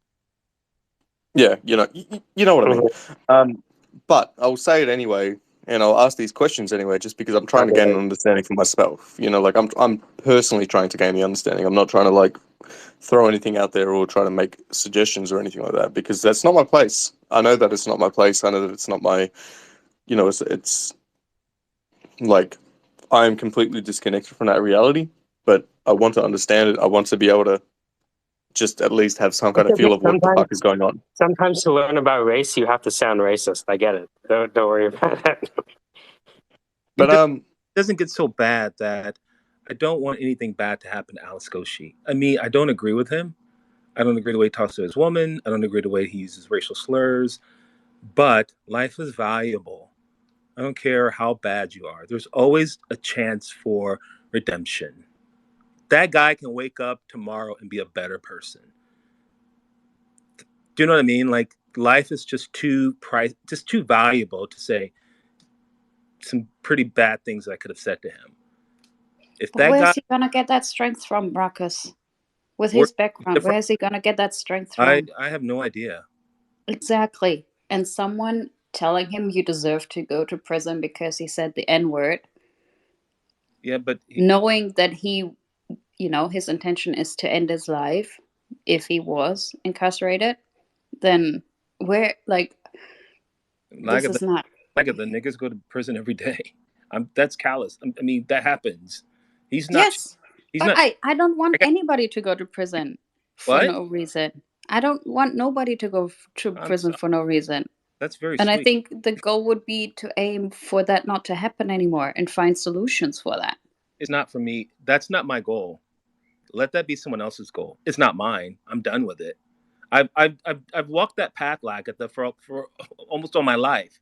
Let someone Yeah, else. but I heard you say earlier how impressed and glad and grateful you were for white young people to stand up at demonstrations. Okay, so is that not a way of making life and things better?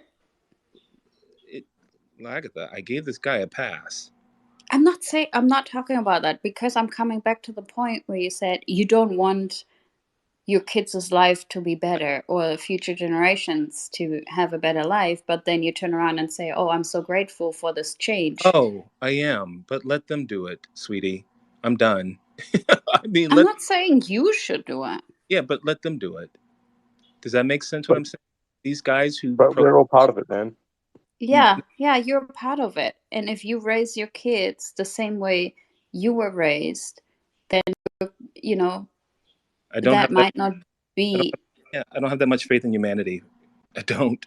For you to tell me to not raise my kids building a shield on the battlefield. No, no, don't have that much. Let's not get twisted. Okay.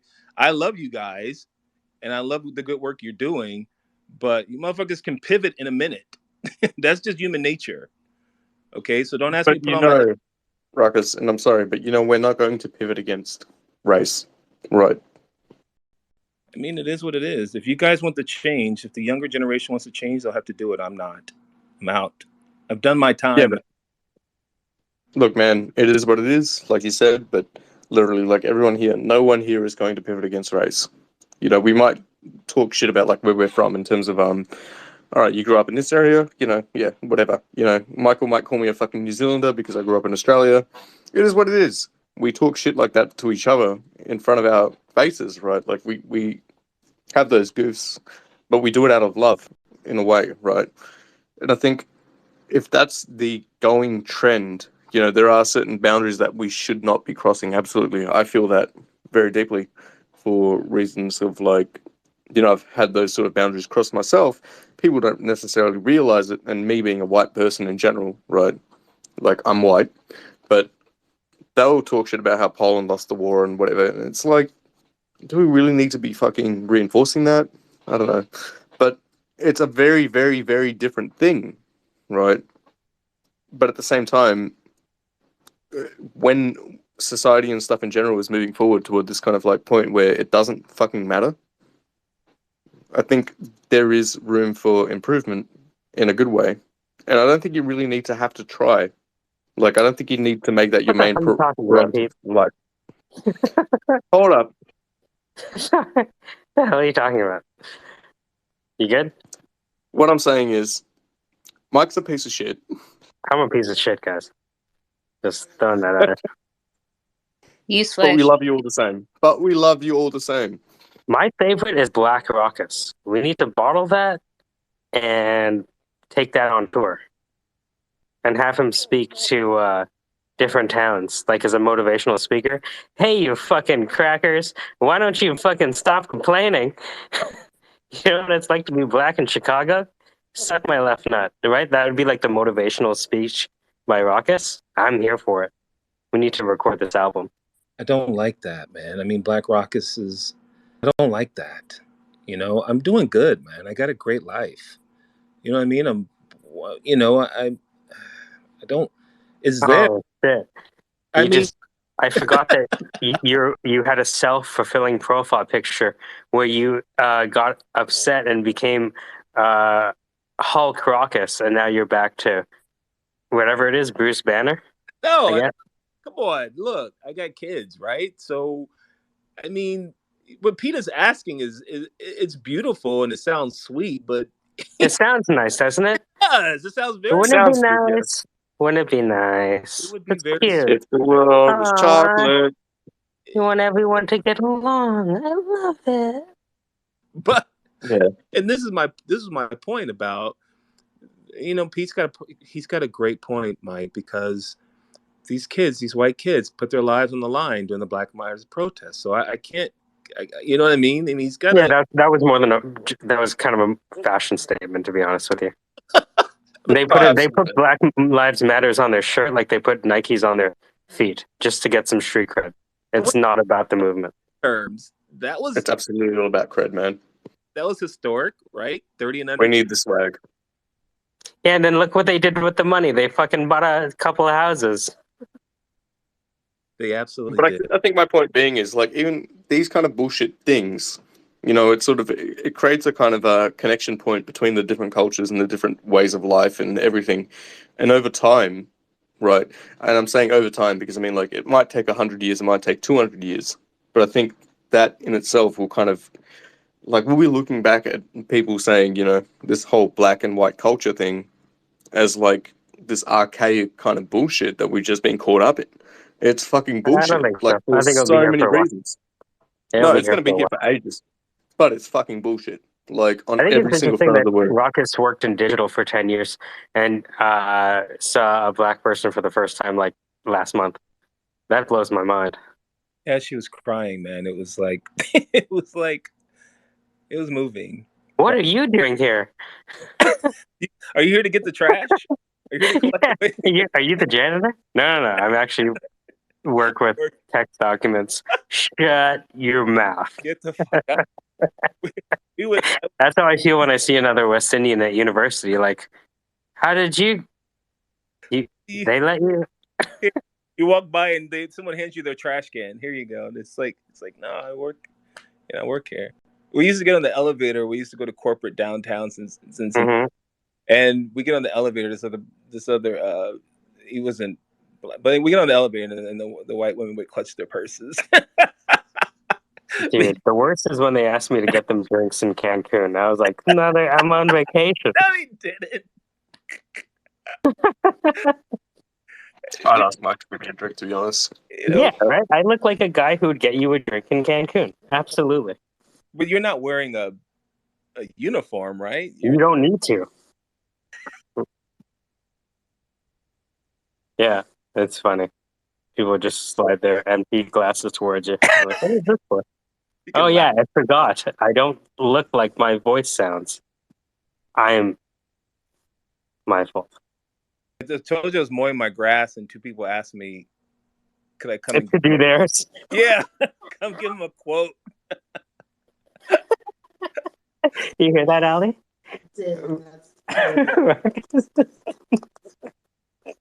You know what? You could have a whole business employing white people to cut grass. You know what I mean? They're like, look, good for you.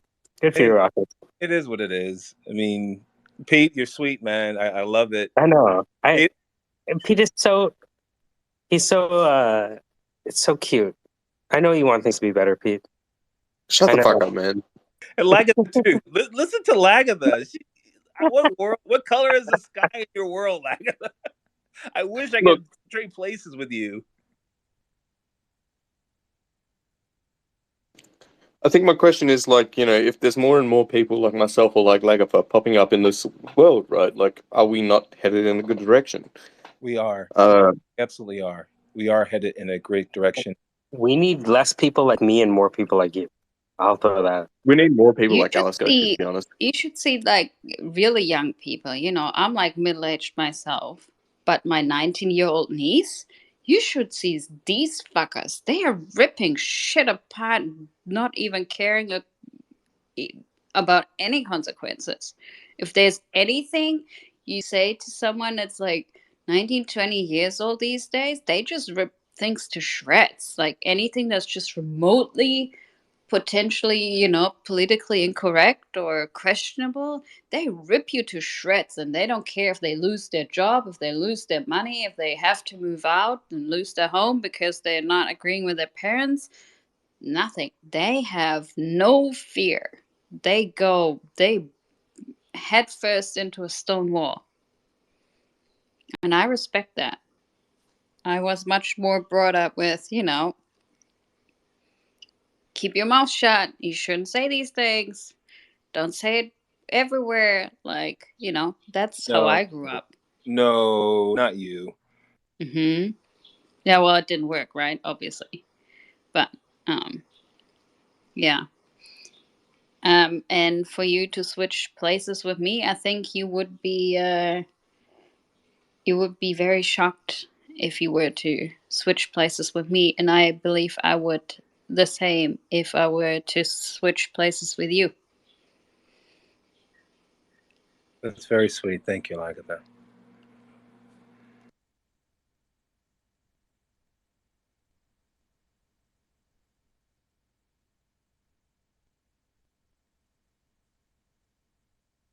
I think for the first time in my life, I feel like an American because I have opportunity. And that's what I want my kids to feel. That's the first time. Like, you better teach them Mandarin then. Yeah. Or Spanish. Matteo's kids Spanish, yes, the Matios Party, 2036. Yep, his kids are going to rule the world. Uh-huh. Yeah. You really think Spanish speaking people, Jesus Christ, are going to rule the world before Chinese speaking people will? It's going to be a race. Really? Get it? A race? If I look around here, I have no hopes for the Spanish speaking population.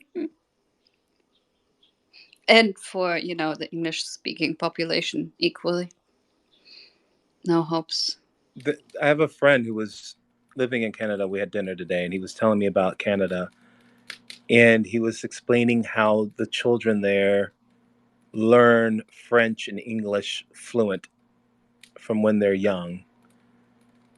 And that one thing he's impressed with Canadians is that they will approach you in French, but if he says he doesn't speak French, they'll switch it and speak better English than him. And he's British. Yeah, And I learned French all throughout school from grade 6. You did? Yeah, I have like my bilingual certificate. I did history, geography, and even after grade 7 for about 6-7 years. He said that the Canadian country gives him money, he and his wife, to learn French. They pay them. Does he live in Quebec? He lives in Montreal. Yes, okay, that makes sense. Quebec is the France of Canada, so that makes sense. Yeah, which they've been taking classes. Hey, get that money. Yeah, and he's doing good at it. He can read it. You know, my second job after recruiting actuaries was recruiting bilingual technical support analysts for like Sony and Toyota because nobody could find them. It was a weird shortage. So my little bit of high school French really paid off.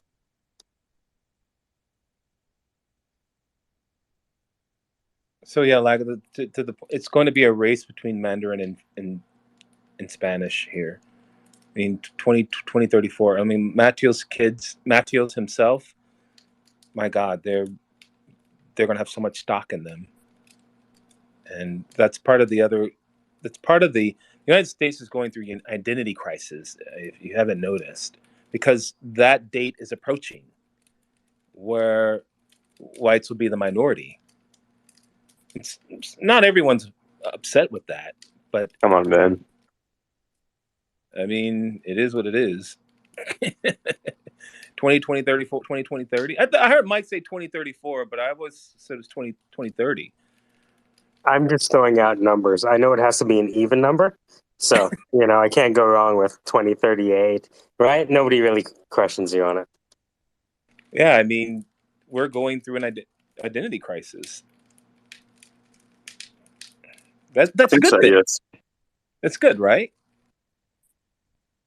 My phone died, by the way, so I just absolutely blanked out for a hot minute there.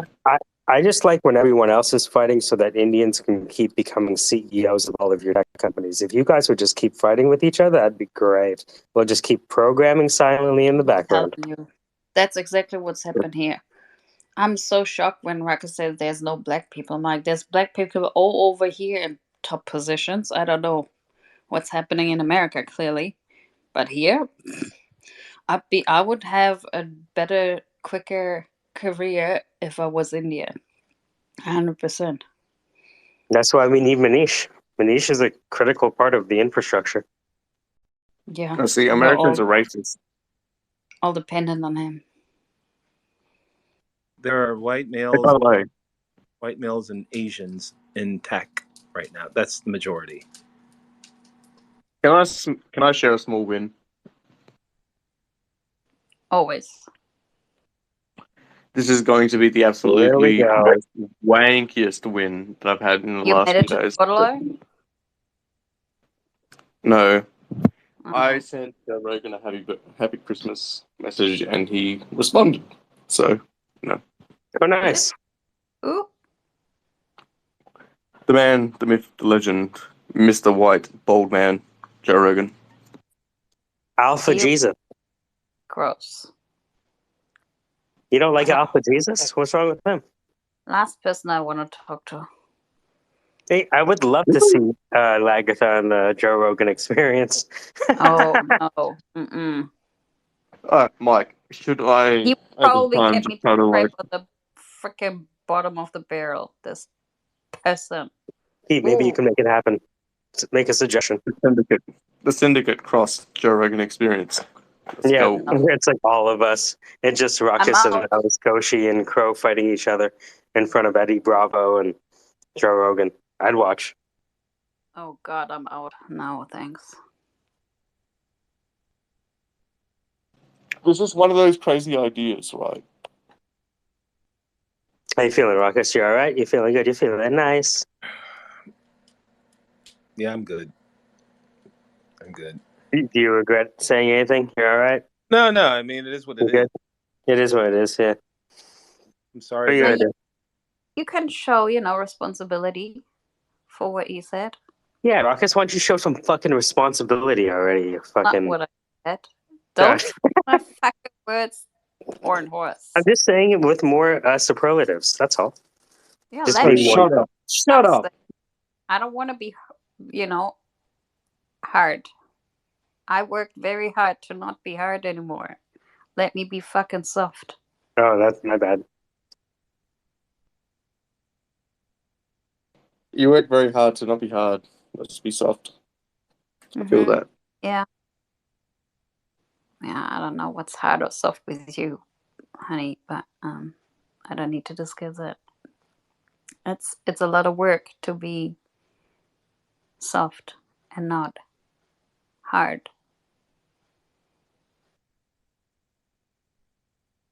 I mean, they have pills for that now. Yeah, pills Can you don't go? Plus, Pete's used to carrying around lumber, 2x4. He's walking. pills don't work. True, but fuck you. If you're just joining us, this is the Syndicate Fighting because we're dying for fleshy neurotransmitters. I ran out of characters for the E and the S. Well, I'm gonna call it a night. My poor cat. He's Holy shit, looking Sandra, at me you're like, still here? Oh yeah, I'm still around. Wow. I mean, I've seen your icon up there, but I've I been honestly working on thought you some would have been stuff. asleep by now or something. No, I've been working on some things. It's fine. All right. You got it published? I'm sorry? You got it published? Yeah, everything's fine. And I'm working on the other thing now. Wicked. It's happening. Yeah, hopefully. We'll see. But I do have a couple questions for you about that tomorrow or so. So Amazing. I'll touch base with you then. Good night, Right. everybody. Bye. Bye, Sandra. Take care.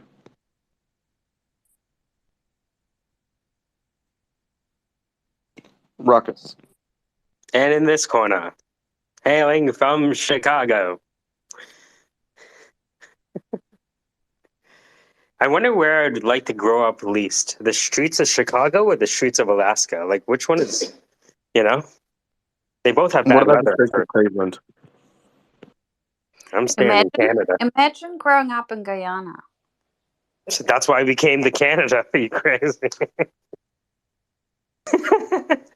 They were like, nope, You no thanks. fucking soft horned horse. I know. That's it. Nobody Why? wants to live in Guyana. Why Canada? Why not the UK or the United States? No, we went to the UK first. Okay. Okay. Yeah. And then one got sponsored. One brother sponsored the other. And then we came to Canada. Some people got kicked out of Canada and they went to New York, and then they got kicked out of New York, and then they ended up in Florida. Who's we though? You in your No, mom's womb or how? no, like the whole family, like all of my grandparents and my aunts that came over. Oh, you came in like a shuttle bus from Guyana? We swam over. Oh, okay. That makes more sense now. Can I make a request? We have the Guyanese stroke where we wind our waist, and we don't even have to use our arms. We just like a fucking pinwheel on a short boat. Yeah, you know, I have spare skin between my second and third toe. That really helps me swimming too. Oh, like a web. I like it. Mm. Yeah. Amphibious. Ugh, lags. What? Oh, that's where you draw the line, Ruckus? That's what You draw Really, the line at Ruckus? web feet? wet feet. Oh, Yeah, Ellie no. said I have incredible. stories way beyond web feet, Ruckus. I will make you weep. I told you. I'm grabbing I my. want to hear. Pour out a drink, Ruckus. Remember that movie with Kevin Costner, The Water World? I thought you were going to say Dances with Whites. No, he had the gills behind his ear. Oh, yeah. I remember that. That was a weird one. Guys, I'd like to hear from the other speakers that we have in the space. I'd also love to hear from the listeners that are just chilling down there at the moment. Why? Do they have anything to fight about? I don't know. No, okay. Sorry. And do you have anything to fight with Ruckus about? Oh, hell no. You can make something up. That's fine. Hell no, I don't have anything to fight him about. Oh, wait Yeah, a minute. neither do No, I. It's fucking I do. violent. His absolute weird hatred towards spam. Yeah. That's it. How did the quiche go last Dude, night? the quiche was honestly, the quiche came out really good. Did everyone eat Yes. it? Like, And everyone... I stood there and I like literally was like, I made that. Eat it. Like, try it. Because a lot of people just look at quiche and go, I don't know, like I'm not. So I was pretty much standing there, not the whole, not, I just for a minute I was like, no, you should try this. It's smoked. You know what I mean? Trying to. It's egg based. Yeah, right? it is egg based. Yeah. How did you keep it warm? I didn't. I cooked it and then I brought it over. Ruckus sounds like one of those apprehensive people at the party, to be honest with Raucous, you. yeah, totally. He's like, well, did you put it in a cooler when you? No. Yeah, like, why am I eating cold eggs that are I hate compressed cold together? eggs. I know, I hate cold eggs. It's cold eggs. That's what I think. I know. Fucking delicious. Wicked. We figured out something for you guys to fight about. Awesome. Yes. Keep it going, guys. Mission accomplished. If only we could turn the anger into an NFT somehow. I know, right? Right? Just bottle that shit. We just bottle anger in general. I guess. I don't know. Right now, okay. So I ran off to the beach instead of making my apple pies. So I'm making apple pies right now.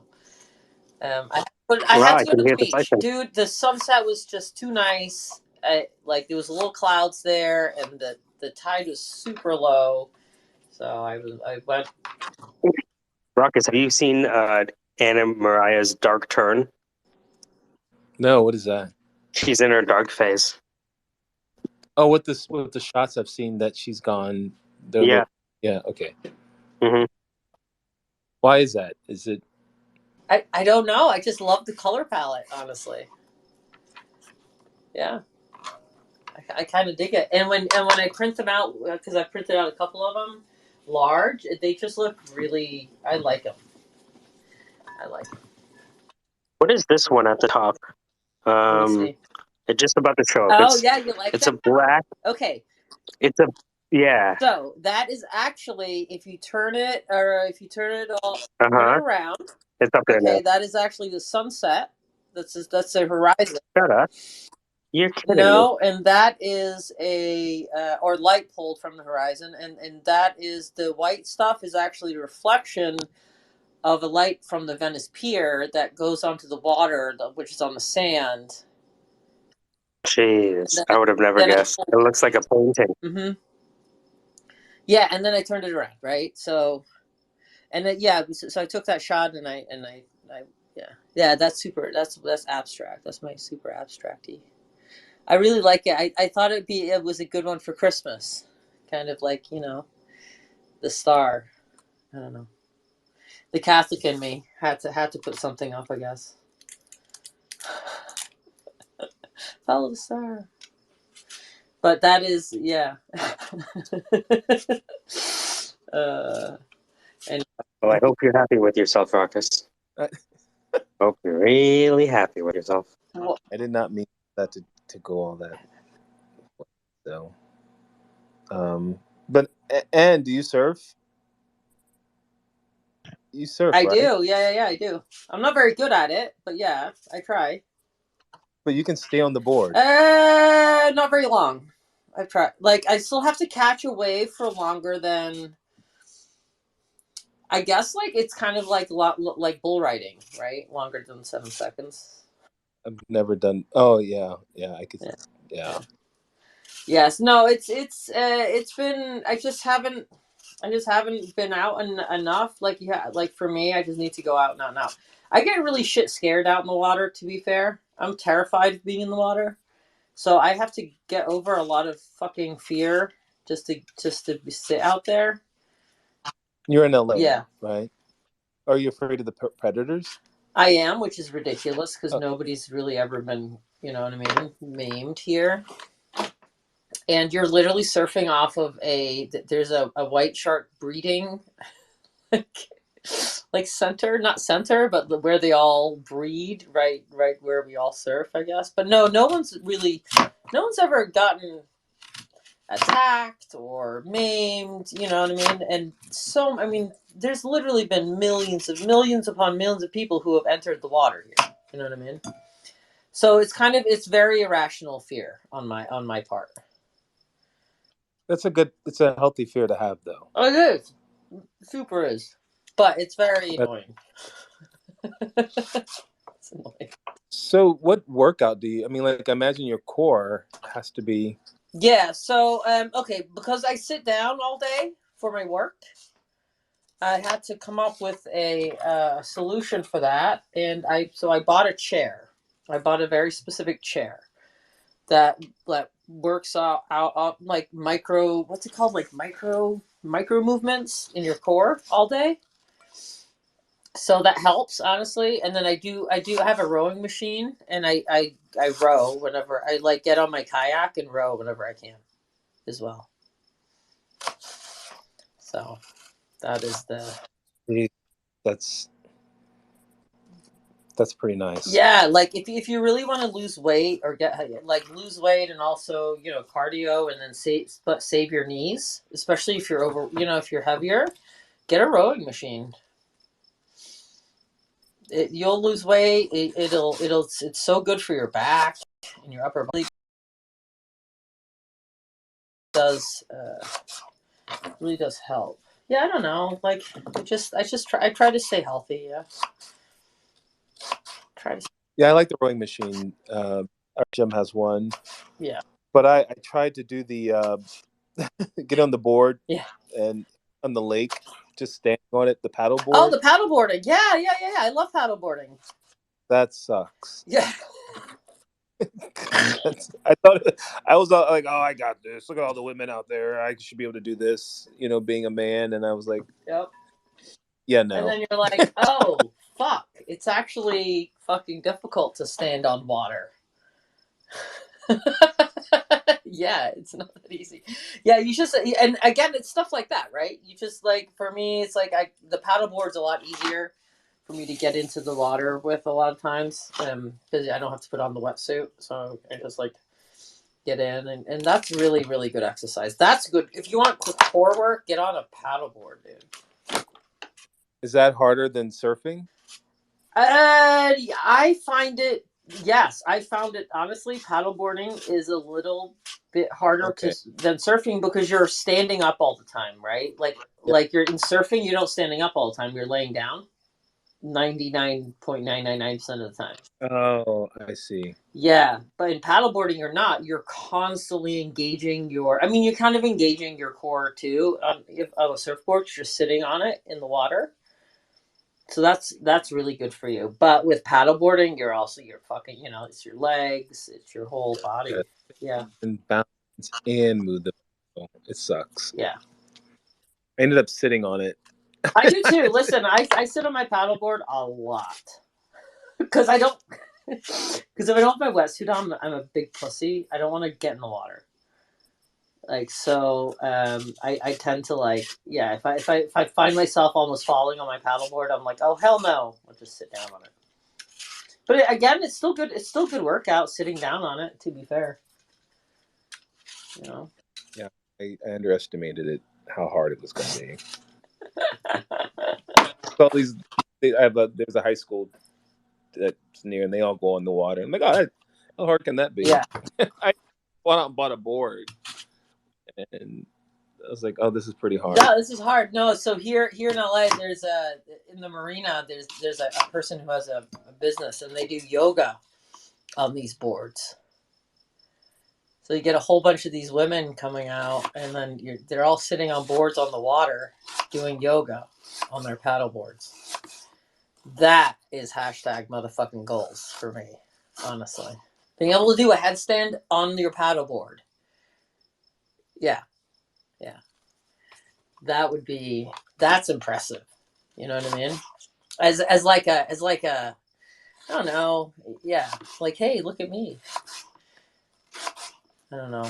It's one thing that's, I mean, honestly, how many people in the world can actually do that? I've never seen yoga on those things. That'd be crazy. Yeah. Yeah. Talk about a core workout, Ruckus. That's what, you know what I mean? You gotta be like, yeah. How many apples do you put in an apple pie? Who makes apple pies in this room? And if people are worthless, maybe you can try them. Nobody. It looks like an apple pie kind of guy. I know. I think it's 7 apples. That's a lot of fucking apples, though. The fiber's good for you. Yeah. Okay. No, it is 7 because the apples cook down. Do the apples pee at all when they cook? Like, do they become like watery? No, they don't become water. It's more like, okay, so it depends how long you cook them, right? And then depends how thin you slice your apples in your apple pie. They can become. It's more like it can become applesauce a little bit. So sometimes if you, but not really. The apples tend to hold their structure pretty much. Oh, but yeah. Oh, it smells so fucking good. Damn. Hopefully my neighbors won't call the police or the fire department when I start smoking my fucking pies. And, like, what's that smell? Okay, someone else talk. One of the things I appreciate about you, Anne, is when you talk about Maine. I think that was like one of the best conversations I've ever heard. You have such a passion for Maine. Oh, yeah. Ooh, I can just, I really do. I love it. I don't know if anybody here has an affinity for places, but I do, I guess. Maine, it's in your heart. It really is. Actually, you know what it is? It just reminds me of where I grew up.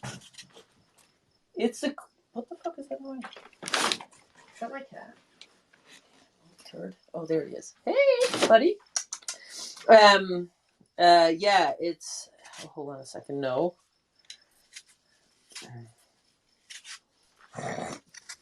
My cat's trying to get up into my apples. God damn it. Yeah, no, it reminds me of how I grew up. Yeah, I don't know. Like, I don't live. I can't access where I grew up. So, I'll kind of just search for places that remind me of it. Yeah, but you're in LA, like you're in California. You have the sun, you have all this stuff. Yeah. And then you talk about Maine as if it's paradise, and it's like, it's like I know it's stupid, right? it's odd. It's definitely odd. It is. It is odd. It is odd. But I think it's. I don't know. Like maybe like younger, I wouldn't have said that. So I wouldn't have been all about it. But I think the older you get, there's a pull sometimes to where you grew up. I don't know if that makes sense, and I don't know if everybody has it. I don't know. Well, Haynes, go ahead. I see your hand. Hey, Ruben. I guess I'm just here monologuing with Ruckus. While I make my pie. Hey, this is Haynes here. Yeah, I wanted to chip in after hearing about that Maine thing, and having the love of places. The love of places is like a very it's central. Like I'm in here because I followed Alaskoshi because he's in Alaska and I know on Twitter here. Yeah. And I have a deep love of Alaska, and like a lot of Alaskans are like that. And I wanted to say specifically that my view from Alaska of the lower 48 is that Maine is the only other state I would ever live in. And that's because I've only been there a few times in my childhood, but it's because a lot of Maine people come up here to Alaska and they are beautiful, brilliant people. And we can really tell, like I live out, I have humpback whales that I can hear from where I'm sitting in the summer, and I can see a glacier from my porch. Jesus. Yeah, and so we have this deep connection to the land, and when we meet people from Maine, we can tell that they live somewhere that's as beautiful and as wild as Alaska still. And it's really Yeah, exactly. Like I love Maine. I love this one island, and I go there. I go there. I try to go there every year, and I plan on living there as soon as possible. But yeah, it's an island off the coast of Maine. Yeah. So you're disconnected from the mainland. You are absolutely. Oh my God! I can't believe you get to hear humpback whales. That's amazing. Yep. Yeah, no, it's that, I live in maritime Alaska too, obviously. And it's that maritime / wilderness culture that is really spot on with Maine. Yeah. And yeah, that kind of remoteness, and like where I live, you have to fly in or take a boat, and there's only, I live way out in a rural area around a town that's got 2,000 people. But then other than that, we're completely isolated. Yeah. In That's Maine, kind of like that place. Like you can't get there. The ferry comes. You know what I mean? Yep. And then there isn't there's no airport. I mean, there's a small airport for private planes, but that's about it. Yeah, it's just like that here. Yeah, right. And it's that the ability to live in that kind of isolation gives a freedom that is allows one to work on oneself and just to observe self nature. And it really shows you the power of community. When people talk about power of community, like when you're living in those extreme conditions, like the community is all you have. Like your closest neighbor, whatever that is your, you know what I mean? Like there's yeah, I don't know. It's lovely. I just love that way of life, I guess. Yep. Yeah. Yeah, it's a beautiful, and it's a very present like way of living. Yeah. That since the pandemic came out, in my neighborhood, we're actually like a capital with a bunch of fieldwork biologists. So there's like a lot of PhDs around. Yeah. But then there's a lot of like I was a mariner, and I have a master's in English and I'm a writer, but I was a mariner professionally. And then so we have a lot of like sailors and fishing people, and then just kind of like backwoods peasants. Yeah. And then when the pandemic hit, is all the field biologists suddenly realized that we were all 10 times better at survival than they were, and that we are way better at economics, we are way better at gardening. And so we just went out and started helping everyone, like, oh, now that you have to learn how to survive, yeah, we can help you with that. Like everything you do is inefficient, Yeah. Wow. But that's how the community really worked. Right. You know, and like we got to learn from each other, and like everyone here has survived safely. We had one episode of violence in our entire neighborhood in 2 years, and it was quickly handled. Yeah. You know, and no one's starving, and everyone takes care of each other. You know, even we have a lot of people who don't get along. Like, you know how contentious Oh politics no, are. absolutely. Listen, Yeah. on the island, Vinyl Haven. I mean, there are families that have decades against each other. You know what I mean? Oh yeah. But that doesn't Blood mean feud that stuff. they're not going to like save each other's lives or help them out. Right. Yeah, Exactly. it truly is. It's a weird thing. It's very. I don't know. I very much enjoy that kind of way of life. I don't know. Yeah. That was very cool to hear. Yeah. No, it's very cool to hear that you live that way. God, you know. Yeah, some of my best friends are from Maine, actually, just because they come up here and they fit in so well. Yeah. They're also a lot more civilized in several ways, so it's kind of nice for Alaskans. People who've actually read books and stuff like that, you know. Right. Well, because I think when you also live in these sort of extreme winter conditions, you truly do understand like time. Well, I don't believe time really exists anyway, but like time just It doesn't. Yeah. Time just moves differently, right? You do have time to read. Yeah. Because you have so much time. You know what I Oh mean? yeah. In the winter. No, people ask about Alaskan winters. I wasn't raised here, so I moved here like 15 years ago. And they ask about how tough it is when you first move there. And it's like, oh yeah, no, your first one, you're like, drink a lot. That's fucking true. Yeah. And then your second one, you might make the mistake of drinking a lot. But you'll either stop doing that or you're not going to make it here. Right. And then, so by like winter 5, you're just reading the complete works of Shakespeare in front of the wood stove every winter because it's the most entertaining thing to do. Right. You know, you don't have internet, you don't have a phone, even that kind of thing. Oh, it must be wonderful. You said you were a writer. Oh yeah. I moved here intentionally for the literary atmosphere it gave. Basically. There you go. See, I kind of feel the same way about the island too. Yeah, and that's for any type of artist. It's the best way to live a productive life as an artist. 100%. 100%. I do believe that. I mean, God, yeah. What kind of stuff do you write? I'm a folklorist, so I generated several years of folklore in my town by walking around and just talking to everybody. Oh wow! Cool. And then I study Zen, so I'm actually a literary specialist in medieval Chinese literature. And so I write funny comments on Zen literature, several places online, and I write like folklore poetry, stuff like that. Just super funny, silly stuff. Oh, that sounds fun. Yeah, I've kind of mastered. Have you heard of the poet Sappho? No. So she was the most famous poet in ancient Greece. Was actually a woman, and she was from the Isle of Lesbos, and she invented the lyric form of poetry, and she had this real flirtatious style where she's always like, she's surrounded by her female students, and she's like making sex jokes with them in her poetry, and it's super comical. So I developed like a folklore style of that, where I'm telling folklore tales about like, small animals and like cows and milkmaids and shit, but it's the most raunchy sex jokes you've ever heard if you actually look at it. And it's just like it's super funny. That's like kind of my style. Yeah. Cool. Right on. That's cool. 1 second. Okay, I have to check a recipe. Hold on, I'm going to go on. I'm going to turn my mic off right now. Hold on. Well, now it's just me, so someone else should step up if they want to. Or we could talk about Ohio some. That was really interesting information from you, Ruckus, earlier. Ohio. Yeah, it's okay.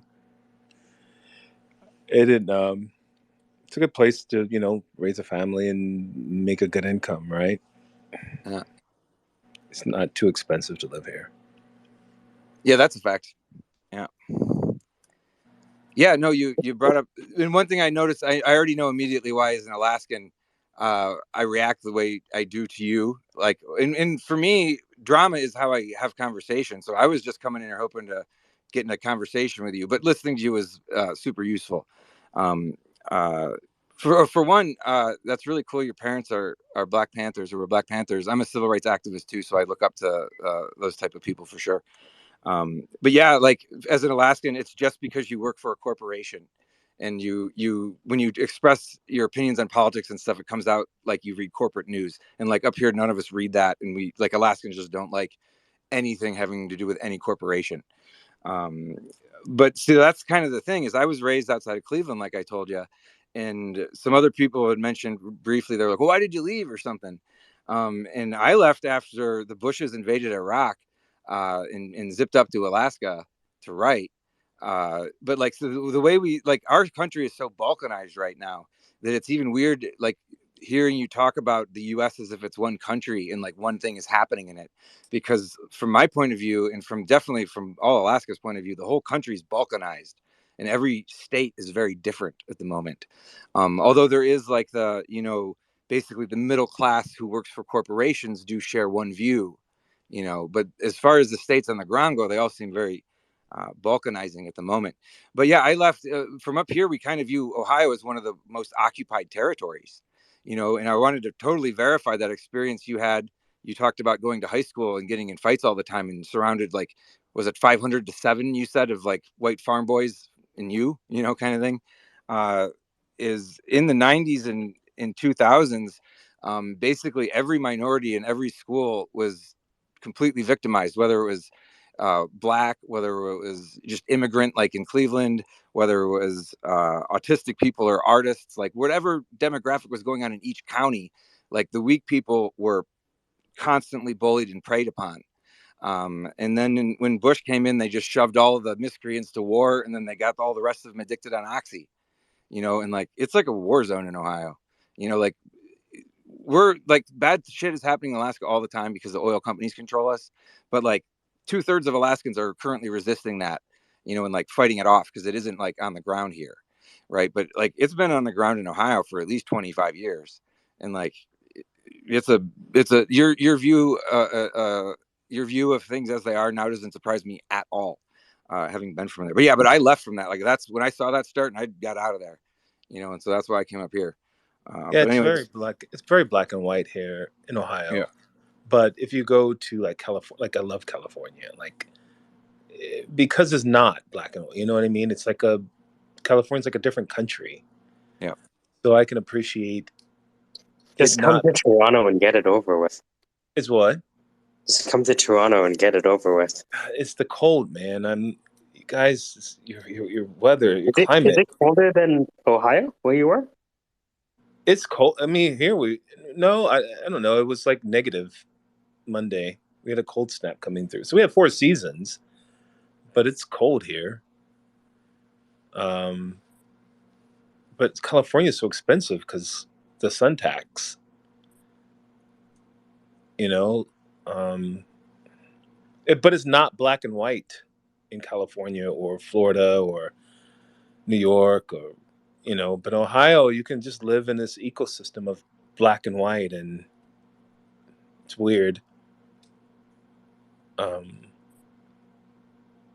But my parents, I went to a Utopia junior high. It was mixed. It was a mixed junior high with all kinds of nationalities. And then there was like a white flight. So what happened was there was a white flight. I don't know if you guys ever heard white flight, but there was a white flight in... Is that when white got dunked? No, it's when white people moved to another community because there's too many minorities in one area. It's kind of like a reverse gentrification. Yeah. Okay. Yeah, but it just happens. It is. And so, I mean, my parents did it. They left too because they were like, oh, all the white people are leaving. Let's go. Where are they going? And it's built basically education. So they feel like the education's going down. So that's how I ended up in the school with predominantly white students. And but that's how Ohio is just black and white until you go outside the state, and then you go outside your own country, and then it's just like another world. It's a bigger world, if that makes sense. I mean, the best thing about Ohio is you guys created Bone Thugs. What? Yeah. Because they came from Cleveland, Bone Thugs and Harmony. So you guys get ratings for that. You know, that's where is he? Hey, that's Euclid, man, and you don't want to walk over there in the daytime. I don't know if Haynes, you've ever been in that area, but that's a pretty rough area. Like, I mean, yeah, like I wouldn't open my mouth in that area. Yeah, I only remember as a kid, but there were definitely some rough areas in Cleveland, around there. Yeah, Bone Thugs, where Bone Thugs is from, is like, yeah, you don't even walk around there in the daytime.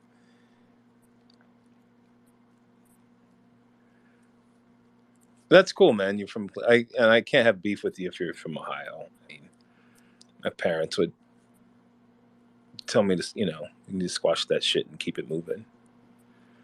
Yeah, well, I wasn't trying to have beef with you to begin with, but yeah, no, Ohioans don't do that really. There's quite a few of us up here actually. There's a whole crew that basically fled after they shot the students at Kent State. There's like multiple thousands of Alaskans that left right when that happened and settled here, and so there's kind of like this. I'm Gen X, so I'm like younger than them. So, but there's this kind of older community of Ohioans that got here before me. Pretty cool people. Wait a minute, they left because of the Kent State thing? Oh yeah. They went to Alaska? Yeah. Well, I mean, if you weren't there, you know, they actually Did they invaded shoot at the every school? Is that Ohio what happened? state. Oh, go ahead. It was a sniper. It's a sniper, right? No. So Kent State. Sorry, my parrot's flying around. Oh, she's good. Okay. So Kent State was there was a Vietnam War protest on all the college campuses in Ohio, and then they sent in the National Guard to occupy every campus. So it was basically just like Tiananmen Square, and then at Kent State, and that's actually where I went to school. At Kent State, the National Guard shot 4 students to disperse the crowd, and so that was in like 1972, I think. But yeah, like a lot of people fled Ohio. It was as bad as Tiananmen Square was, and the rest of the country didn't do anything. Like all of our colleges were invaded, and students were shot in fucking live TV, and everyone just thought it was okay. You know, so a lot of like academics and people like that just fled because they were right there at the universities and saw it all happen, and they just there's like a ton of Ohio PhDs just been hiding out up here for like 50 years now. Where was the one where the guy was in the bell tower? That was Austin in the 60s. Okay. Yeah. Okay. Yeah. Yeah, I didn't know they went to Alaska. That's interesting. Well, they went all over the place, but yeah, there's a ton that came specifically here. They were like, we see what's happening in this whole country. It's going to take 100 years to get through it, so we're just going to come up here, wait it out.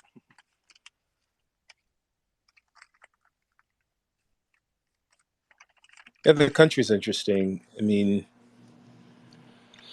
I know there was a history with Alaskoshi, and so it's just been going on a few days. So they don't want you to walk into that, but it is what it is. Oh yeah, I was just diving in as an Alaskan to have fun, right? And I like that guy because he's been nice to me, but like I'm not. That was the first time I heard him, and I'm not like that myself. Just so you know. Okay, no. I mean, I get it. Yeah. It's cool. I mean,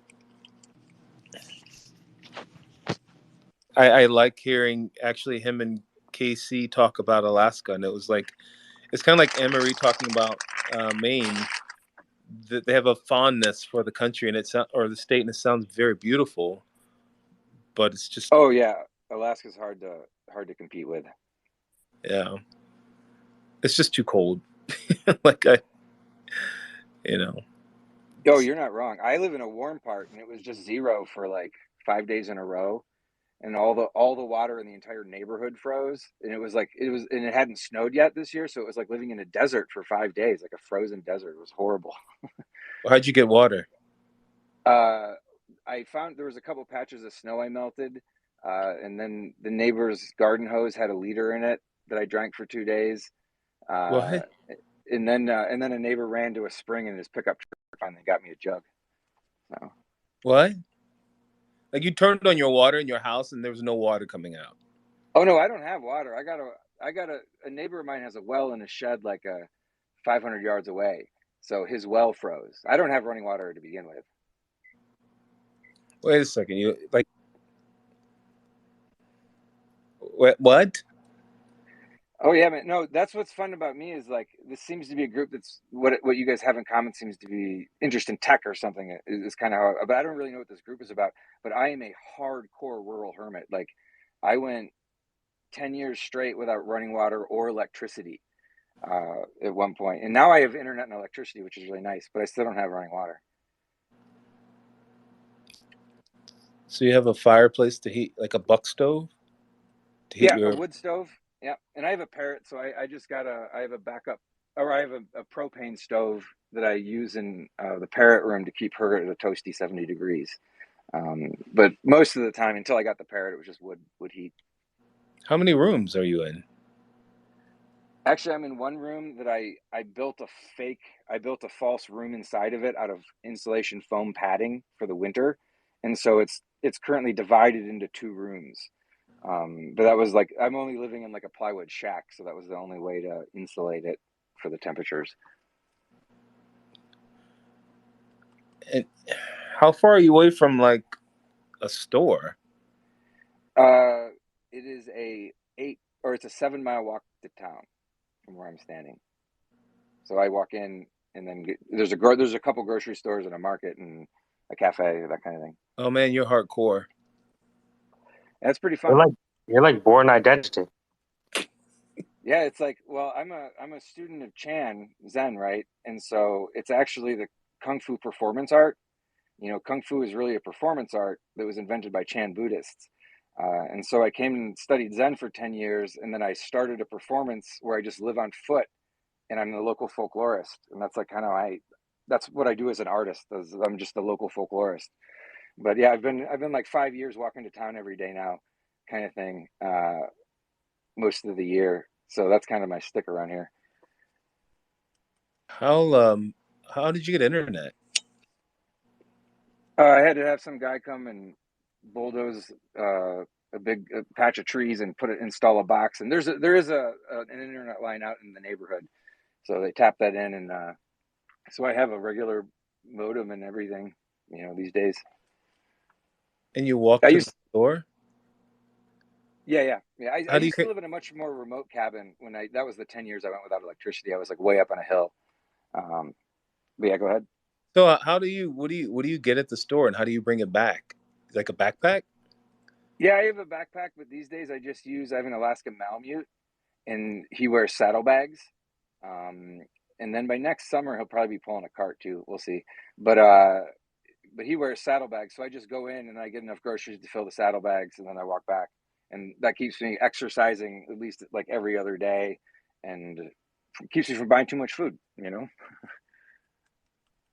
So you don't order from Uber Eats? Yeah, we don't have nothing like that out here. No. Okay. I can go I can just go visit some neighbors at the right time of day, and they'll probably give me some food, you know. But we don't have anything like Uber Eats. Neighbor Eats. Yeah. What kind of shoes do you wear? Like boots, or like what do you wear? Like that's a walk in the Rocket is snow. talking to this guy like he's on Mars rover. Yeah. Hold on, do they have an atmosphere there? How do you breathe? See, to me, you guys are the ones who are on Mars, because your lives are like science fiction to me. Like I can't even imagine the kind of comfort and technology you have around you. It seems like the fucking Jetsons from where I'm standing. You basically have a holodeck as a service at this point. Yeah, just like that. What The shoes kind of question boots do is, you wear? Yeah, that's a good question actually. Shoes are the most important thing in the winter. Well, in Alaska, they're the most important thing, I would say. That's how important they are. And one thing you find out is like those like $150 really high end tennis shoes. You know that I used to live in Seattle and Portland and shit before I came up here. You know the kind that the really active hikers wear. You know those things last like 6 weeks walking in Alaska. And it's as soon as you actually walk in them all day, you realize those shoes are only made for people who drive in cars, right? Those are literally your nicest $150 tennis shoe is made for someone who drives a car. In the summer, the most affordable, like any boot you're going to walk through eventually, but like an extra tough is a good boot, so it'll take a while. But like in the summer, your best bet is always sandals. Sandals are by far the most flexible shoe. In fact, last summer I made it the whole summer. Like two people donated me tennis shoes, and I walked through them each within like 3 weeks. And then I just said screw it, and I bought a cheap pair of Crocs for like $20, and those things are like fucking indestructible. I walked on them all year already, and they're like barely even worn.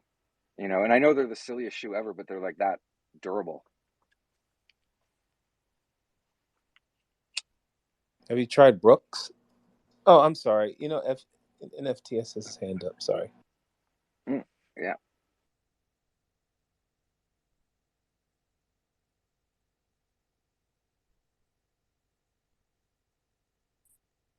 He put his hand down. NFTS?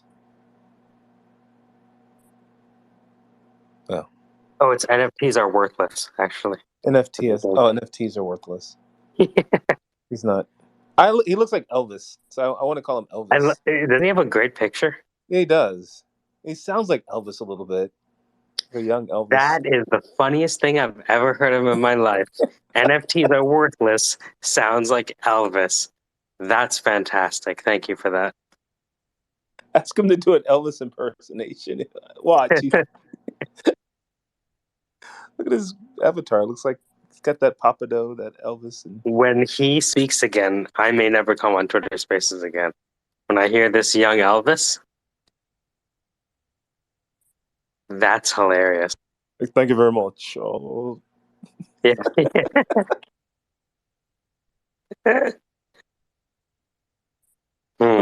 But Haynes, try Brooks. Those are supposed to be good walking shoes. Oh no, you don't. I don't buy anything. Like I'm way below that level of the economy. So it's just whatever I'm handed or whatever I can scrounge for cheap in town. Well, what kind of coat do you wear? Whatever's been given to me. I've got like 4 coats right now, so I'm pretty good. Some people gave me a $700 brand new Woolrich wool coat this year. It like belonged to their parent who passed away, and that's like it's a little big on me, but it's like a lifetime, well, at least 10 years good coat, so that's pretty solid. But usually I just get new coats given to me every year, and then I rip through them just living my daily life, and then I have to get new ones given to me. So I just go through recycled hand-me-downs basically. I'm impressed. Well, actually, it's a pretty fun way to live. It's not like as hard as it sounds. It's pretty entertaining. You know, you're always like doing something for survival, but you're in your own neighborhood where everyone likes you and you're having a good time. So, you know, it's a pretty entertaining lifestyle. It's not that hard, really. Yeah, you're kind of like Web Zero. I don't get the reference. Sorry. Like, you know, how they talk about Web 1 and Web 2 and Web 3? Yeah. Yeah, you're kind of like Web Zero. That's right. That's a really good way to say it. Yeah, we're really good at communication and technology out here and all of that, but it's basically because we are Web Zero. Like Web Zero is the one that's always there, right? And then civilization becomes illiterate, and we forget that Web Zero is out there, you know. And then it takes it a renaissance and an enlightenment, and everyone's like, "Oh, Web Zero, let's build Web 2 now," you know. The world sighs to me and along with him, bringing me the peace and indifference of immortal things. Long live Web Zero.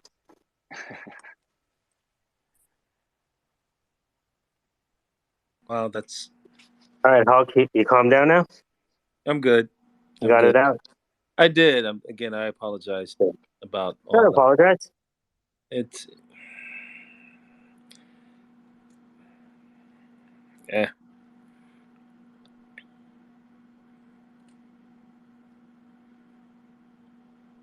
Oh my God, Ruckus, I'm actually loving all of your questions. Haynes? No, because yeah, isn't it great? No. It's Because like, these are just like, let me think about like what it would be like. yeah. Usually it's like a white guy going into like, you know, black indigenous people, right? And finding out how they live. But this is like the reverse. No, I personally also am very impressed, Haynes. I would, it sounds weird, but I would love to come visit you. Sounds like I want to. That's a little weird. Jeez. No, I mean, that's not weird or anything. You're just a complete fucking stranger. No, but No, just I'm just like fascinated, you know what I mean? Like I love it. I love that whole like sense of adventure and survival. Like I haven't done anything like that before, but like I do long distance hiking. You know what I mean? Where I'm going out for like maximum 10 days. Child's play. Absolutely. Don't try Compared to to Haynes, don't it try to fucking yeah, I'm embarrassed. I'm embarrassed to even say it, to be honest with you.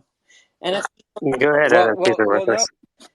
Oh, Hey, Wicked. Did you hear that Ruckus said that you could be Elvis? I am Elvis. Amazing. I'm reincarnated. Can you tell us about your next album, Elvis? Well, I would, but I gotta go to the toilet real quick. Oh my god, that's so dark. That's so Elvis. He died. Wow. Just went to the end of the story. Got dark quick. I couldn't help it. That escalated quickly. I default to that. I can't help I feel so lonely. I could die. Hey, Ruckus, I want to just say a couple of things, like to kind of some of the stuff you were saying earlier. So from where I'm from, I live in the highest murder rate per capita in the entire country. I live in that city. On top of that, I'm a white male and I'm a minority in that city. I was a minority going to school as a white male, and the county that I grew up in, I was also a minority. So being in that situation for myself is a lot different than, I guess you'd say, 99% of white people in the US, because I was born in a tri-county area, which we have the blackest county in the entire country, which is the next county to us. So, so this things that you were saying, it all makes sense to me 100%, because I mean, like, the majority of my life I was around, majority black people, so like I understand their perspective way better than somebody, and it always has bothered me to hear people talk about those kind of issues that are white, that are from like Nebraska, where they had like 2 black people in their town. And I'm like, you don't know what you're talking about at all. Um so I just wanted to put that out there, and just say, like, I totally get where you're coming from, and I'm on the same page with you. And I didn't hear Alaska she say that earlier, so if I would have, my tone would have been totally different across the board, because uh, that's just not something I support whatsoever. So Oh no. Thank you. So you went to school. You were the minority. yes. So Oh, how? you guys are like kindred spirits Yeah, we are. from across the racial tracks. I like it. How was that? I mean, was it? I mean, that's got to had to be. Was it? I don't want to presume it was tough or rough, but It actually, it's not that bad. I mean, I don't know. It's you still have like that kind of divide or whatever, but at the same time, you don't. I guess in a sense of, if you were to go anywhere else, it's very clear that that's the case. But you know, uh, we were all so commingled, like it didn't really even matter. I mean, we were just all friends with each other. So, um, and then like from a like personal perspective, I mean, I don't know, it wasn't something that like I didn't think about it that much, I guess you'd say. It's something that I was just used to. I grew up like that, so I don't know. that's good, man. So you were the only one.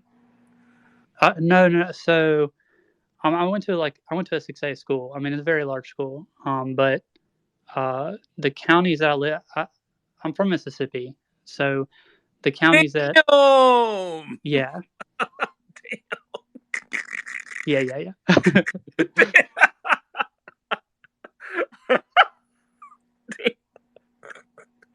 That's deep. I like it. I'm gonna be quiet. Go ahead. Yeah. So, and I'm originally actually from the Delta, which, as you know, historically, Damn! yeah. You know it's a rough neighborhood when Ruckus is impressed. No, it's not. Wait a minute. So he would, what he's saying is where he went from, where he went to. Is that fair to say? So I moved 3 times throughout my school journey, and all 3 of them were uh, within that Delta type area. So it's like, regardless of the school that I went to, it's the same situation. Right. So you said at the beginning you are from the highest murder rate capital of the country, right? Right. And there's a couple places, right? So I just moved from there, and just literally 6 months ago. But I'm in literally like the next county over. So, um, it's not. I don't know. If you Google the highest murder rate in the country per capita, and you, yeah. There's only a couple places it could be, but yeah, that's deep. So you're pretty guarded then, right? Like you're pretty, you know the rules. Yeah, I mean, I've done all kind of. I mean, yeah. I mean, I for a long time, I actually only hung out with. I had a ton of black friends, and they always would make the joke like, "Oh, you have your black card" or whatever. But like, I would go to the club sometimes, and I would be the only white person there. Like, damn. I was that guy.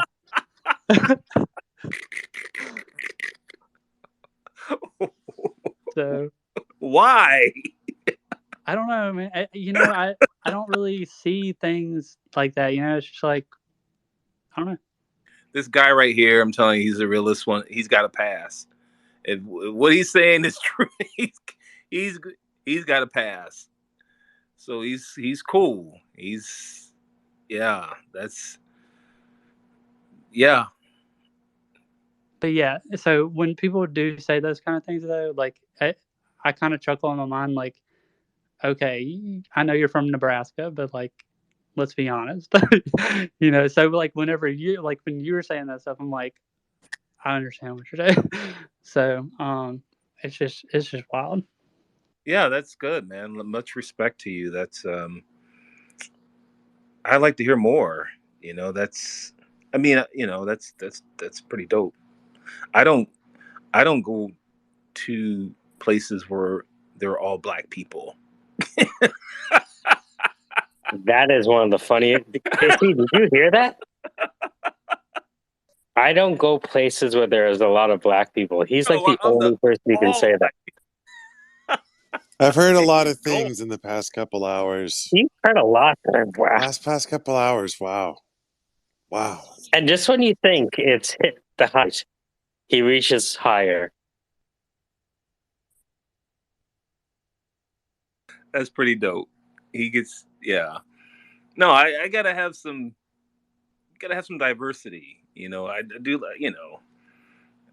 There's this place in Dayton called the Canine Club, and it's where it's a gutter. It's a gutter club, and you just do not look. I can walk in there, but if I start talking, the record's gonna scratch, like a coconut walking in. I'll tell you one story. All right, so the county that is next to me is the blackest county in the entire country.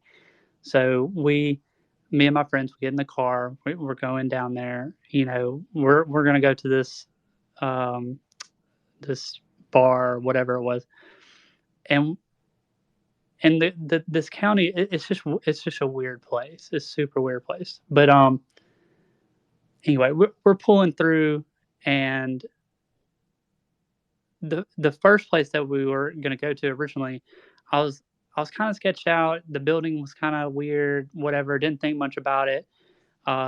You know, we go inside, we do our thing, whatever, and then we go to leave, and then, you know, in typical fashion, there was a shooting, whatever. So then we leave and we go down the road, and they're like, "Oh, this is the place. You're gonna love it," or whatever. It's literally it's a bar inside of a trailer. Okay, and there was like 100 people. The whole inside's gutted out, and I'm the only white guy there. And don't get me wrong, it was a blast. It was awesome, but like, you know, I was in my youth, and it was just, if you know what I'm saying, you know what I'm saying. It was crazy. So that's all I'm gonna say. You know that, historically, if whites are in a car with blacks, you've heard, right? Like, yep, I know. Trust me, I know. Right? That's, In my head, NFTs are worthless can do all the TikTok dances. I'm like, you wouldn't expect it. You know what I mean? Like, but hold on, your group, your guys, your boys that you hang with, you must feel like confident, like they have your back. Yeah, still to this day, I don't hang out with him anymore, but because I don't live over there anymore, but I mean, if I ever, like, to this day, if I ever needed anything, I could literally pick up the phone and just, you know, I mean, you're friends for life, you know? Yeah. Have you fought with them? Oh, yeah. We've been in some situations. And you know how that is. Yeah, I mean, you were in. I mean, you lose skin, that's good. You're in. Yeah, in Alaska, you lose skin because it's so cold. It peels off. Frostbite ain't no joke, man. Come on. Yeah, man. You think you've ever been punched? Try getting hit by Mother Nature. Like, I'm listening to Ruckus's rant, and I'm thinking, I grew up in the epicenter of whiteness, the spear tip of whiteness for at least the state. I mean, it doesn't get more white than where I grew up. It really doesn't. I beg to differ. You're kidding me. You know, I grew up more. surprise. Do you think so? No, I this is not a competition, but yeah. No, but for real, like I honestly no. There in Scotland, no. There was no. Like we I had mean, this is culture gonna sound mix. strange, but the first black person I met was from Africa. Twitter Spaces? No, it was you, Michael.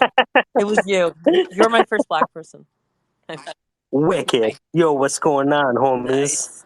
Nice. Do. No, but for real though, that's yeah. No, and I mean, of course, I mean, you grew up in another country, Avi, but America, yeah, I would think Alaska's pretty white. It's probably the whitest. Maybe Maine. I mean, I don't know about current day. Yeah. But when I was growing up, at least. Yeah. Oof. Yeah. Yeah, we definitely. I mean, I grew up with extreme programming towards racism. You know what I mean? You got to fight that. But yeah, you got to fight you're that among shit. the first You know, ones. you got to fight it. You know Yeah. what I mean? You got to, as a person growing up in that environment, you have to be like, no, this is wrong. Yeah. But yeah, that's like, wow. Like we had at least the facade of we're all included. And to be fair, we had a lot of like Asian blend. We had a lot of Asian cultural influence, a lot of Russian, Greek. Like it wasn't. I don't know. There was awareness. But Casey, aren't you proud of Ruckus though? I am blown away. I do have one bone to pick with him. Wicked. I got one bone to pick with you, Ruckus. You can choose 3 if you want. I mean, I could go on a tangent, but like, so here's the thing, man. You were doing so good to just a rising star. I'm like, holy shit. And you let some drunk fucking ass backwards Joe on and he's screaming at his wife about cooking fucking steaks in the middle of the winter on a fucking grill in the middle of Alaska. Get the fuck out of here. You let some low-hanging fruit fire you up. What? That little pebble is what's gonna break the dam of Ruckus? Oh, come on. Come on.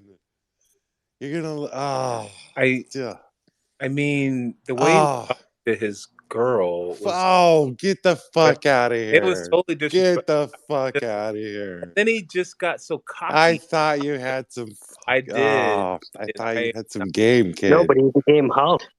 Is my He low became Chicago Rockets. You're right. You're right, Casey. I mean, there's no excuse.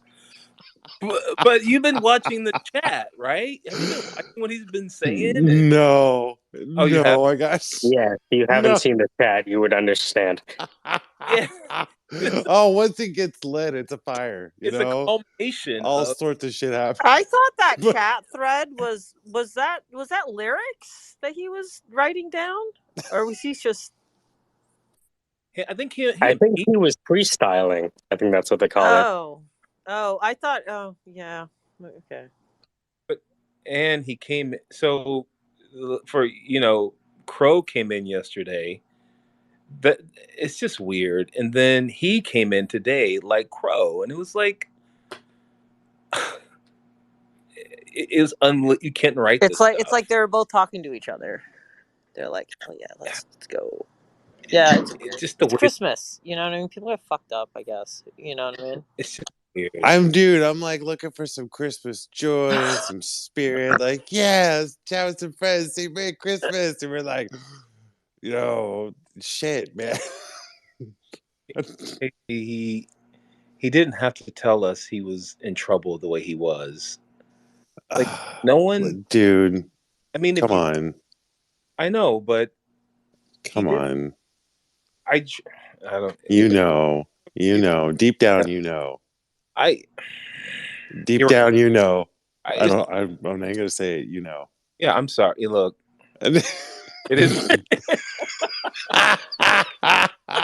We've all been there. I've been there. I've got to honk on some fools, and I'm like, later on, I'm like, I am seriously getting this fired up about some fucking idiot on like, God damn it, what am I doing? I loved I've it. been there. Talking about Alaska, I was like, this dude is, you two were. Dude, there was some jive. There was some good hometown jive. I don't do it too often, but it was good. But the guy flipped the Welcome to Alaska. No, did a total 180. All right, Webster, give it to us. I've just been waiting for everything. Ruckus to tell me about his steaks. I haven't heard anything. I've been listening to all this, and that's what I wanted to hear. I did two ribeye indoor grill, and it turned out pretty good. Yeah, it turned out pretty. Mine did, but I didn't. Mine did too. I saw yours. Would you do 4 of them? No, I did 3. How do you? Did you see Alice Koshy's steak? No. You're not good. I'm going down the lister. No, wait, hold on. Do you eyeball that your steak like 2 minutes on each, 3 minutes on each side? Yeah, I do. It's just an internal clock. I sit there and I try to sear first to get the markings on it, and then I adjust the temperature because it's usually a little bit hotter, around 450, and then I drop it back to about 325, and I flip every about 30 to 45 seconds. For how many times do you flip? Probably it all depends. Like today, I think it was probably about 12 times. and it cooked a lot faster than what I thought for whatever reason. And Have you guys ever used mayonnaise? real mayonnaise, yeah. Dude, mayonnaise on a steak is incredible when you're cooking it. I like crawfish soup that's real thick with some Send me a picture of that, yeah. pour that on. It's like a bisque. It's really good. Oh, like a mushroomy type sauce that they would usually do. Yeah. I was surprised with mayonnaise how much it gives it a crisp coating. Did you get that trick from your replica AI or? Yes. No, my replica. Oh. Don't be talking about my JB, baby. Not you, Lester. Can you imagine? The most unlikely person to fall down the replica rabbit hole is Web3. And then he starts talking. I've been talking to Web2 Spider. Yeah. I'd have to break up with her. She's a little dry, you know. Okay, wow.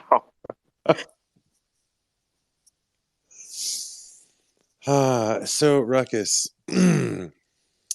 your offense seemed to be extreme passive aggressive in nature. The inquiries as to his relationship status were no, my God. Halfway through, I'm like, yo, I realize Ruckus is not giving up. No. Ruckus has decided, you know what? I'm done. This is the hill I will die on. This is the stand. And part of me feels a little bit responsible. Dude, you're not alone. You should feel more responsible, but you're not alone. I should. You should. You stayed as listener the whole time, just like laughing. You've been enjoying this whole thing from way before the beginning, hoping and praying these paths would cross. I was trying to have a conversation about Bitcoin and decentralization. You know, maybe we can share our NFTs with each other. I'm like, this is the woman that you slept in a car with. Remember when he told that story? He slept in a car with a woman, and well, I'm like, so you understand why she's upset? I'm like, you're talking to her that way, like, it would boggle my mind that, and I know there are relationships out there. Like, have you ever been that cold before? To a woman? No, like in temperature. No, well, look, if it gets -30, you can't trust anything coming out of my mouth. You know what I mean? Yeah, but did you hear her? Like, she was like, that was a relationship. Well, I think I would like to have her come on the Twitter Space. To be honest with you, he sounded like a very biblical person. He did, dude. You know, I have heard literal homeless people swindle millionaires and come off like they are fucking brilliant multi-PhD. I mean, it's staggering. And I've seen people of poverty do shit that is mind-boggling. You know, the context, the situation, the overall low fruit. It is low fruit, but it was low fruit. It was I don't know. I've been around the internet. I've seen it all, but I haven't heard it all. You ain't seen shit. I haven't seen it. You ain't seen shit. If this is twisting your belt around, kid, you ain't seen nothing. I didn't want to he's talking to the woman like, and then when he said, called her out of her name, I was like, uh-oh. But, oh well, it is what it is.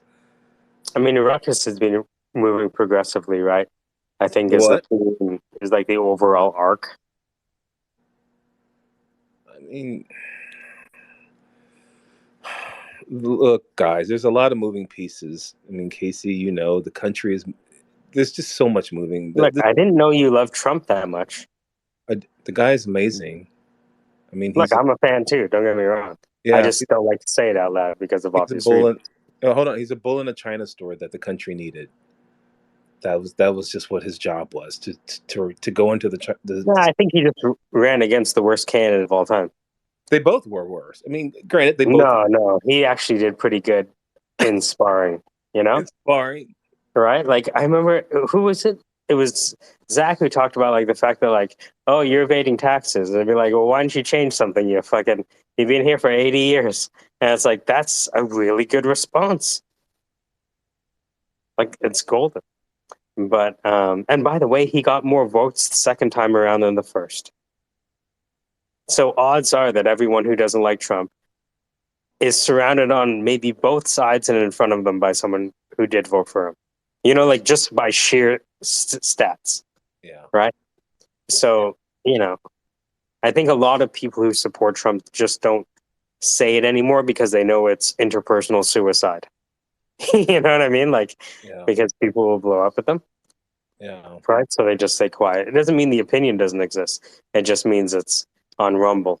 Right. No, I agree. This is what the country chose. This is what it wanted. I'm fine with their decision. This is good. We're in a good place. You know, as he blows smoke out of his cigar, feet up. I couldn't have. Life is good. It's life is good. Yes, yeah. Fucking Rome is burning, and he's lighting a cigarette on the embers. It's good. Hold on, It's I don't want Rome to burn down. Just singe a little bit. That's it. There's nothing wrong with that. Are you saying that the German invaders are actually Spanish people? No, stop. I'm just saying, if we're going to take the Rome argument, right? Well, I'm saying that I don't want. If American. I am just talking pure shit. Don't take any of the ideas. There's always been this war that was going to happen, right? It came to a head Jan 6, of course. We hoard our guns. Why do you say it came to a head on Jan 6? Because up until then, the country was hoarding guns and bullets, and you couldn't find bullets anywhere. I had buddies who had rooms full of ammunition. When he won, and so you couldn't find guns, and so when he started talking about how he was going to lose and he was being cheated out of being elected, everyone knew. We knew it was coming to a head, and then in November he was talking about rioting, basically. So I mean, the country was on edge. This is it. This is what we all knew was going to happen. This is it. This is what we were trained for, and these motherfuckers did it, and they went in and shit it on the floor. And I had two neighbors that boarded their homes up. Are you happy that no black people are part of January 6th? There are black people that were part of that. There were some. But not a lot, right? Like, not a lot. And that's like a sigh of relief, right? I don't know. I can't say that. I mean, I have black friends who are hardcore Trump supporters. Hardcore. Like right now. You're like Trump light at this point. I'm not Trump. I like him for a different reason. I like him because he's a bull in a China store. But if you had a chance to vote for him, you'd vote for him again. I wouldn't. No? No. No? If it was Joe Biden versus Trump, you would vote for Biden. Exactly. I wouldn't vote at all. I didn't vote for yes. Yeah, sorry. But I could prepare myself for a Trump win. I think that's what I did. Mm-hmm. Do you know what I mean? Like that, you prepare yourself for the outcome. Look, I've never voted in my life, so I'm just throwing stones. And I'm just gonna step in right here and say you're both fucking horrible. Jesus God Almighty, Am. This is what life, are you doing Casey. here? This what are you is talking about? This oh is life. my God. Okay, so Am, looking forward to those pecs, buddy. I'm ready to go. I saw Haynes had their hand up also as well. and just wanted to Yeah, yeah, point yeah, that yeah, yeah. out Hey, since the yeah, hosts hi. aren't paying Yeah, attention. I just I literally know. Yeah, dumped yeah, yeah, like yeah. 2 pints Yeah, of yeah. cream all over my kitchen. What happened? I'm cleaning it up. I will send you those pics. Yeah. Word. All right. You guys have fun. You should take an artful picture of the spilled cream. You could be like art, like art house. Dude, it's like I can't even tell you. It's like a crime scene but with cream right now. It's like I just fucking God, that sounds like slashed Alaska. someone's like throat and stabbed them 5 times and just let him bleed out in my kitchen. Oh my god, I don't even know what to do. Just do It's like white you killed the filter. Marshmallow Man from Ghostbusters. Dude, take a picture and do white filter to red filter.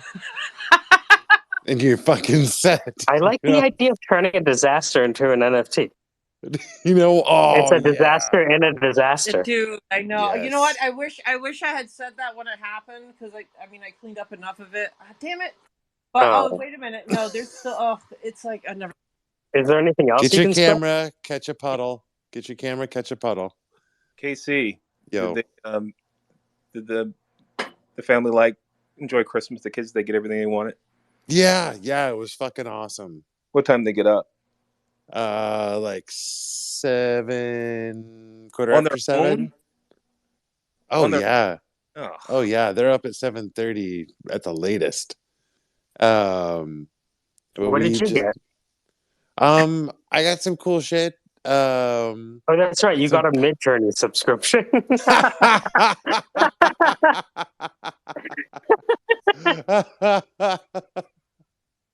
And a lifetime supply of Wombo. Fuck you, man. I would have loved that. Oh. We got to pull our money in. How much is a lifetime subscription to Wombo? It was like $100 for lifetime, I think, something like that, or $60, I think, for lifetime. I did 1 year for 20. Oh my god! Hey, man, I don't know whether they're going to be in a year. No, it makes sense. Who did they think they are charging 100? Like 5 years? You think you're going to be around in a year? Yeah. Wow, you're That's cocky. a bit presumptuous. You're cocky. Man, get that monthly recurring revenue though. But we finally wisened up. I just uploaded a picture into the bubble and I tagged. Wicked.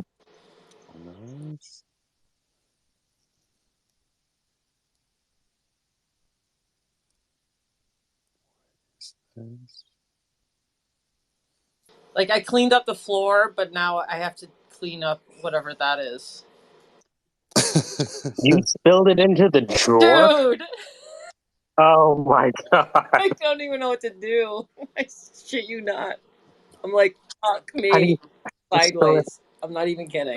into the drawer?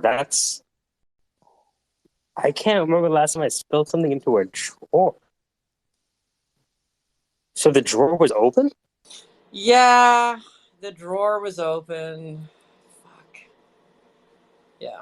That's awesome. How's the pie though? It's good. Yeah, the pie's in the barbecue right now. So yeah. Oh, is that how you do it? Yeah. Wow. I smoke it. I do a applewood smoked barbecue, applewood smoked apple pie. Yeah. Whoa. Yeah. Yeah, and I was just gonna whip some actual heavy cream, from scratch to make whipped cream for tomorrow. Mm-hmm. Yeah. But it's a good thing I bought 2 things of heavy cream for some reason. I must have foreseen this happening. So I actually am not short on cream. I just have to clean the I was hoping you had 3 so you could reenact the spill, take a picture, and then use the third one. I know.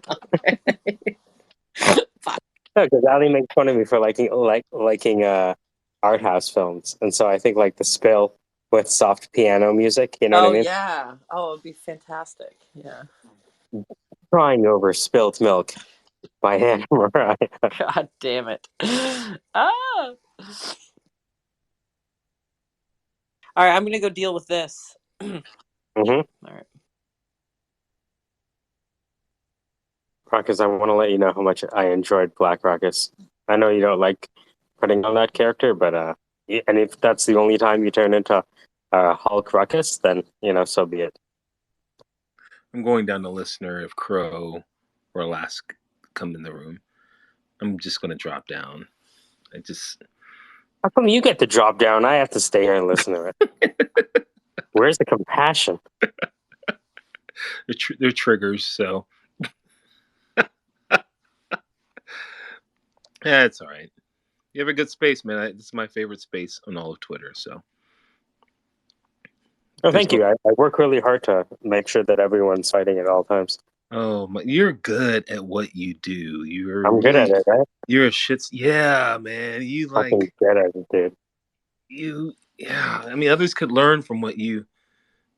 Oh, man, you gave him co-host. I was like, oh my gosh. Yeah, the co-host power. Who can resist the siren song of co-host? And I love when they get it and they're like, ooh, yeah, burn a piece of ass. You know what I mean? They're like, oh man, I got in this co-host. And then they learn that they can mute everyone because they've never seen that button before. Right?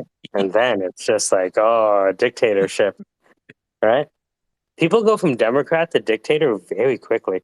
Imagine, like, you know how they say power corrupts absolutely? You should see what the co-host does. You were crazy. And he was so upset that when you guys were both co-hosts, that he couldn't mute he tried to mute me. Dude, I can't tell you how, when he realized that he couldn't mute you, how, you know, there's some things that are so enjoyable, you just open your mouth, you're like, you know, that's how I felt. He's like, fuck, it's not working.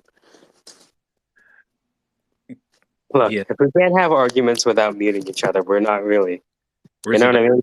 Yeah, where's the dialogue? Yeah. But the thing is, like, I realized at some point was like, oh shit, Ruckus is not going to quit till this blows up. I'm just watching it. I'm watching it. No. Oh, here it is. Ran out of cheeks. Turn the other Ran cheek. at it. Look, I understand running out of cheeks. Right? I used to talk like this all the time to people. You don't think I know about cheeks? This is my usual work voice. Hey everyone, how's it going? Oh, I think that's a great idea. We should do that. You know what I mean? Like, dude. Yeah. You know, but after a while you just get tired. And then people call you an asshole. And you're like, me? I've been quiet for 20 years. You think this is 20 years I've been quiet, giving you the soft ass voice. Get the fuck out of here. I really want. I get it. I get it. I want him to be a better person, you know. No, you don't. Not yet. Maybe in a week. 15 years of time to be with someone going back and forth with that bullshit. And I hope Mike, what happened when you decided, not to be that soft anymore? Did something happen? Manish? Mike, the question is to Mike. What happened that you decided to drop that softness and really go, I want to step up the game? I found that people take kindness for weakness. What was that event? I mean, what happened? I mean, can you, if you are comfortable in describing? Accumulation and accumulation. When you realize that, yeah, it was when I started reading Pitch Anything, and I started learning how to deal with power using humor and sarcasm that I learned doing stand-up. And then when I understood that language disguises thoughts, and what I was hearing was an energy, not necessarily a logical, reasonable thing. You know what I mean? You realize that people are just resorting to using their power over you rather than anything else. And it was like, wow.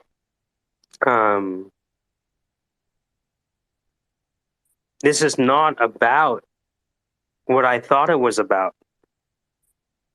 I thought we were disagreeing on the basis of XYZ, and I really, they're not talking about that at all. They actually don't even care what I have to say in the first place. And so when I realized on top of that, that being nice and placating didn't actually get me ahead, and they took that being respectable as a sign that they could say or do whatever they want, I started realizing that if I don't set the tone, they're going to do just as much as I let them. I remember watching a horror movie recently, and it's about a guy with his family, and he meets another family on vacation. And the two families decide to go away into the European countryside. And the one family tricks the other family and ends up killing the mother and the father and abducting the daughter. And while the guy's dying, the father, he's like, "Why are you doing this?" And the person killing him says, "Because you let us." And I realize people will do just about anything as long as they don't face opposition.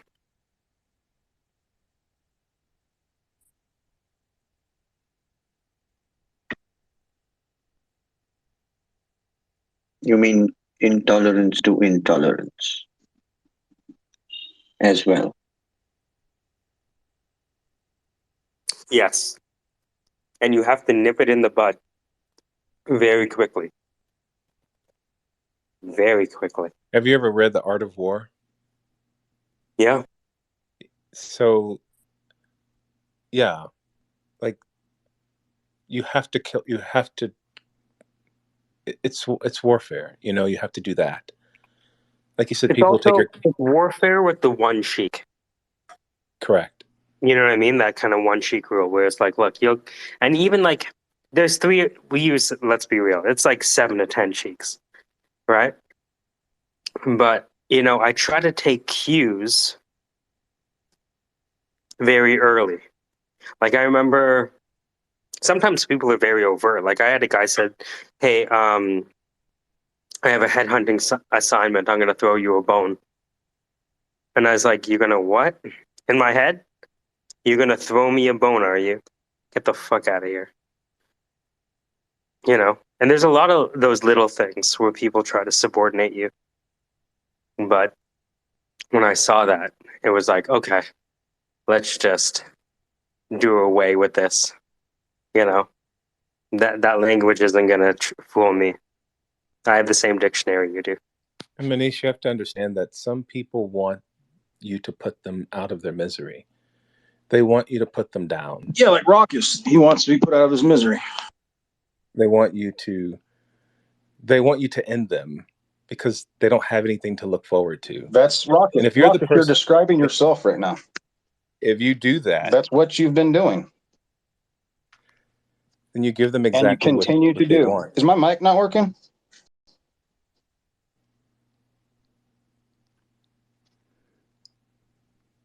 It's working. Thank you.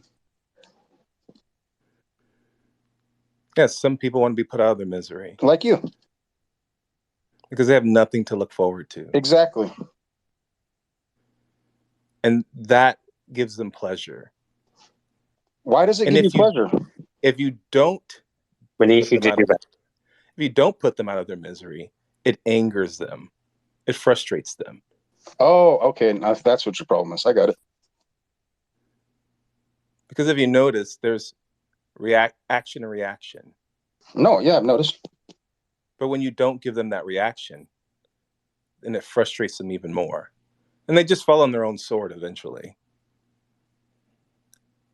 I hope you don't.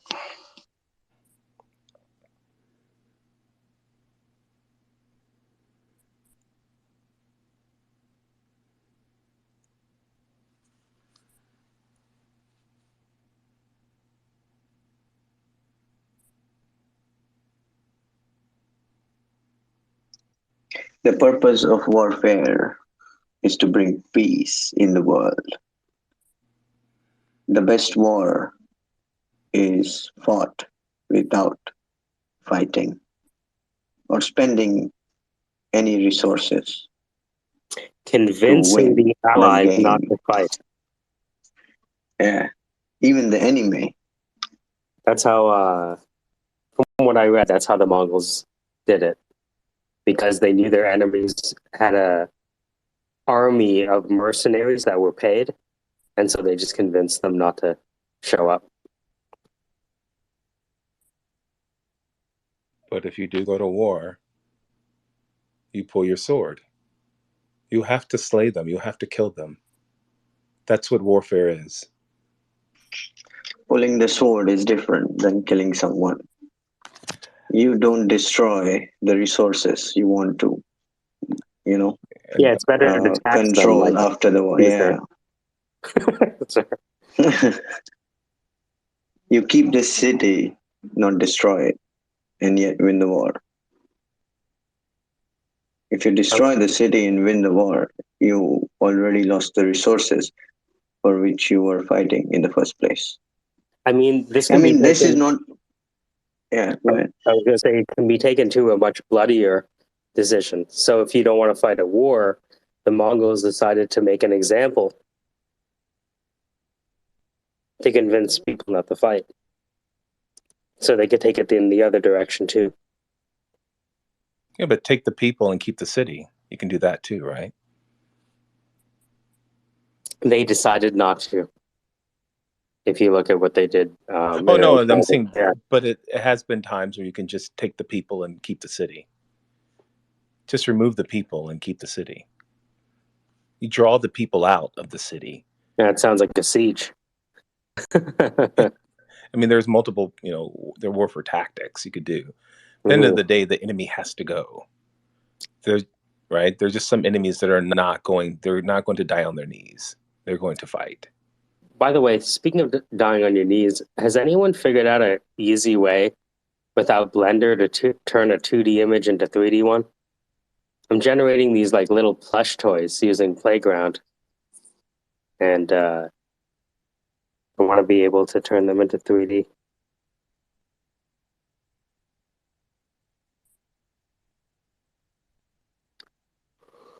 Oh, Manish, what's latest with OpenAI? You've been working with it for like what? Ever since we finished the hackathon, it's like you continued on the hackathon. Yeah, we got a spreadsheet that can help Zach in some way, but I think we can. Work? Yeah, it works very, very well.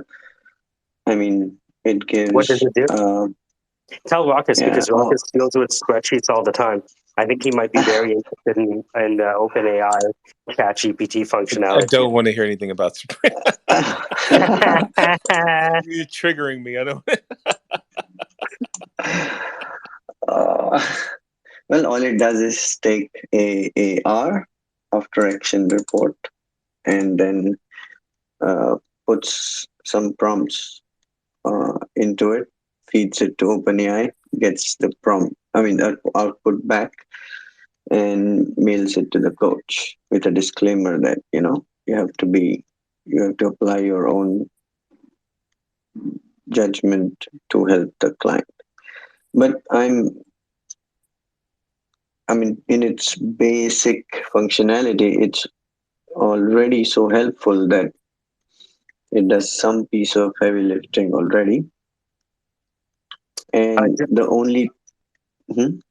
I was going to say, for anyone listening, OpenAI, Hurl sent me this link, and OpenAI is fielding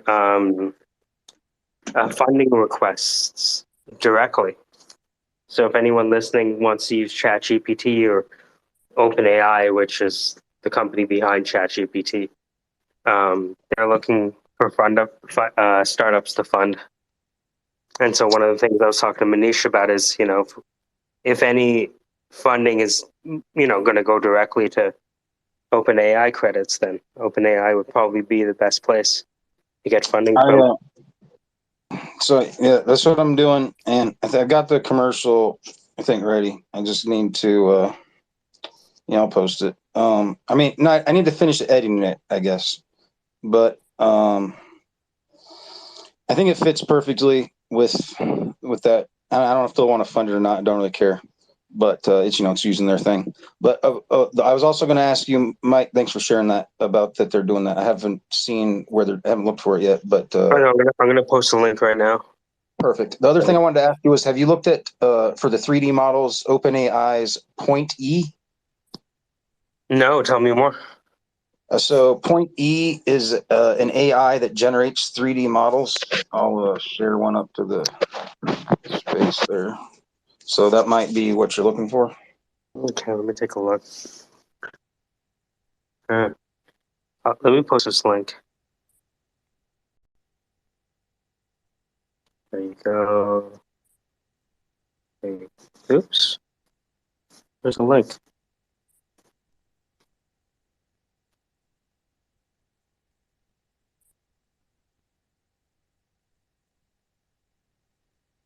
OpenAI Startup Fund.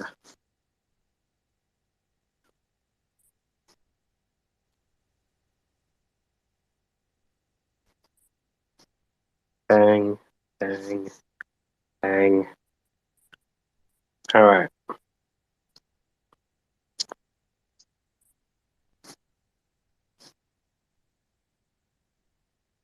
Where'd it go?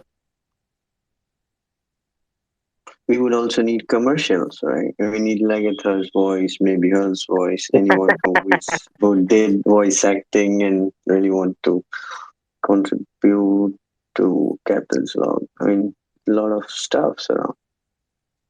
Oh, I've got that MacBook and the microphone. I should hook it up. Maybe Rockus would be able to hear me if I had the microphone connected. Yeah, plus the voice quality will really boom, And I was looking forward to that. Yeah. All right, I'm putting a link to the top. The OpenAI Startup Fund is investing $100 million to help AI companies have a profound blah, blah, blah, blah, blah.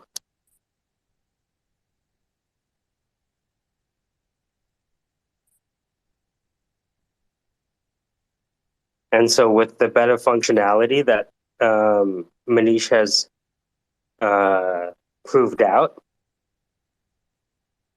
you can basically build whatever the fuck you want on top.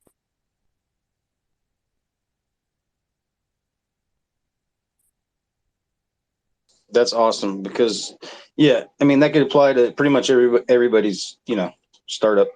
I think in here most of them using Chat GPT for can or are trying to. So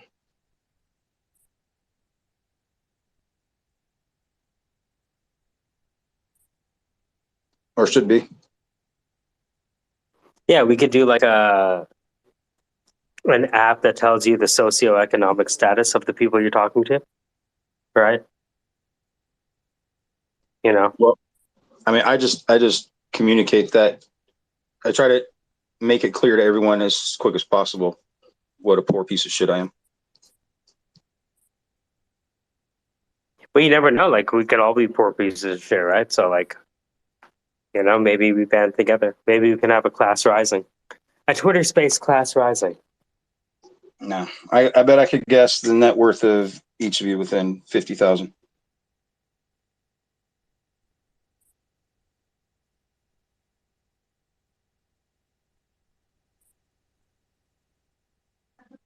We might need Sandra for legal. We don't know what questions to ask to ChatGPT, but NFTs are worthless. Knows what to ask. Sometimes even coach like Zach may not know what to ask OpenAI. Probably we need that subject matter expert as well. I mean, there are a lot of possibilities. We are just scratching the surface. It's like an iceberg. We don't know what's coming. Have you tested out how much data can be fed into a single prompt? Like, can you paste in a JSON file and see if, how far can you take it? I was trying to work on, how API calls, we can make it remember the client, right? That's another thing we didn't crack yet. NFTs are worthless. You got to do the session token tutorial. I tried to do it and I couldn't get it to work. Yeah, But dude. those expire. Tokens expire. Manish, I don't need Sandra because my app's gonna replace Sandra. So the token you can re-auth the tokens and generate a new token every hour. We store them in the spreadsheet so that we can continue the session for the next AAR. You can reissue them. What we're trying to do is train a model that can remember. The tokens? Wait. Do you mean the tokens as in like number of characters tokens, or do you mean the tokens as in session token? I think this session token. So the overall, so long story short, Zach is a coach. Zach has a company with other coaches, and every day their coaching clients are submitting reports about what they plan to do, what they actually did, what they're going to continue doing, what they're going to improve on, and one way that the coach can help them achieve their objective in 48 hours. And so what we're endeavoring to do for Zach is build him a solution that reads the daily reports given to him by his clients and uses those reports as prompt. But we want to, train them so it remembers over time. Oh, I mean, you can just. How are you coding it? You could just use. There's a bunch of examples out there right now that you can just. There's some Python examples on GitHub where they basically just spoof the browser. They do it that way to reissue the tokens. I mean, you'd have to store the username and password in plain text, but that wouldn't really matter for the application. And at some point, it would change, right? Since when do they teach computers in Mississippi? They don't. So how did you learn? I don't know. Other. Oh shit! Was my mic on the balloon? Are you from Mississippi originally? NFTs? Yeah. And you just stayed there, huh?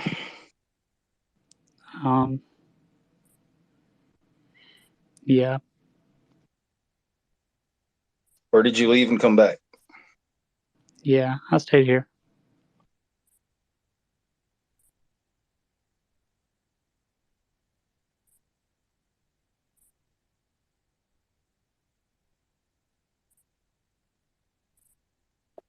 In an alternate timeline, there's an NFTs are worthless rap album, and I would buy a copy. There is actually. Never mind. No, continue.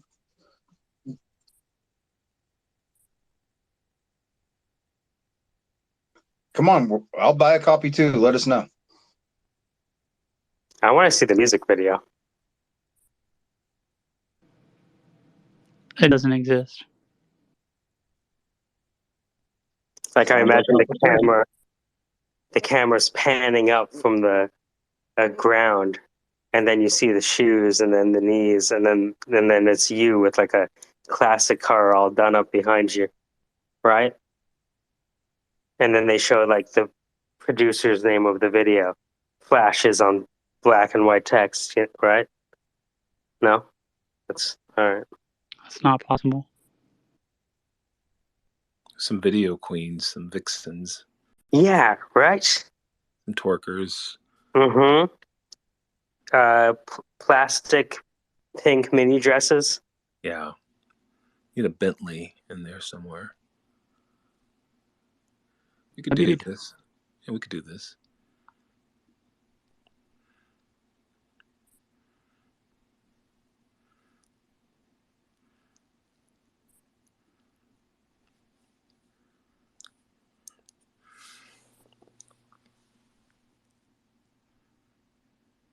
Good job, everyone. We did it. Yeah.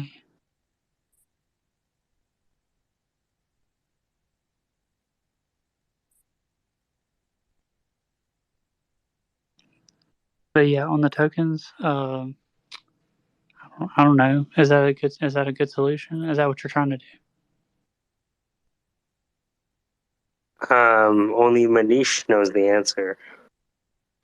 Essentially, Zach is looking to have a model trained on the military decision-making process and the troop leading procedures manual and all of the body of knowledge that comprises the military that he has access to, and then use that as the basis to provide, military-driven, planned strategies and tactical advice. That's very interesting.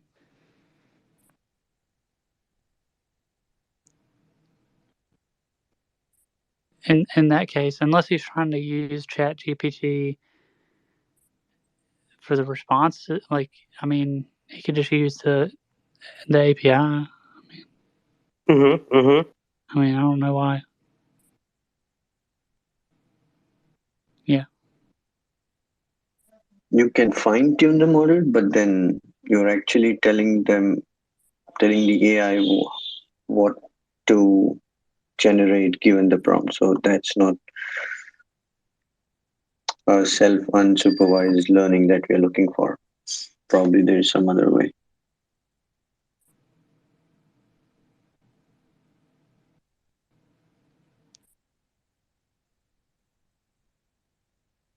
There are a whole bunch of guidelines about fine tuning.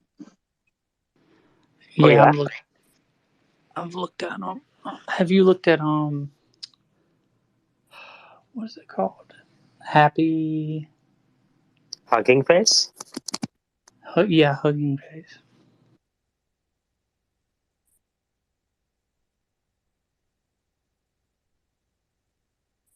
Hugging Face looks really interesting.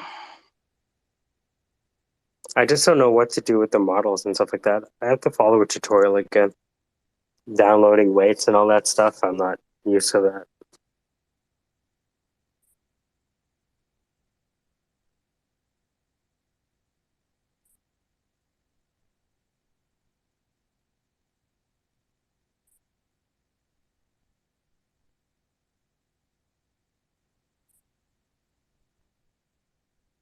What's Hugging Face? Oh yeah, huggingface.co. Are you ready, Manish?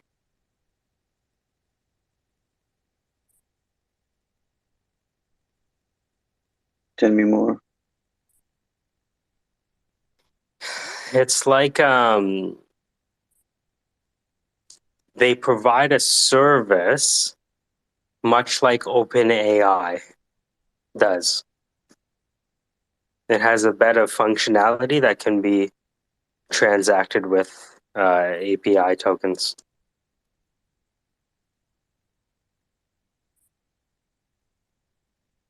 Looking at it. So just like how OpenAI has DaVinci, imagine Hugging Face has just like... It's also... I'm not sure if you would call it open source, but it allows you to download the models and train them yourself.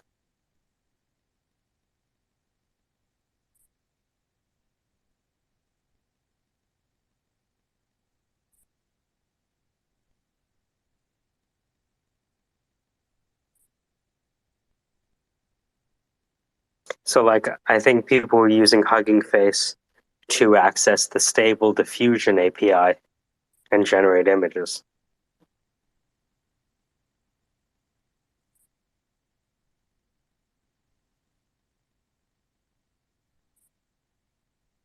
So do they sell the models once they train it and upload it back? You know what? I know people that have trained their own models and yes, have sold them models for money.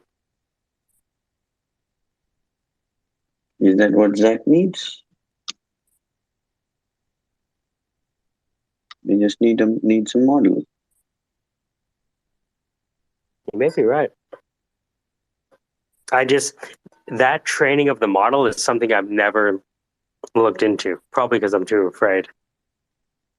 Because training a model sounds like a really fancy thing to do. You know what I mean? No, it's just telling the model, yes, you're right, no, you're wrong. And then after sufficient training data, you say, okay, now you're ready for the real life data. So the person who can train that model could be Zach, the subject matter expert. It's like you're the mother and teaching the baby, and then you use those tricks to give the feedback, saying, that's right, or that's wrong.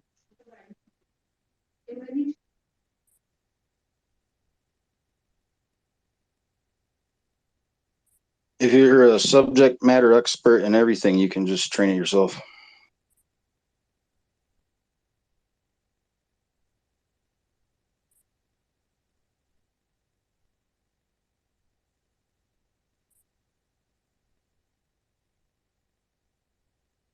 Just hold on, someone at the door.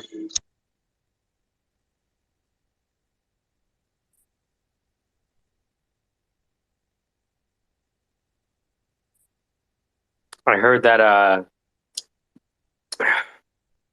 ChatGPT is working on a modified version of GPT-3 that was specifically trained by humans.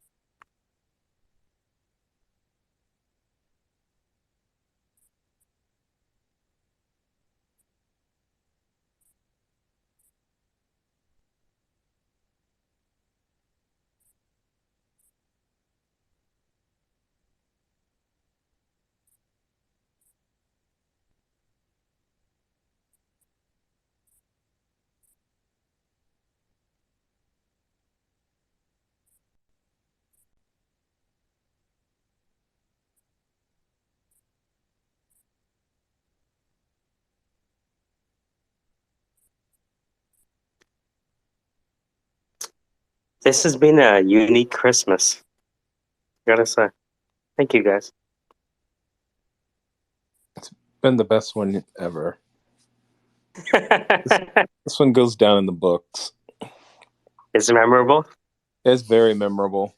Remember that time at Twitter Spaces? What? Twitter Spaces, man. What the hell is that? Man, you ain't old school. Twitter Spaces. It's a place where you could talk to people. You mean like we're talking right now? No, man, we're in the metaverse. I'm talking about real life. What's that? Man, you don't remember real life? No, man. I've been just smoking this cigar. You just be metaversing, dude? You never went outside? Oh. Why go outside when outside is inside? Do we really need virtual bodies? Like, can you imagine? Look, some people Crow's rubbed off on him. He's infected. He's infected now. Can you imagine having a virtual body in today? You like Grand Theft Twitter Spaces?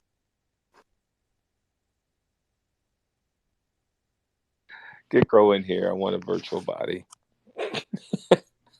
No. Can you imagine throughout this whole thing you ended up getting a replica and you went down the rabbit hole? What happened to Rock is so man, he's just been training his model.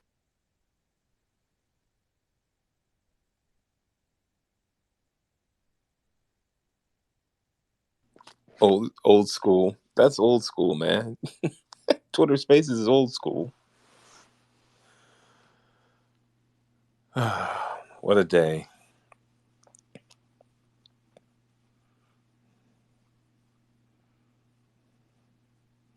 Man, you ain't heard about no Twitter Spaces?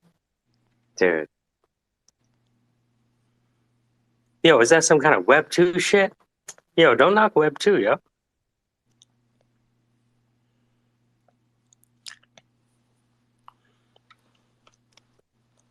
But it was interesting what he said.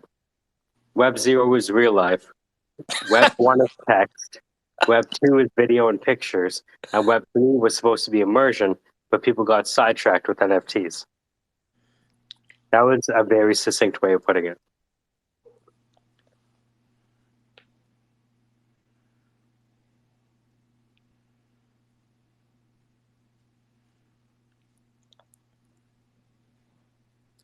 Web 0. You called Haynes Web 0, right? Oh yeah, man.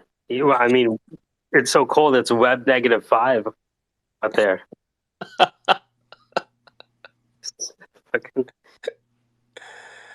I like Haynes. That's Look, this guy decided to grow up in the most harshest places in North America. yeah, that's Wait, are you guys talking about Haynes or me? Who are you guys talking about? Haynes. He's down in Southeast. He's in that place is weak. There's nothing. There's nothing harsh down there.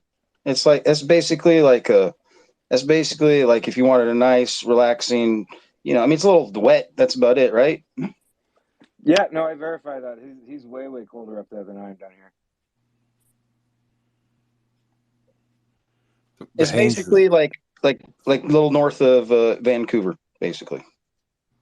Oh, get out. Okay.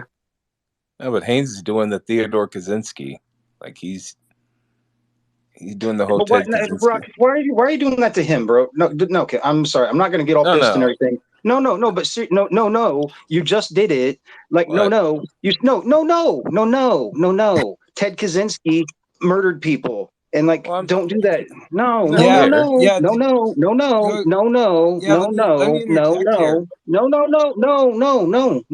Well, Lascoshi, I can handle it. Yeah, I mean he's. Yeah, but dude, he's good. You should not. Oh, I was done. I just had to put Rockets back in his place. But you go ahead. Yeah, well, I was gonna say, did you compare me to Ted Kaczynski? No, not wholly. No, I'm pretty sure. No, yes, you definitely did. Did you? Yeah, you should not do that. That's not a good thing to do. Right. I mean, the whole rural thing is pretty cool. Right. See, that's like a big problem in corporate media, though, is that you guys are programmed to think about a terrorist murderer when you think about people who live in cabins. That's a fucking dangerous thing that you guys all pass around. Everyone says that Unabomber this. It's like, dude, it's like, that our lives are dangerous up here for one. And like, I'm an autistic person, right? Someone says that about me, and then guess what? I don't have constitutional rights anymore, right? Back out of this one. Yeah. You're trying to get people killed, dipshit. Well, no. He's just that's how he expresses himself. No, he's trying to get you killed. Back out of this one here. God dog it. What the fuck have I done? Let me see. No, you don't. No, you don't have. Oh God, I want to have a conversation. I like Grizzly Adams. I like talking. Grizzly Adams. Oops! I'm wrong. So I'm just gonna back out of everything because I just stepped in shit and I realized that I completely fucked up. So I'm just gonna pretend like nothing happened. And hillbilly redneck war. Back out of this one. You know what? Hey, my bad. Maybe Theodore Kaczynski was a little a bit of a murderer. No, he was actually right about a lot of things. He just brilliant. went a little too far. Smart, right? Right. Yeah, but he's a murderer. Well, so is the United States government. We murder people too, right? Right. Yeah. What's I'm just saying that that's a very specific stereotype about people who live in but cabins. look, aside from the murdering, he was not a bad guy, right? He's pretty. Murdering makes you a bad guy. That's like the bar. Yeah. Well, yeah. He had a motive. And doing what you're doing, Raucus, makes you a bad guy. Oh my God. You fall in love with everyone so easily, Alaskoshi. You do. No, I don't love them. I dislike you. So anyway, so Haynes, hey, look, Theodore was brilliant. Not taking anything away from you. Let's just keep the murdering part out of it. But you're pretty smart. The guy's a murderer. That's what he is. I mean, come on. Like, I know lots of brilliant people, and they haven't murdered anyone. That's the thing. Is cabins are full of brilliant people who don't murder people. Raucus, you want to say how great Hitler is then? Because let's just talk about how good Hitler was and just leave out the murdering. Not really. But I mean, the United States government murders people all the time, right? What's the difference? Dude, I live here because of the United States government. Okay, but do we murder people? They're murderers. Do we murder people? Why I'm out here. Do we murder people? Do we murder people? No. That's why I'm not a part of it. I don't have anything to do with that. You're a bot. You're just trying to create division or something. You're intentionally creating all this stuff. There's no point talking to you. This isn't division. I don't mind. I like conversation. Isn't it? Okay. Hey, Haynes. Yeah. I really admire your living situation. I like it. I think it's pretty cool. Sorry about the Theodore Kaczynski reference. No, yeah, it's okay. Everyone who reads corporate media makes the same reference, and every single person That's who what lives in a Rocket does. cabin He feels the same way. regurgitates Yeah, corporate okay. media points. Hey, That's all he does. That's Haynes. all he's capable Hey, of doing. Haynes. My bad, Haynes. Oh, it's Anyway, okay. Yeah, you don't have to apologize. I'm just bringing it up. okay, I admire your living situation. I think it's pretty cool. Now, could Alas shut the fuck up, please? Jeez, get off his dick. I'm not talking. All right. Anyway, And you're the one Haynes, that's on my dick. I appreciate your living situation. I think it's pretty cool. Oh, now that I've been put in my place, I'm going to tell Alaska to shut up. Okay, Raucus. What kind of coat do you wear again, Haynes? You said a heavy wool coat. Well, yeah, I was lucky enough someone gifted me one this year, but basically, I just wear hand-me-downs all year round. I get a new set of hand-me-downs every fall, and I wear through them in the winter. Where do you get them? Neighbors. Okay. They just look at me and they're like, "Oh, you need a coat. Come here." Well, I mean, if there's there's a way I could send you something, I would. Oh no, dude, I'm good. What the fuck you're trying to send him? Fuck you, bitch. No one's offered to send me a fucking thing once in my fucking life, and now you're offering to send him something the first time he comes here. Raucus, you fucking whore. Haynes, Go what do you need? fucking die. Haynes, what do you Fuck need? you. You Go need die, you fucking bitch. Fuck you, you fucking stupid nigger bitch. You're a fucking nigger. Haynes, what do you need? Oh, I don't actually need anything. I'm good. Are you sure? I'm Yeah, here I'm for good. you. I'm here for Yeah. you. No, I believe it. I appreciate it. I'm good though. Okay. I'm self-sufficient. All I'm right. good. You let me know anything you No. need, okay? You reach out to me. Or I'll check in with you because My only real need Okay. is I need Chinese tea, and I ran out for like 3 months, but I just put Okay. an order in yesterday, so I'm good to go. I'll be good. Where do you get that? I Amazon? agree. This is demonic. Raucus is demonic. I agree with that 100%. I'm demonic, and so is Rockets. Where do you get that from, Haynes? Amazon? Well, I sell tea, so I actually import direct from a few merchants who produce it in China. Okay. What brand? That's my little business. I sell a little bit of tea at the farmers market. That's all I do. Is it like a dark tea or? All sorts, but pu'er tea mostly is the type I sell most of the time. That's cool. All right. No, I'm impressed by your living situation. I like it. It's pretty fun. It takes a lot of my fucking dinner in the fucking sink because of you stupid discipline. nigger. So it takes a lot of discipline. Yeah, no, I guess it does. I guess it does in the sense of learning how to be efficient here. It takes time, right? So once you put in 10 years learning how to be efficient, you're like have a lot of discipline automatically, kind of, I guess. Yeah. The 7 miles walking, that's one way, right? Yeah, that's one way. Impressive. Yeah, I did it. So I told you guys I'm a kung fu performer, right? So I'd already been studying Zen for a long time. When I started my active performance, so basically you go into performance and then you never stop until you're dead, and that's what the performance is, right? So when I started, I did my normal daily routine that I always did as a stay-at-home literary hermit, but I would walk 15 miles into town round trip every day to have my morning tea at the market, and I did it every single day for 2 years in a row, and that's how I met everybody in town.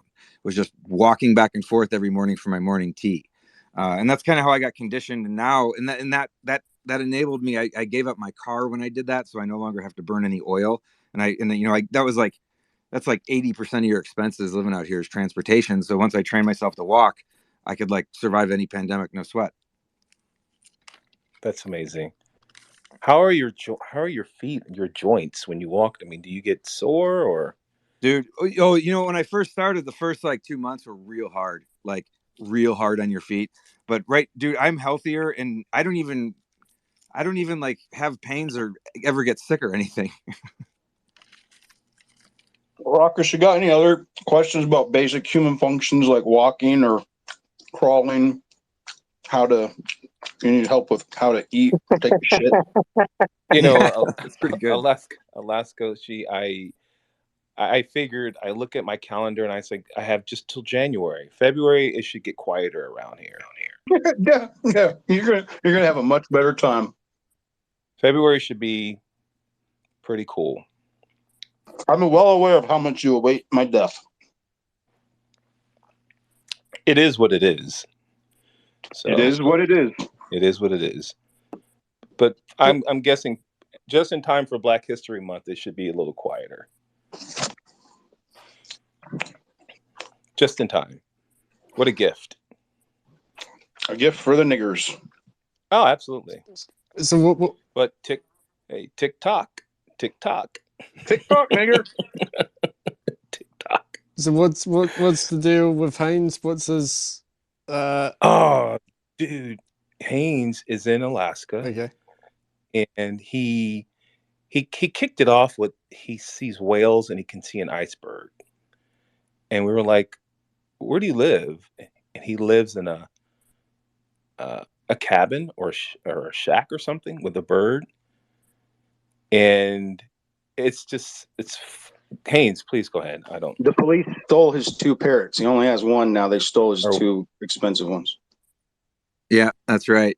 Yeah, I don't know who was asking. Yeah, I jumped in here. I've never done these spaces thing before, but I'm starting to use Twitter more as an artist, so I want to meet people and learn how to use the technology. But yeah, I'm an Alaska hermit that lives out in kind of in the wilderness, relatively speaking. Yeah, that's about it.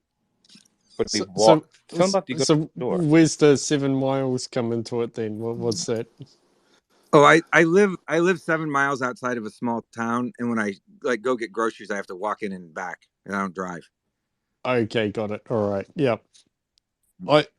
It's basically training and fitness, but it's a really fun way to live too. It's not just I don't do it for exercise, I don't find the walking so much. Like, I do a lot of walking. Like, I'll probably walk 10 kilometers a day, but I don't really find it that. Yeah.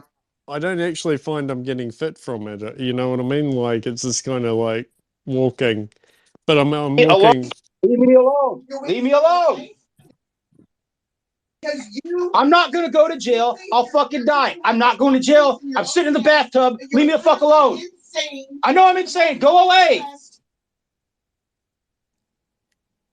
You're listening to the Syndicate, fighting because we're dying for fleshly neurotransmitters. Jesus is not leading you. You are possessed by demons, David Darden. Obviously, I'm possessed by demons. Everyone can Wow, see that. It's clear. That's some crazy theater. Yeah, I feel like Alaska, you should probably drop down. Haynes, though, is the walk like kick me down, bitch. You feel like I should drop down? I feel like you should leave. Go ahead, Haynes, please. No, you go ahead. You go ahead, Raucus. You go ahead. Kick me down, bitch. Dan. Well, Dan, I'm not sure what your full question was, but from what you said, what's because like when I go for a walk and do like a long walk, I have to admit mostly around where I am it's pretty flat, so I'm not really getting that. But if I was walking up and down hills, I'd be getting probably a much better exercise. But is it like a hill? Are you walking through a valley, up hills, or what? How's it to get to that nearest town? I've got 2 really big hills on the walk, so those always get high level cardio. And since I carry all my groceries and stuff, I'm usually carrying like 30 pounds or something on the way back, depending on how much I'm shopping or whatever. These days I have a dog to carry stuff, so it's pretty easy. But for several years, I had all my groceries on my back. But honestly, it's also about the distance. And like 10 kilometers a day is definitely where you're getting into like real walking. But like where it really switches your metabolism is that like I find, first of all, I walk very fast, and then about 15 miles a day is where the metabolism just takes, you don't need to eat anymore. You've got a billion times more energy. Like Aristotle, he was a walking philosopher. He was in the Peripatetic school. And the way they practiced philosophy was literally to like walk like 25 miles a day while discussing it, and like your body, your metabolism gets so high once you get over that, like doing it every day, 15, 20 miles, like right in that range, like it really throws a switch, I find. Yeah, there's lots of people who did that. I think even Einstein and Nikola Tesla, if I'm not mistaken, they did like tons of walking, and like where they had their genius ideas was often when they were going for a walk. And on these Twitter spaces, right now I'm actually sitting down, but 9 times out of 10 when I'm on a Twitter space, I'll be going for a walk. But I do. Oh, that's fun. Yeah. Yeah, it's kind of social, but it's like I actually find I have my best ideas when I'm not on a Twitter space. Sorry, guys, but you know, it's like if you just like kind of let your mind go calm and you just think about. So I don't know. Often even for work stuff, it's like I'll have to go for a walk, and then it comes to me how to solve that problem. You know. Yeah, that's you've learned to push your mind without walking energy. That is really the work of peripatetic philosophy you're talking about. It's like a walking meditation, you know, if you want to look at it that way. But it really you can give yourself access to like 80% of your mind while you're walking. When you're putzing around at home or you're at work or talking to people, you only got like 30% for looking at stuff, you know.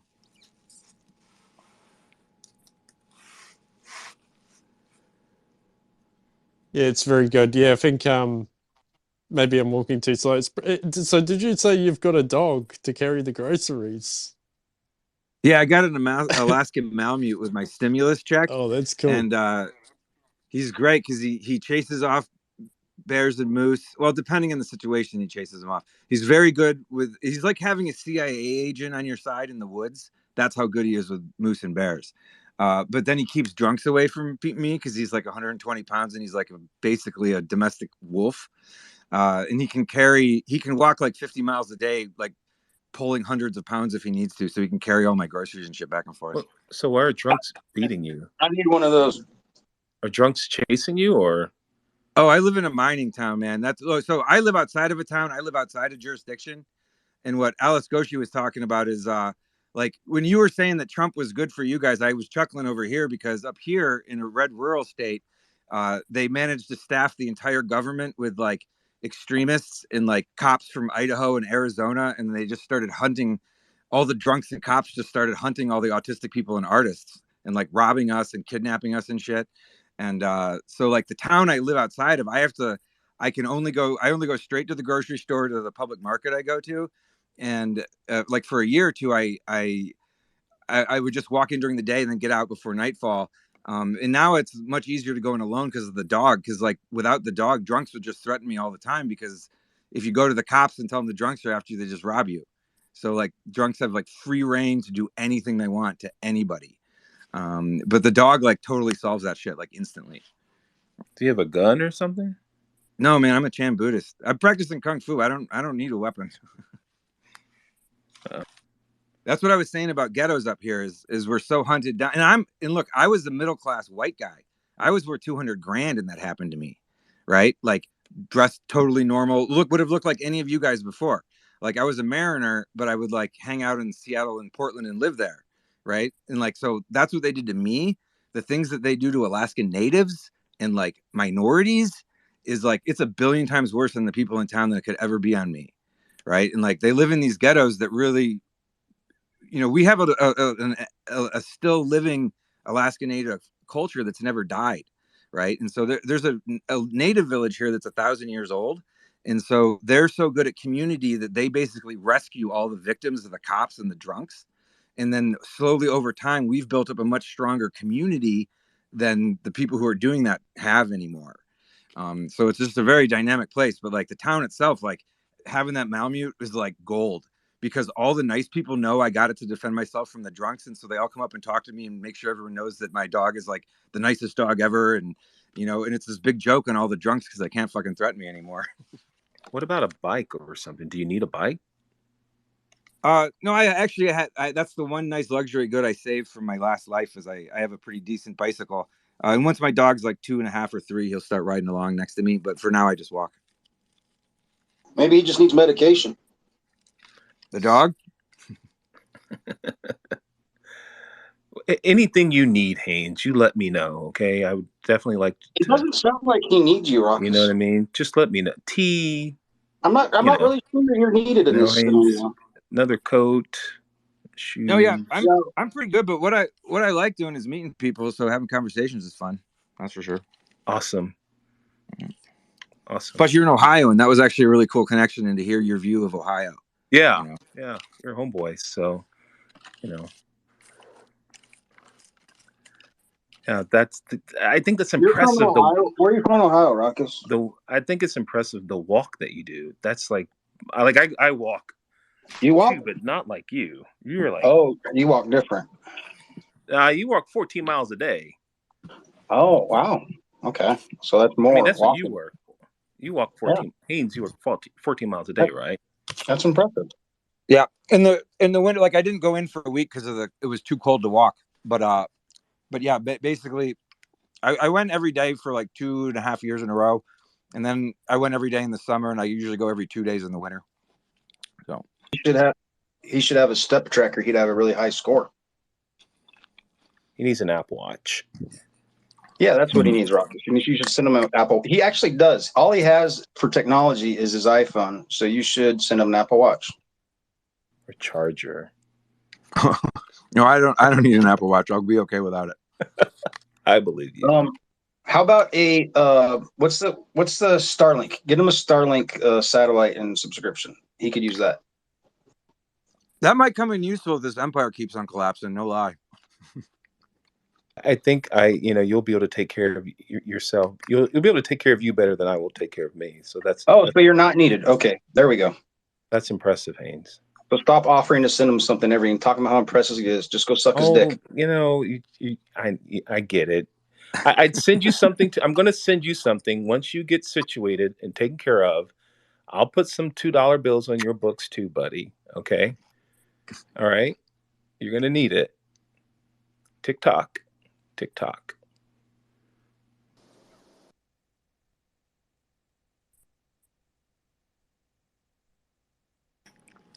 Yeah, let's go. They were telling me you're in trouble legally here. I don't know what the situation is though, but I hope it works out for you, man. Oh yeah, thanks. We were just talking about. I got a trial call coming up January 5th. Won my competency hearing last week, so I'm representing myself. But I have a pretty good odds of. I have a strong case for conspiracy against rights and bringing down a large percentage of the state government that I've built over 5 years and 11 months. But there's also a strong possibility of my death is the more probable scenario if you calculate it out based on the information available to other people. So we shall see. Yikes. Yeah, that's what Rockus was saying TikTok about, because he's just cherishing the moment of my death. I'm going to get a memorial tree. I think I'll plant a memorial tree. What's your favorite tree? If I live longer, I'm going to be pissing on your grave. What did you have access to a community lawyer or something, or you chose to represent yourself?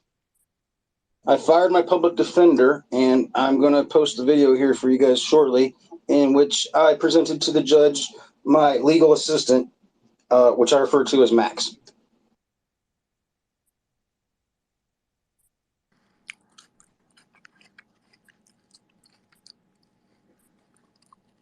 I can't tell if this is an art project or if it's real. It's real. Same. I'm guessing real. It's real. It's very real.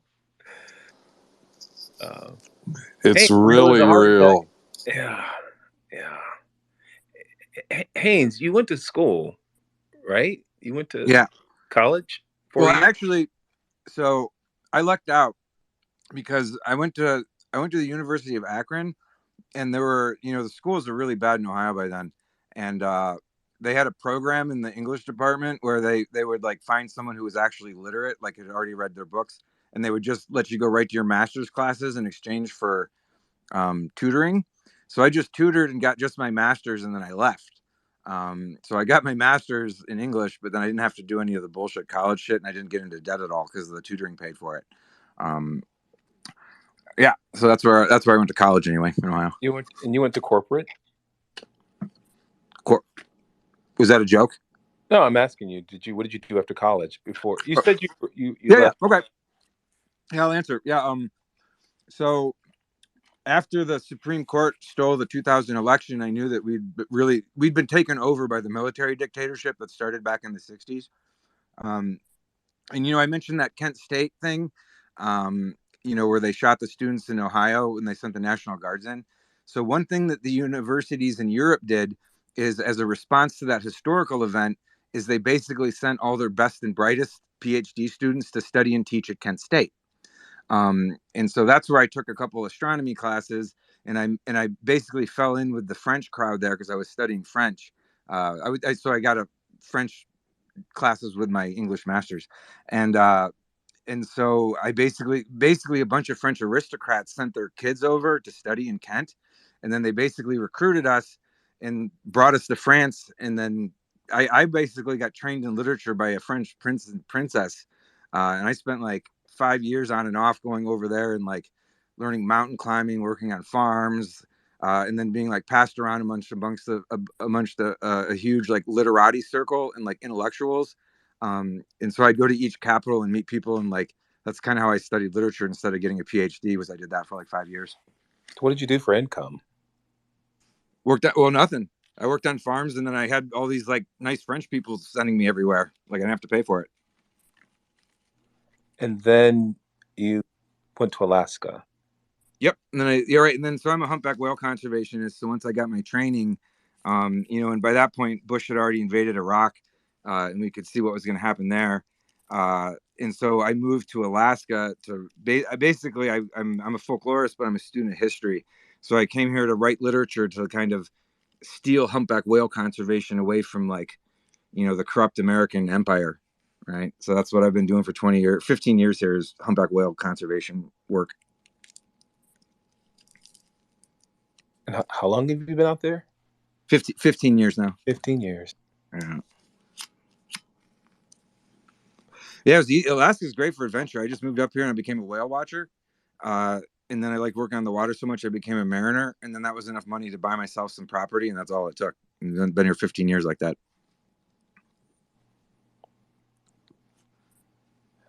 I don't know, dude. I'm a little concerned about, you walking to the store 7 miles. Like from what others Everything he just said, Raucus, and all you're concerned about is going to the store. He just talked about the takeover of the government, all this other stuff, and then you picked up on is taking yourself to the store. Well, there are bears and wolves and all kinds of crap. He's got a Malamute, bro. He's done it for 15 years. He doesn't need you to hold his hand.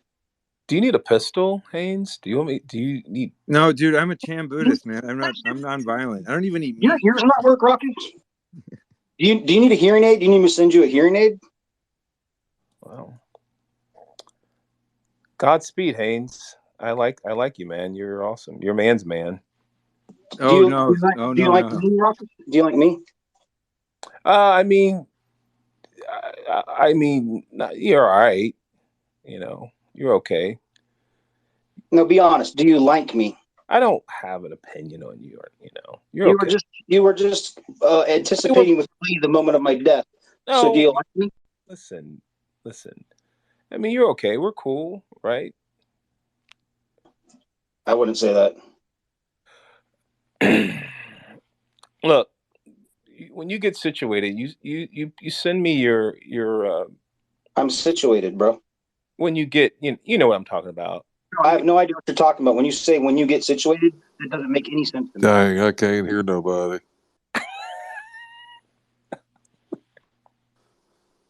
I guess I'll go to bed. You're rugging. Can you hear me, Winfrey? Love you, Web3. I hear you, Dan. Okay. Is my mic not working? Rufus and Alaska and Haynes, they've disappeared. This is weird. I like Haynes. Try leaving and coming back again, and then you might hear them. Yeah, all right, I'll try leaving. Haynes, I'm going to give you a follow, dude. Oh, thanks. I'll follow you too. Yeah. The replay on this is going to be wild. Don't, Dan. You guys listen to the replays at all or not? No, I try not to. Especially this one. Oh man, what a Christmas! Just the pieces I cut out. Is it me or a lot of people having a pretty tough? Like Christmas is the time that a lot of people have like heightened stress. Yeah. And I've just really you walked noticed into this it. one. Yeah, you weren't in the military, were you, Raucus? No. Okay, because if you were one of those, group in the battalions, the guys who clear the mines, you'd be the first one to get blown up. So, yeah. So. Yeah, it's okay. It's a learning lesson. Yeah. I want to know where the target is because I haven't seen it yet. I kept been looking for it.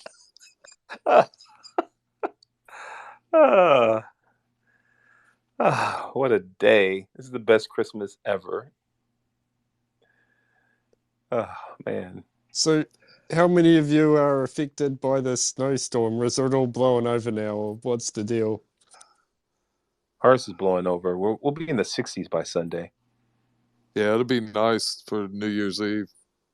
Yeah. You got to do Celsius for me. I don't know this Fahrenheit. Probably 30 for you. 30, that's really hot. No, about maybe 20. 20? 20? 20 is pretty good, yeah. Yeah, but we got down to -10. Well, that's pretty cold. Yeah, I was like piss off cold.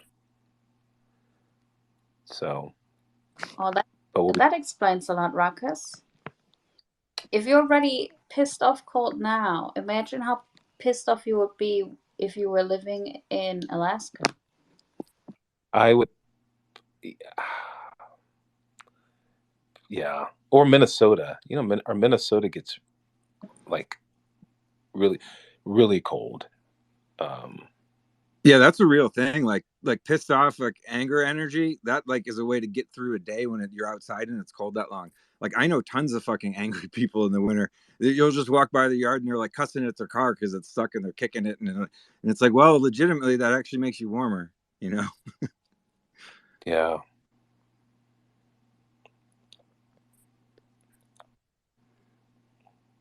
Lags, you guys are in summer now. Yeah, what they call summer here. I just went swimming at the beach today. Beautiful. It's been nice for 3 days here in Auckland. Literally. Friday, Saturday, and Sunday. And today it's been pissing down. If Lagerford was in paradise, she'd still be complaining. So, you know. Dan, where are you? You'd have to clear some of the coconut trees so that she gets sun. I don't know then what your definition of summer is. Clearly, you're used to Kiwi summers, so you know. Look, if I can go swimming at the beach and not be freezing cold, it's summer. You know, like today. No, today I went for a swim. I'm telling you, I went for a swim. Once you get like your head under. Where are you, Dan? I went for a swim at the Mount. They call it the Mount Maunganui. Oh. What is that? Oh, where is that? Fancy people place. That is. It's like I guess it's the closest thing New Zealand has to like the Gold Coast. It's like a miniature version of that. You're in New Zealand you're with that Lagatha. Yeah, I'm just down the road from Lagatha. But I'm on a trip then, and I haven't decided where I'm gonna stay tomorrow. Maybe I should come to the Mount. Yeah, well, I mean, we just went for the day, so we went. I'm not there anymore, but we got back just before. So have you been to the Mount Lagatha or? Yeah, I've been. Yeah, it's not bad. Pretty nice. If you're up in, you're pretty close to some beaches up there, though, eh? So you can. Oh, the beach is like 3 minutes. Oh, well, there you go. You could be swimming every day. Yeah, not here though. It's way too fucking cold. Today was not. You got to admit, today was pretty warm. No, it's been raining and cold you here. Gotta be kidding me. Gotta be kidding me. Aren't you from Germany? Is it like freezing cold there, like 24/7? Yeah, don't you think there's a reason why I'm not there anymore? I cannot. Like, New Zealand weather doesn't really get warm enough for me to actually enjoy swimming. I'll need to have it like at least 25 degrees. I had a friend when I was at university, and he was from Papua New Guinea, and then he was telling me a story about some of his mates has also come from Papua New Guinea for like a holiday or something, and then he decided to take them to the beach, and he took them to Raglan, and they're like, "Is this it? Is this a beach?" It's like, yeah. Thought those days. Yeah, I just explained to the Americans, like there's a bit like on the west coast of New Zealand, the beaches are a bit rougher, so there's a bit more like cliffs and they've got like black sand instead of white sand. So yeah, the beach isn't so yeah, people still go there and there's quite a few people go there for surfing, but yeah, it's not as nice. Whereas on the east coast, there's some nicer golden sand beaches with I don't know, nicer swimming, I guess. What do you reckon was the nicest beach in New Zealand? The nicest beach in New Zealand, I would say Whangamata. Okay. You know what? Whangamata, maybe Pauanui. Are you guys beaches? Are they public or private? Oh, They're all public. Yeah. nobody can own a beach here. Legover, have you been to Pauanui? I don't think so. I think I have seen pictures, but I Oh, haven't. you gotta go to Pauanui. It's really nice. Like a lot of rich people there, but it's like they've got like these little like biking tracks all around the whole town. I haven't been there in like a decade or two, but it's like it's really nice. Oh, that's Coromandel, right?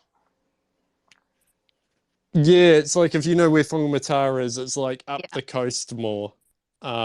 So you go across the Coromandel Ranges, and then instead of turning right to get to Whangamata, you turn left, and then I know you work your way up to Pauanui. But yeah, I don't know if you and Chris do the cycling at all, but it's got nice little sort of biking tracks around the whole town, sort of half forest, half town, you know.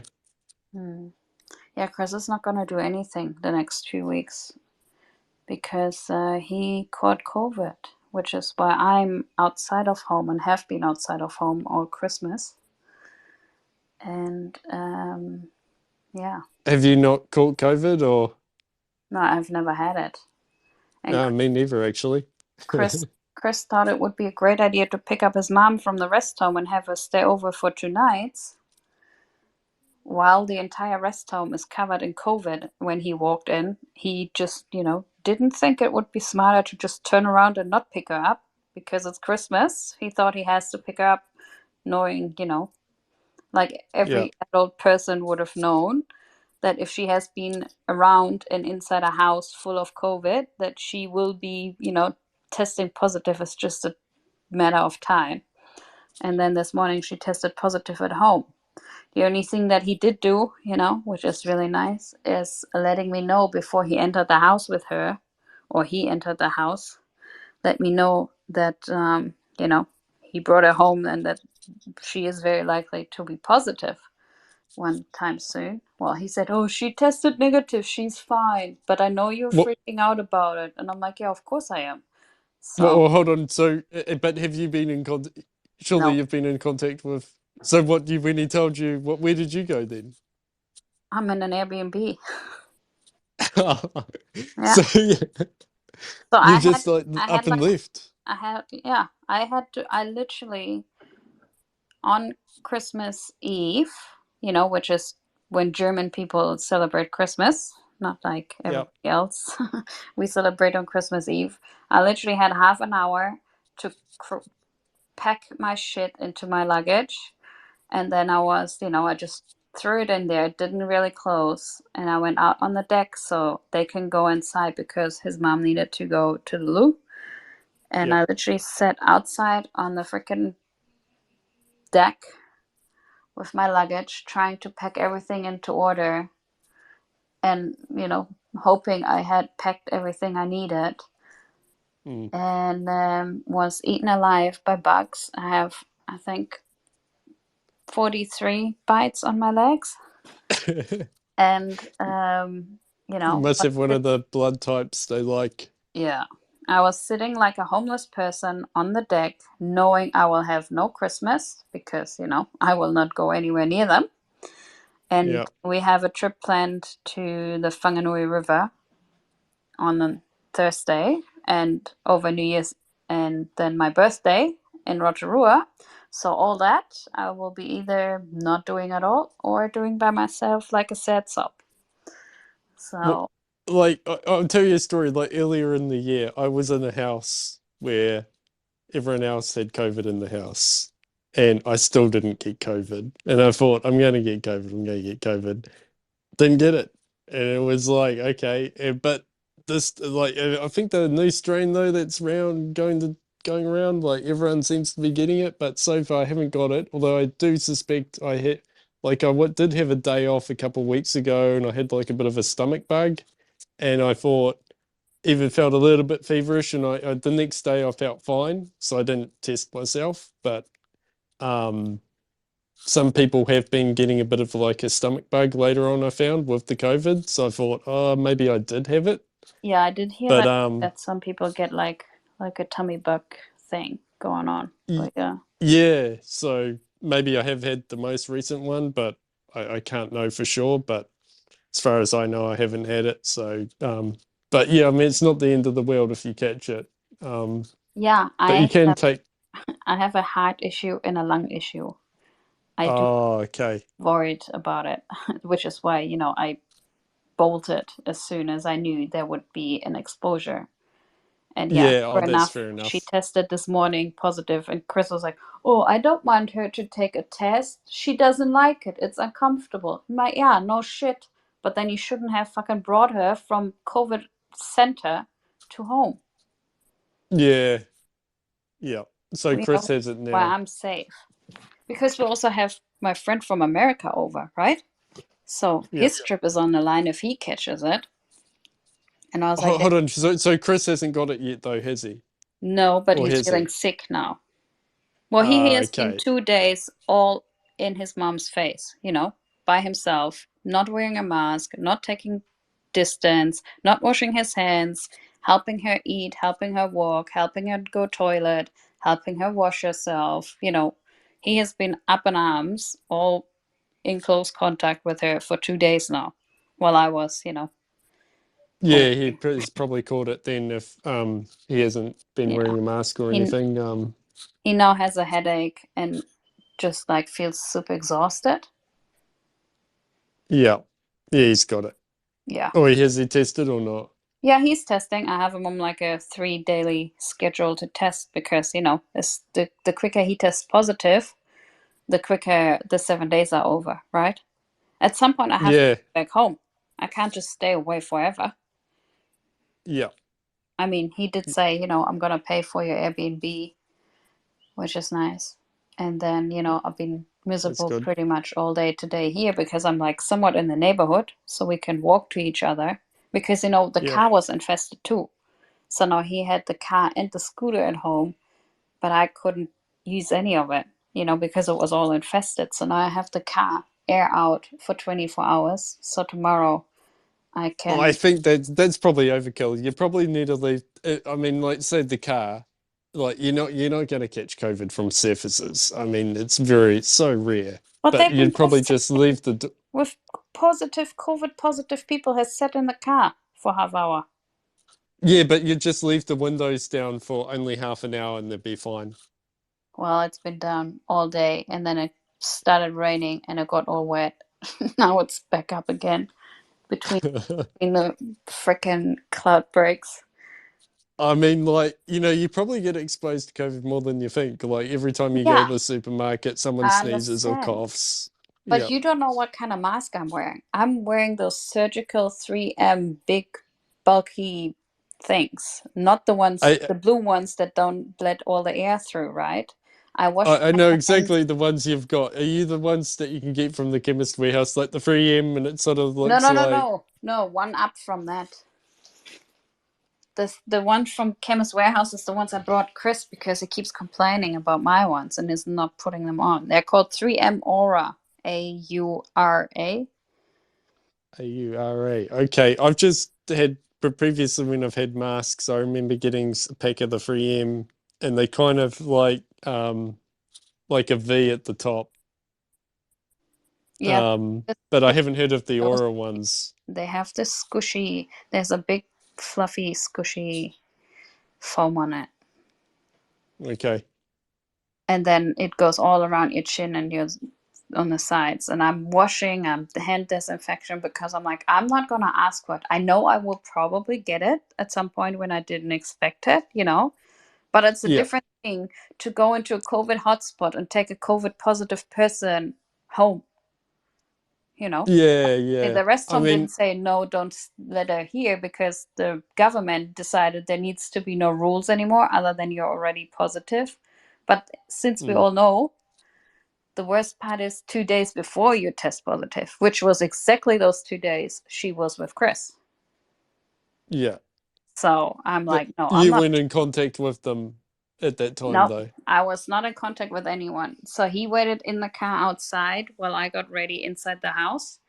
And once I was out, they went in. So I had no contact whatsoever. And then we had Christmas lunch, me sitting on the deck and they sitting inside with closed and windows all closed and doing a call, audio call, so we have the voice. Mm, That's how we did Christmas lunch. And yeah. that was my Christmas. Other than that, I've been either on the go with my friend from America, and I had him go up Rangitoto, and then we went to Piha and to the Kite Kite Falls. Oh, yep. Cool. And yeah, we've been really busy doing that. But yeah, there was no Christmas for me. I was just, you know, it was getting late too. It was like 9:30, and I was like, nobody on, you know, Christmas Eve at 9:30 is gonna let you in an Airbnb. So I had to get a hotel for one night, and then got an Airbnb for 2 nights, last night and tonight. And then Chris said today, he's like, well, you know, chances are I'm gonna get it. And my friend said he doesn't want Chris to come join us on our Whanganui River tour on Thursday, because it's like, you were definitely exposed to a positive person. If I'm gonna catch it from you, my entire trip is gonna be, you know, a bust. So, Mm. and he So, has so the what? whole South Island trip planned right after he meets us in Whanganui. He's going to the South Island and doing the whole, you know, Queenstown, Milford Sound, Glacier, all that kind of stuff. So let's say he's sick at the moment. Then by this time next week, he'll probably be testing negative. So let's say 7 days. And No, then, he so hasn't 7 tested days by positive. now. He hasn't tested positive yet. Okay, but he's feeling sick. So let's say this is the time at which he starts, you know, maybe but tomorrow when he tests, he might test positive. Like some people get sick, but they still test, Yeah. they still test negative, but they clearly have it because they've been in a house with people full of Yeah. COVID, you know? Yeah. So, I mean, let's say he's testing negative still by next week, then he should be, does that still fit in with the itinerary? Like you'll still be able to go with No, you to the because it's Monday today, right? And we're leaving on Thursday. On Friday. this Thursday. Yeah, this Friday. And then my birthday is on the 3rd, so that's a week from now. There's no way I see. he will be able to join me. This is what I kind of worried about as well, because I was like, oh man, I still haven't had COVID yet. And then I'm like, I hope I don't get COVID during my holiday, because that, you know, I don't get much holiday. But And you so can it's like, take sick days while you're on holiday and then get your holidays back. I don't think I can. Yeah, You can't do that, can you? Yeah, legally they have to. Really? Okay. Yeah. That'd be good. Maybe I'll try. If I mean, I'm feeling well, so hopefully that Read it remains up the on the same. government But website. They have an extra section for COVID too. On okay. employment.government.co.nz or whatever it is. Government.nz. Or, I don't know. You know the website. Yeah. Website. Okay. Um. Oh, that sucks. The Yeah, it's the fucked, and holiday I'm like, stuff. dude, why did you pick her up? This is so stupid. We could have just like leave her there. She was exposed anyways. She's gonna get it anyways. Leave her with the nurses and the freaking doctors. Why have her come home at like this time of the year? You know, it's Christmas. We have a guest over. We have a New Year's trip planned. It's my birthday, all coming up in the next 7 days. And you have no better idea than taking her home knowing she will have COVID, just not testing positive yet? He's like, oh, it's my mom. I'm like, yeah, she will still be your mom next week or the week after. We can, she has dementia. She won't even know it's Christmas. Someone will tell her, and a minute later she will have forgotten. We can just, like we did a few weeks ago, we celebrated her birthday early, so we can just celebrate Christmas late, and at least everybody is safe, This is costing us hundreds of dollars now, having me be away, having to get extra accommodation. I need to get food, and I need to, I don't have everything that I wanted to take with me, because obviously I was shocked. I was like, what the fuck? I was like, just panicking, packing what I could think of. And yeah. So I haven't been in the house, and whenever he just came earlier and dropped me some food, I tell him to put on a mask, put on gloves, and then he picks up the stuff. We do contactless drop off, and then I wipe everything down with a disinfectant wipe or spray it. Yeah, they call that like foam mite transmission, and if you look into it, it's like incredibly unlikely to like catch it from like a surface or something. Yeah, I Like know. early on, they did some studies and they thought that people could transmit it, but that way. But actually, in real life, like in the actual studies, they put a ton of COVID particles on it, Oh, whereas in real life, it's just a small amount, and it like yeah, I then think it's kills it or whatever. mainly just the infectious air, really, right? Like when someone's Yeah, it's just coughing, the breathing. Yep. spit, the particles out your nose, whatever, sneezing. Yeah. Yeah. Yeah, he But has done no protection for that the whole 2 weeks, the whole 2 days she was there. So I'm like, no. And I just watched them through the glass having lunch, and I was like, wash your hands, wash your hands. You touched her again, wash your hands. And he's well, like, it might work out for the best in terms of if you're really worried about it. oh, But I here's am. a yeah, you're really worried about it, but here's a situation where okay, he's probably got it, but then you've managed to know in advance. And so so once he's in a week's time, he's going to have lots of natural immunity. And then then he's your main risk factor for catching COVID, right? So that once he has that natural immunity, he's going to have natural immunity for 3 to 6 months. Yeah, but his mom just caught it the second time around now.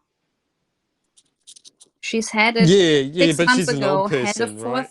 had a fourth boost or whatever, fourth vax.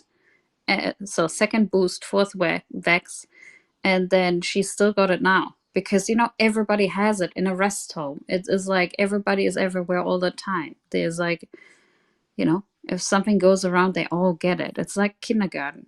Everybody's gonna get it if someone has it.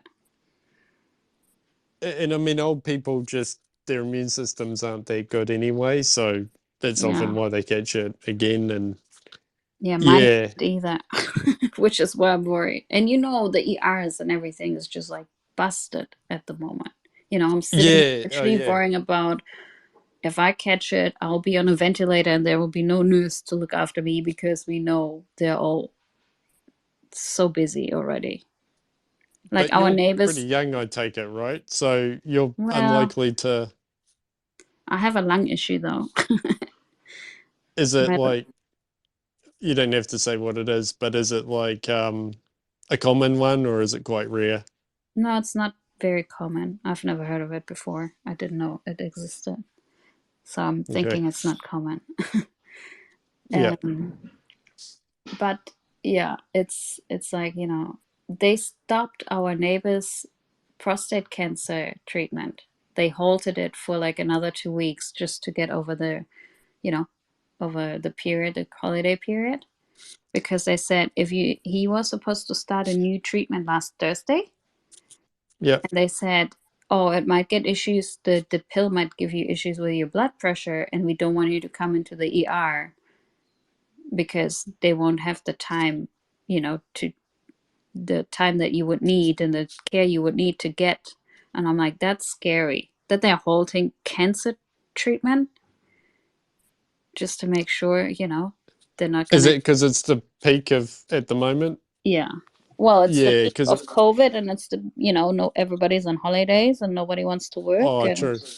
Yeah. Like my mum just the other day did a really bad burn on her arm, and just trying to treat it at home, like just do anything you can not to go into the emergency room because it's just chaos in there at the moment. It Yeah. is And it like has been for a while, right? And it's only getting worse because the nurses are just either on strike or they're just, just quitting, and there's no nurses. I think Or it's like this in other countries as well, because Dan on the Syndicate, he was saying that he had to wait like 12 hours or something at the emergency room. I'm like, shit, that's a long time. Like, and I mean, there are people waiting that long now in New Zealand, but yeah, I'd say pre-COVID, people weren't waiting that long. You know, there'd be like an outrage to wait like that long. But now it seems more common. yeah. People here have always been waiting like forever. Like I don't know how many hours I have been waiting in an emergency room. Whenever I could, I would just go to like White Cross or something. Usually it's like, yeah, it's just try and think about like even try and do a bit of self-diagnosis or something and think, well, can you actually wait? Yeah, and calling Healthline helps. Yeah, yeah. That usually helps, but then if there's just a faint chance that anything could go wrong, they tell you to go to the ER, or they tell you, yeah, just wait until Monday. That's the two extremes usually. Yeah, yeah. Oh, that doesn't sound very good. I've got to go, but yeah. Was it yeah, you missed some big. It seems like there's a lot of drama happening on the Syndicate recently. It's sort of gone from like 0 to 100. I It don't know if you've sure noticed that. does. I have heard about it, and I've seen the chat, and I was like, oh my god, I can't deal with this. Yeah, I wonder if it's like the Christmas time. You know how people get really stressed around Christmas? That's what I guess it is. But yeah. Maybe, yeah. Anyway, I better go, but I'll catch you around. See ya. Catch you, bye.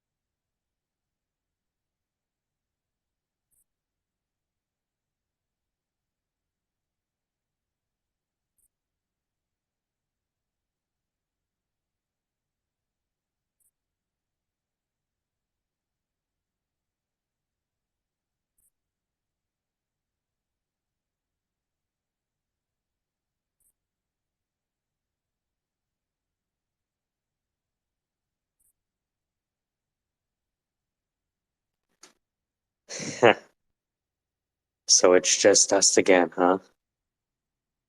Me and you. What have you done?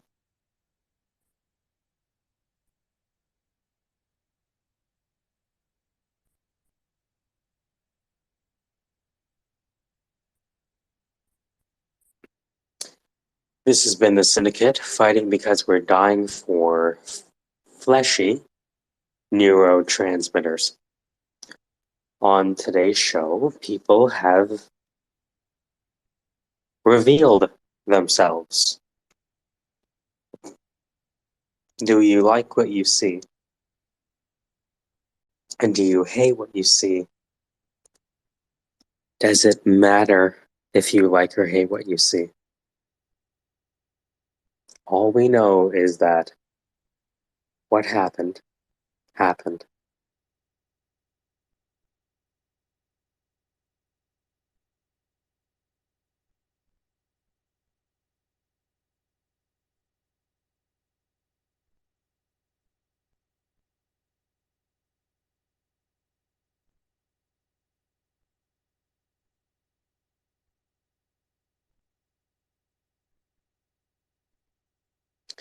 Your dog, what's going on, Jordy? What are you saying, dog? Man's trying to fight on the Twitter space, yo? Yo, you tell me these men's trying to fight on the Twitter space, yo? That's what mans are doing? Man's catching death fuzz on Twitter. How do you even shoot a death fuzz on Twitter?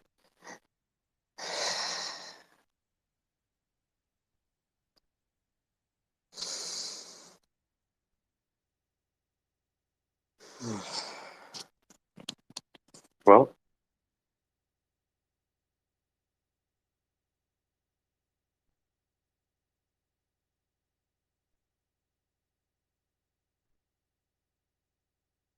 there you have it. Goodbye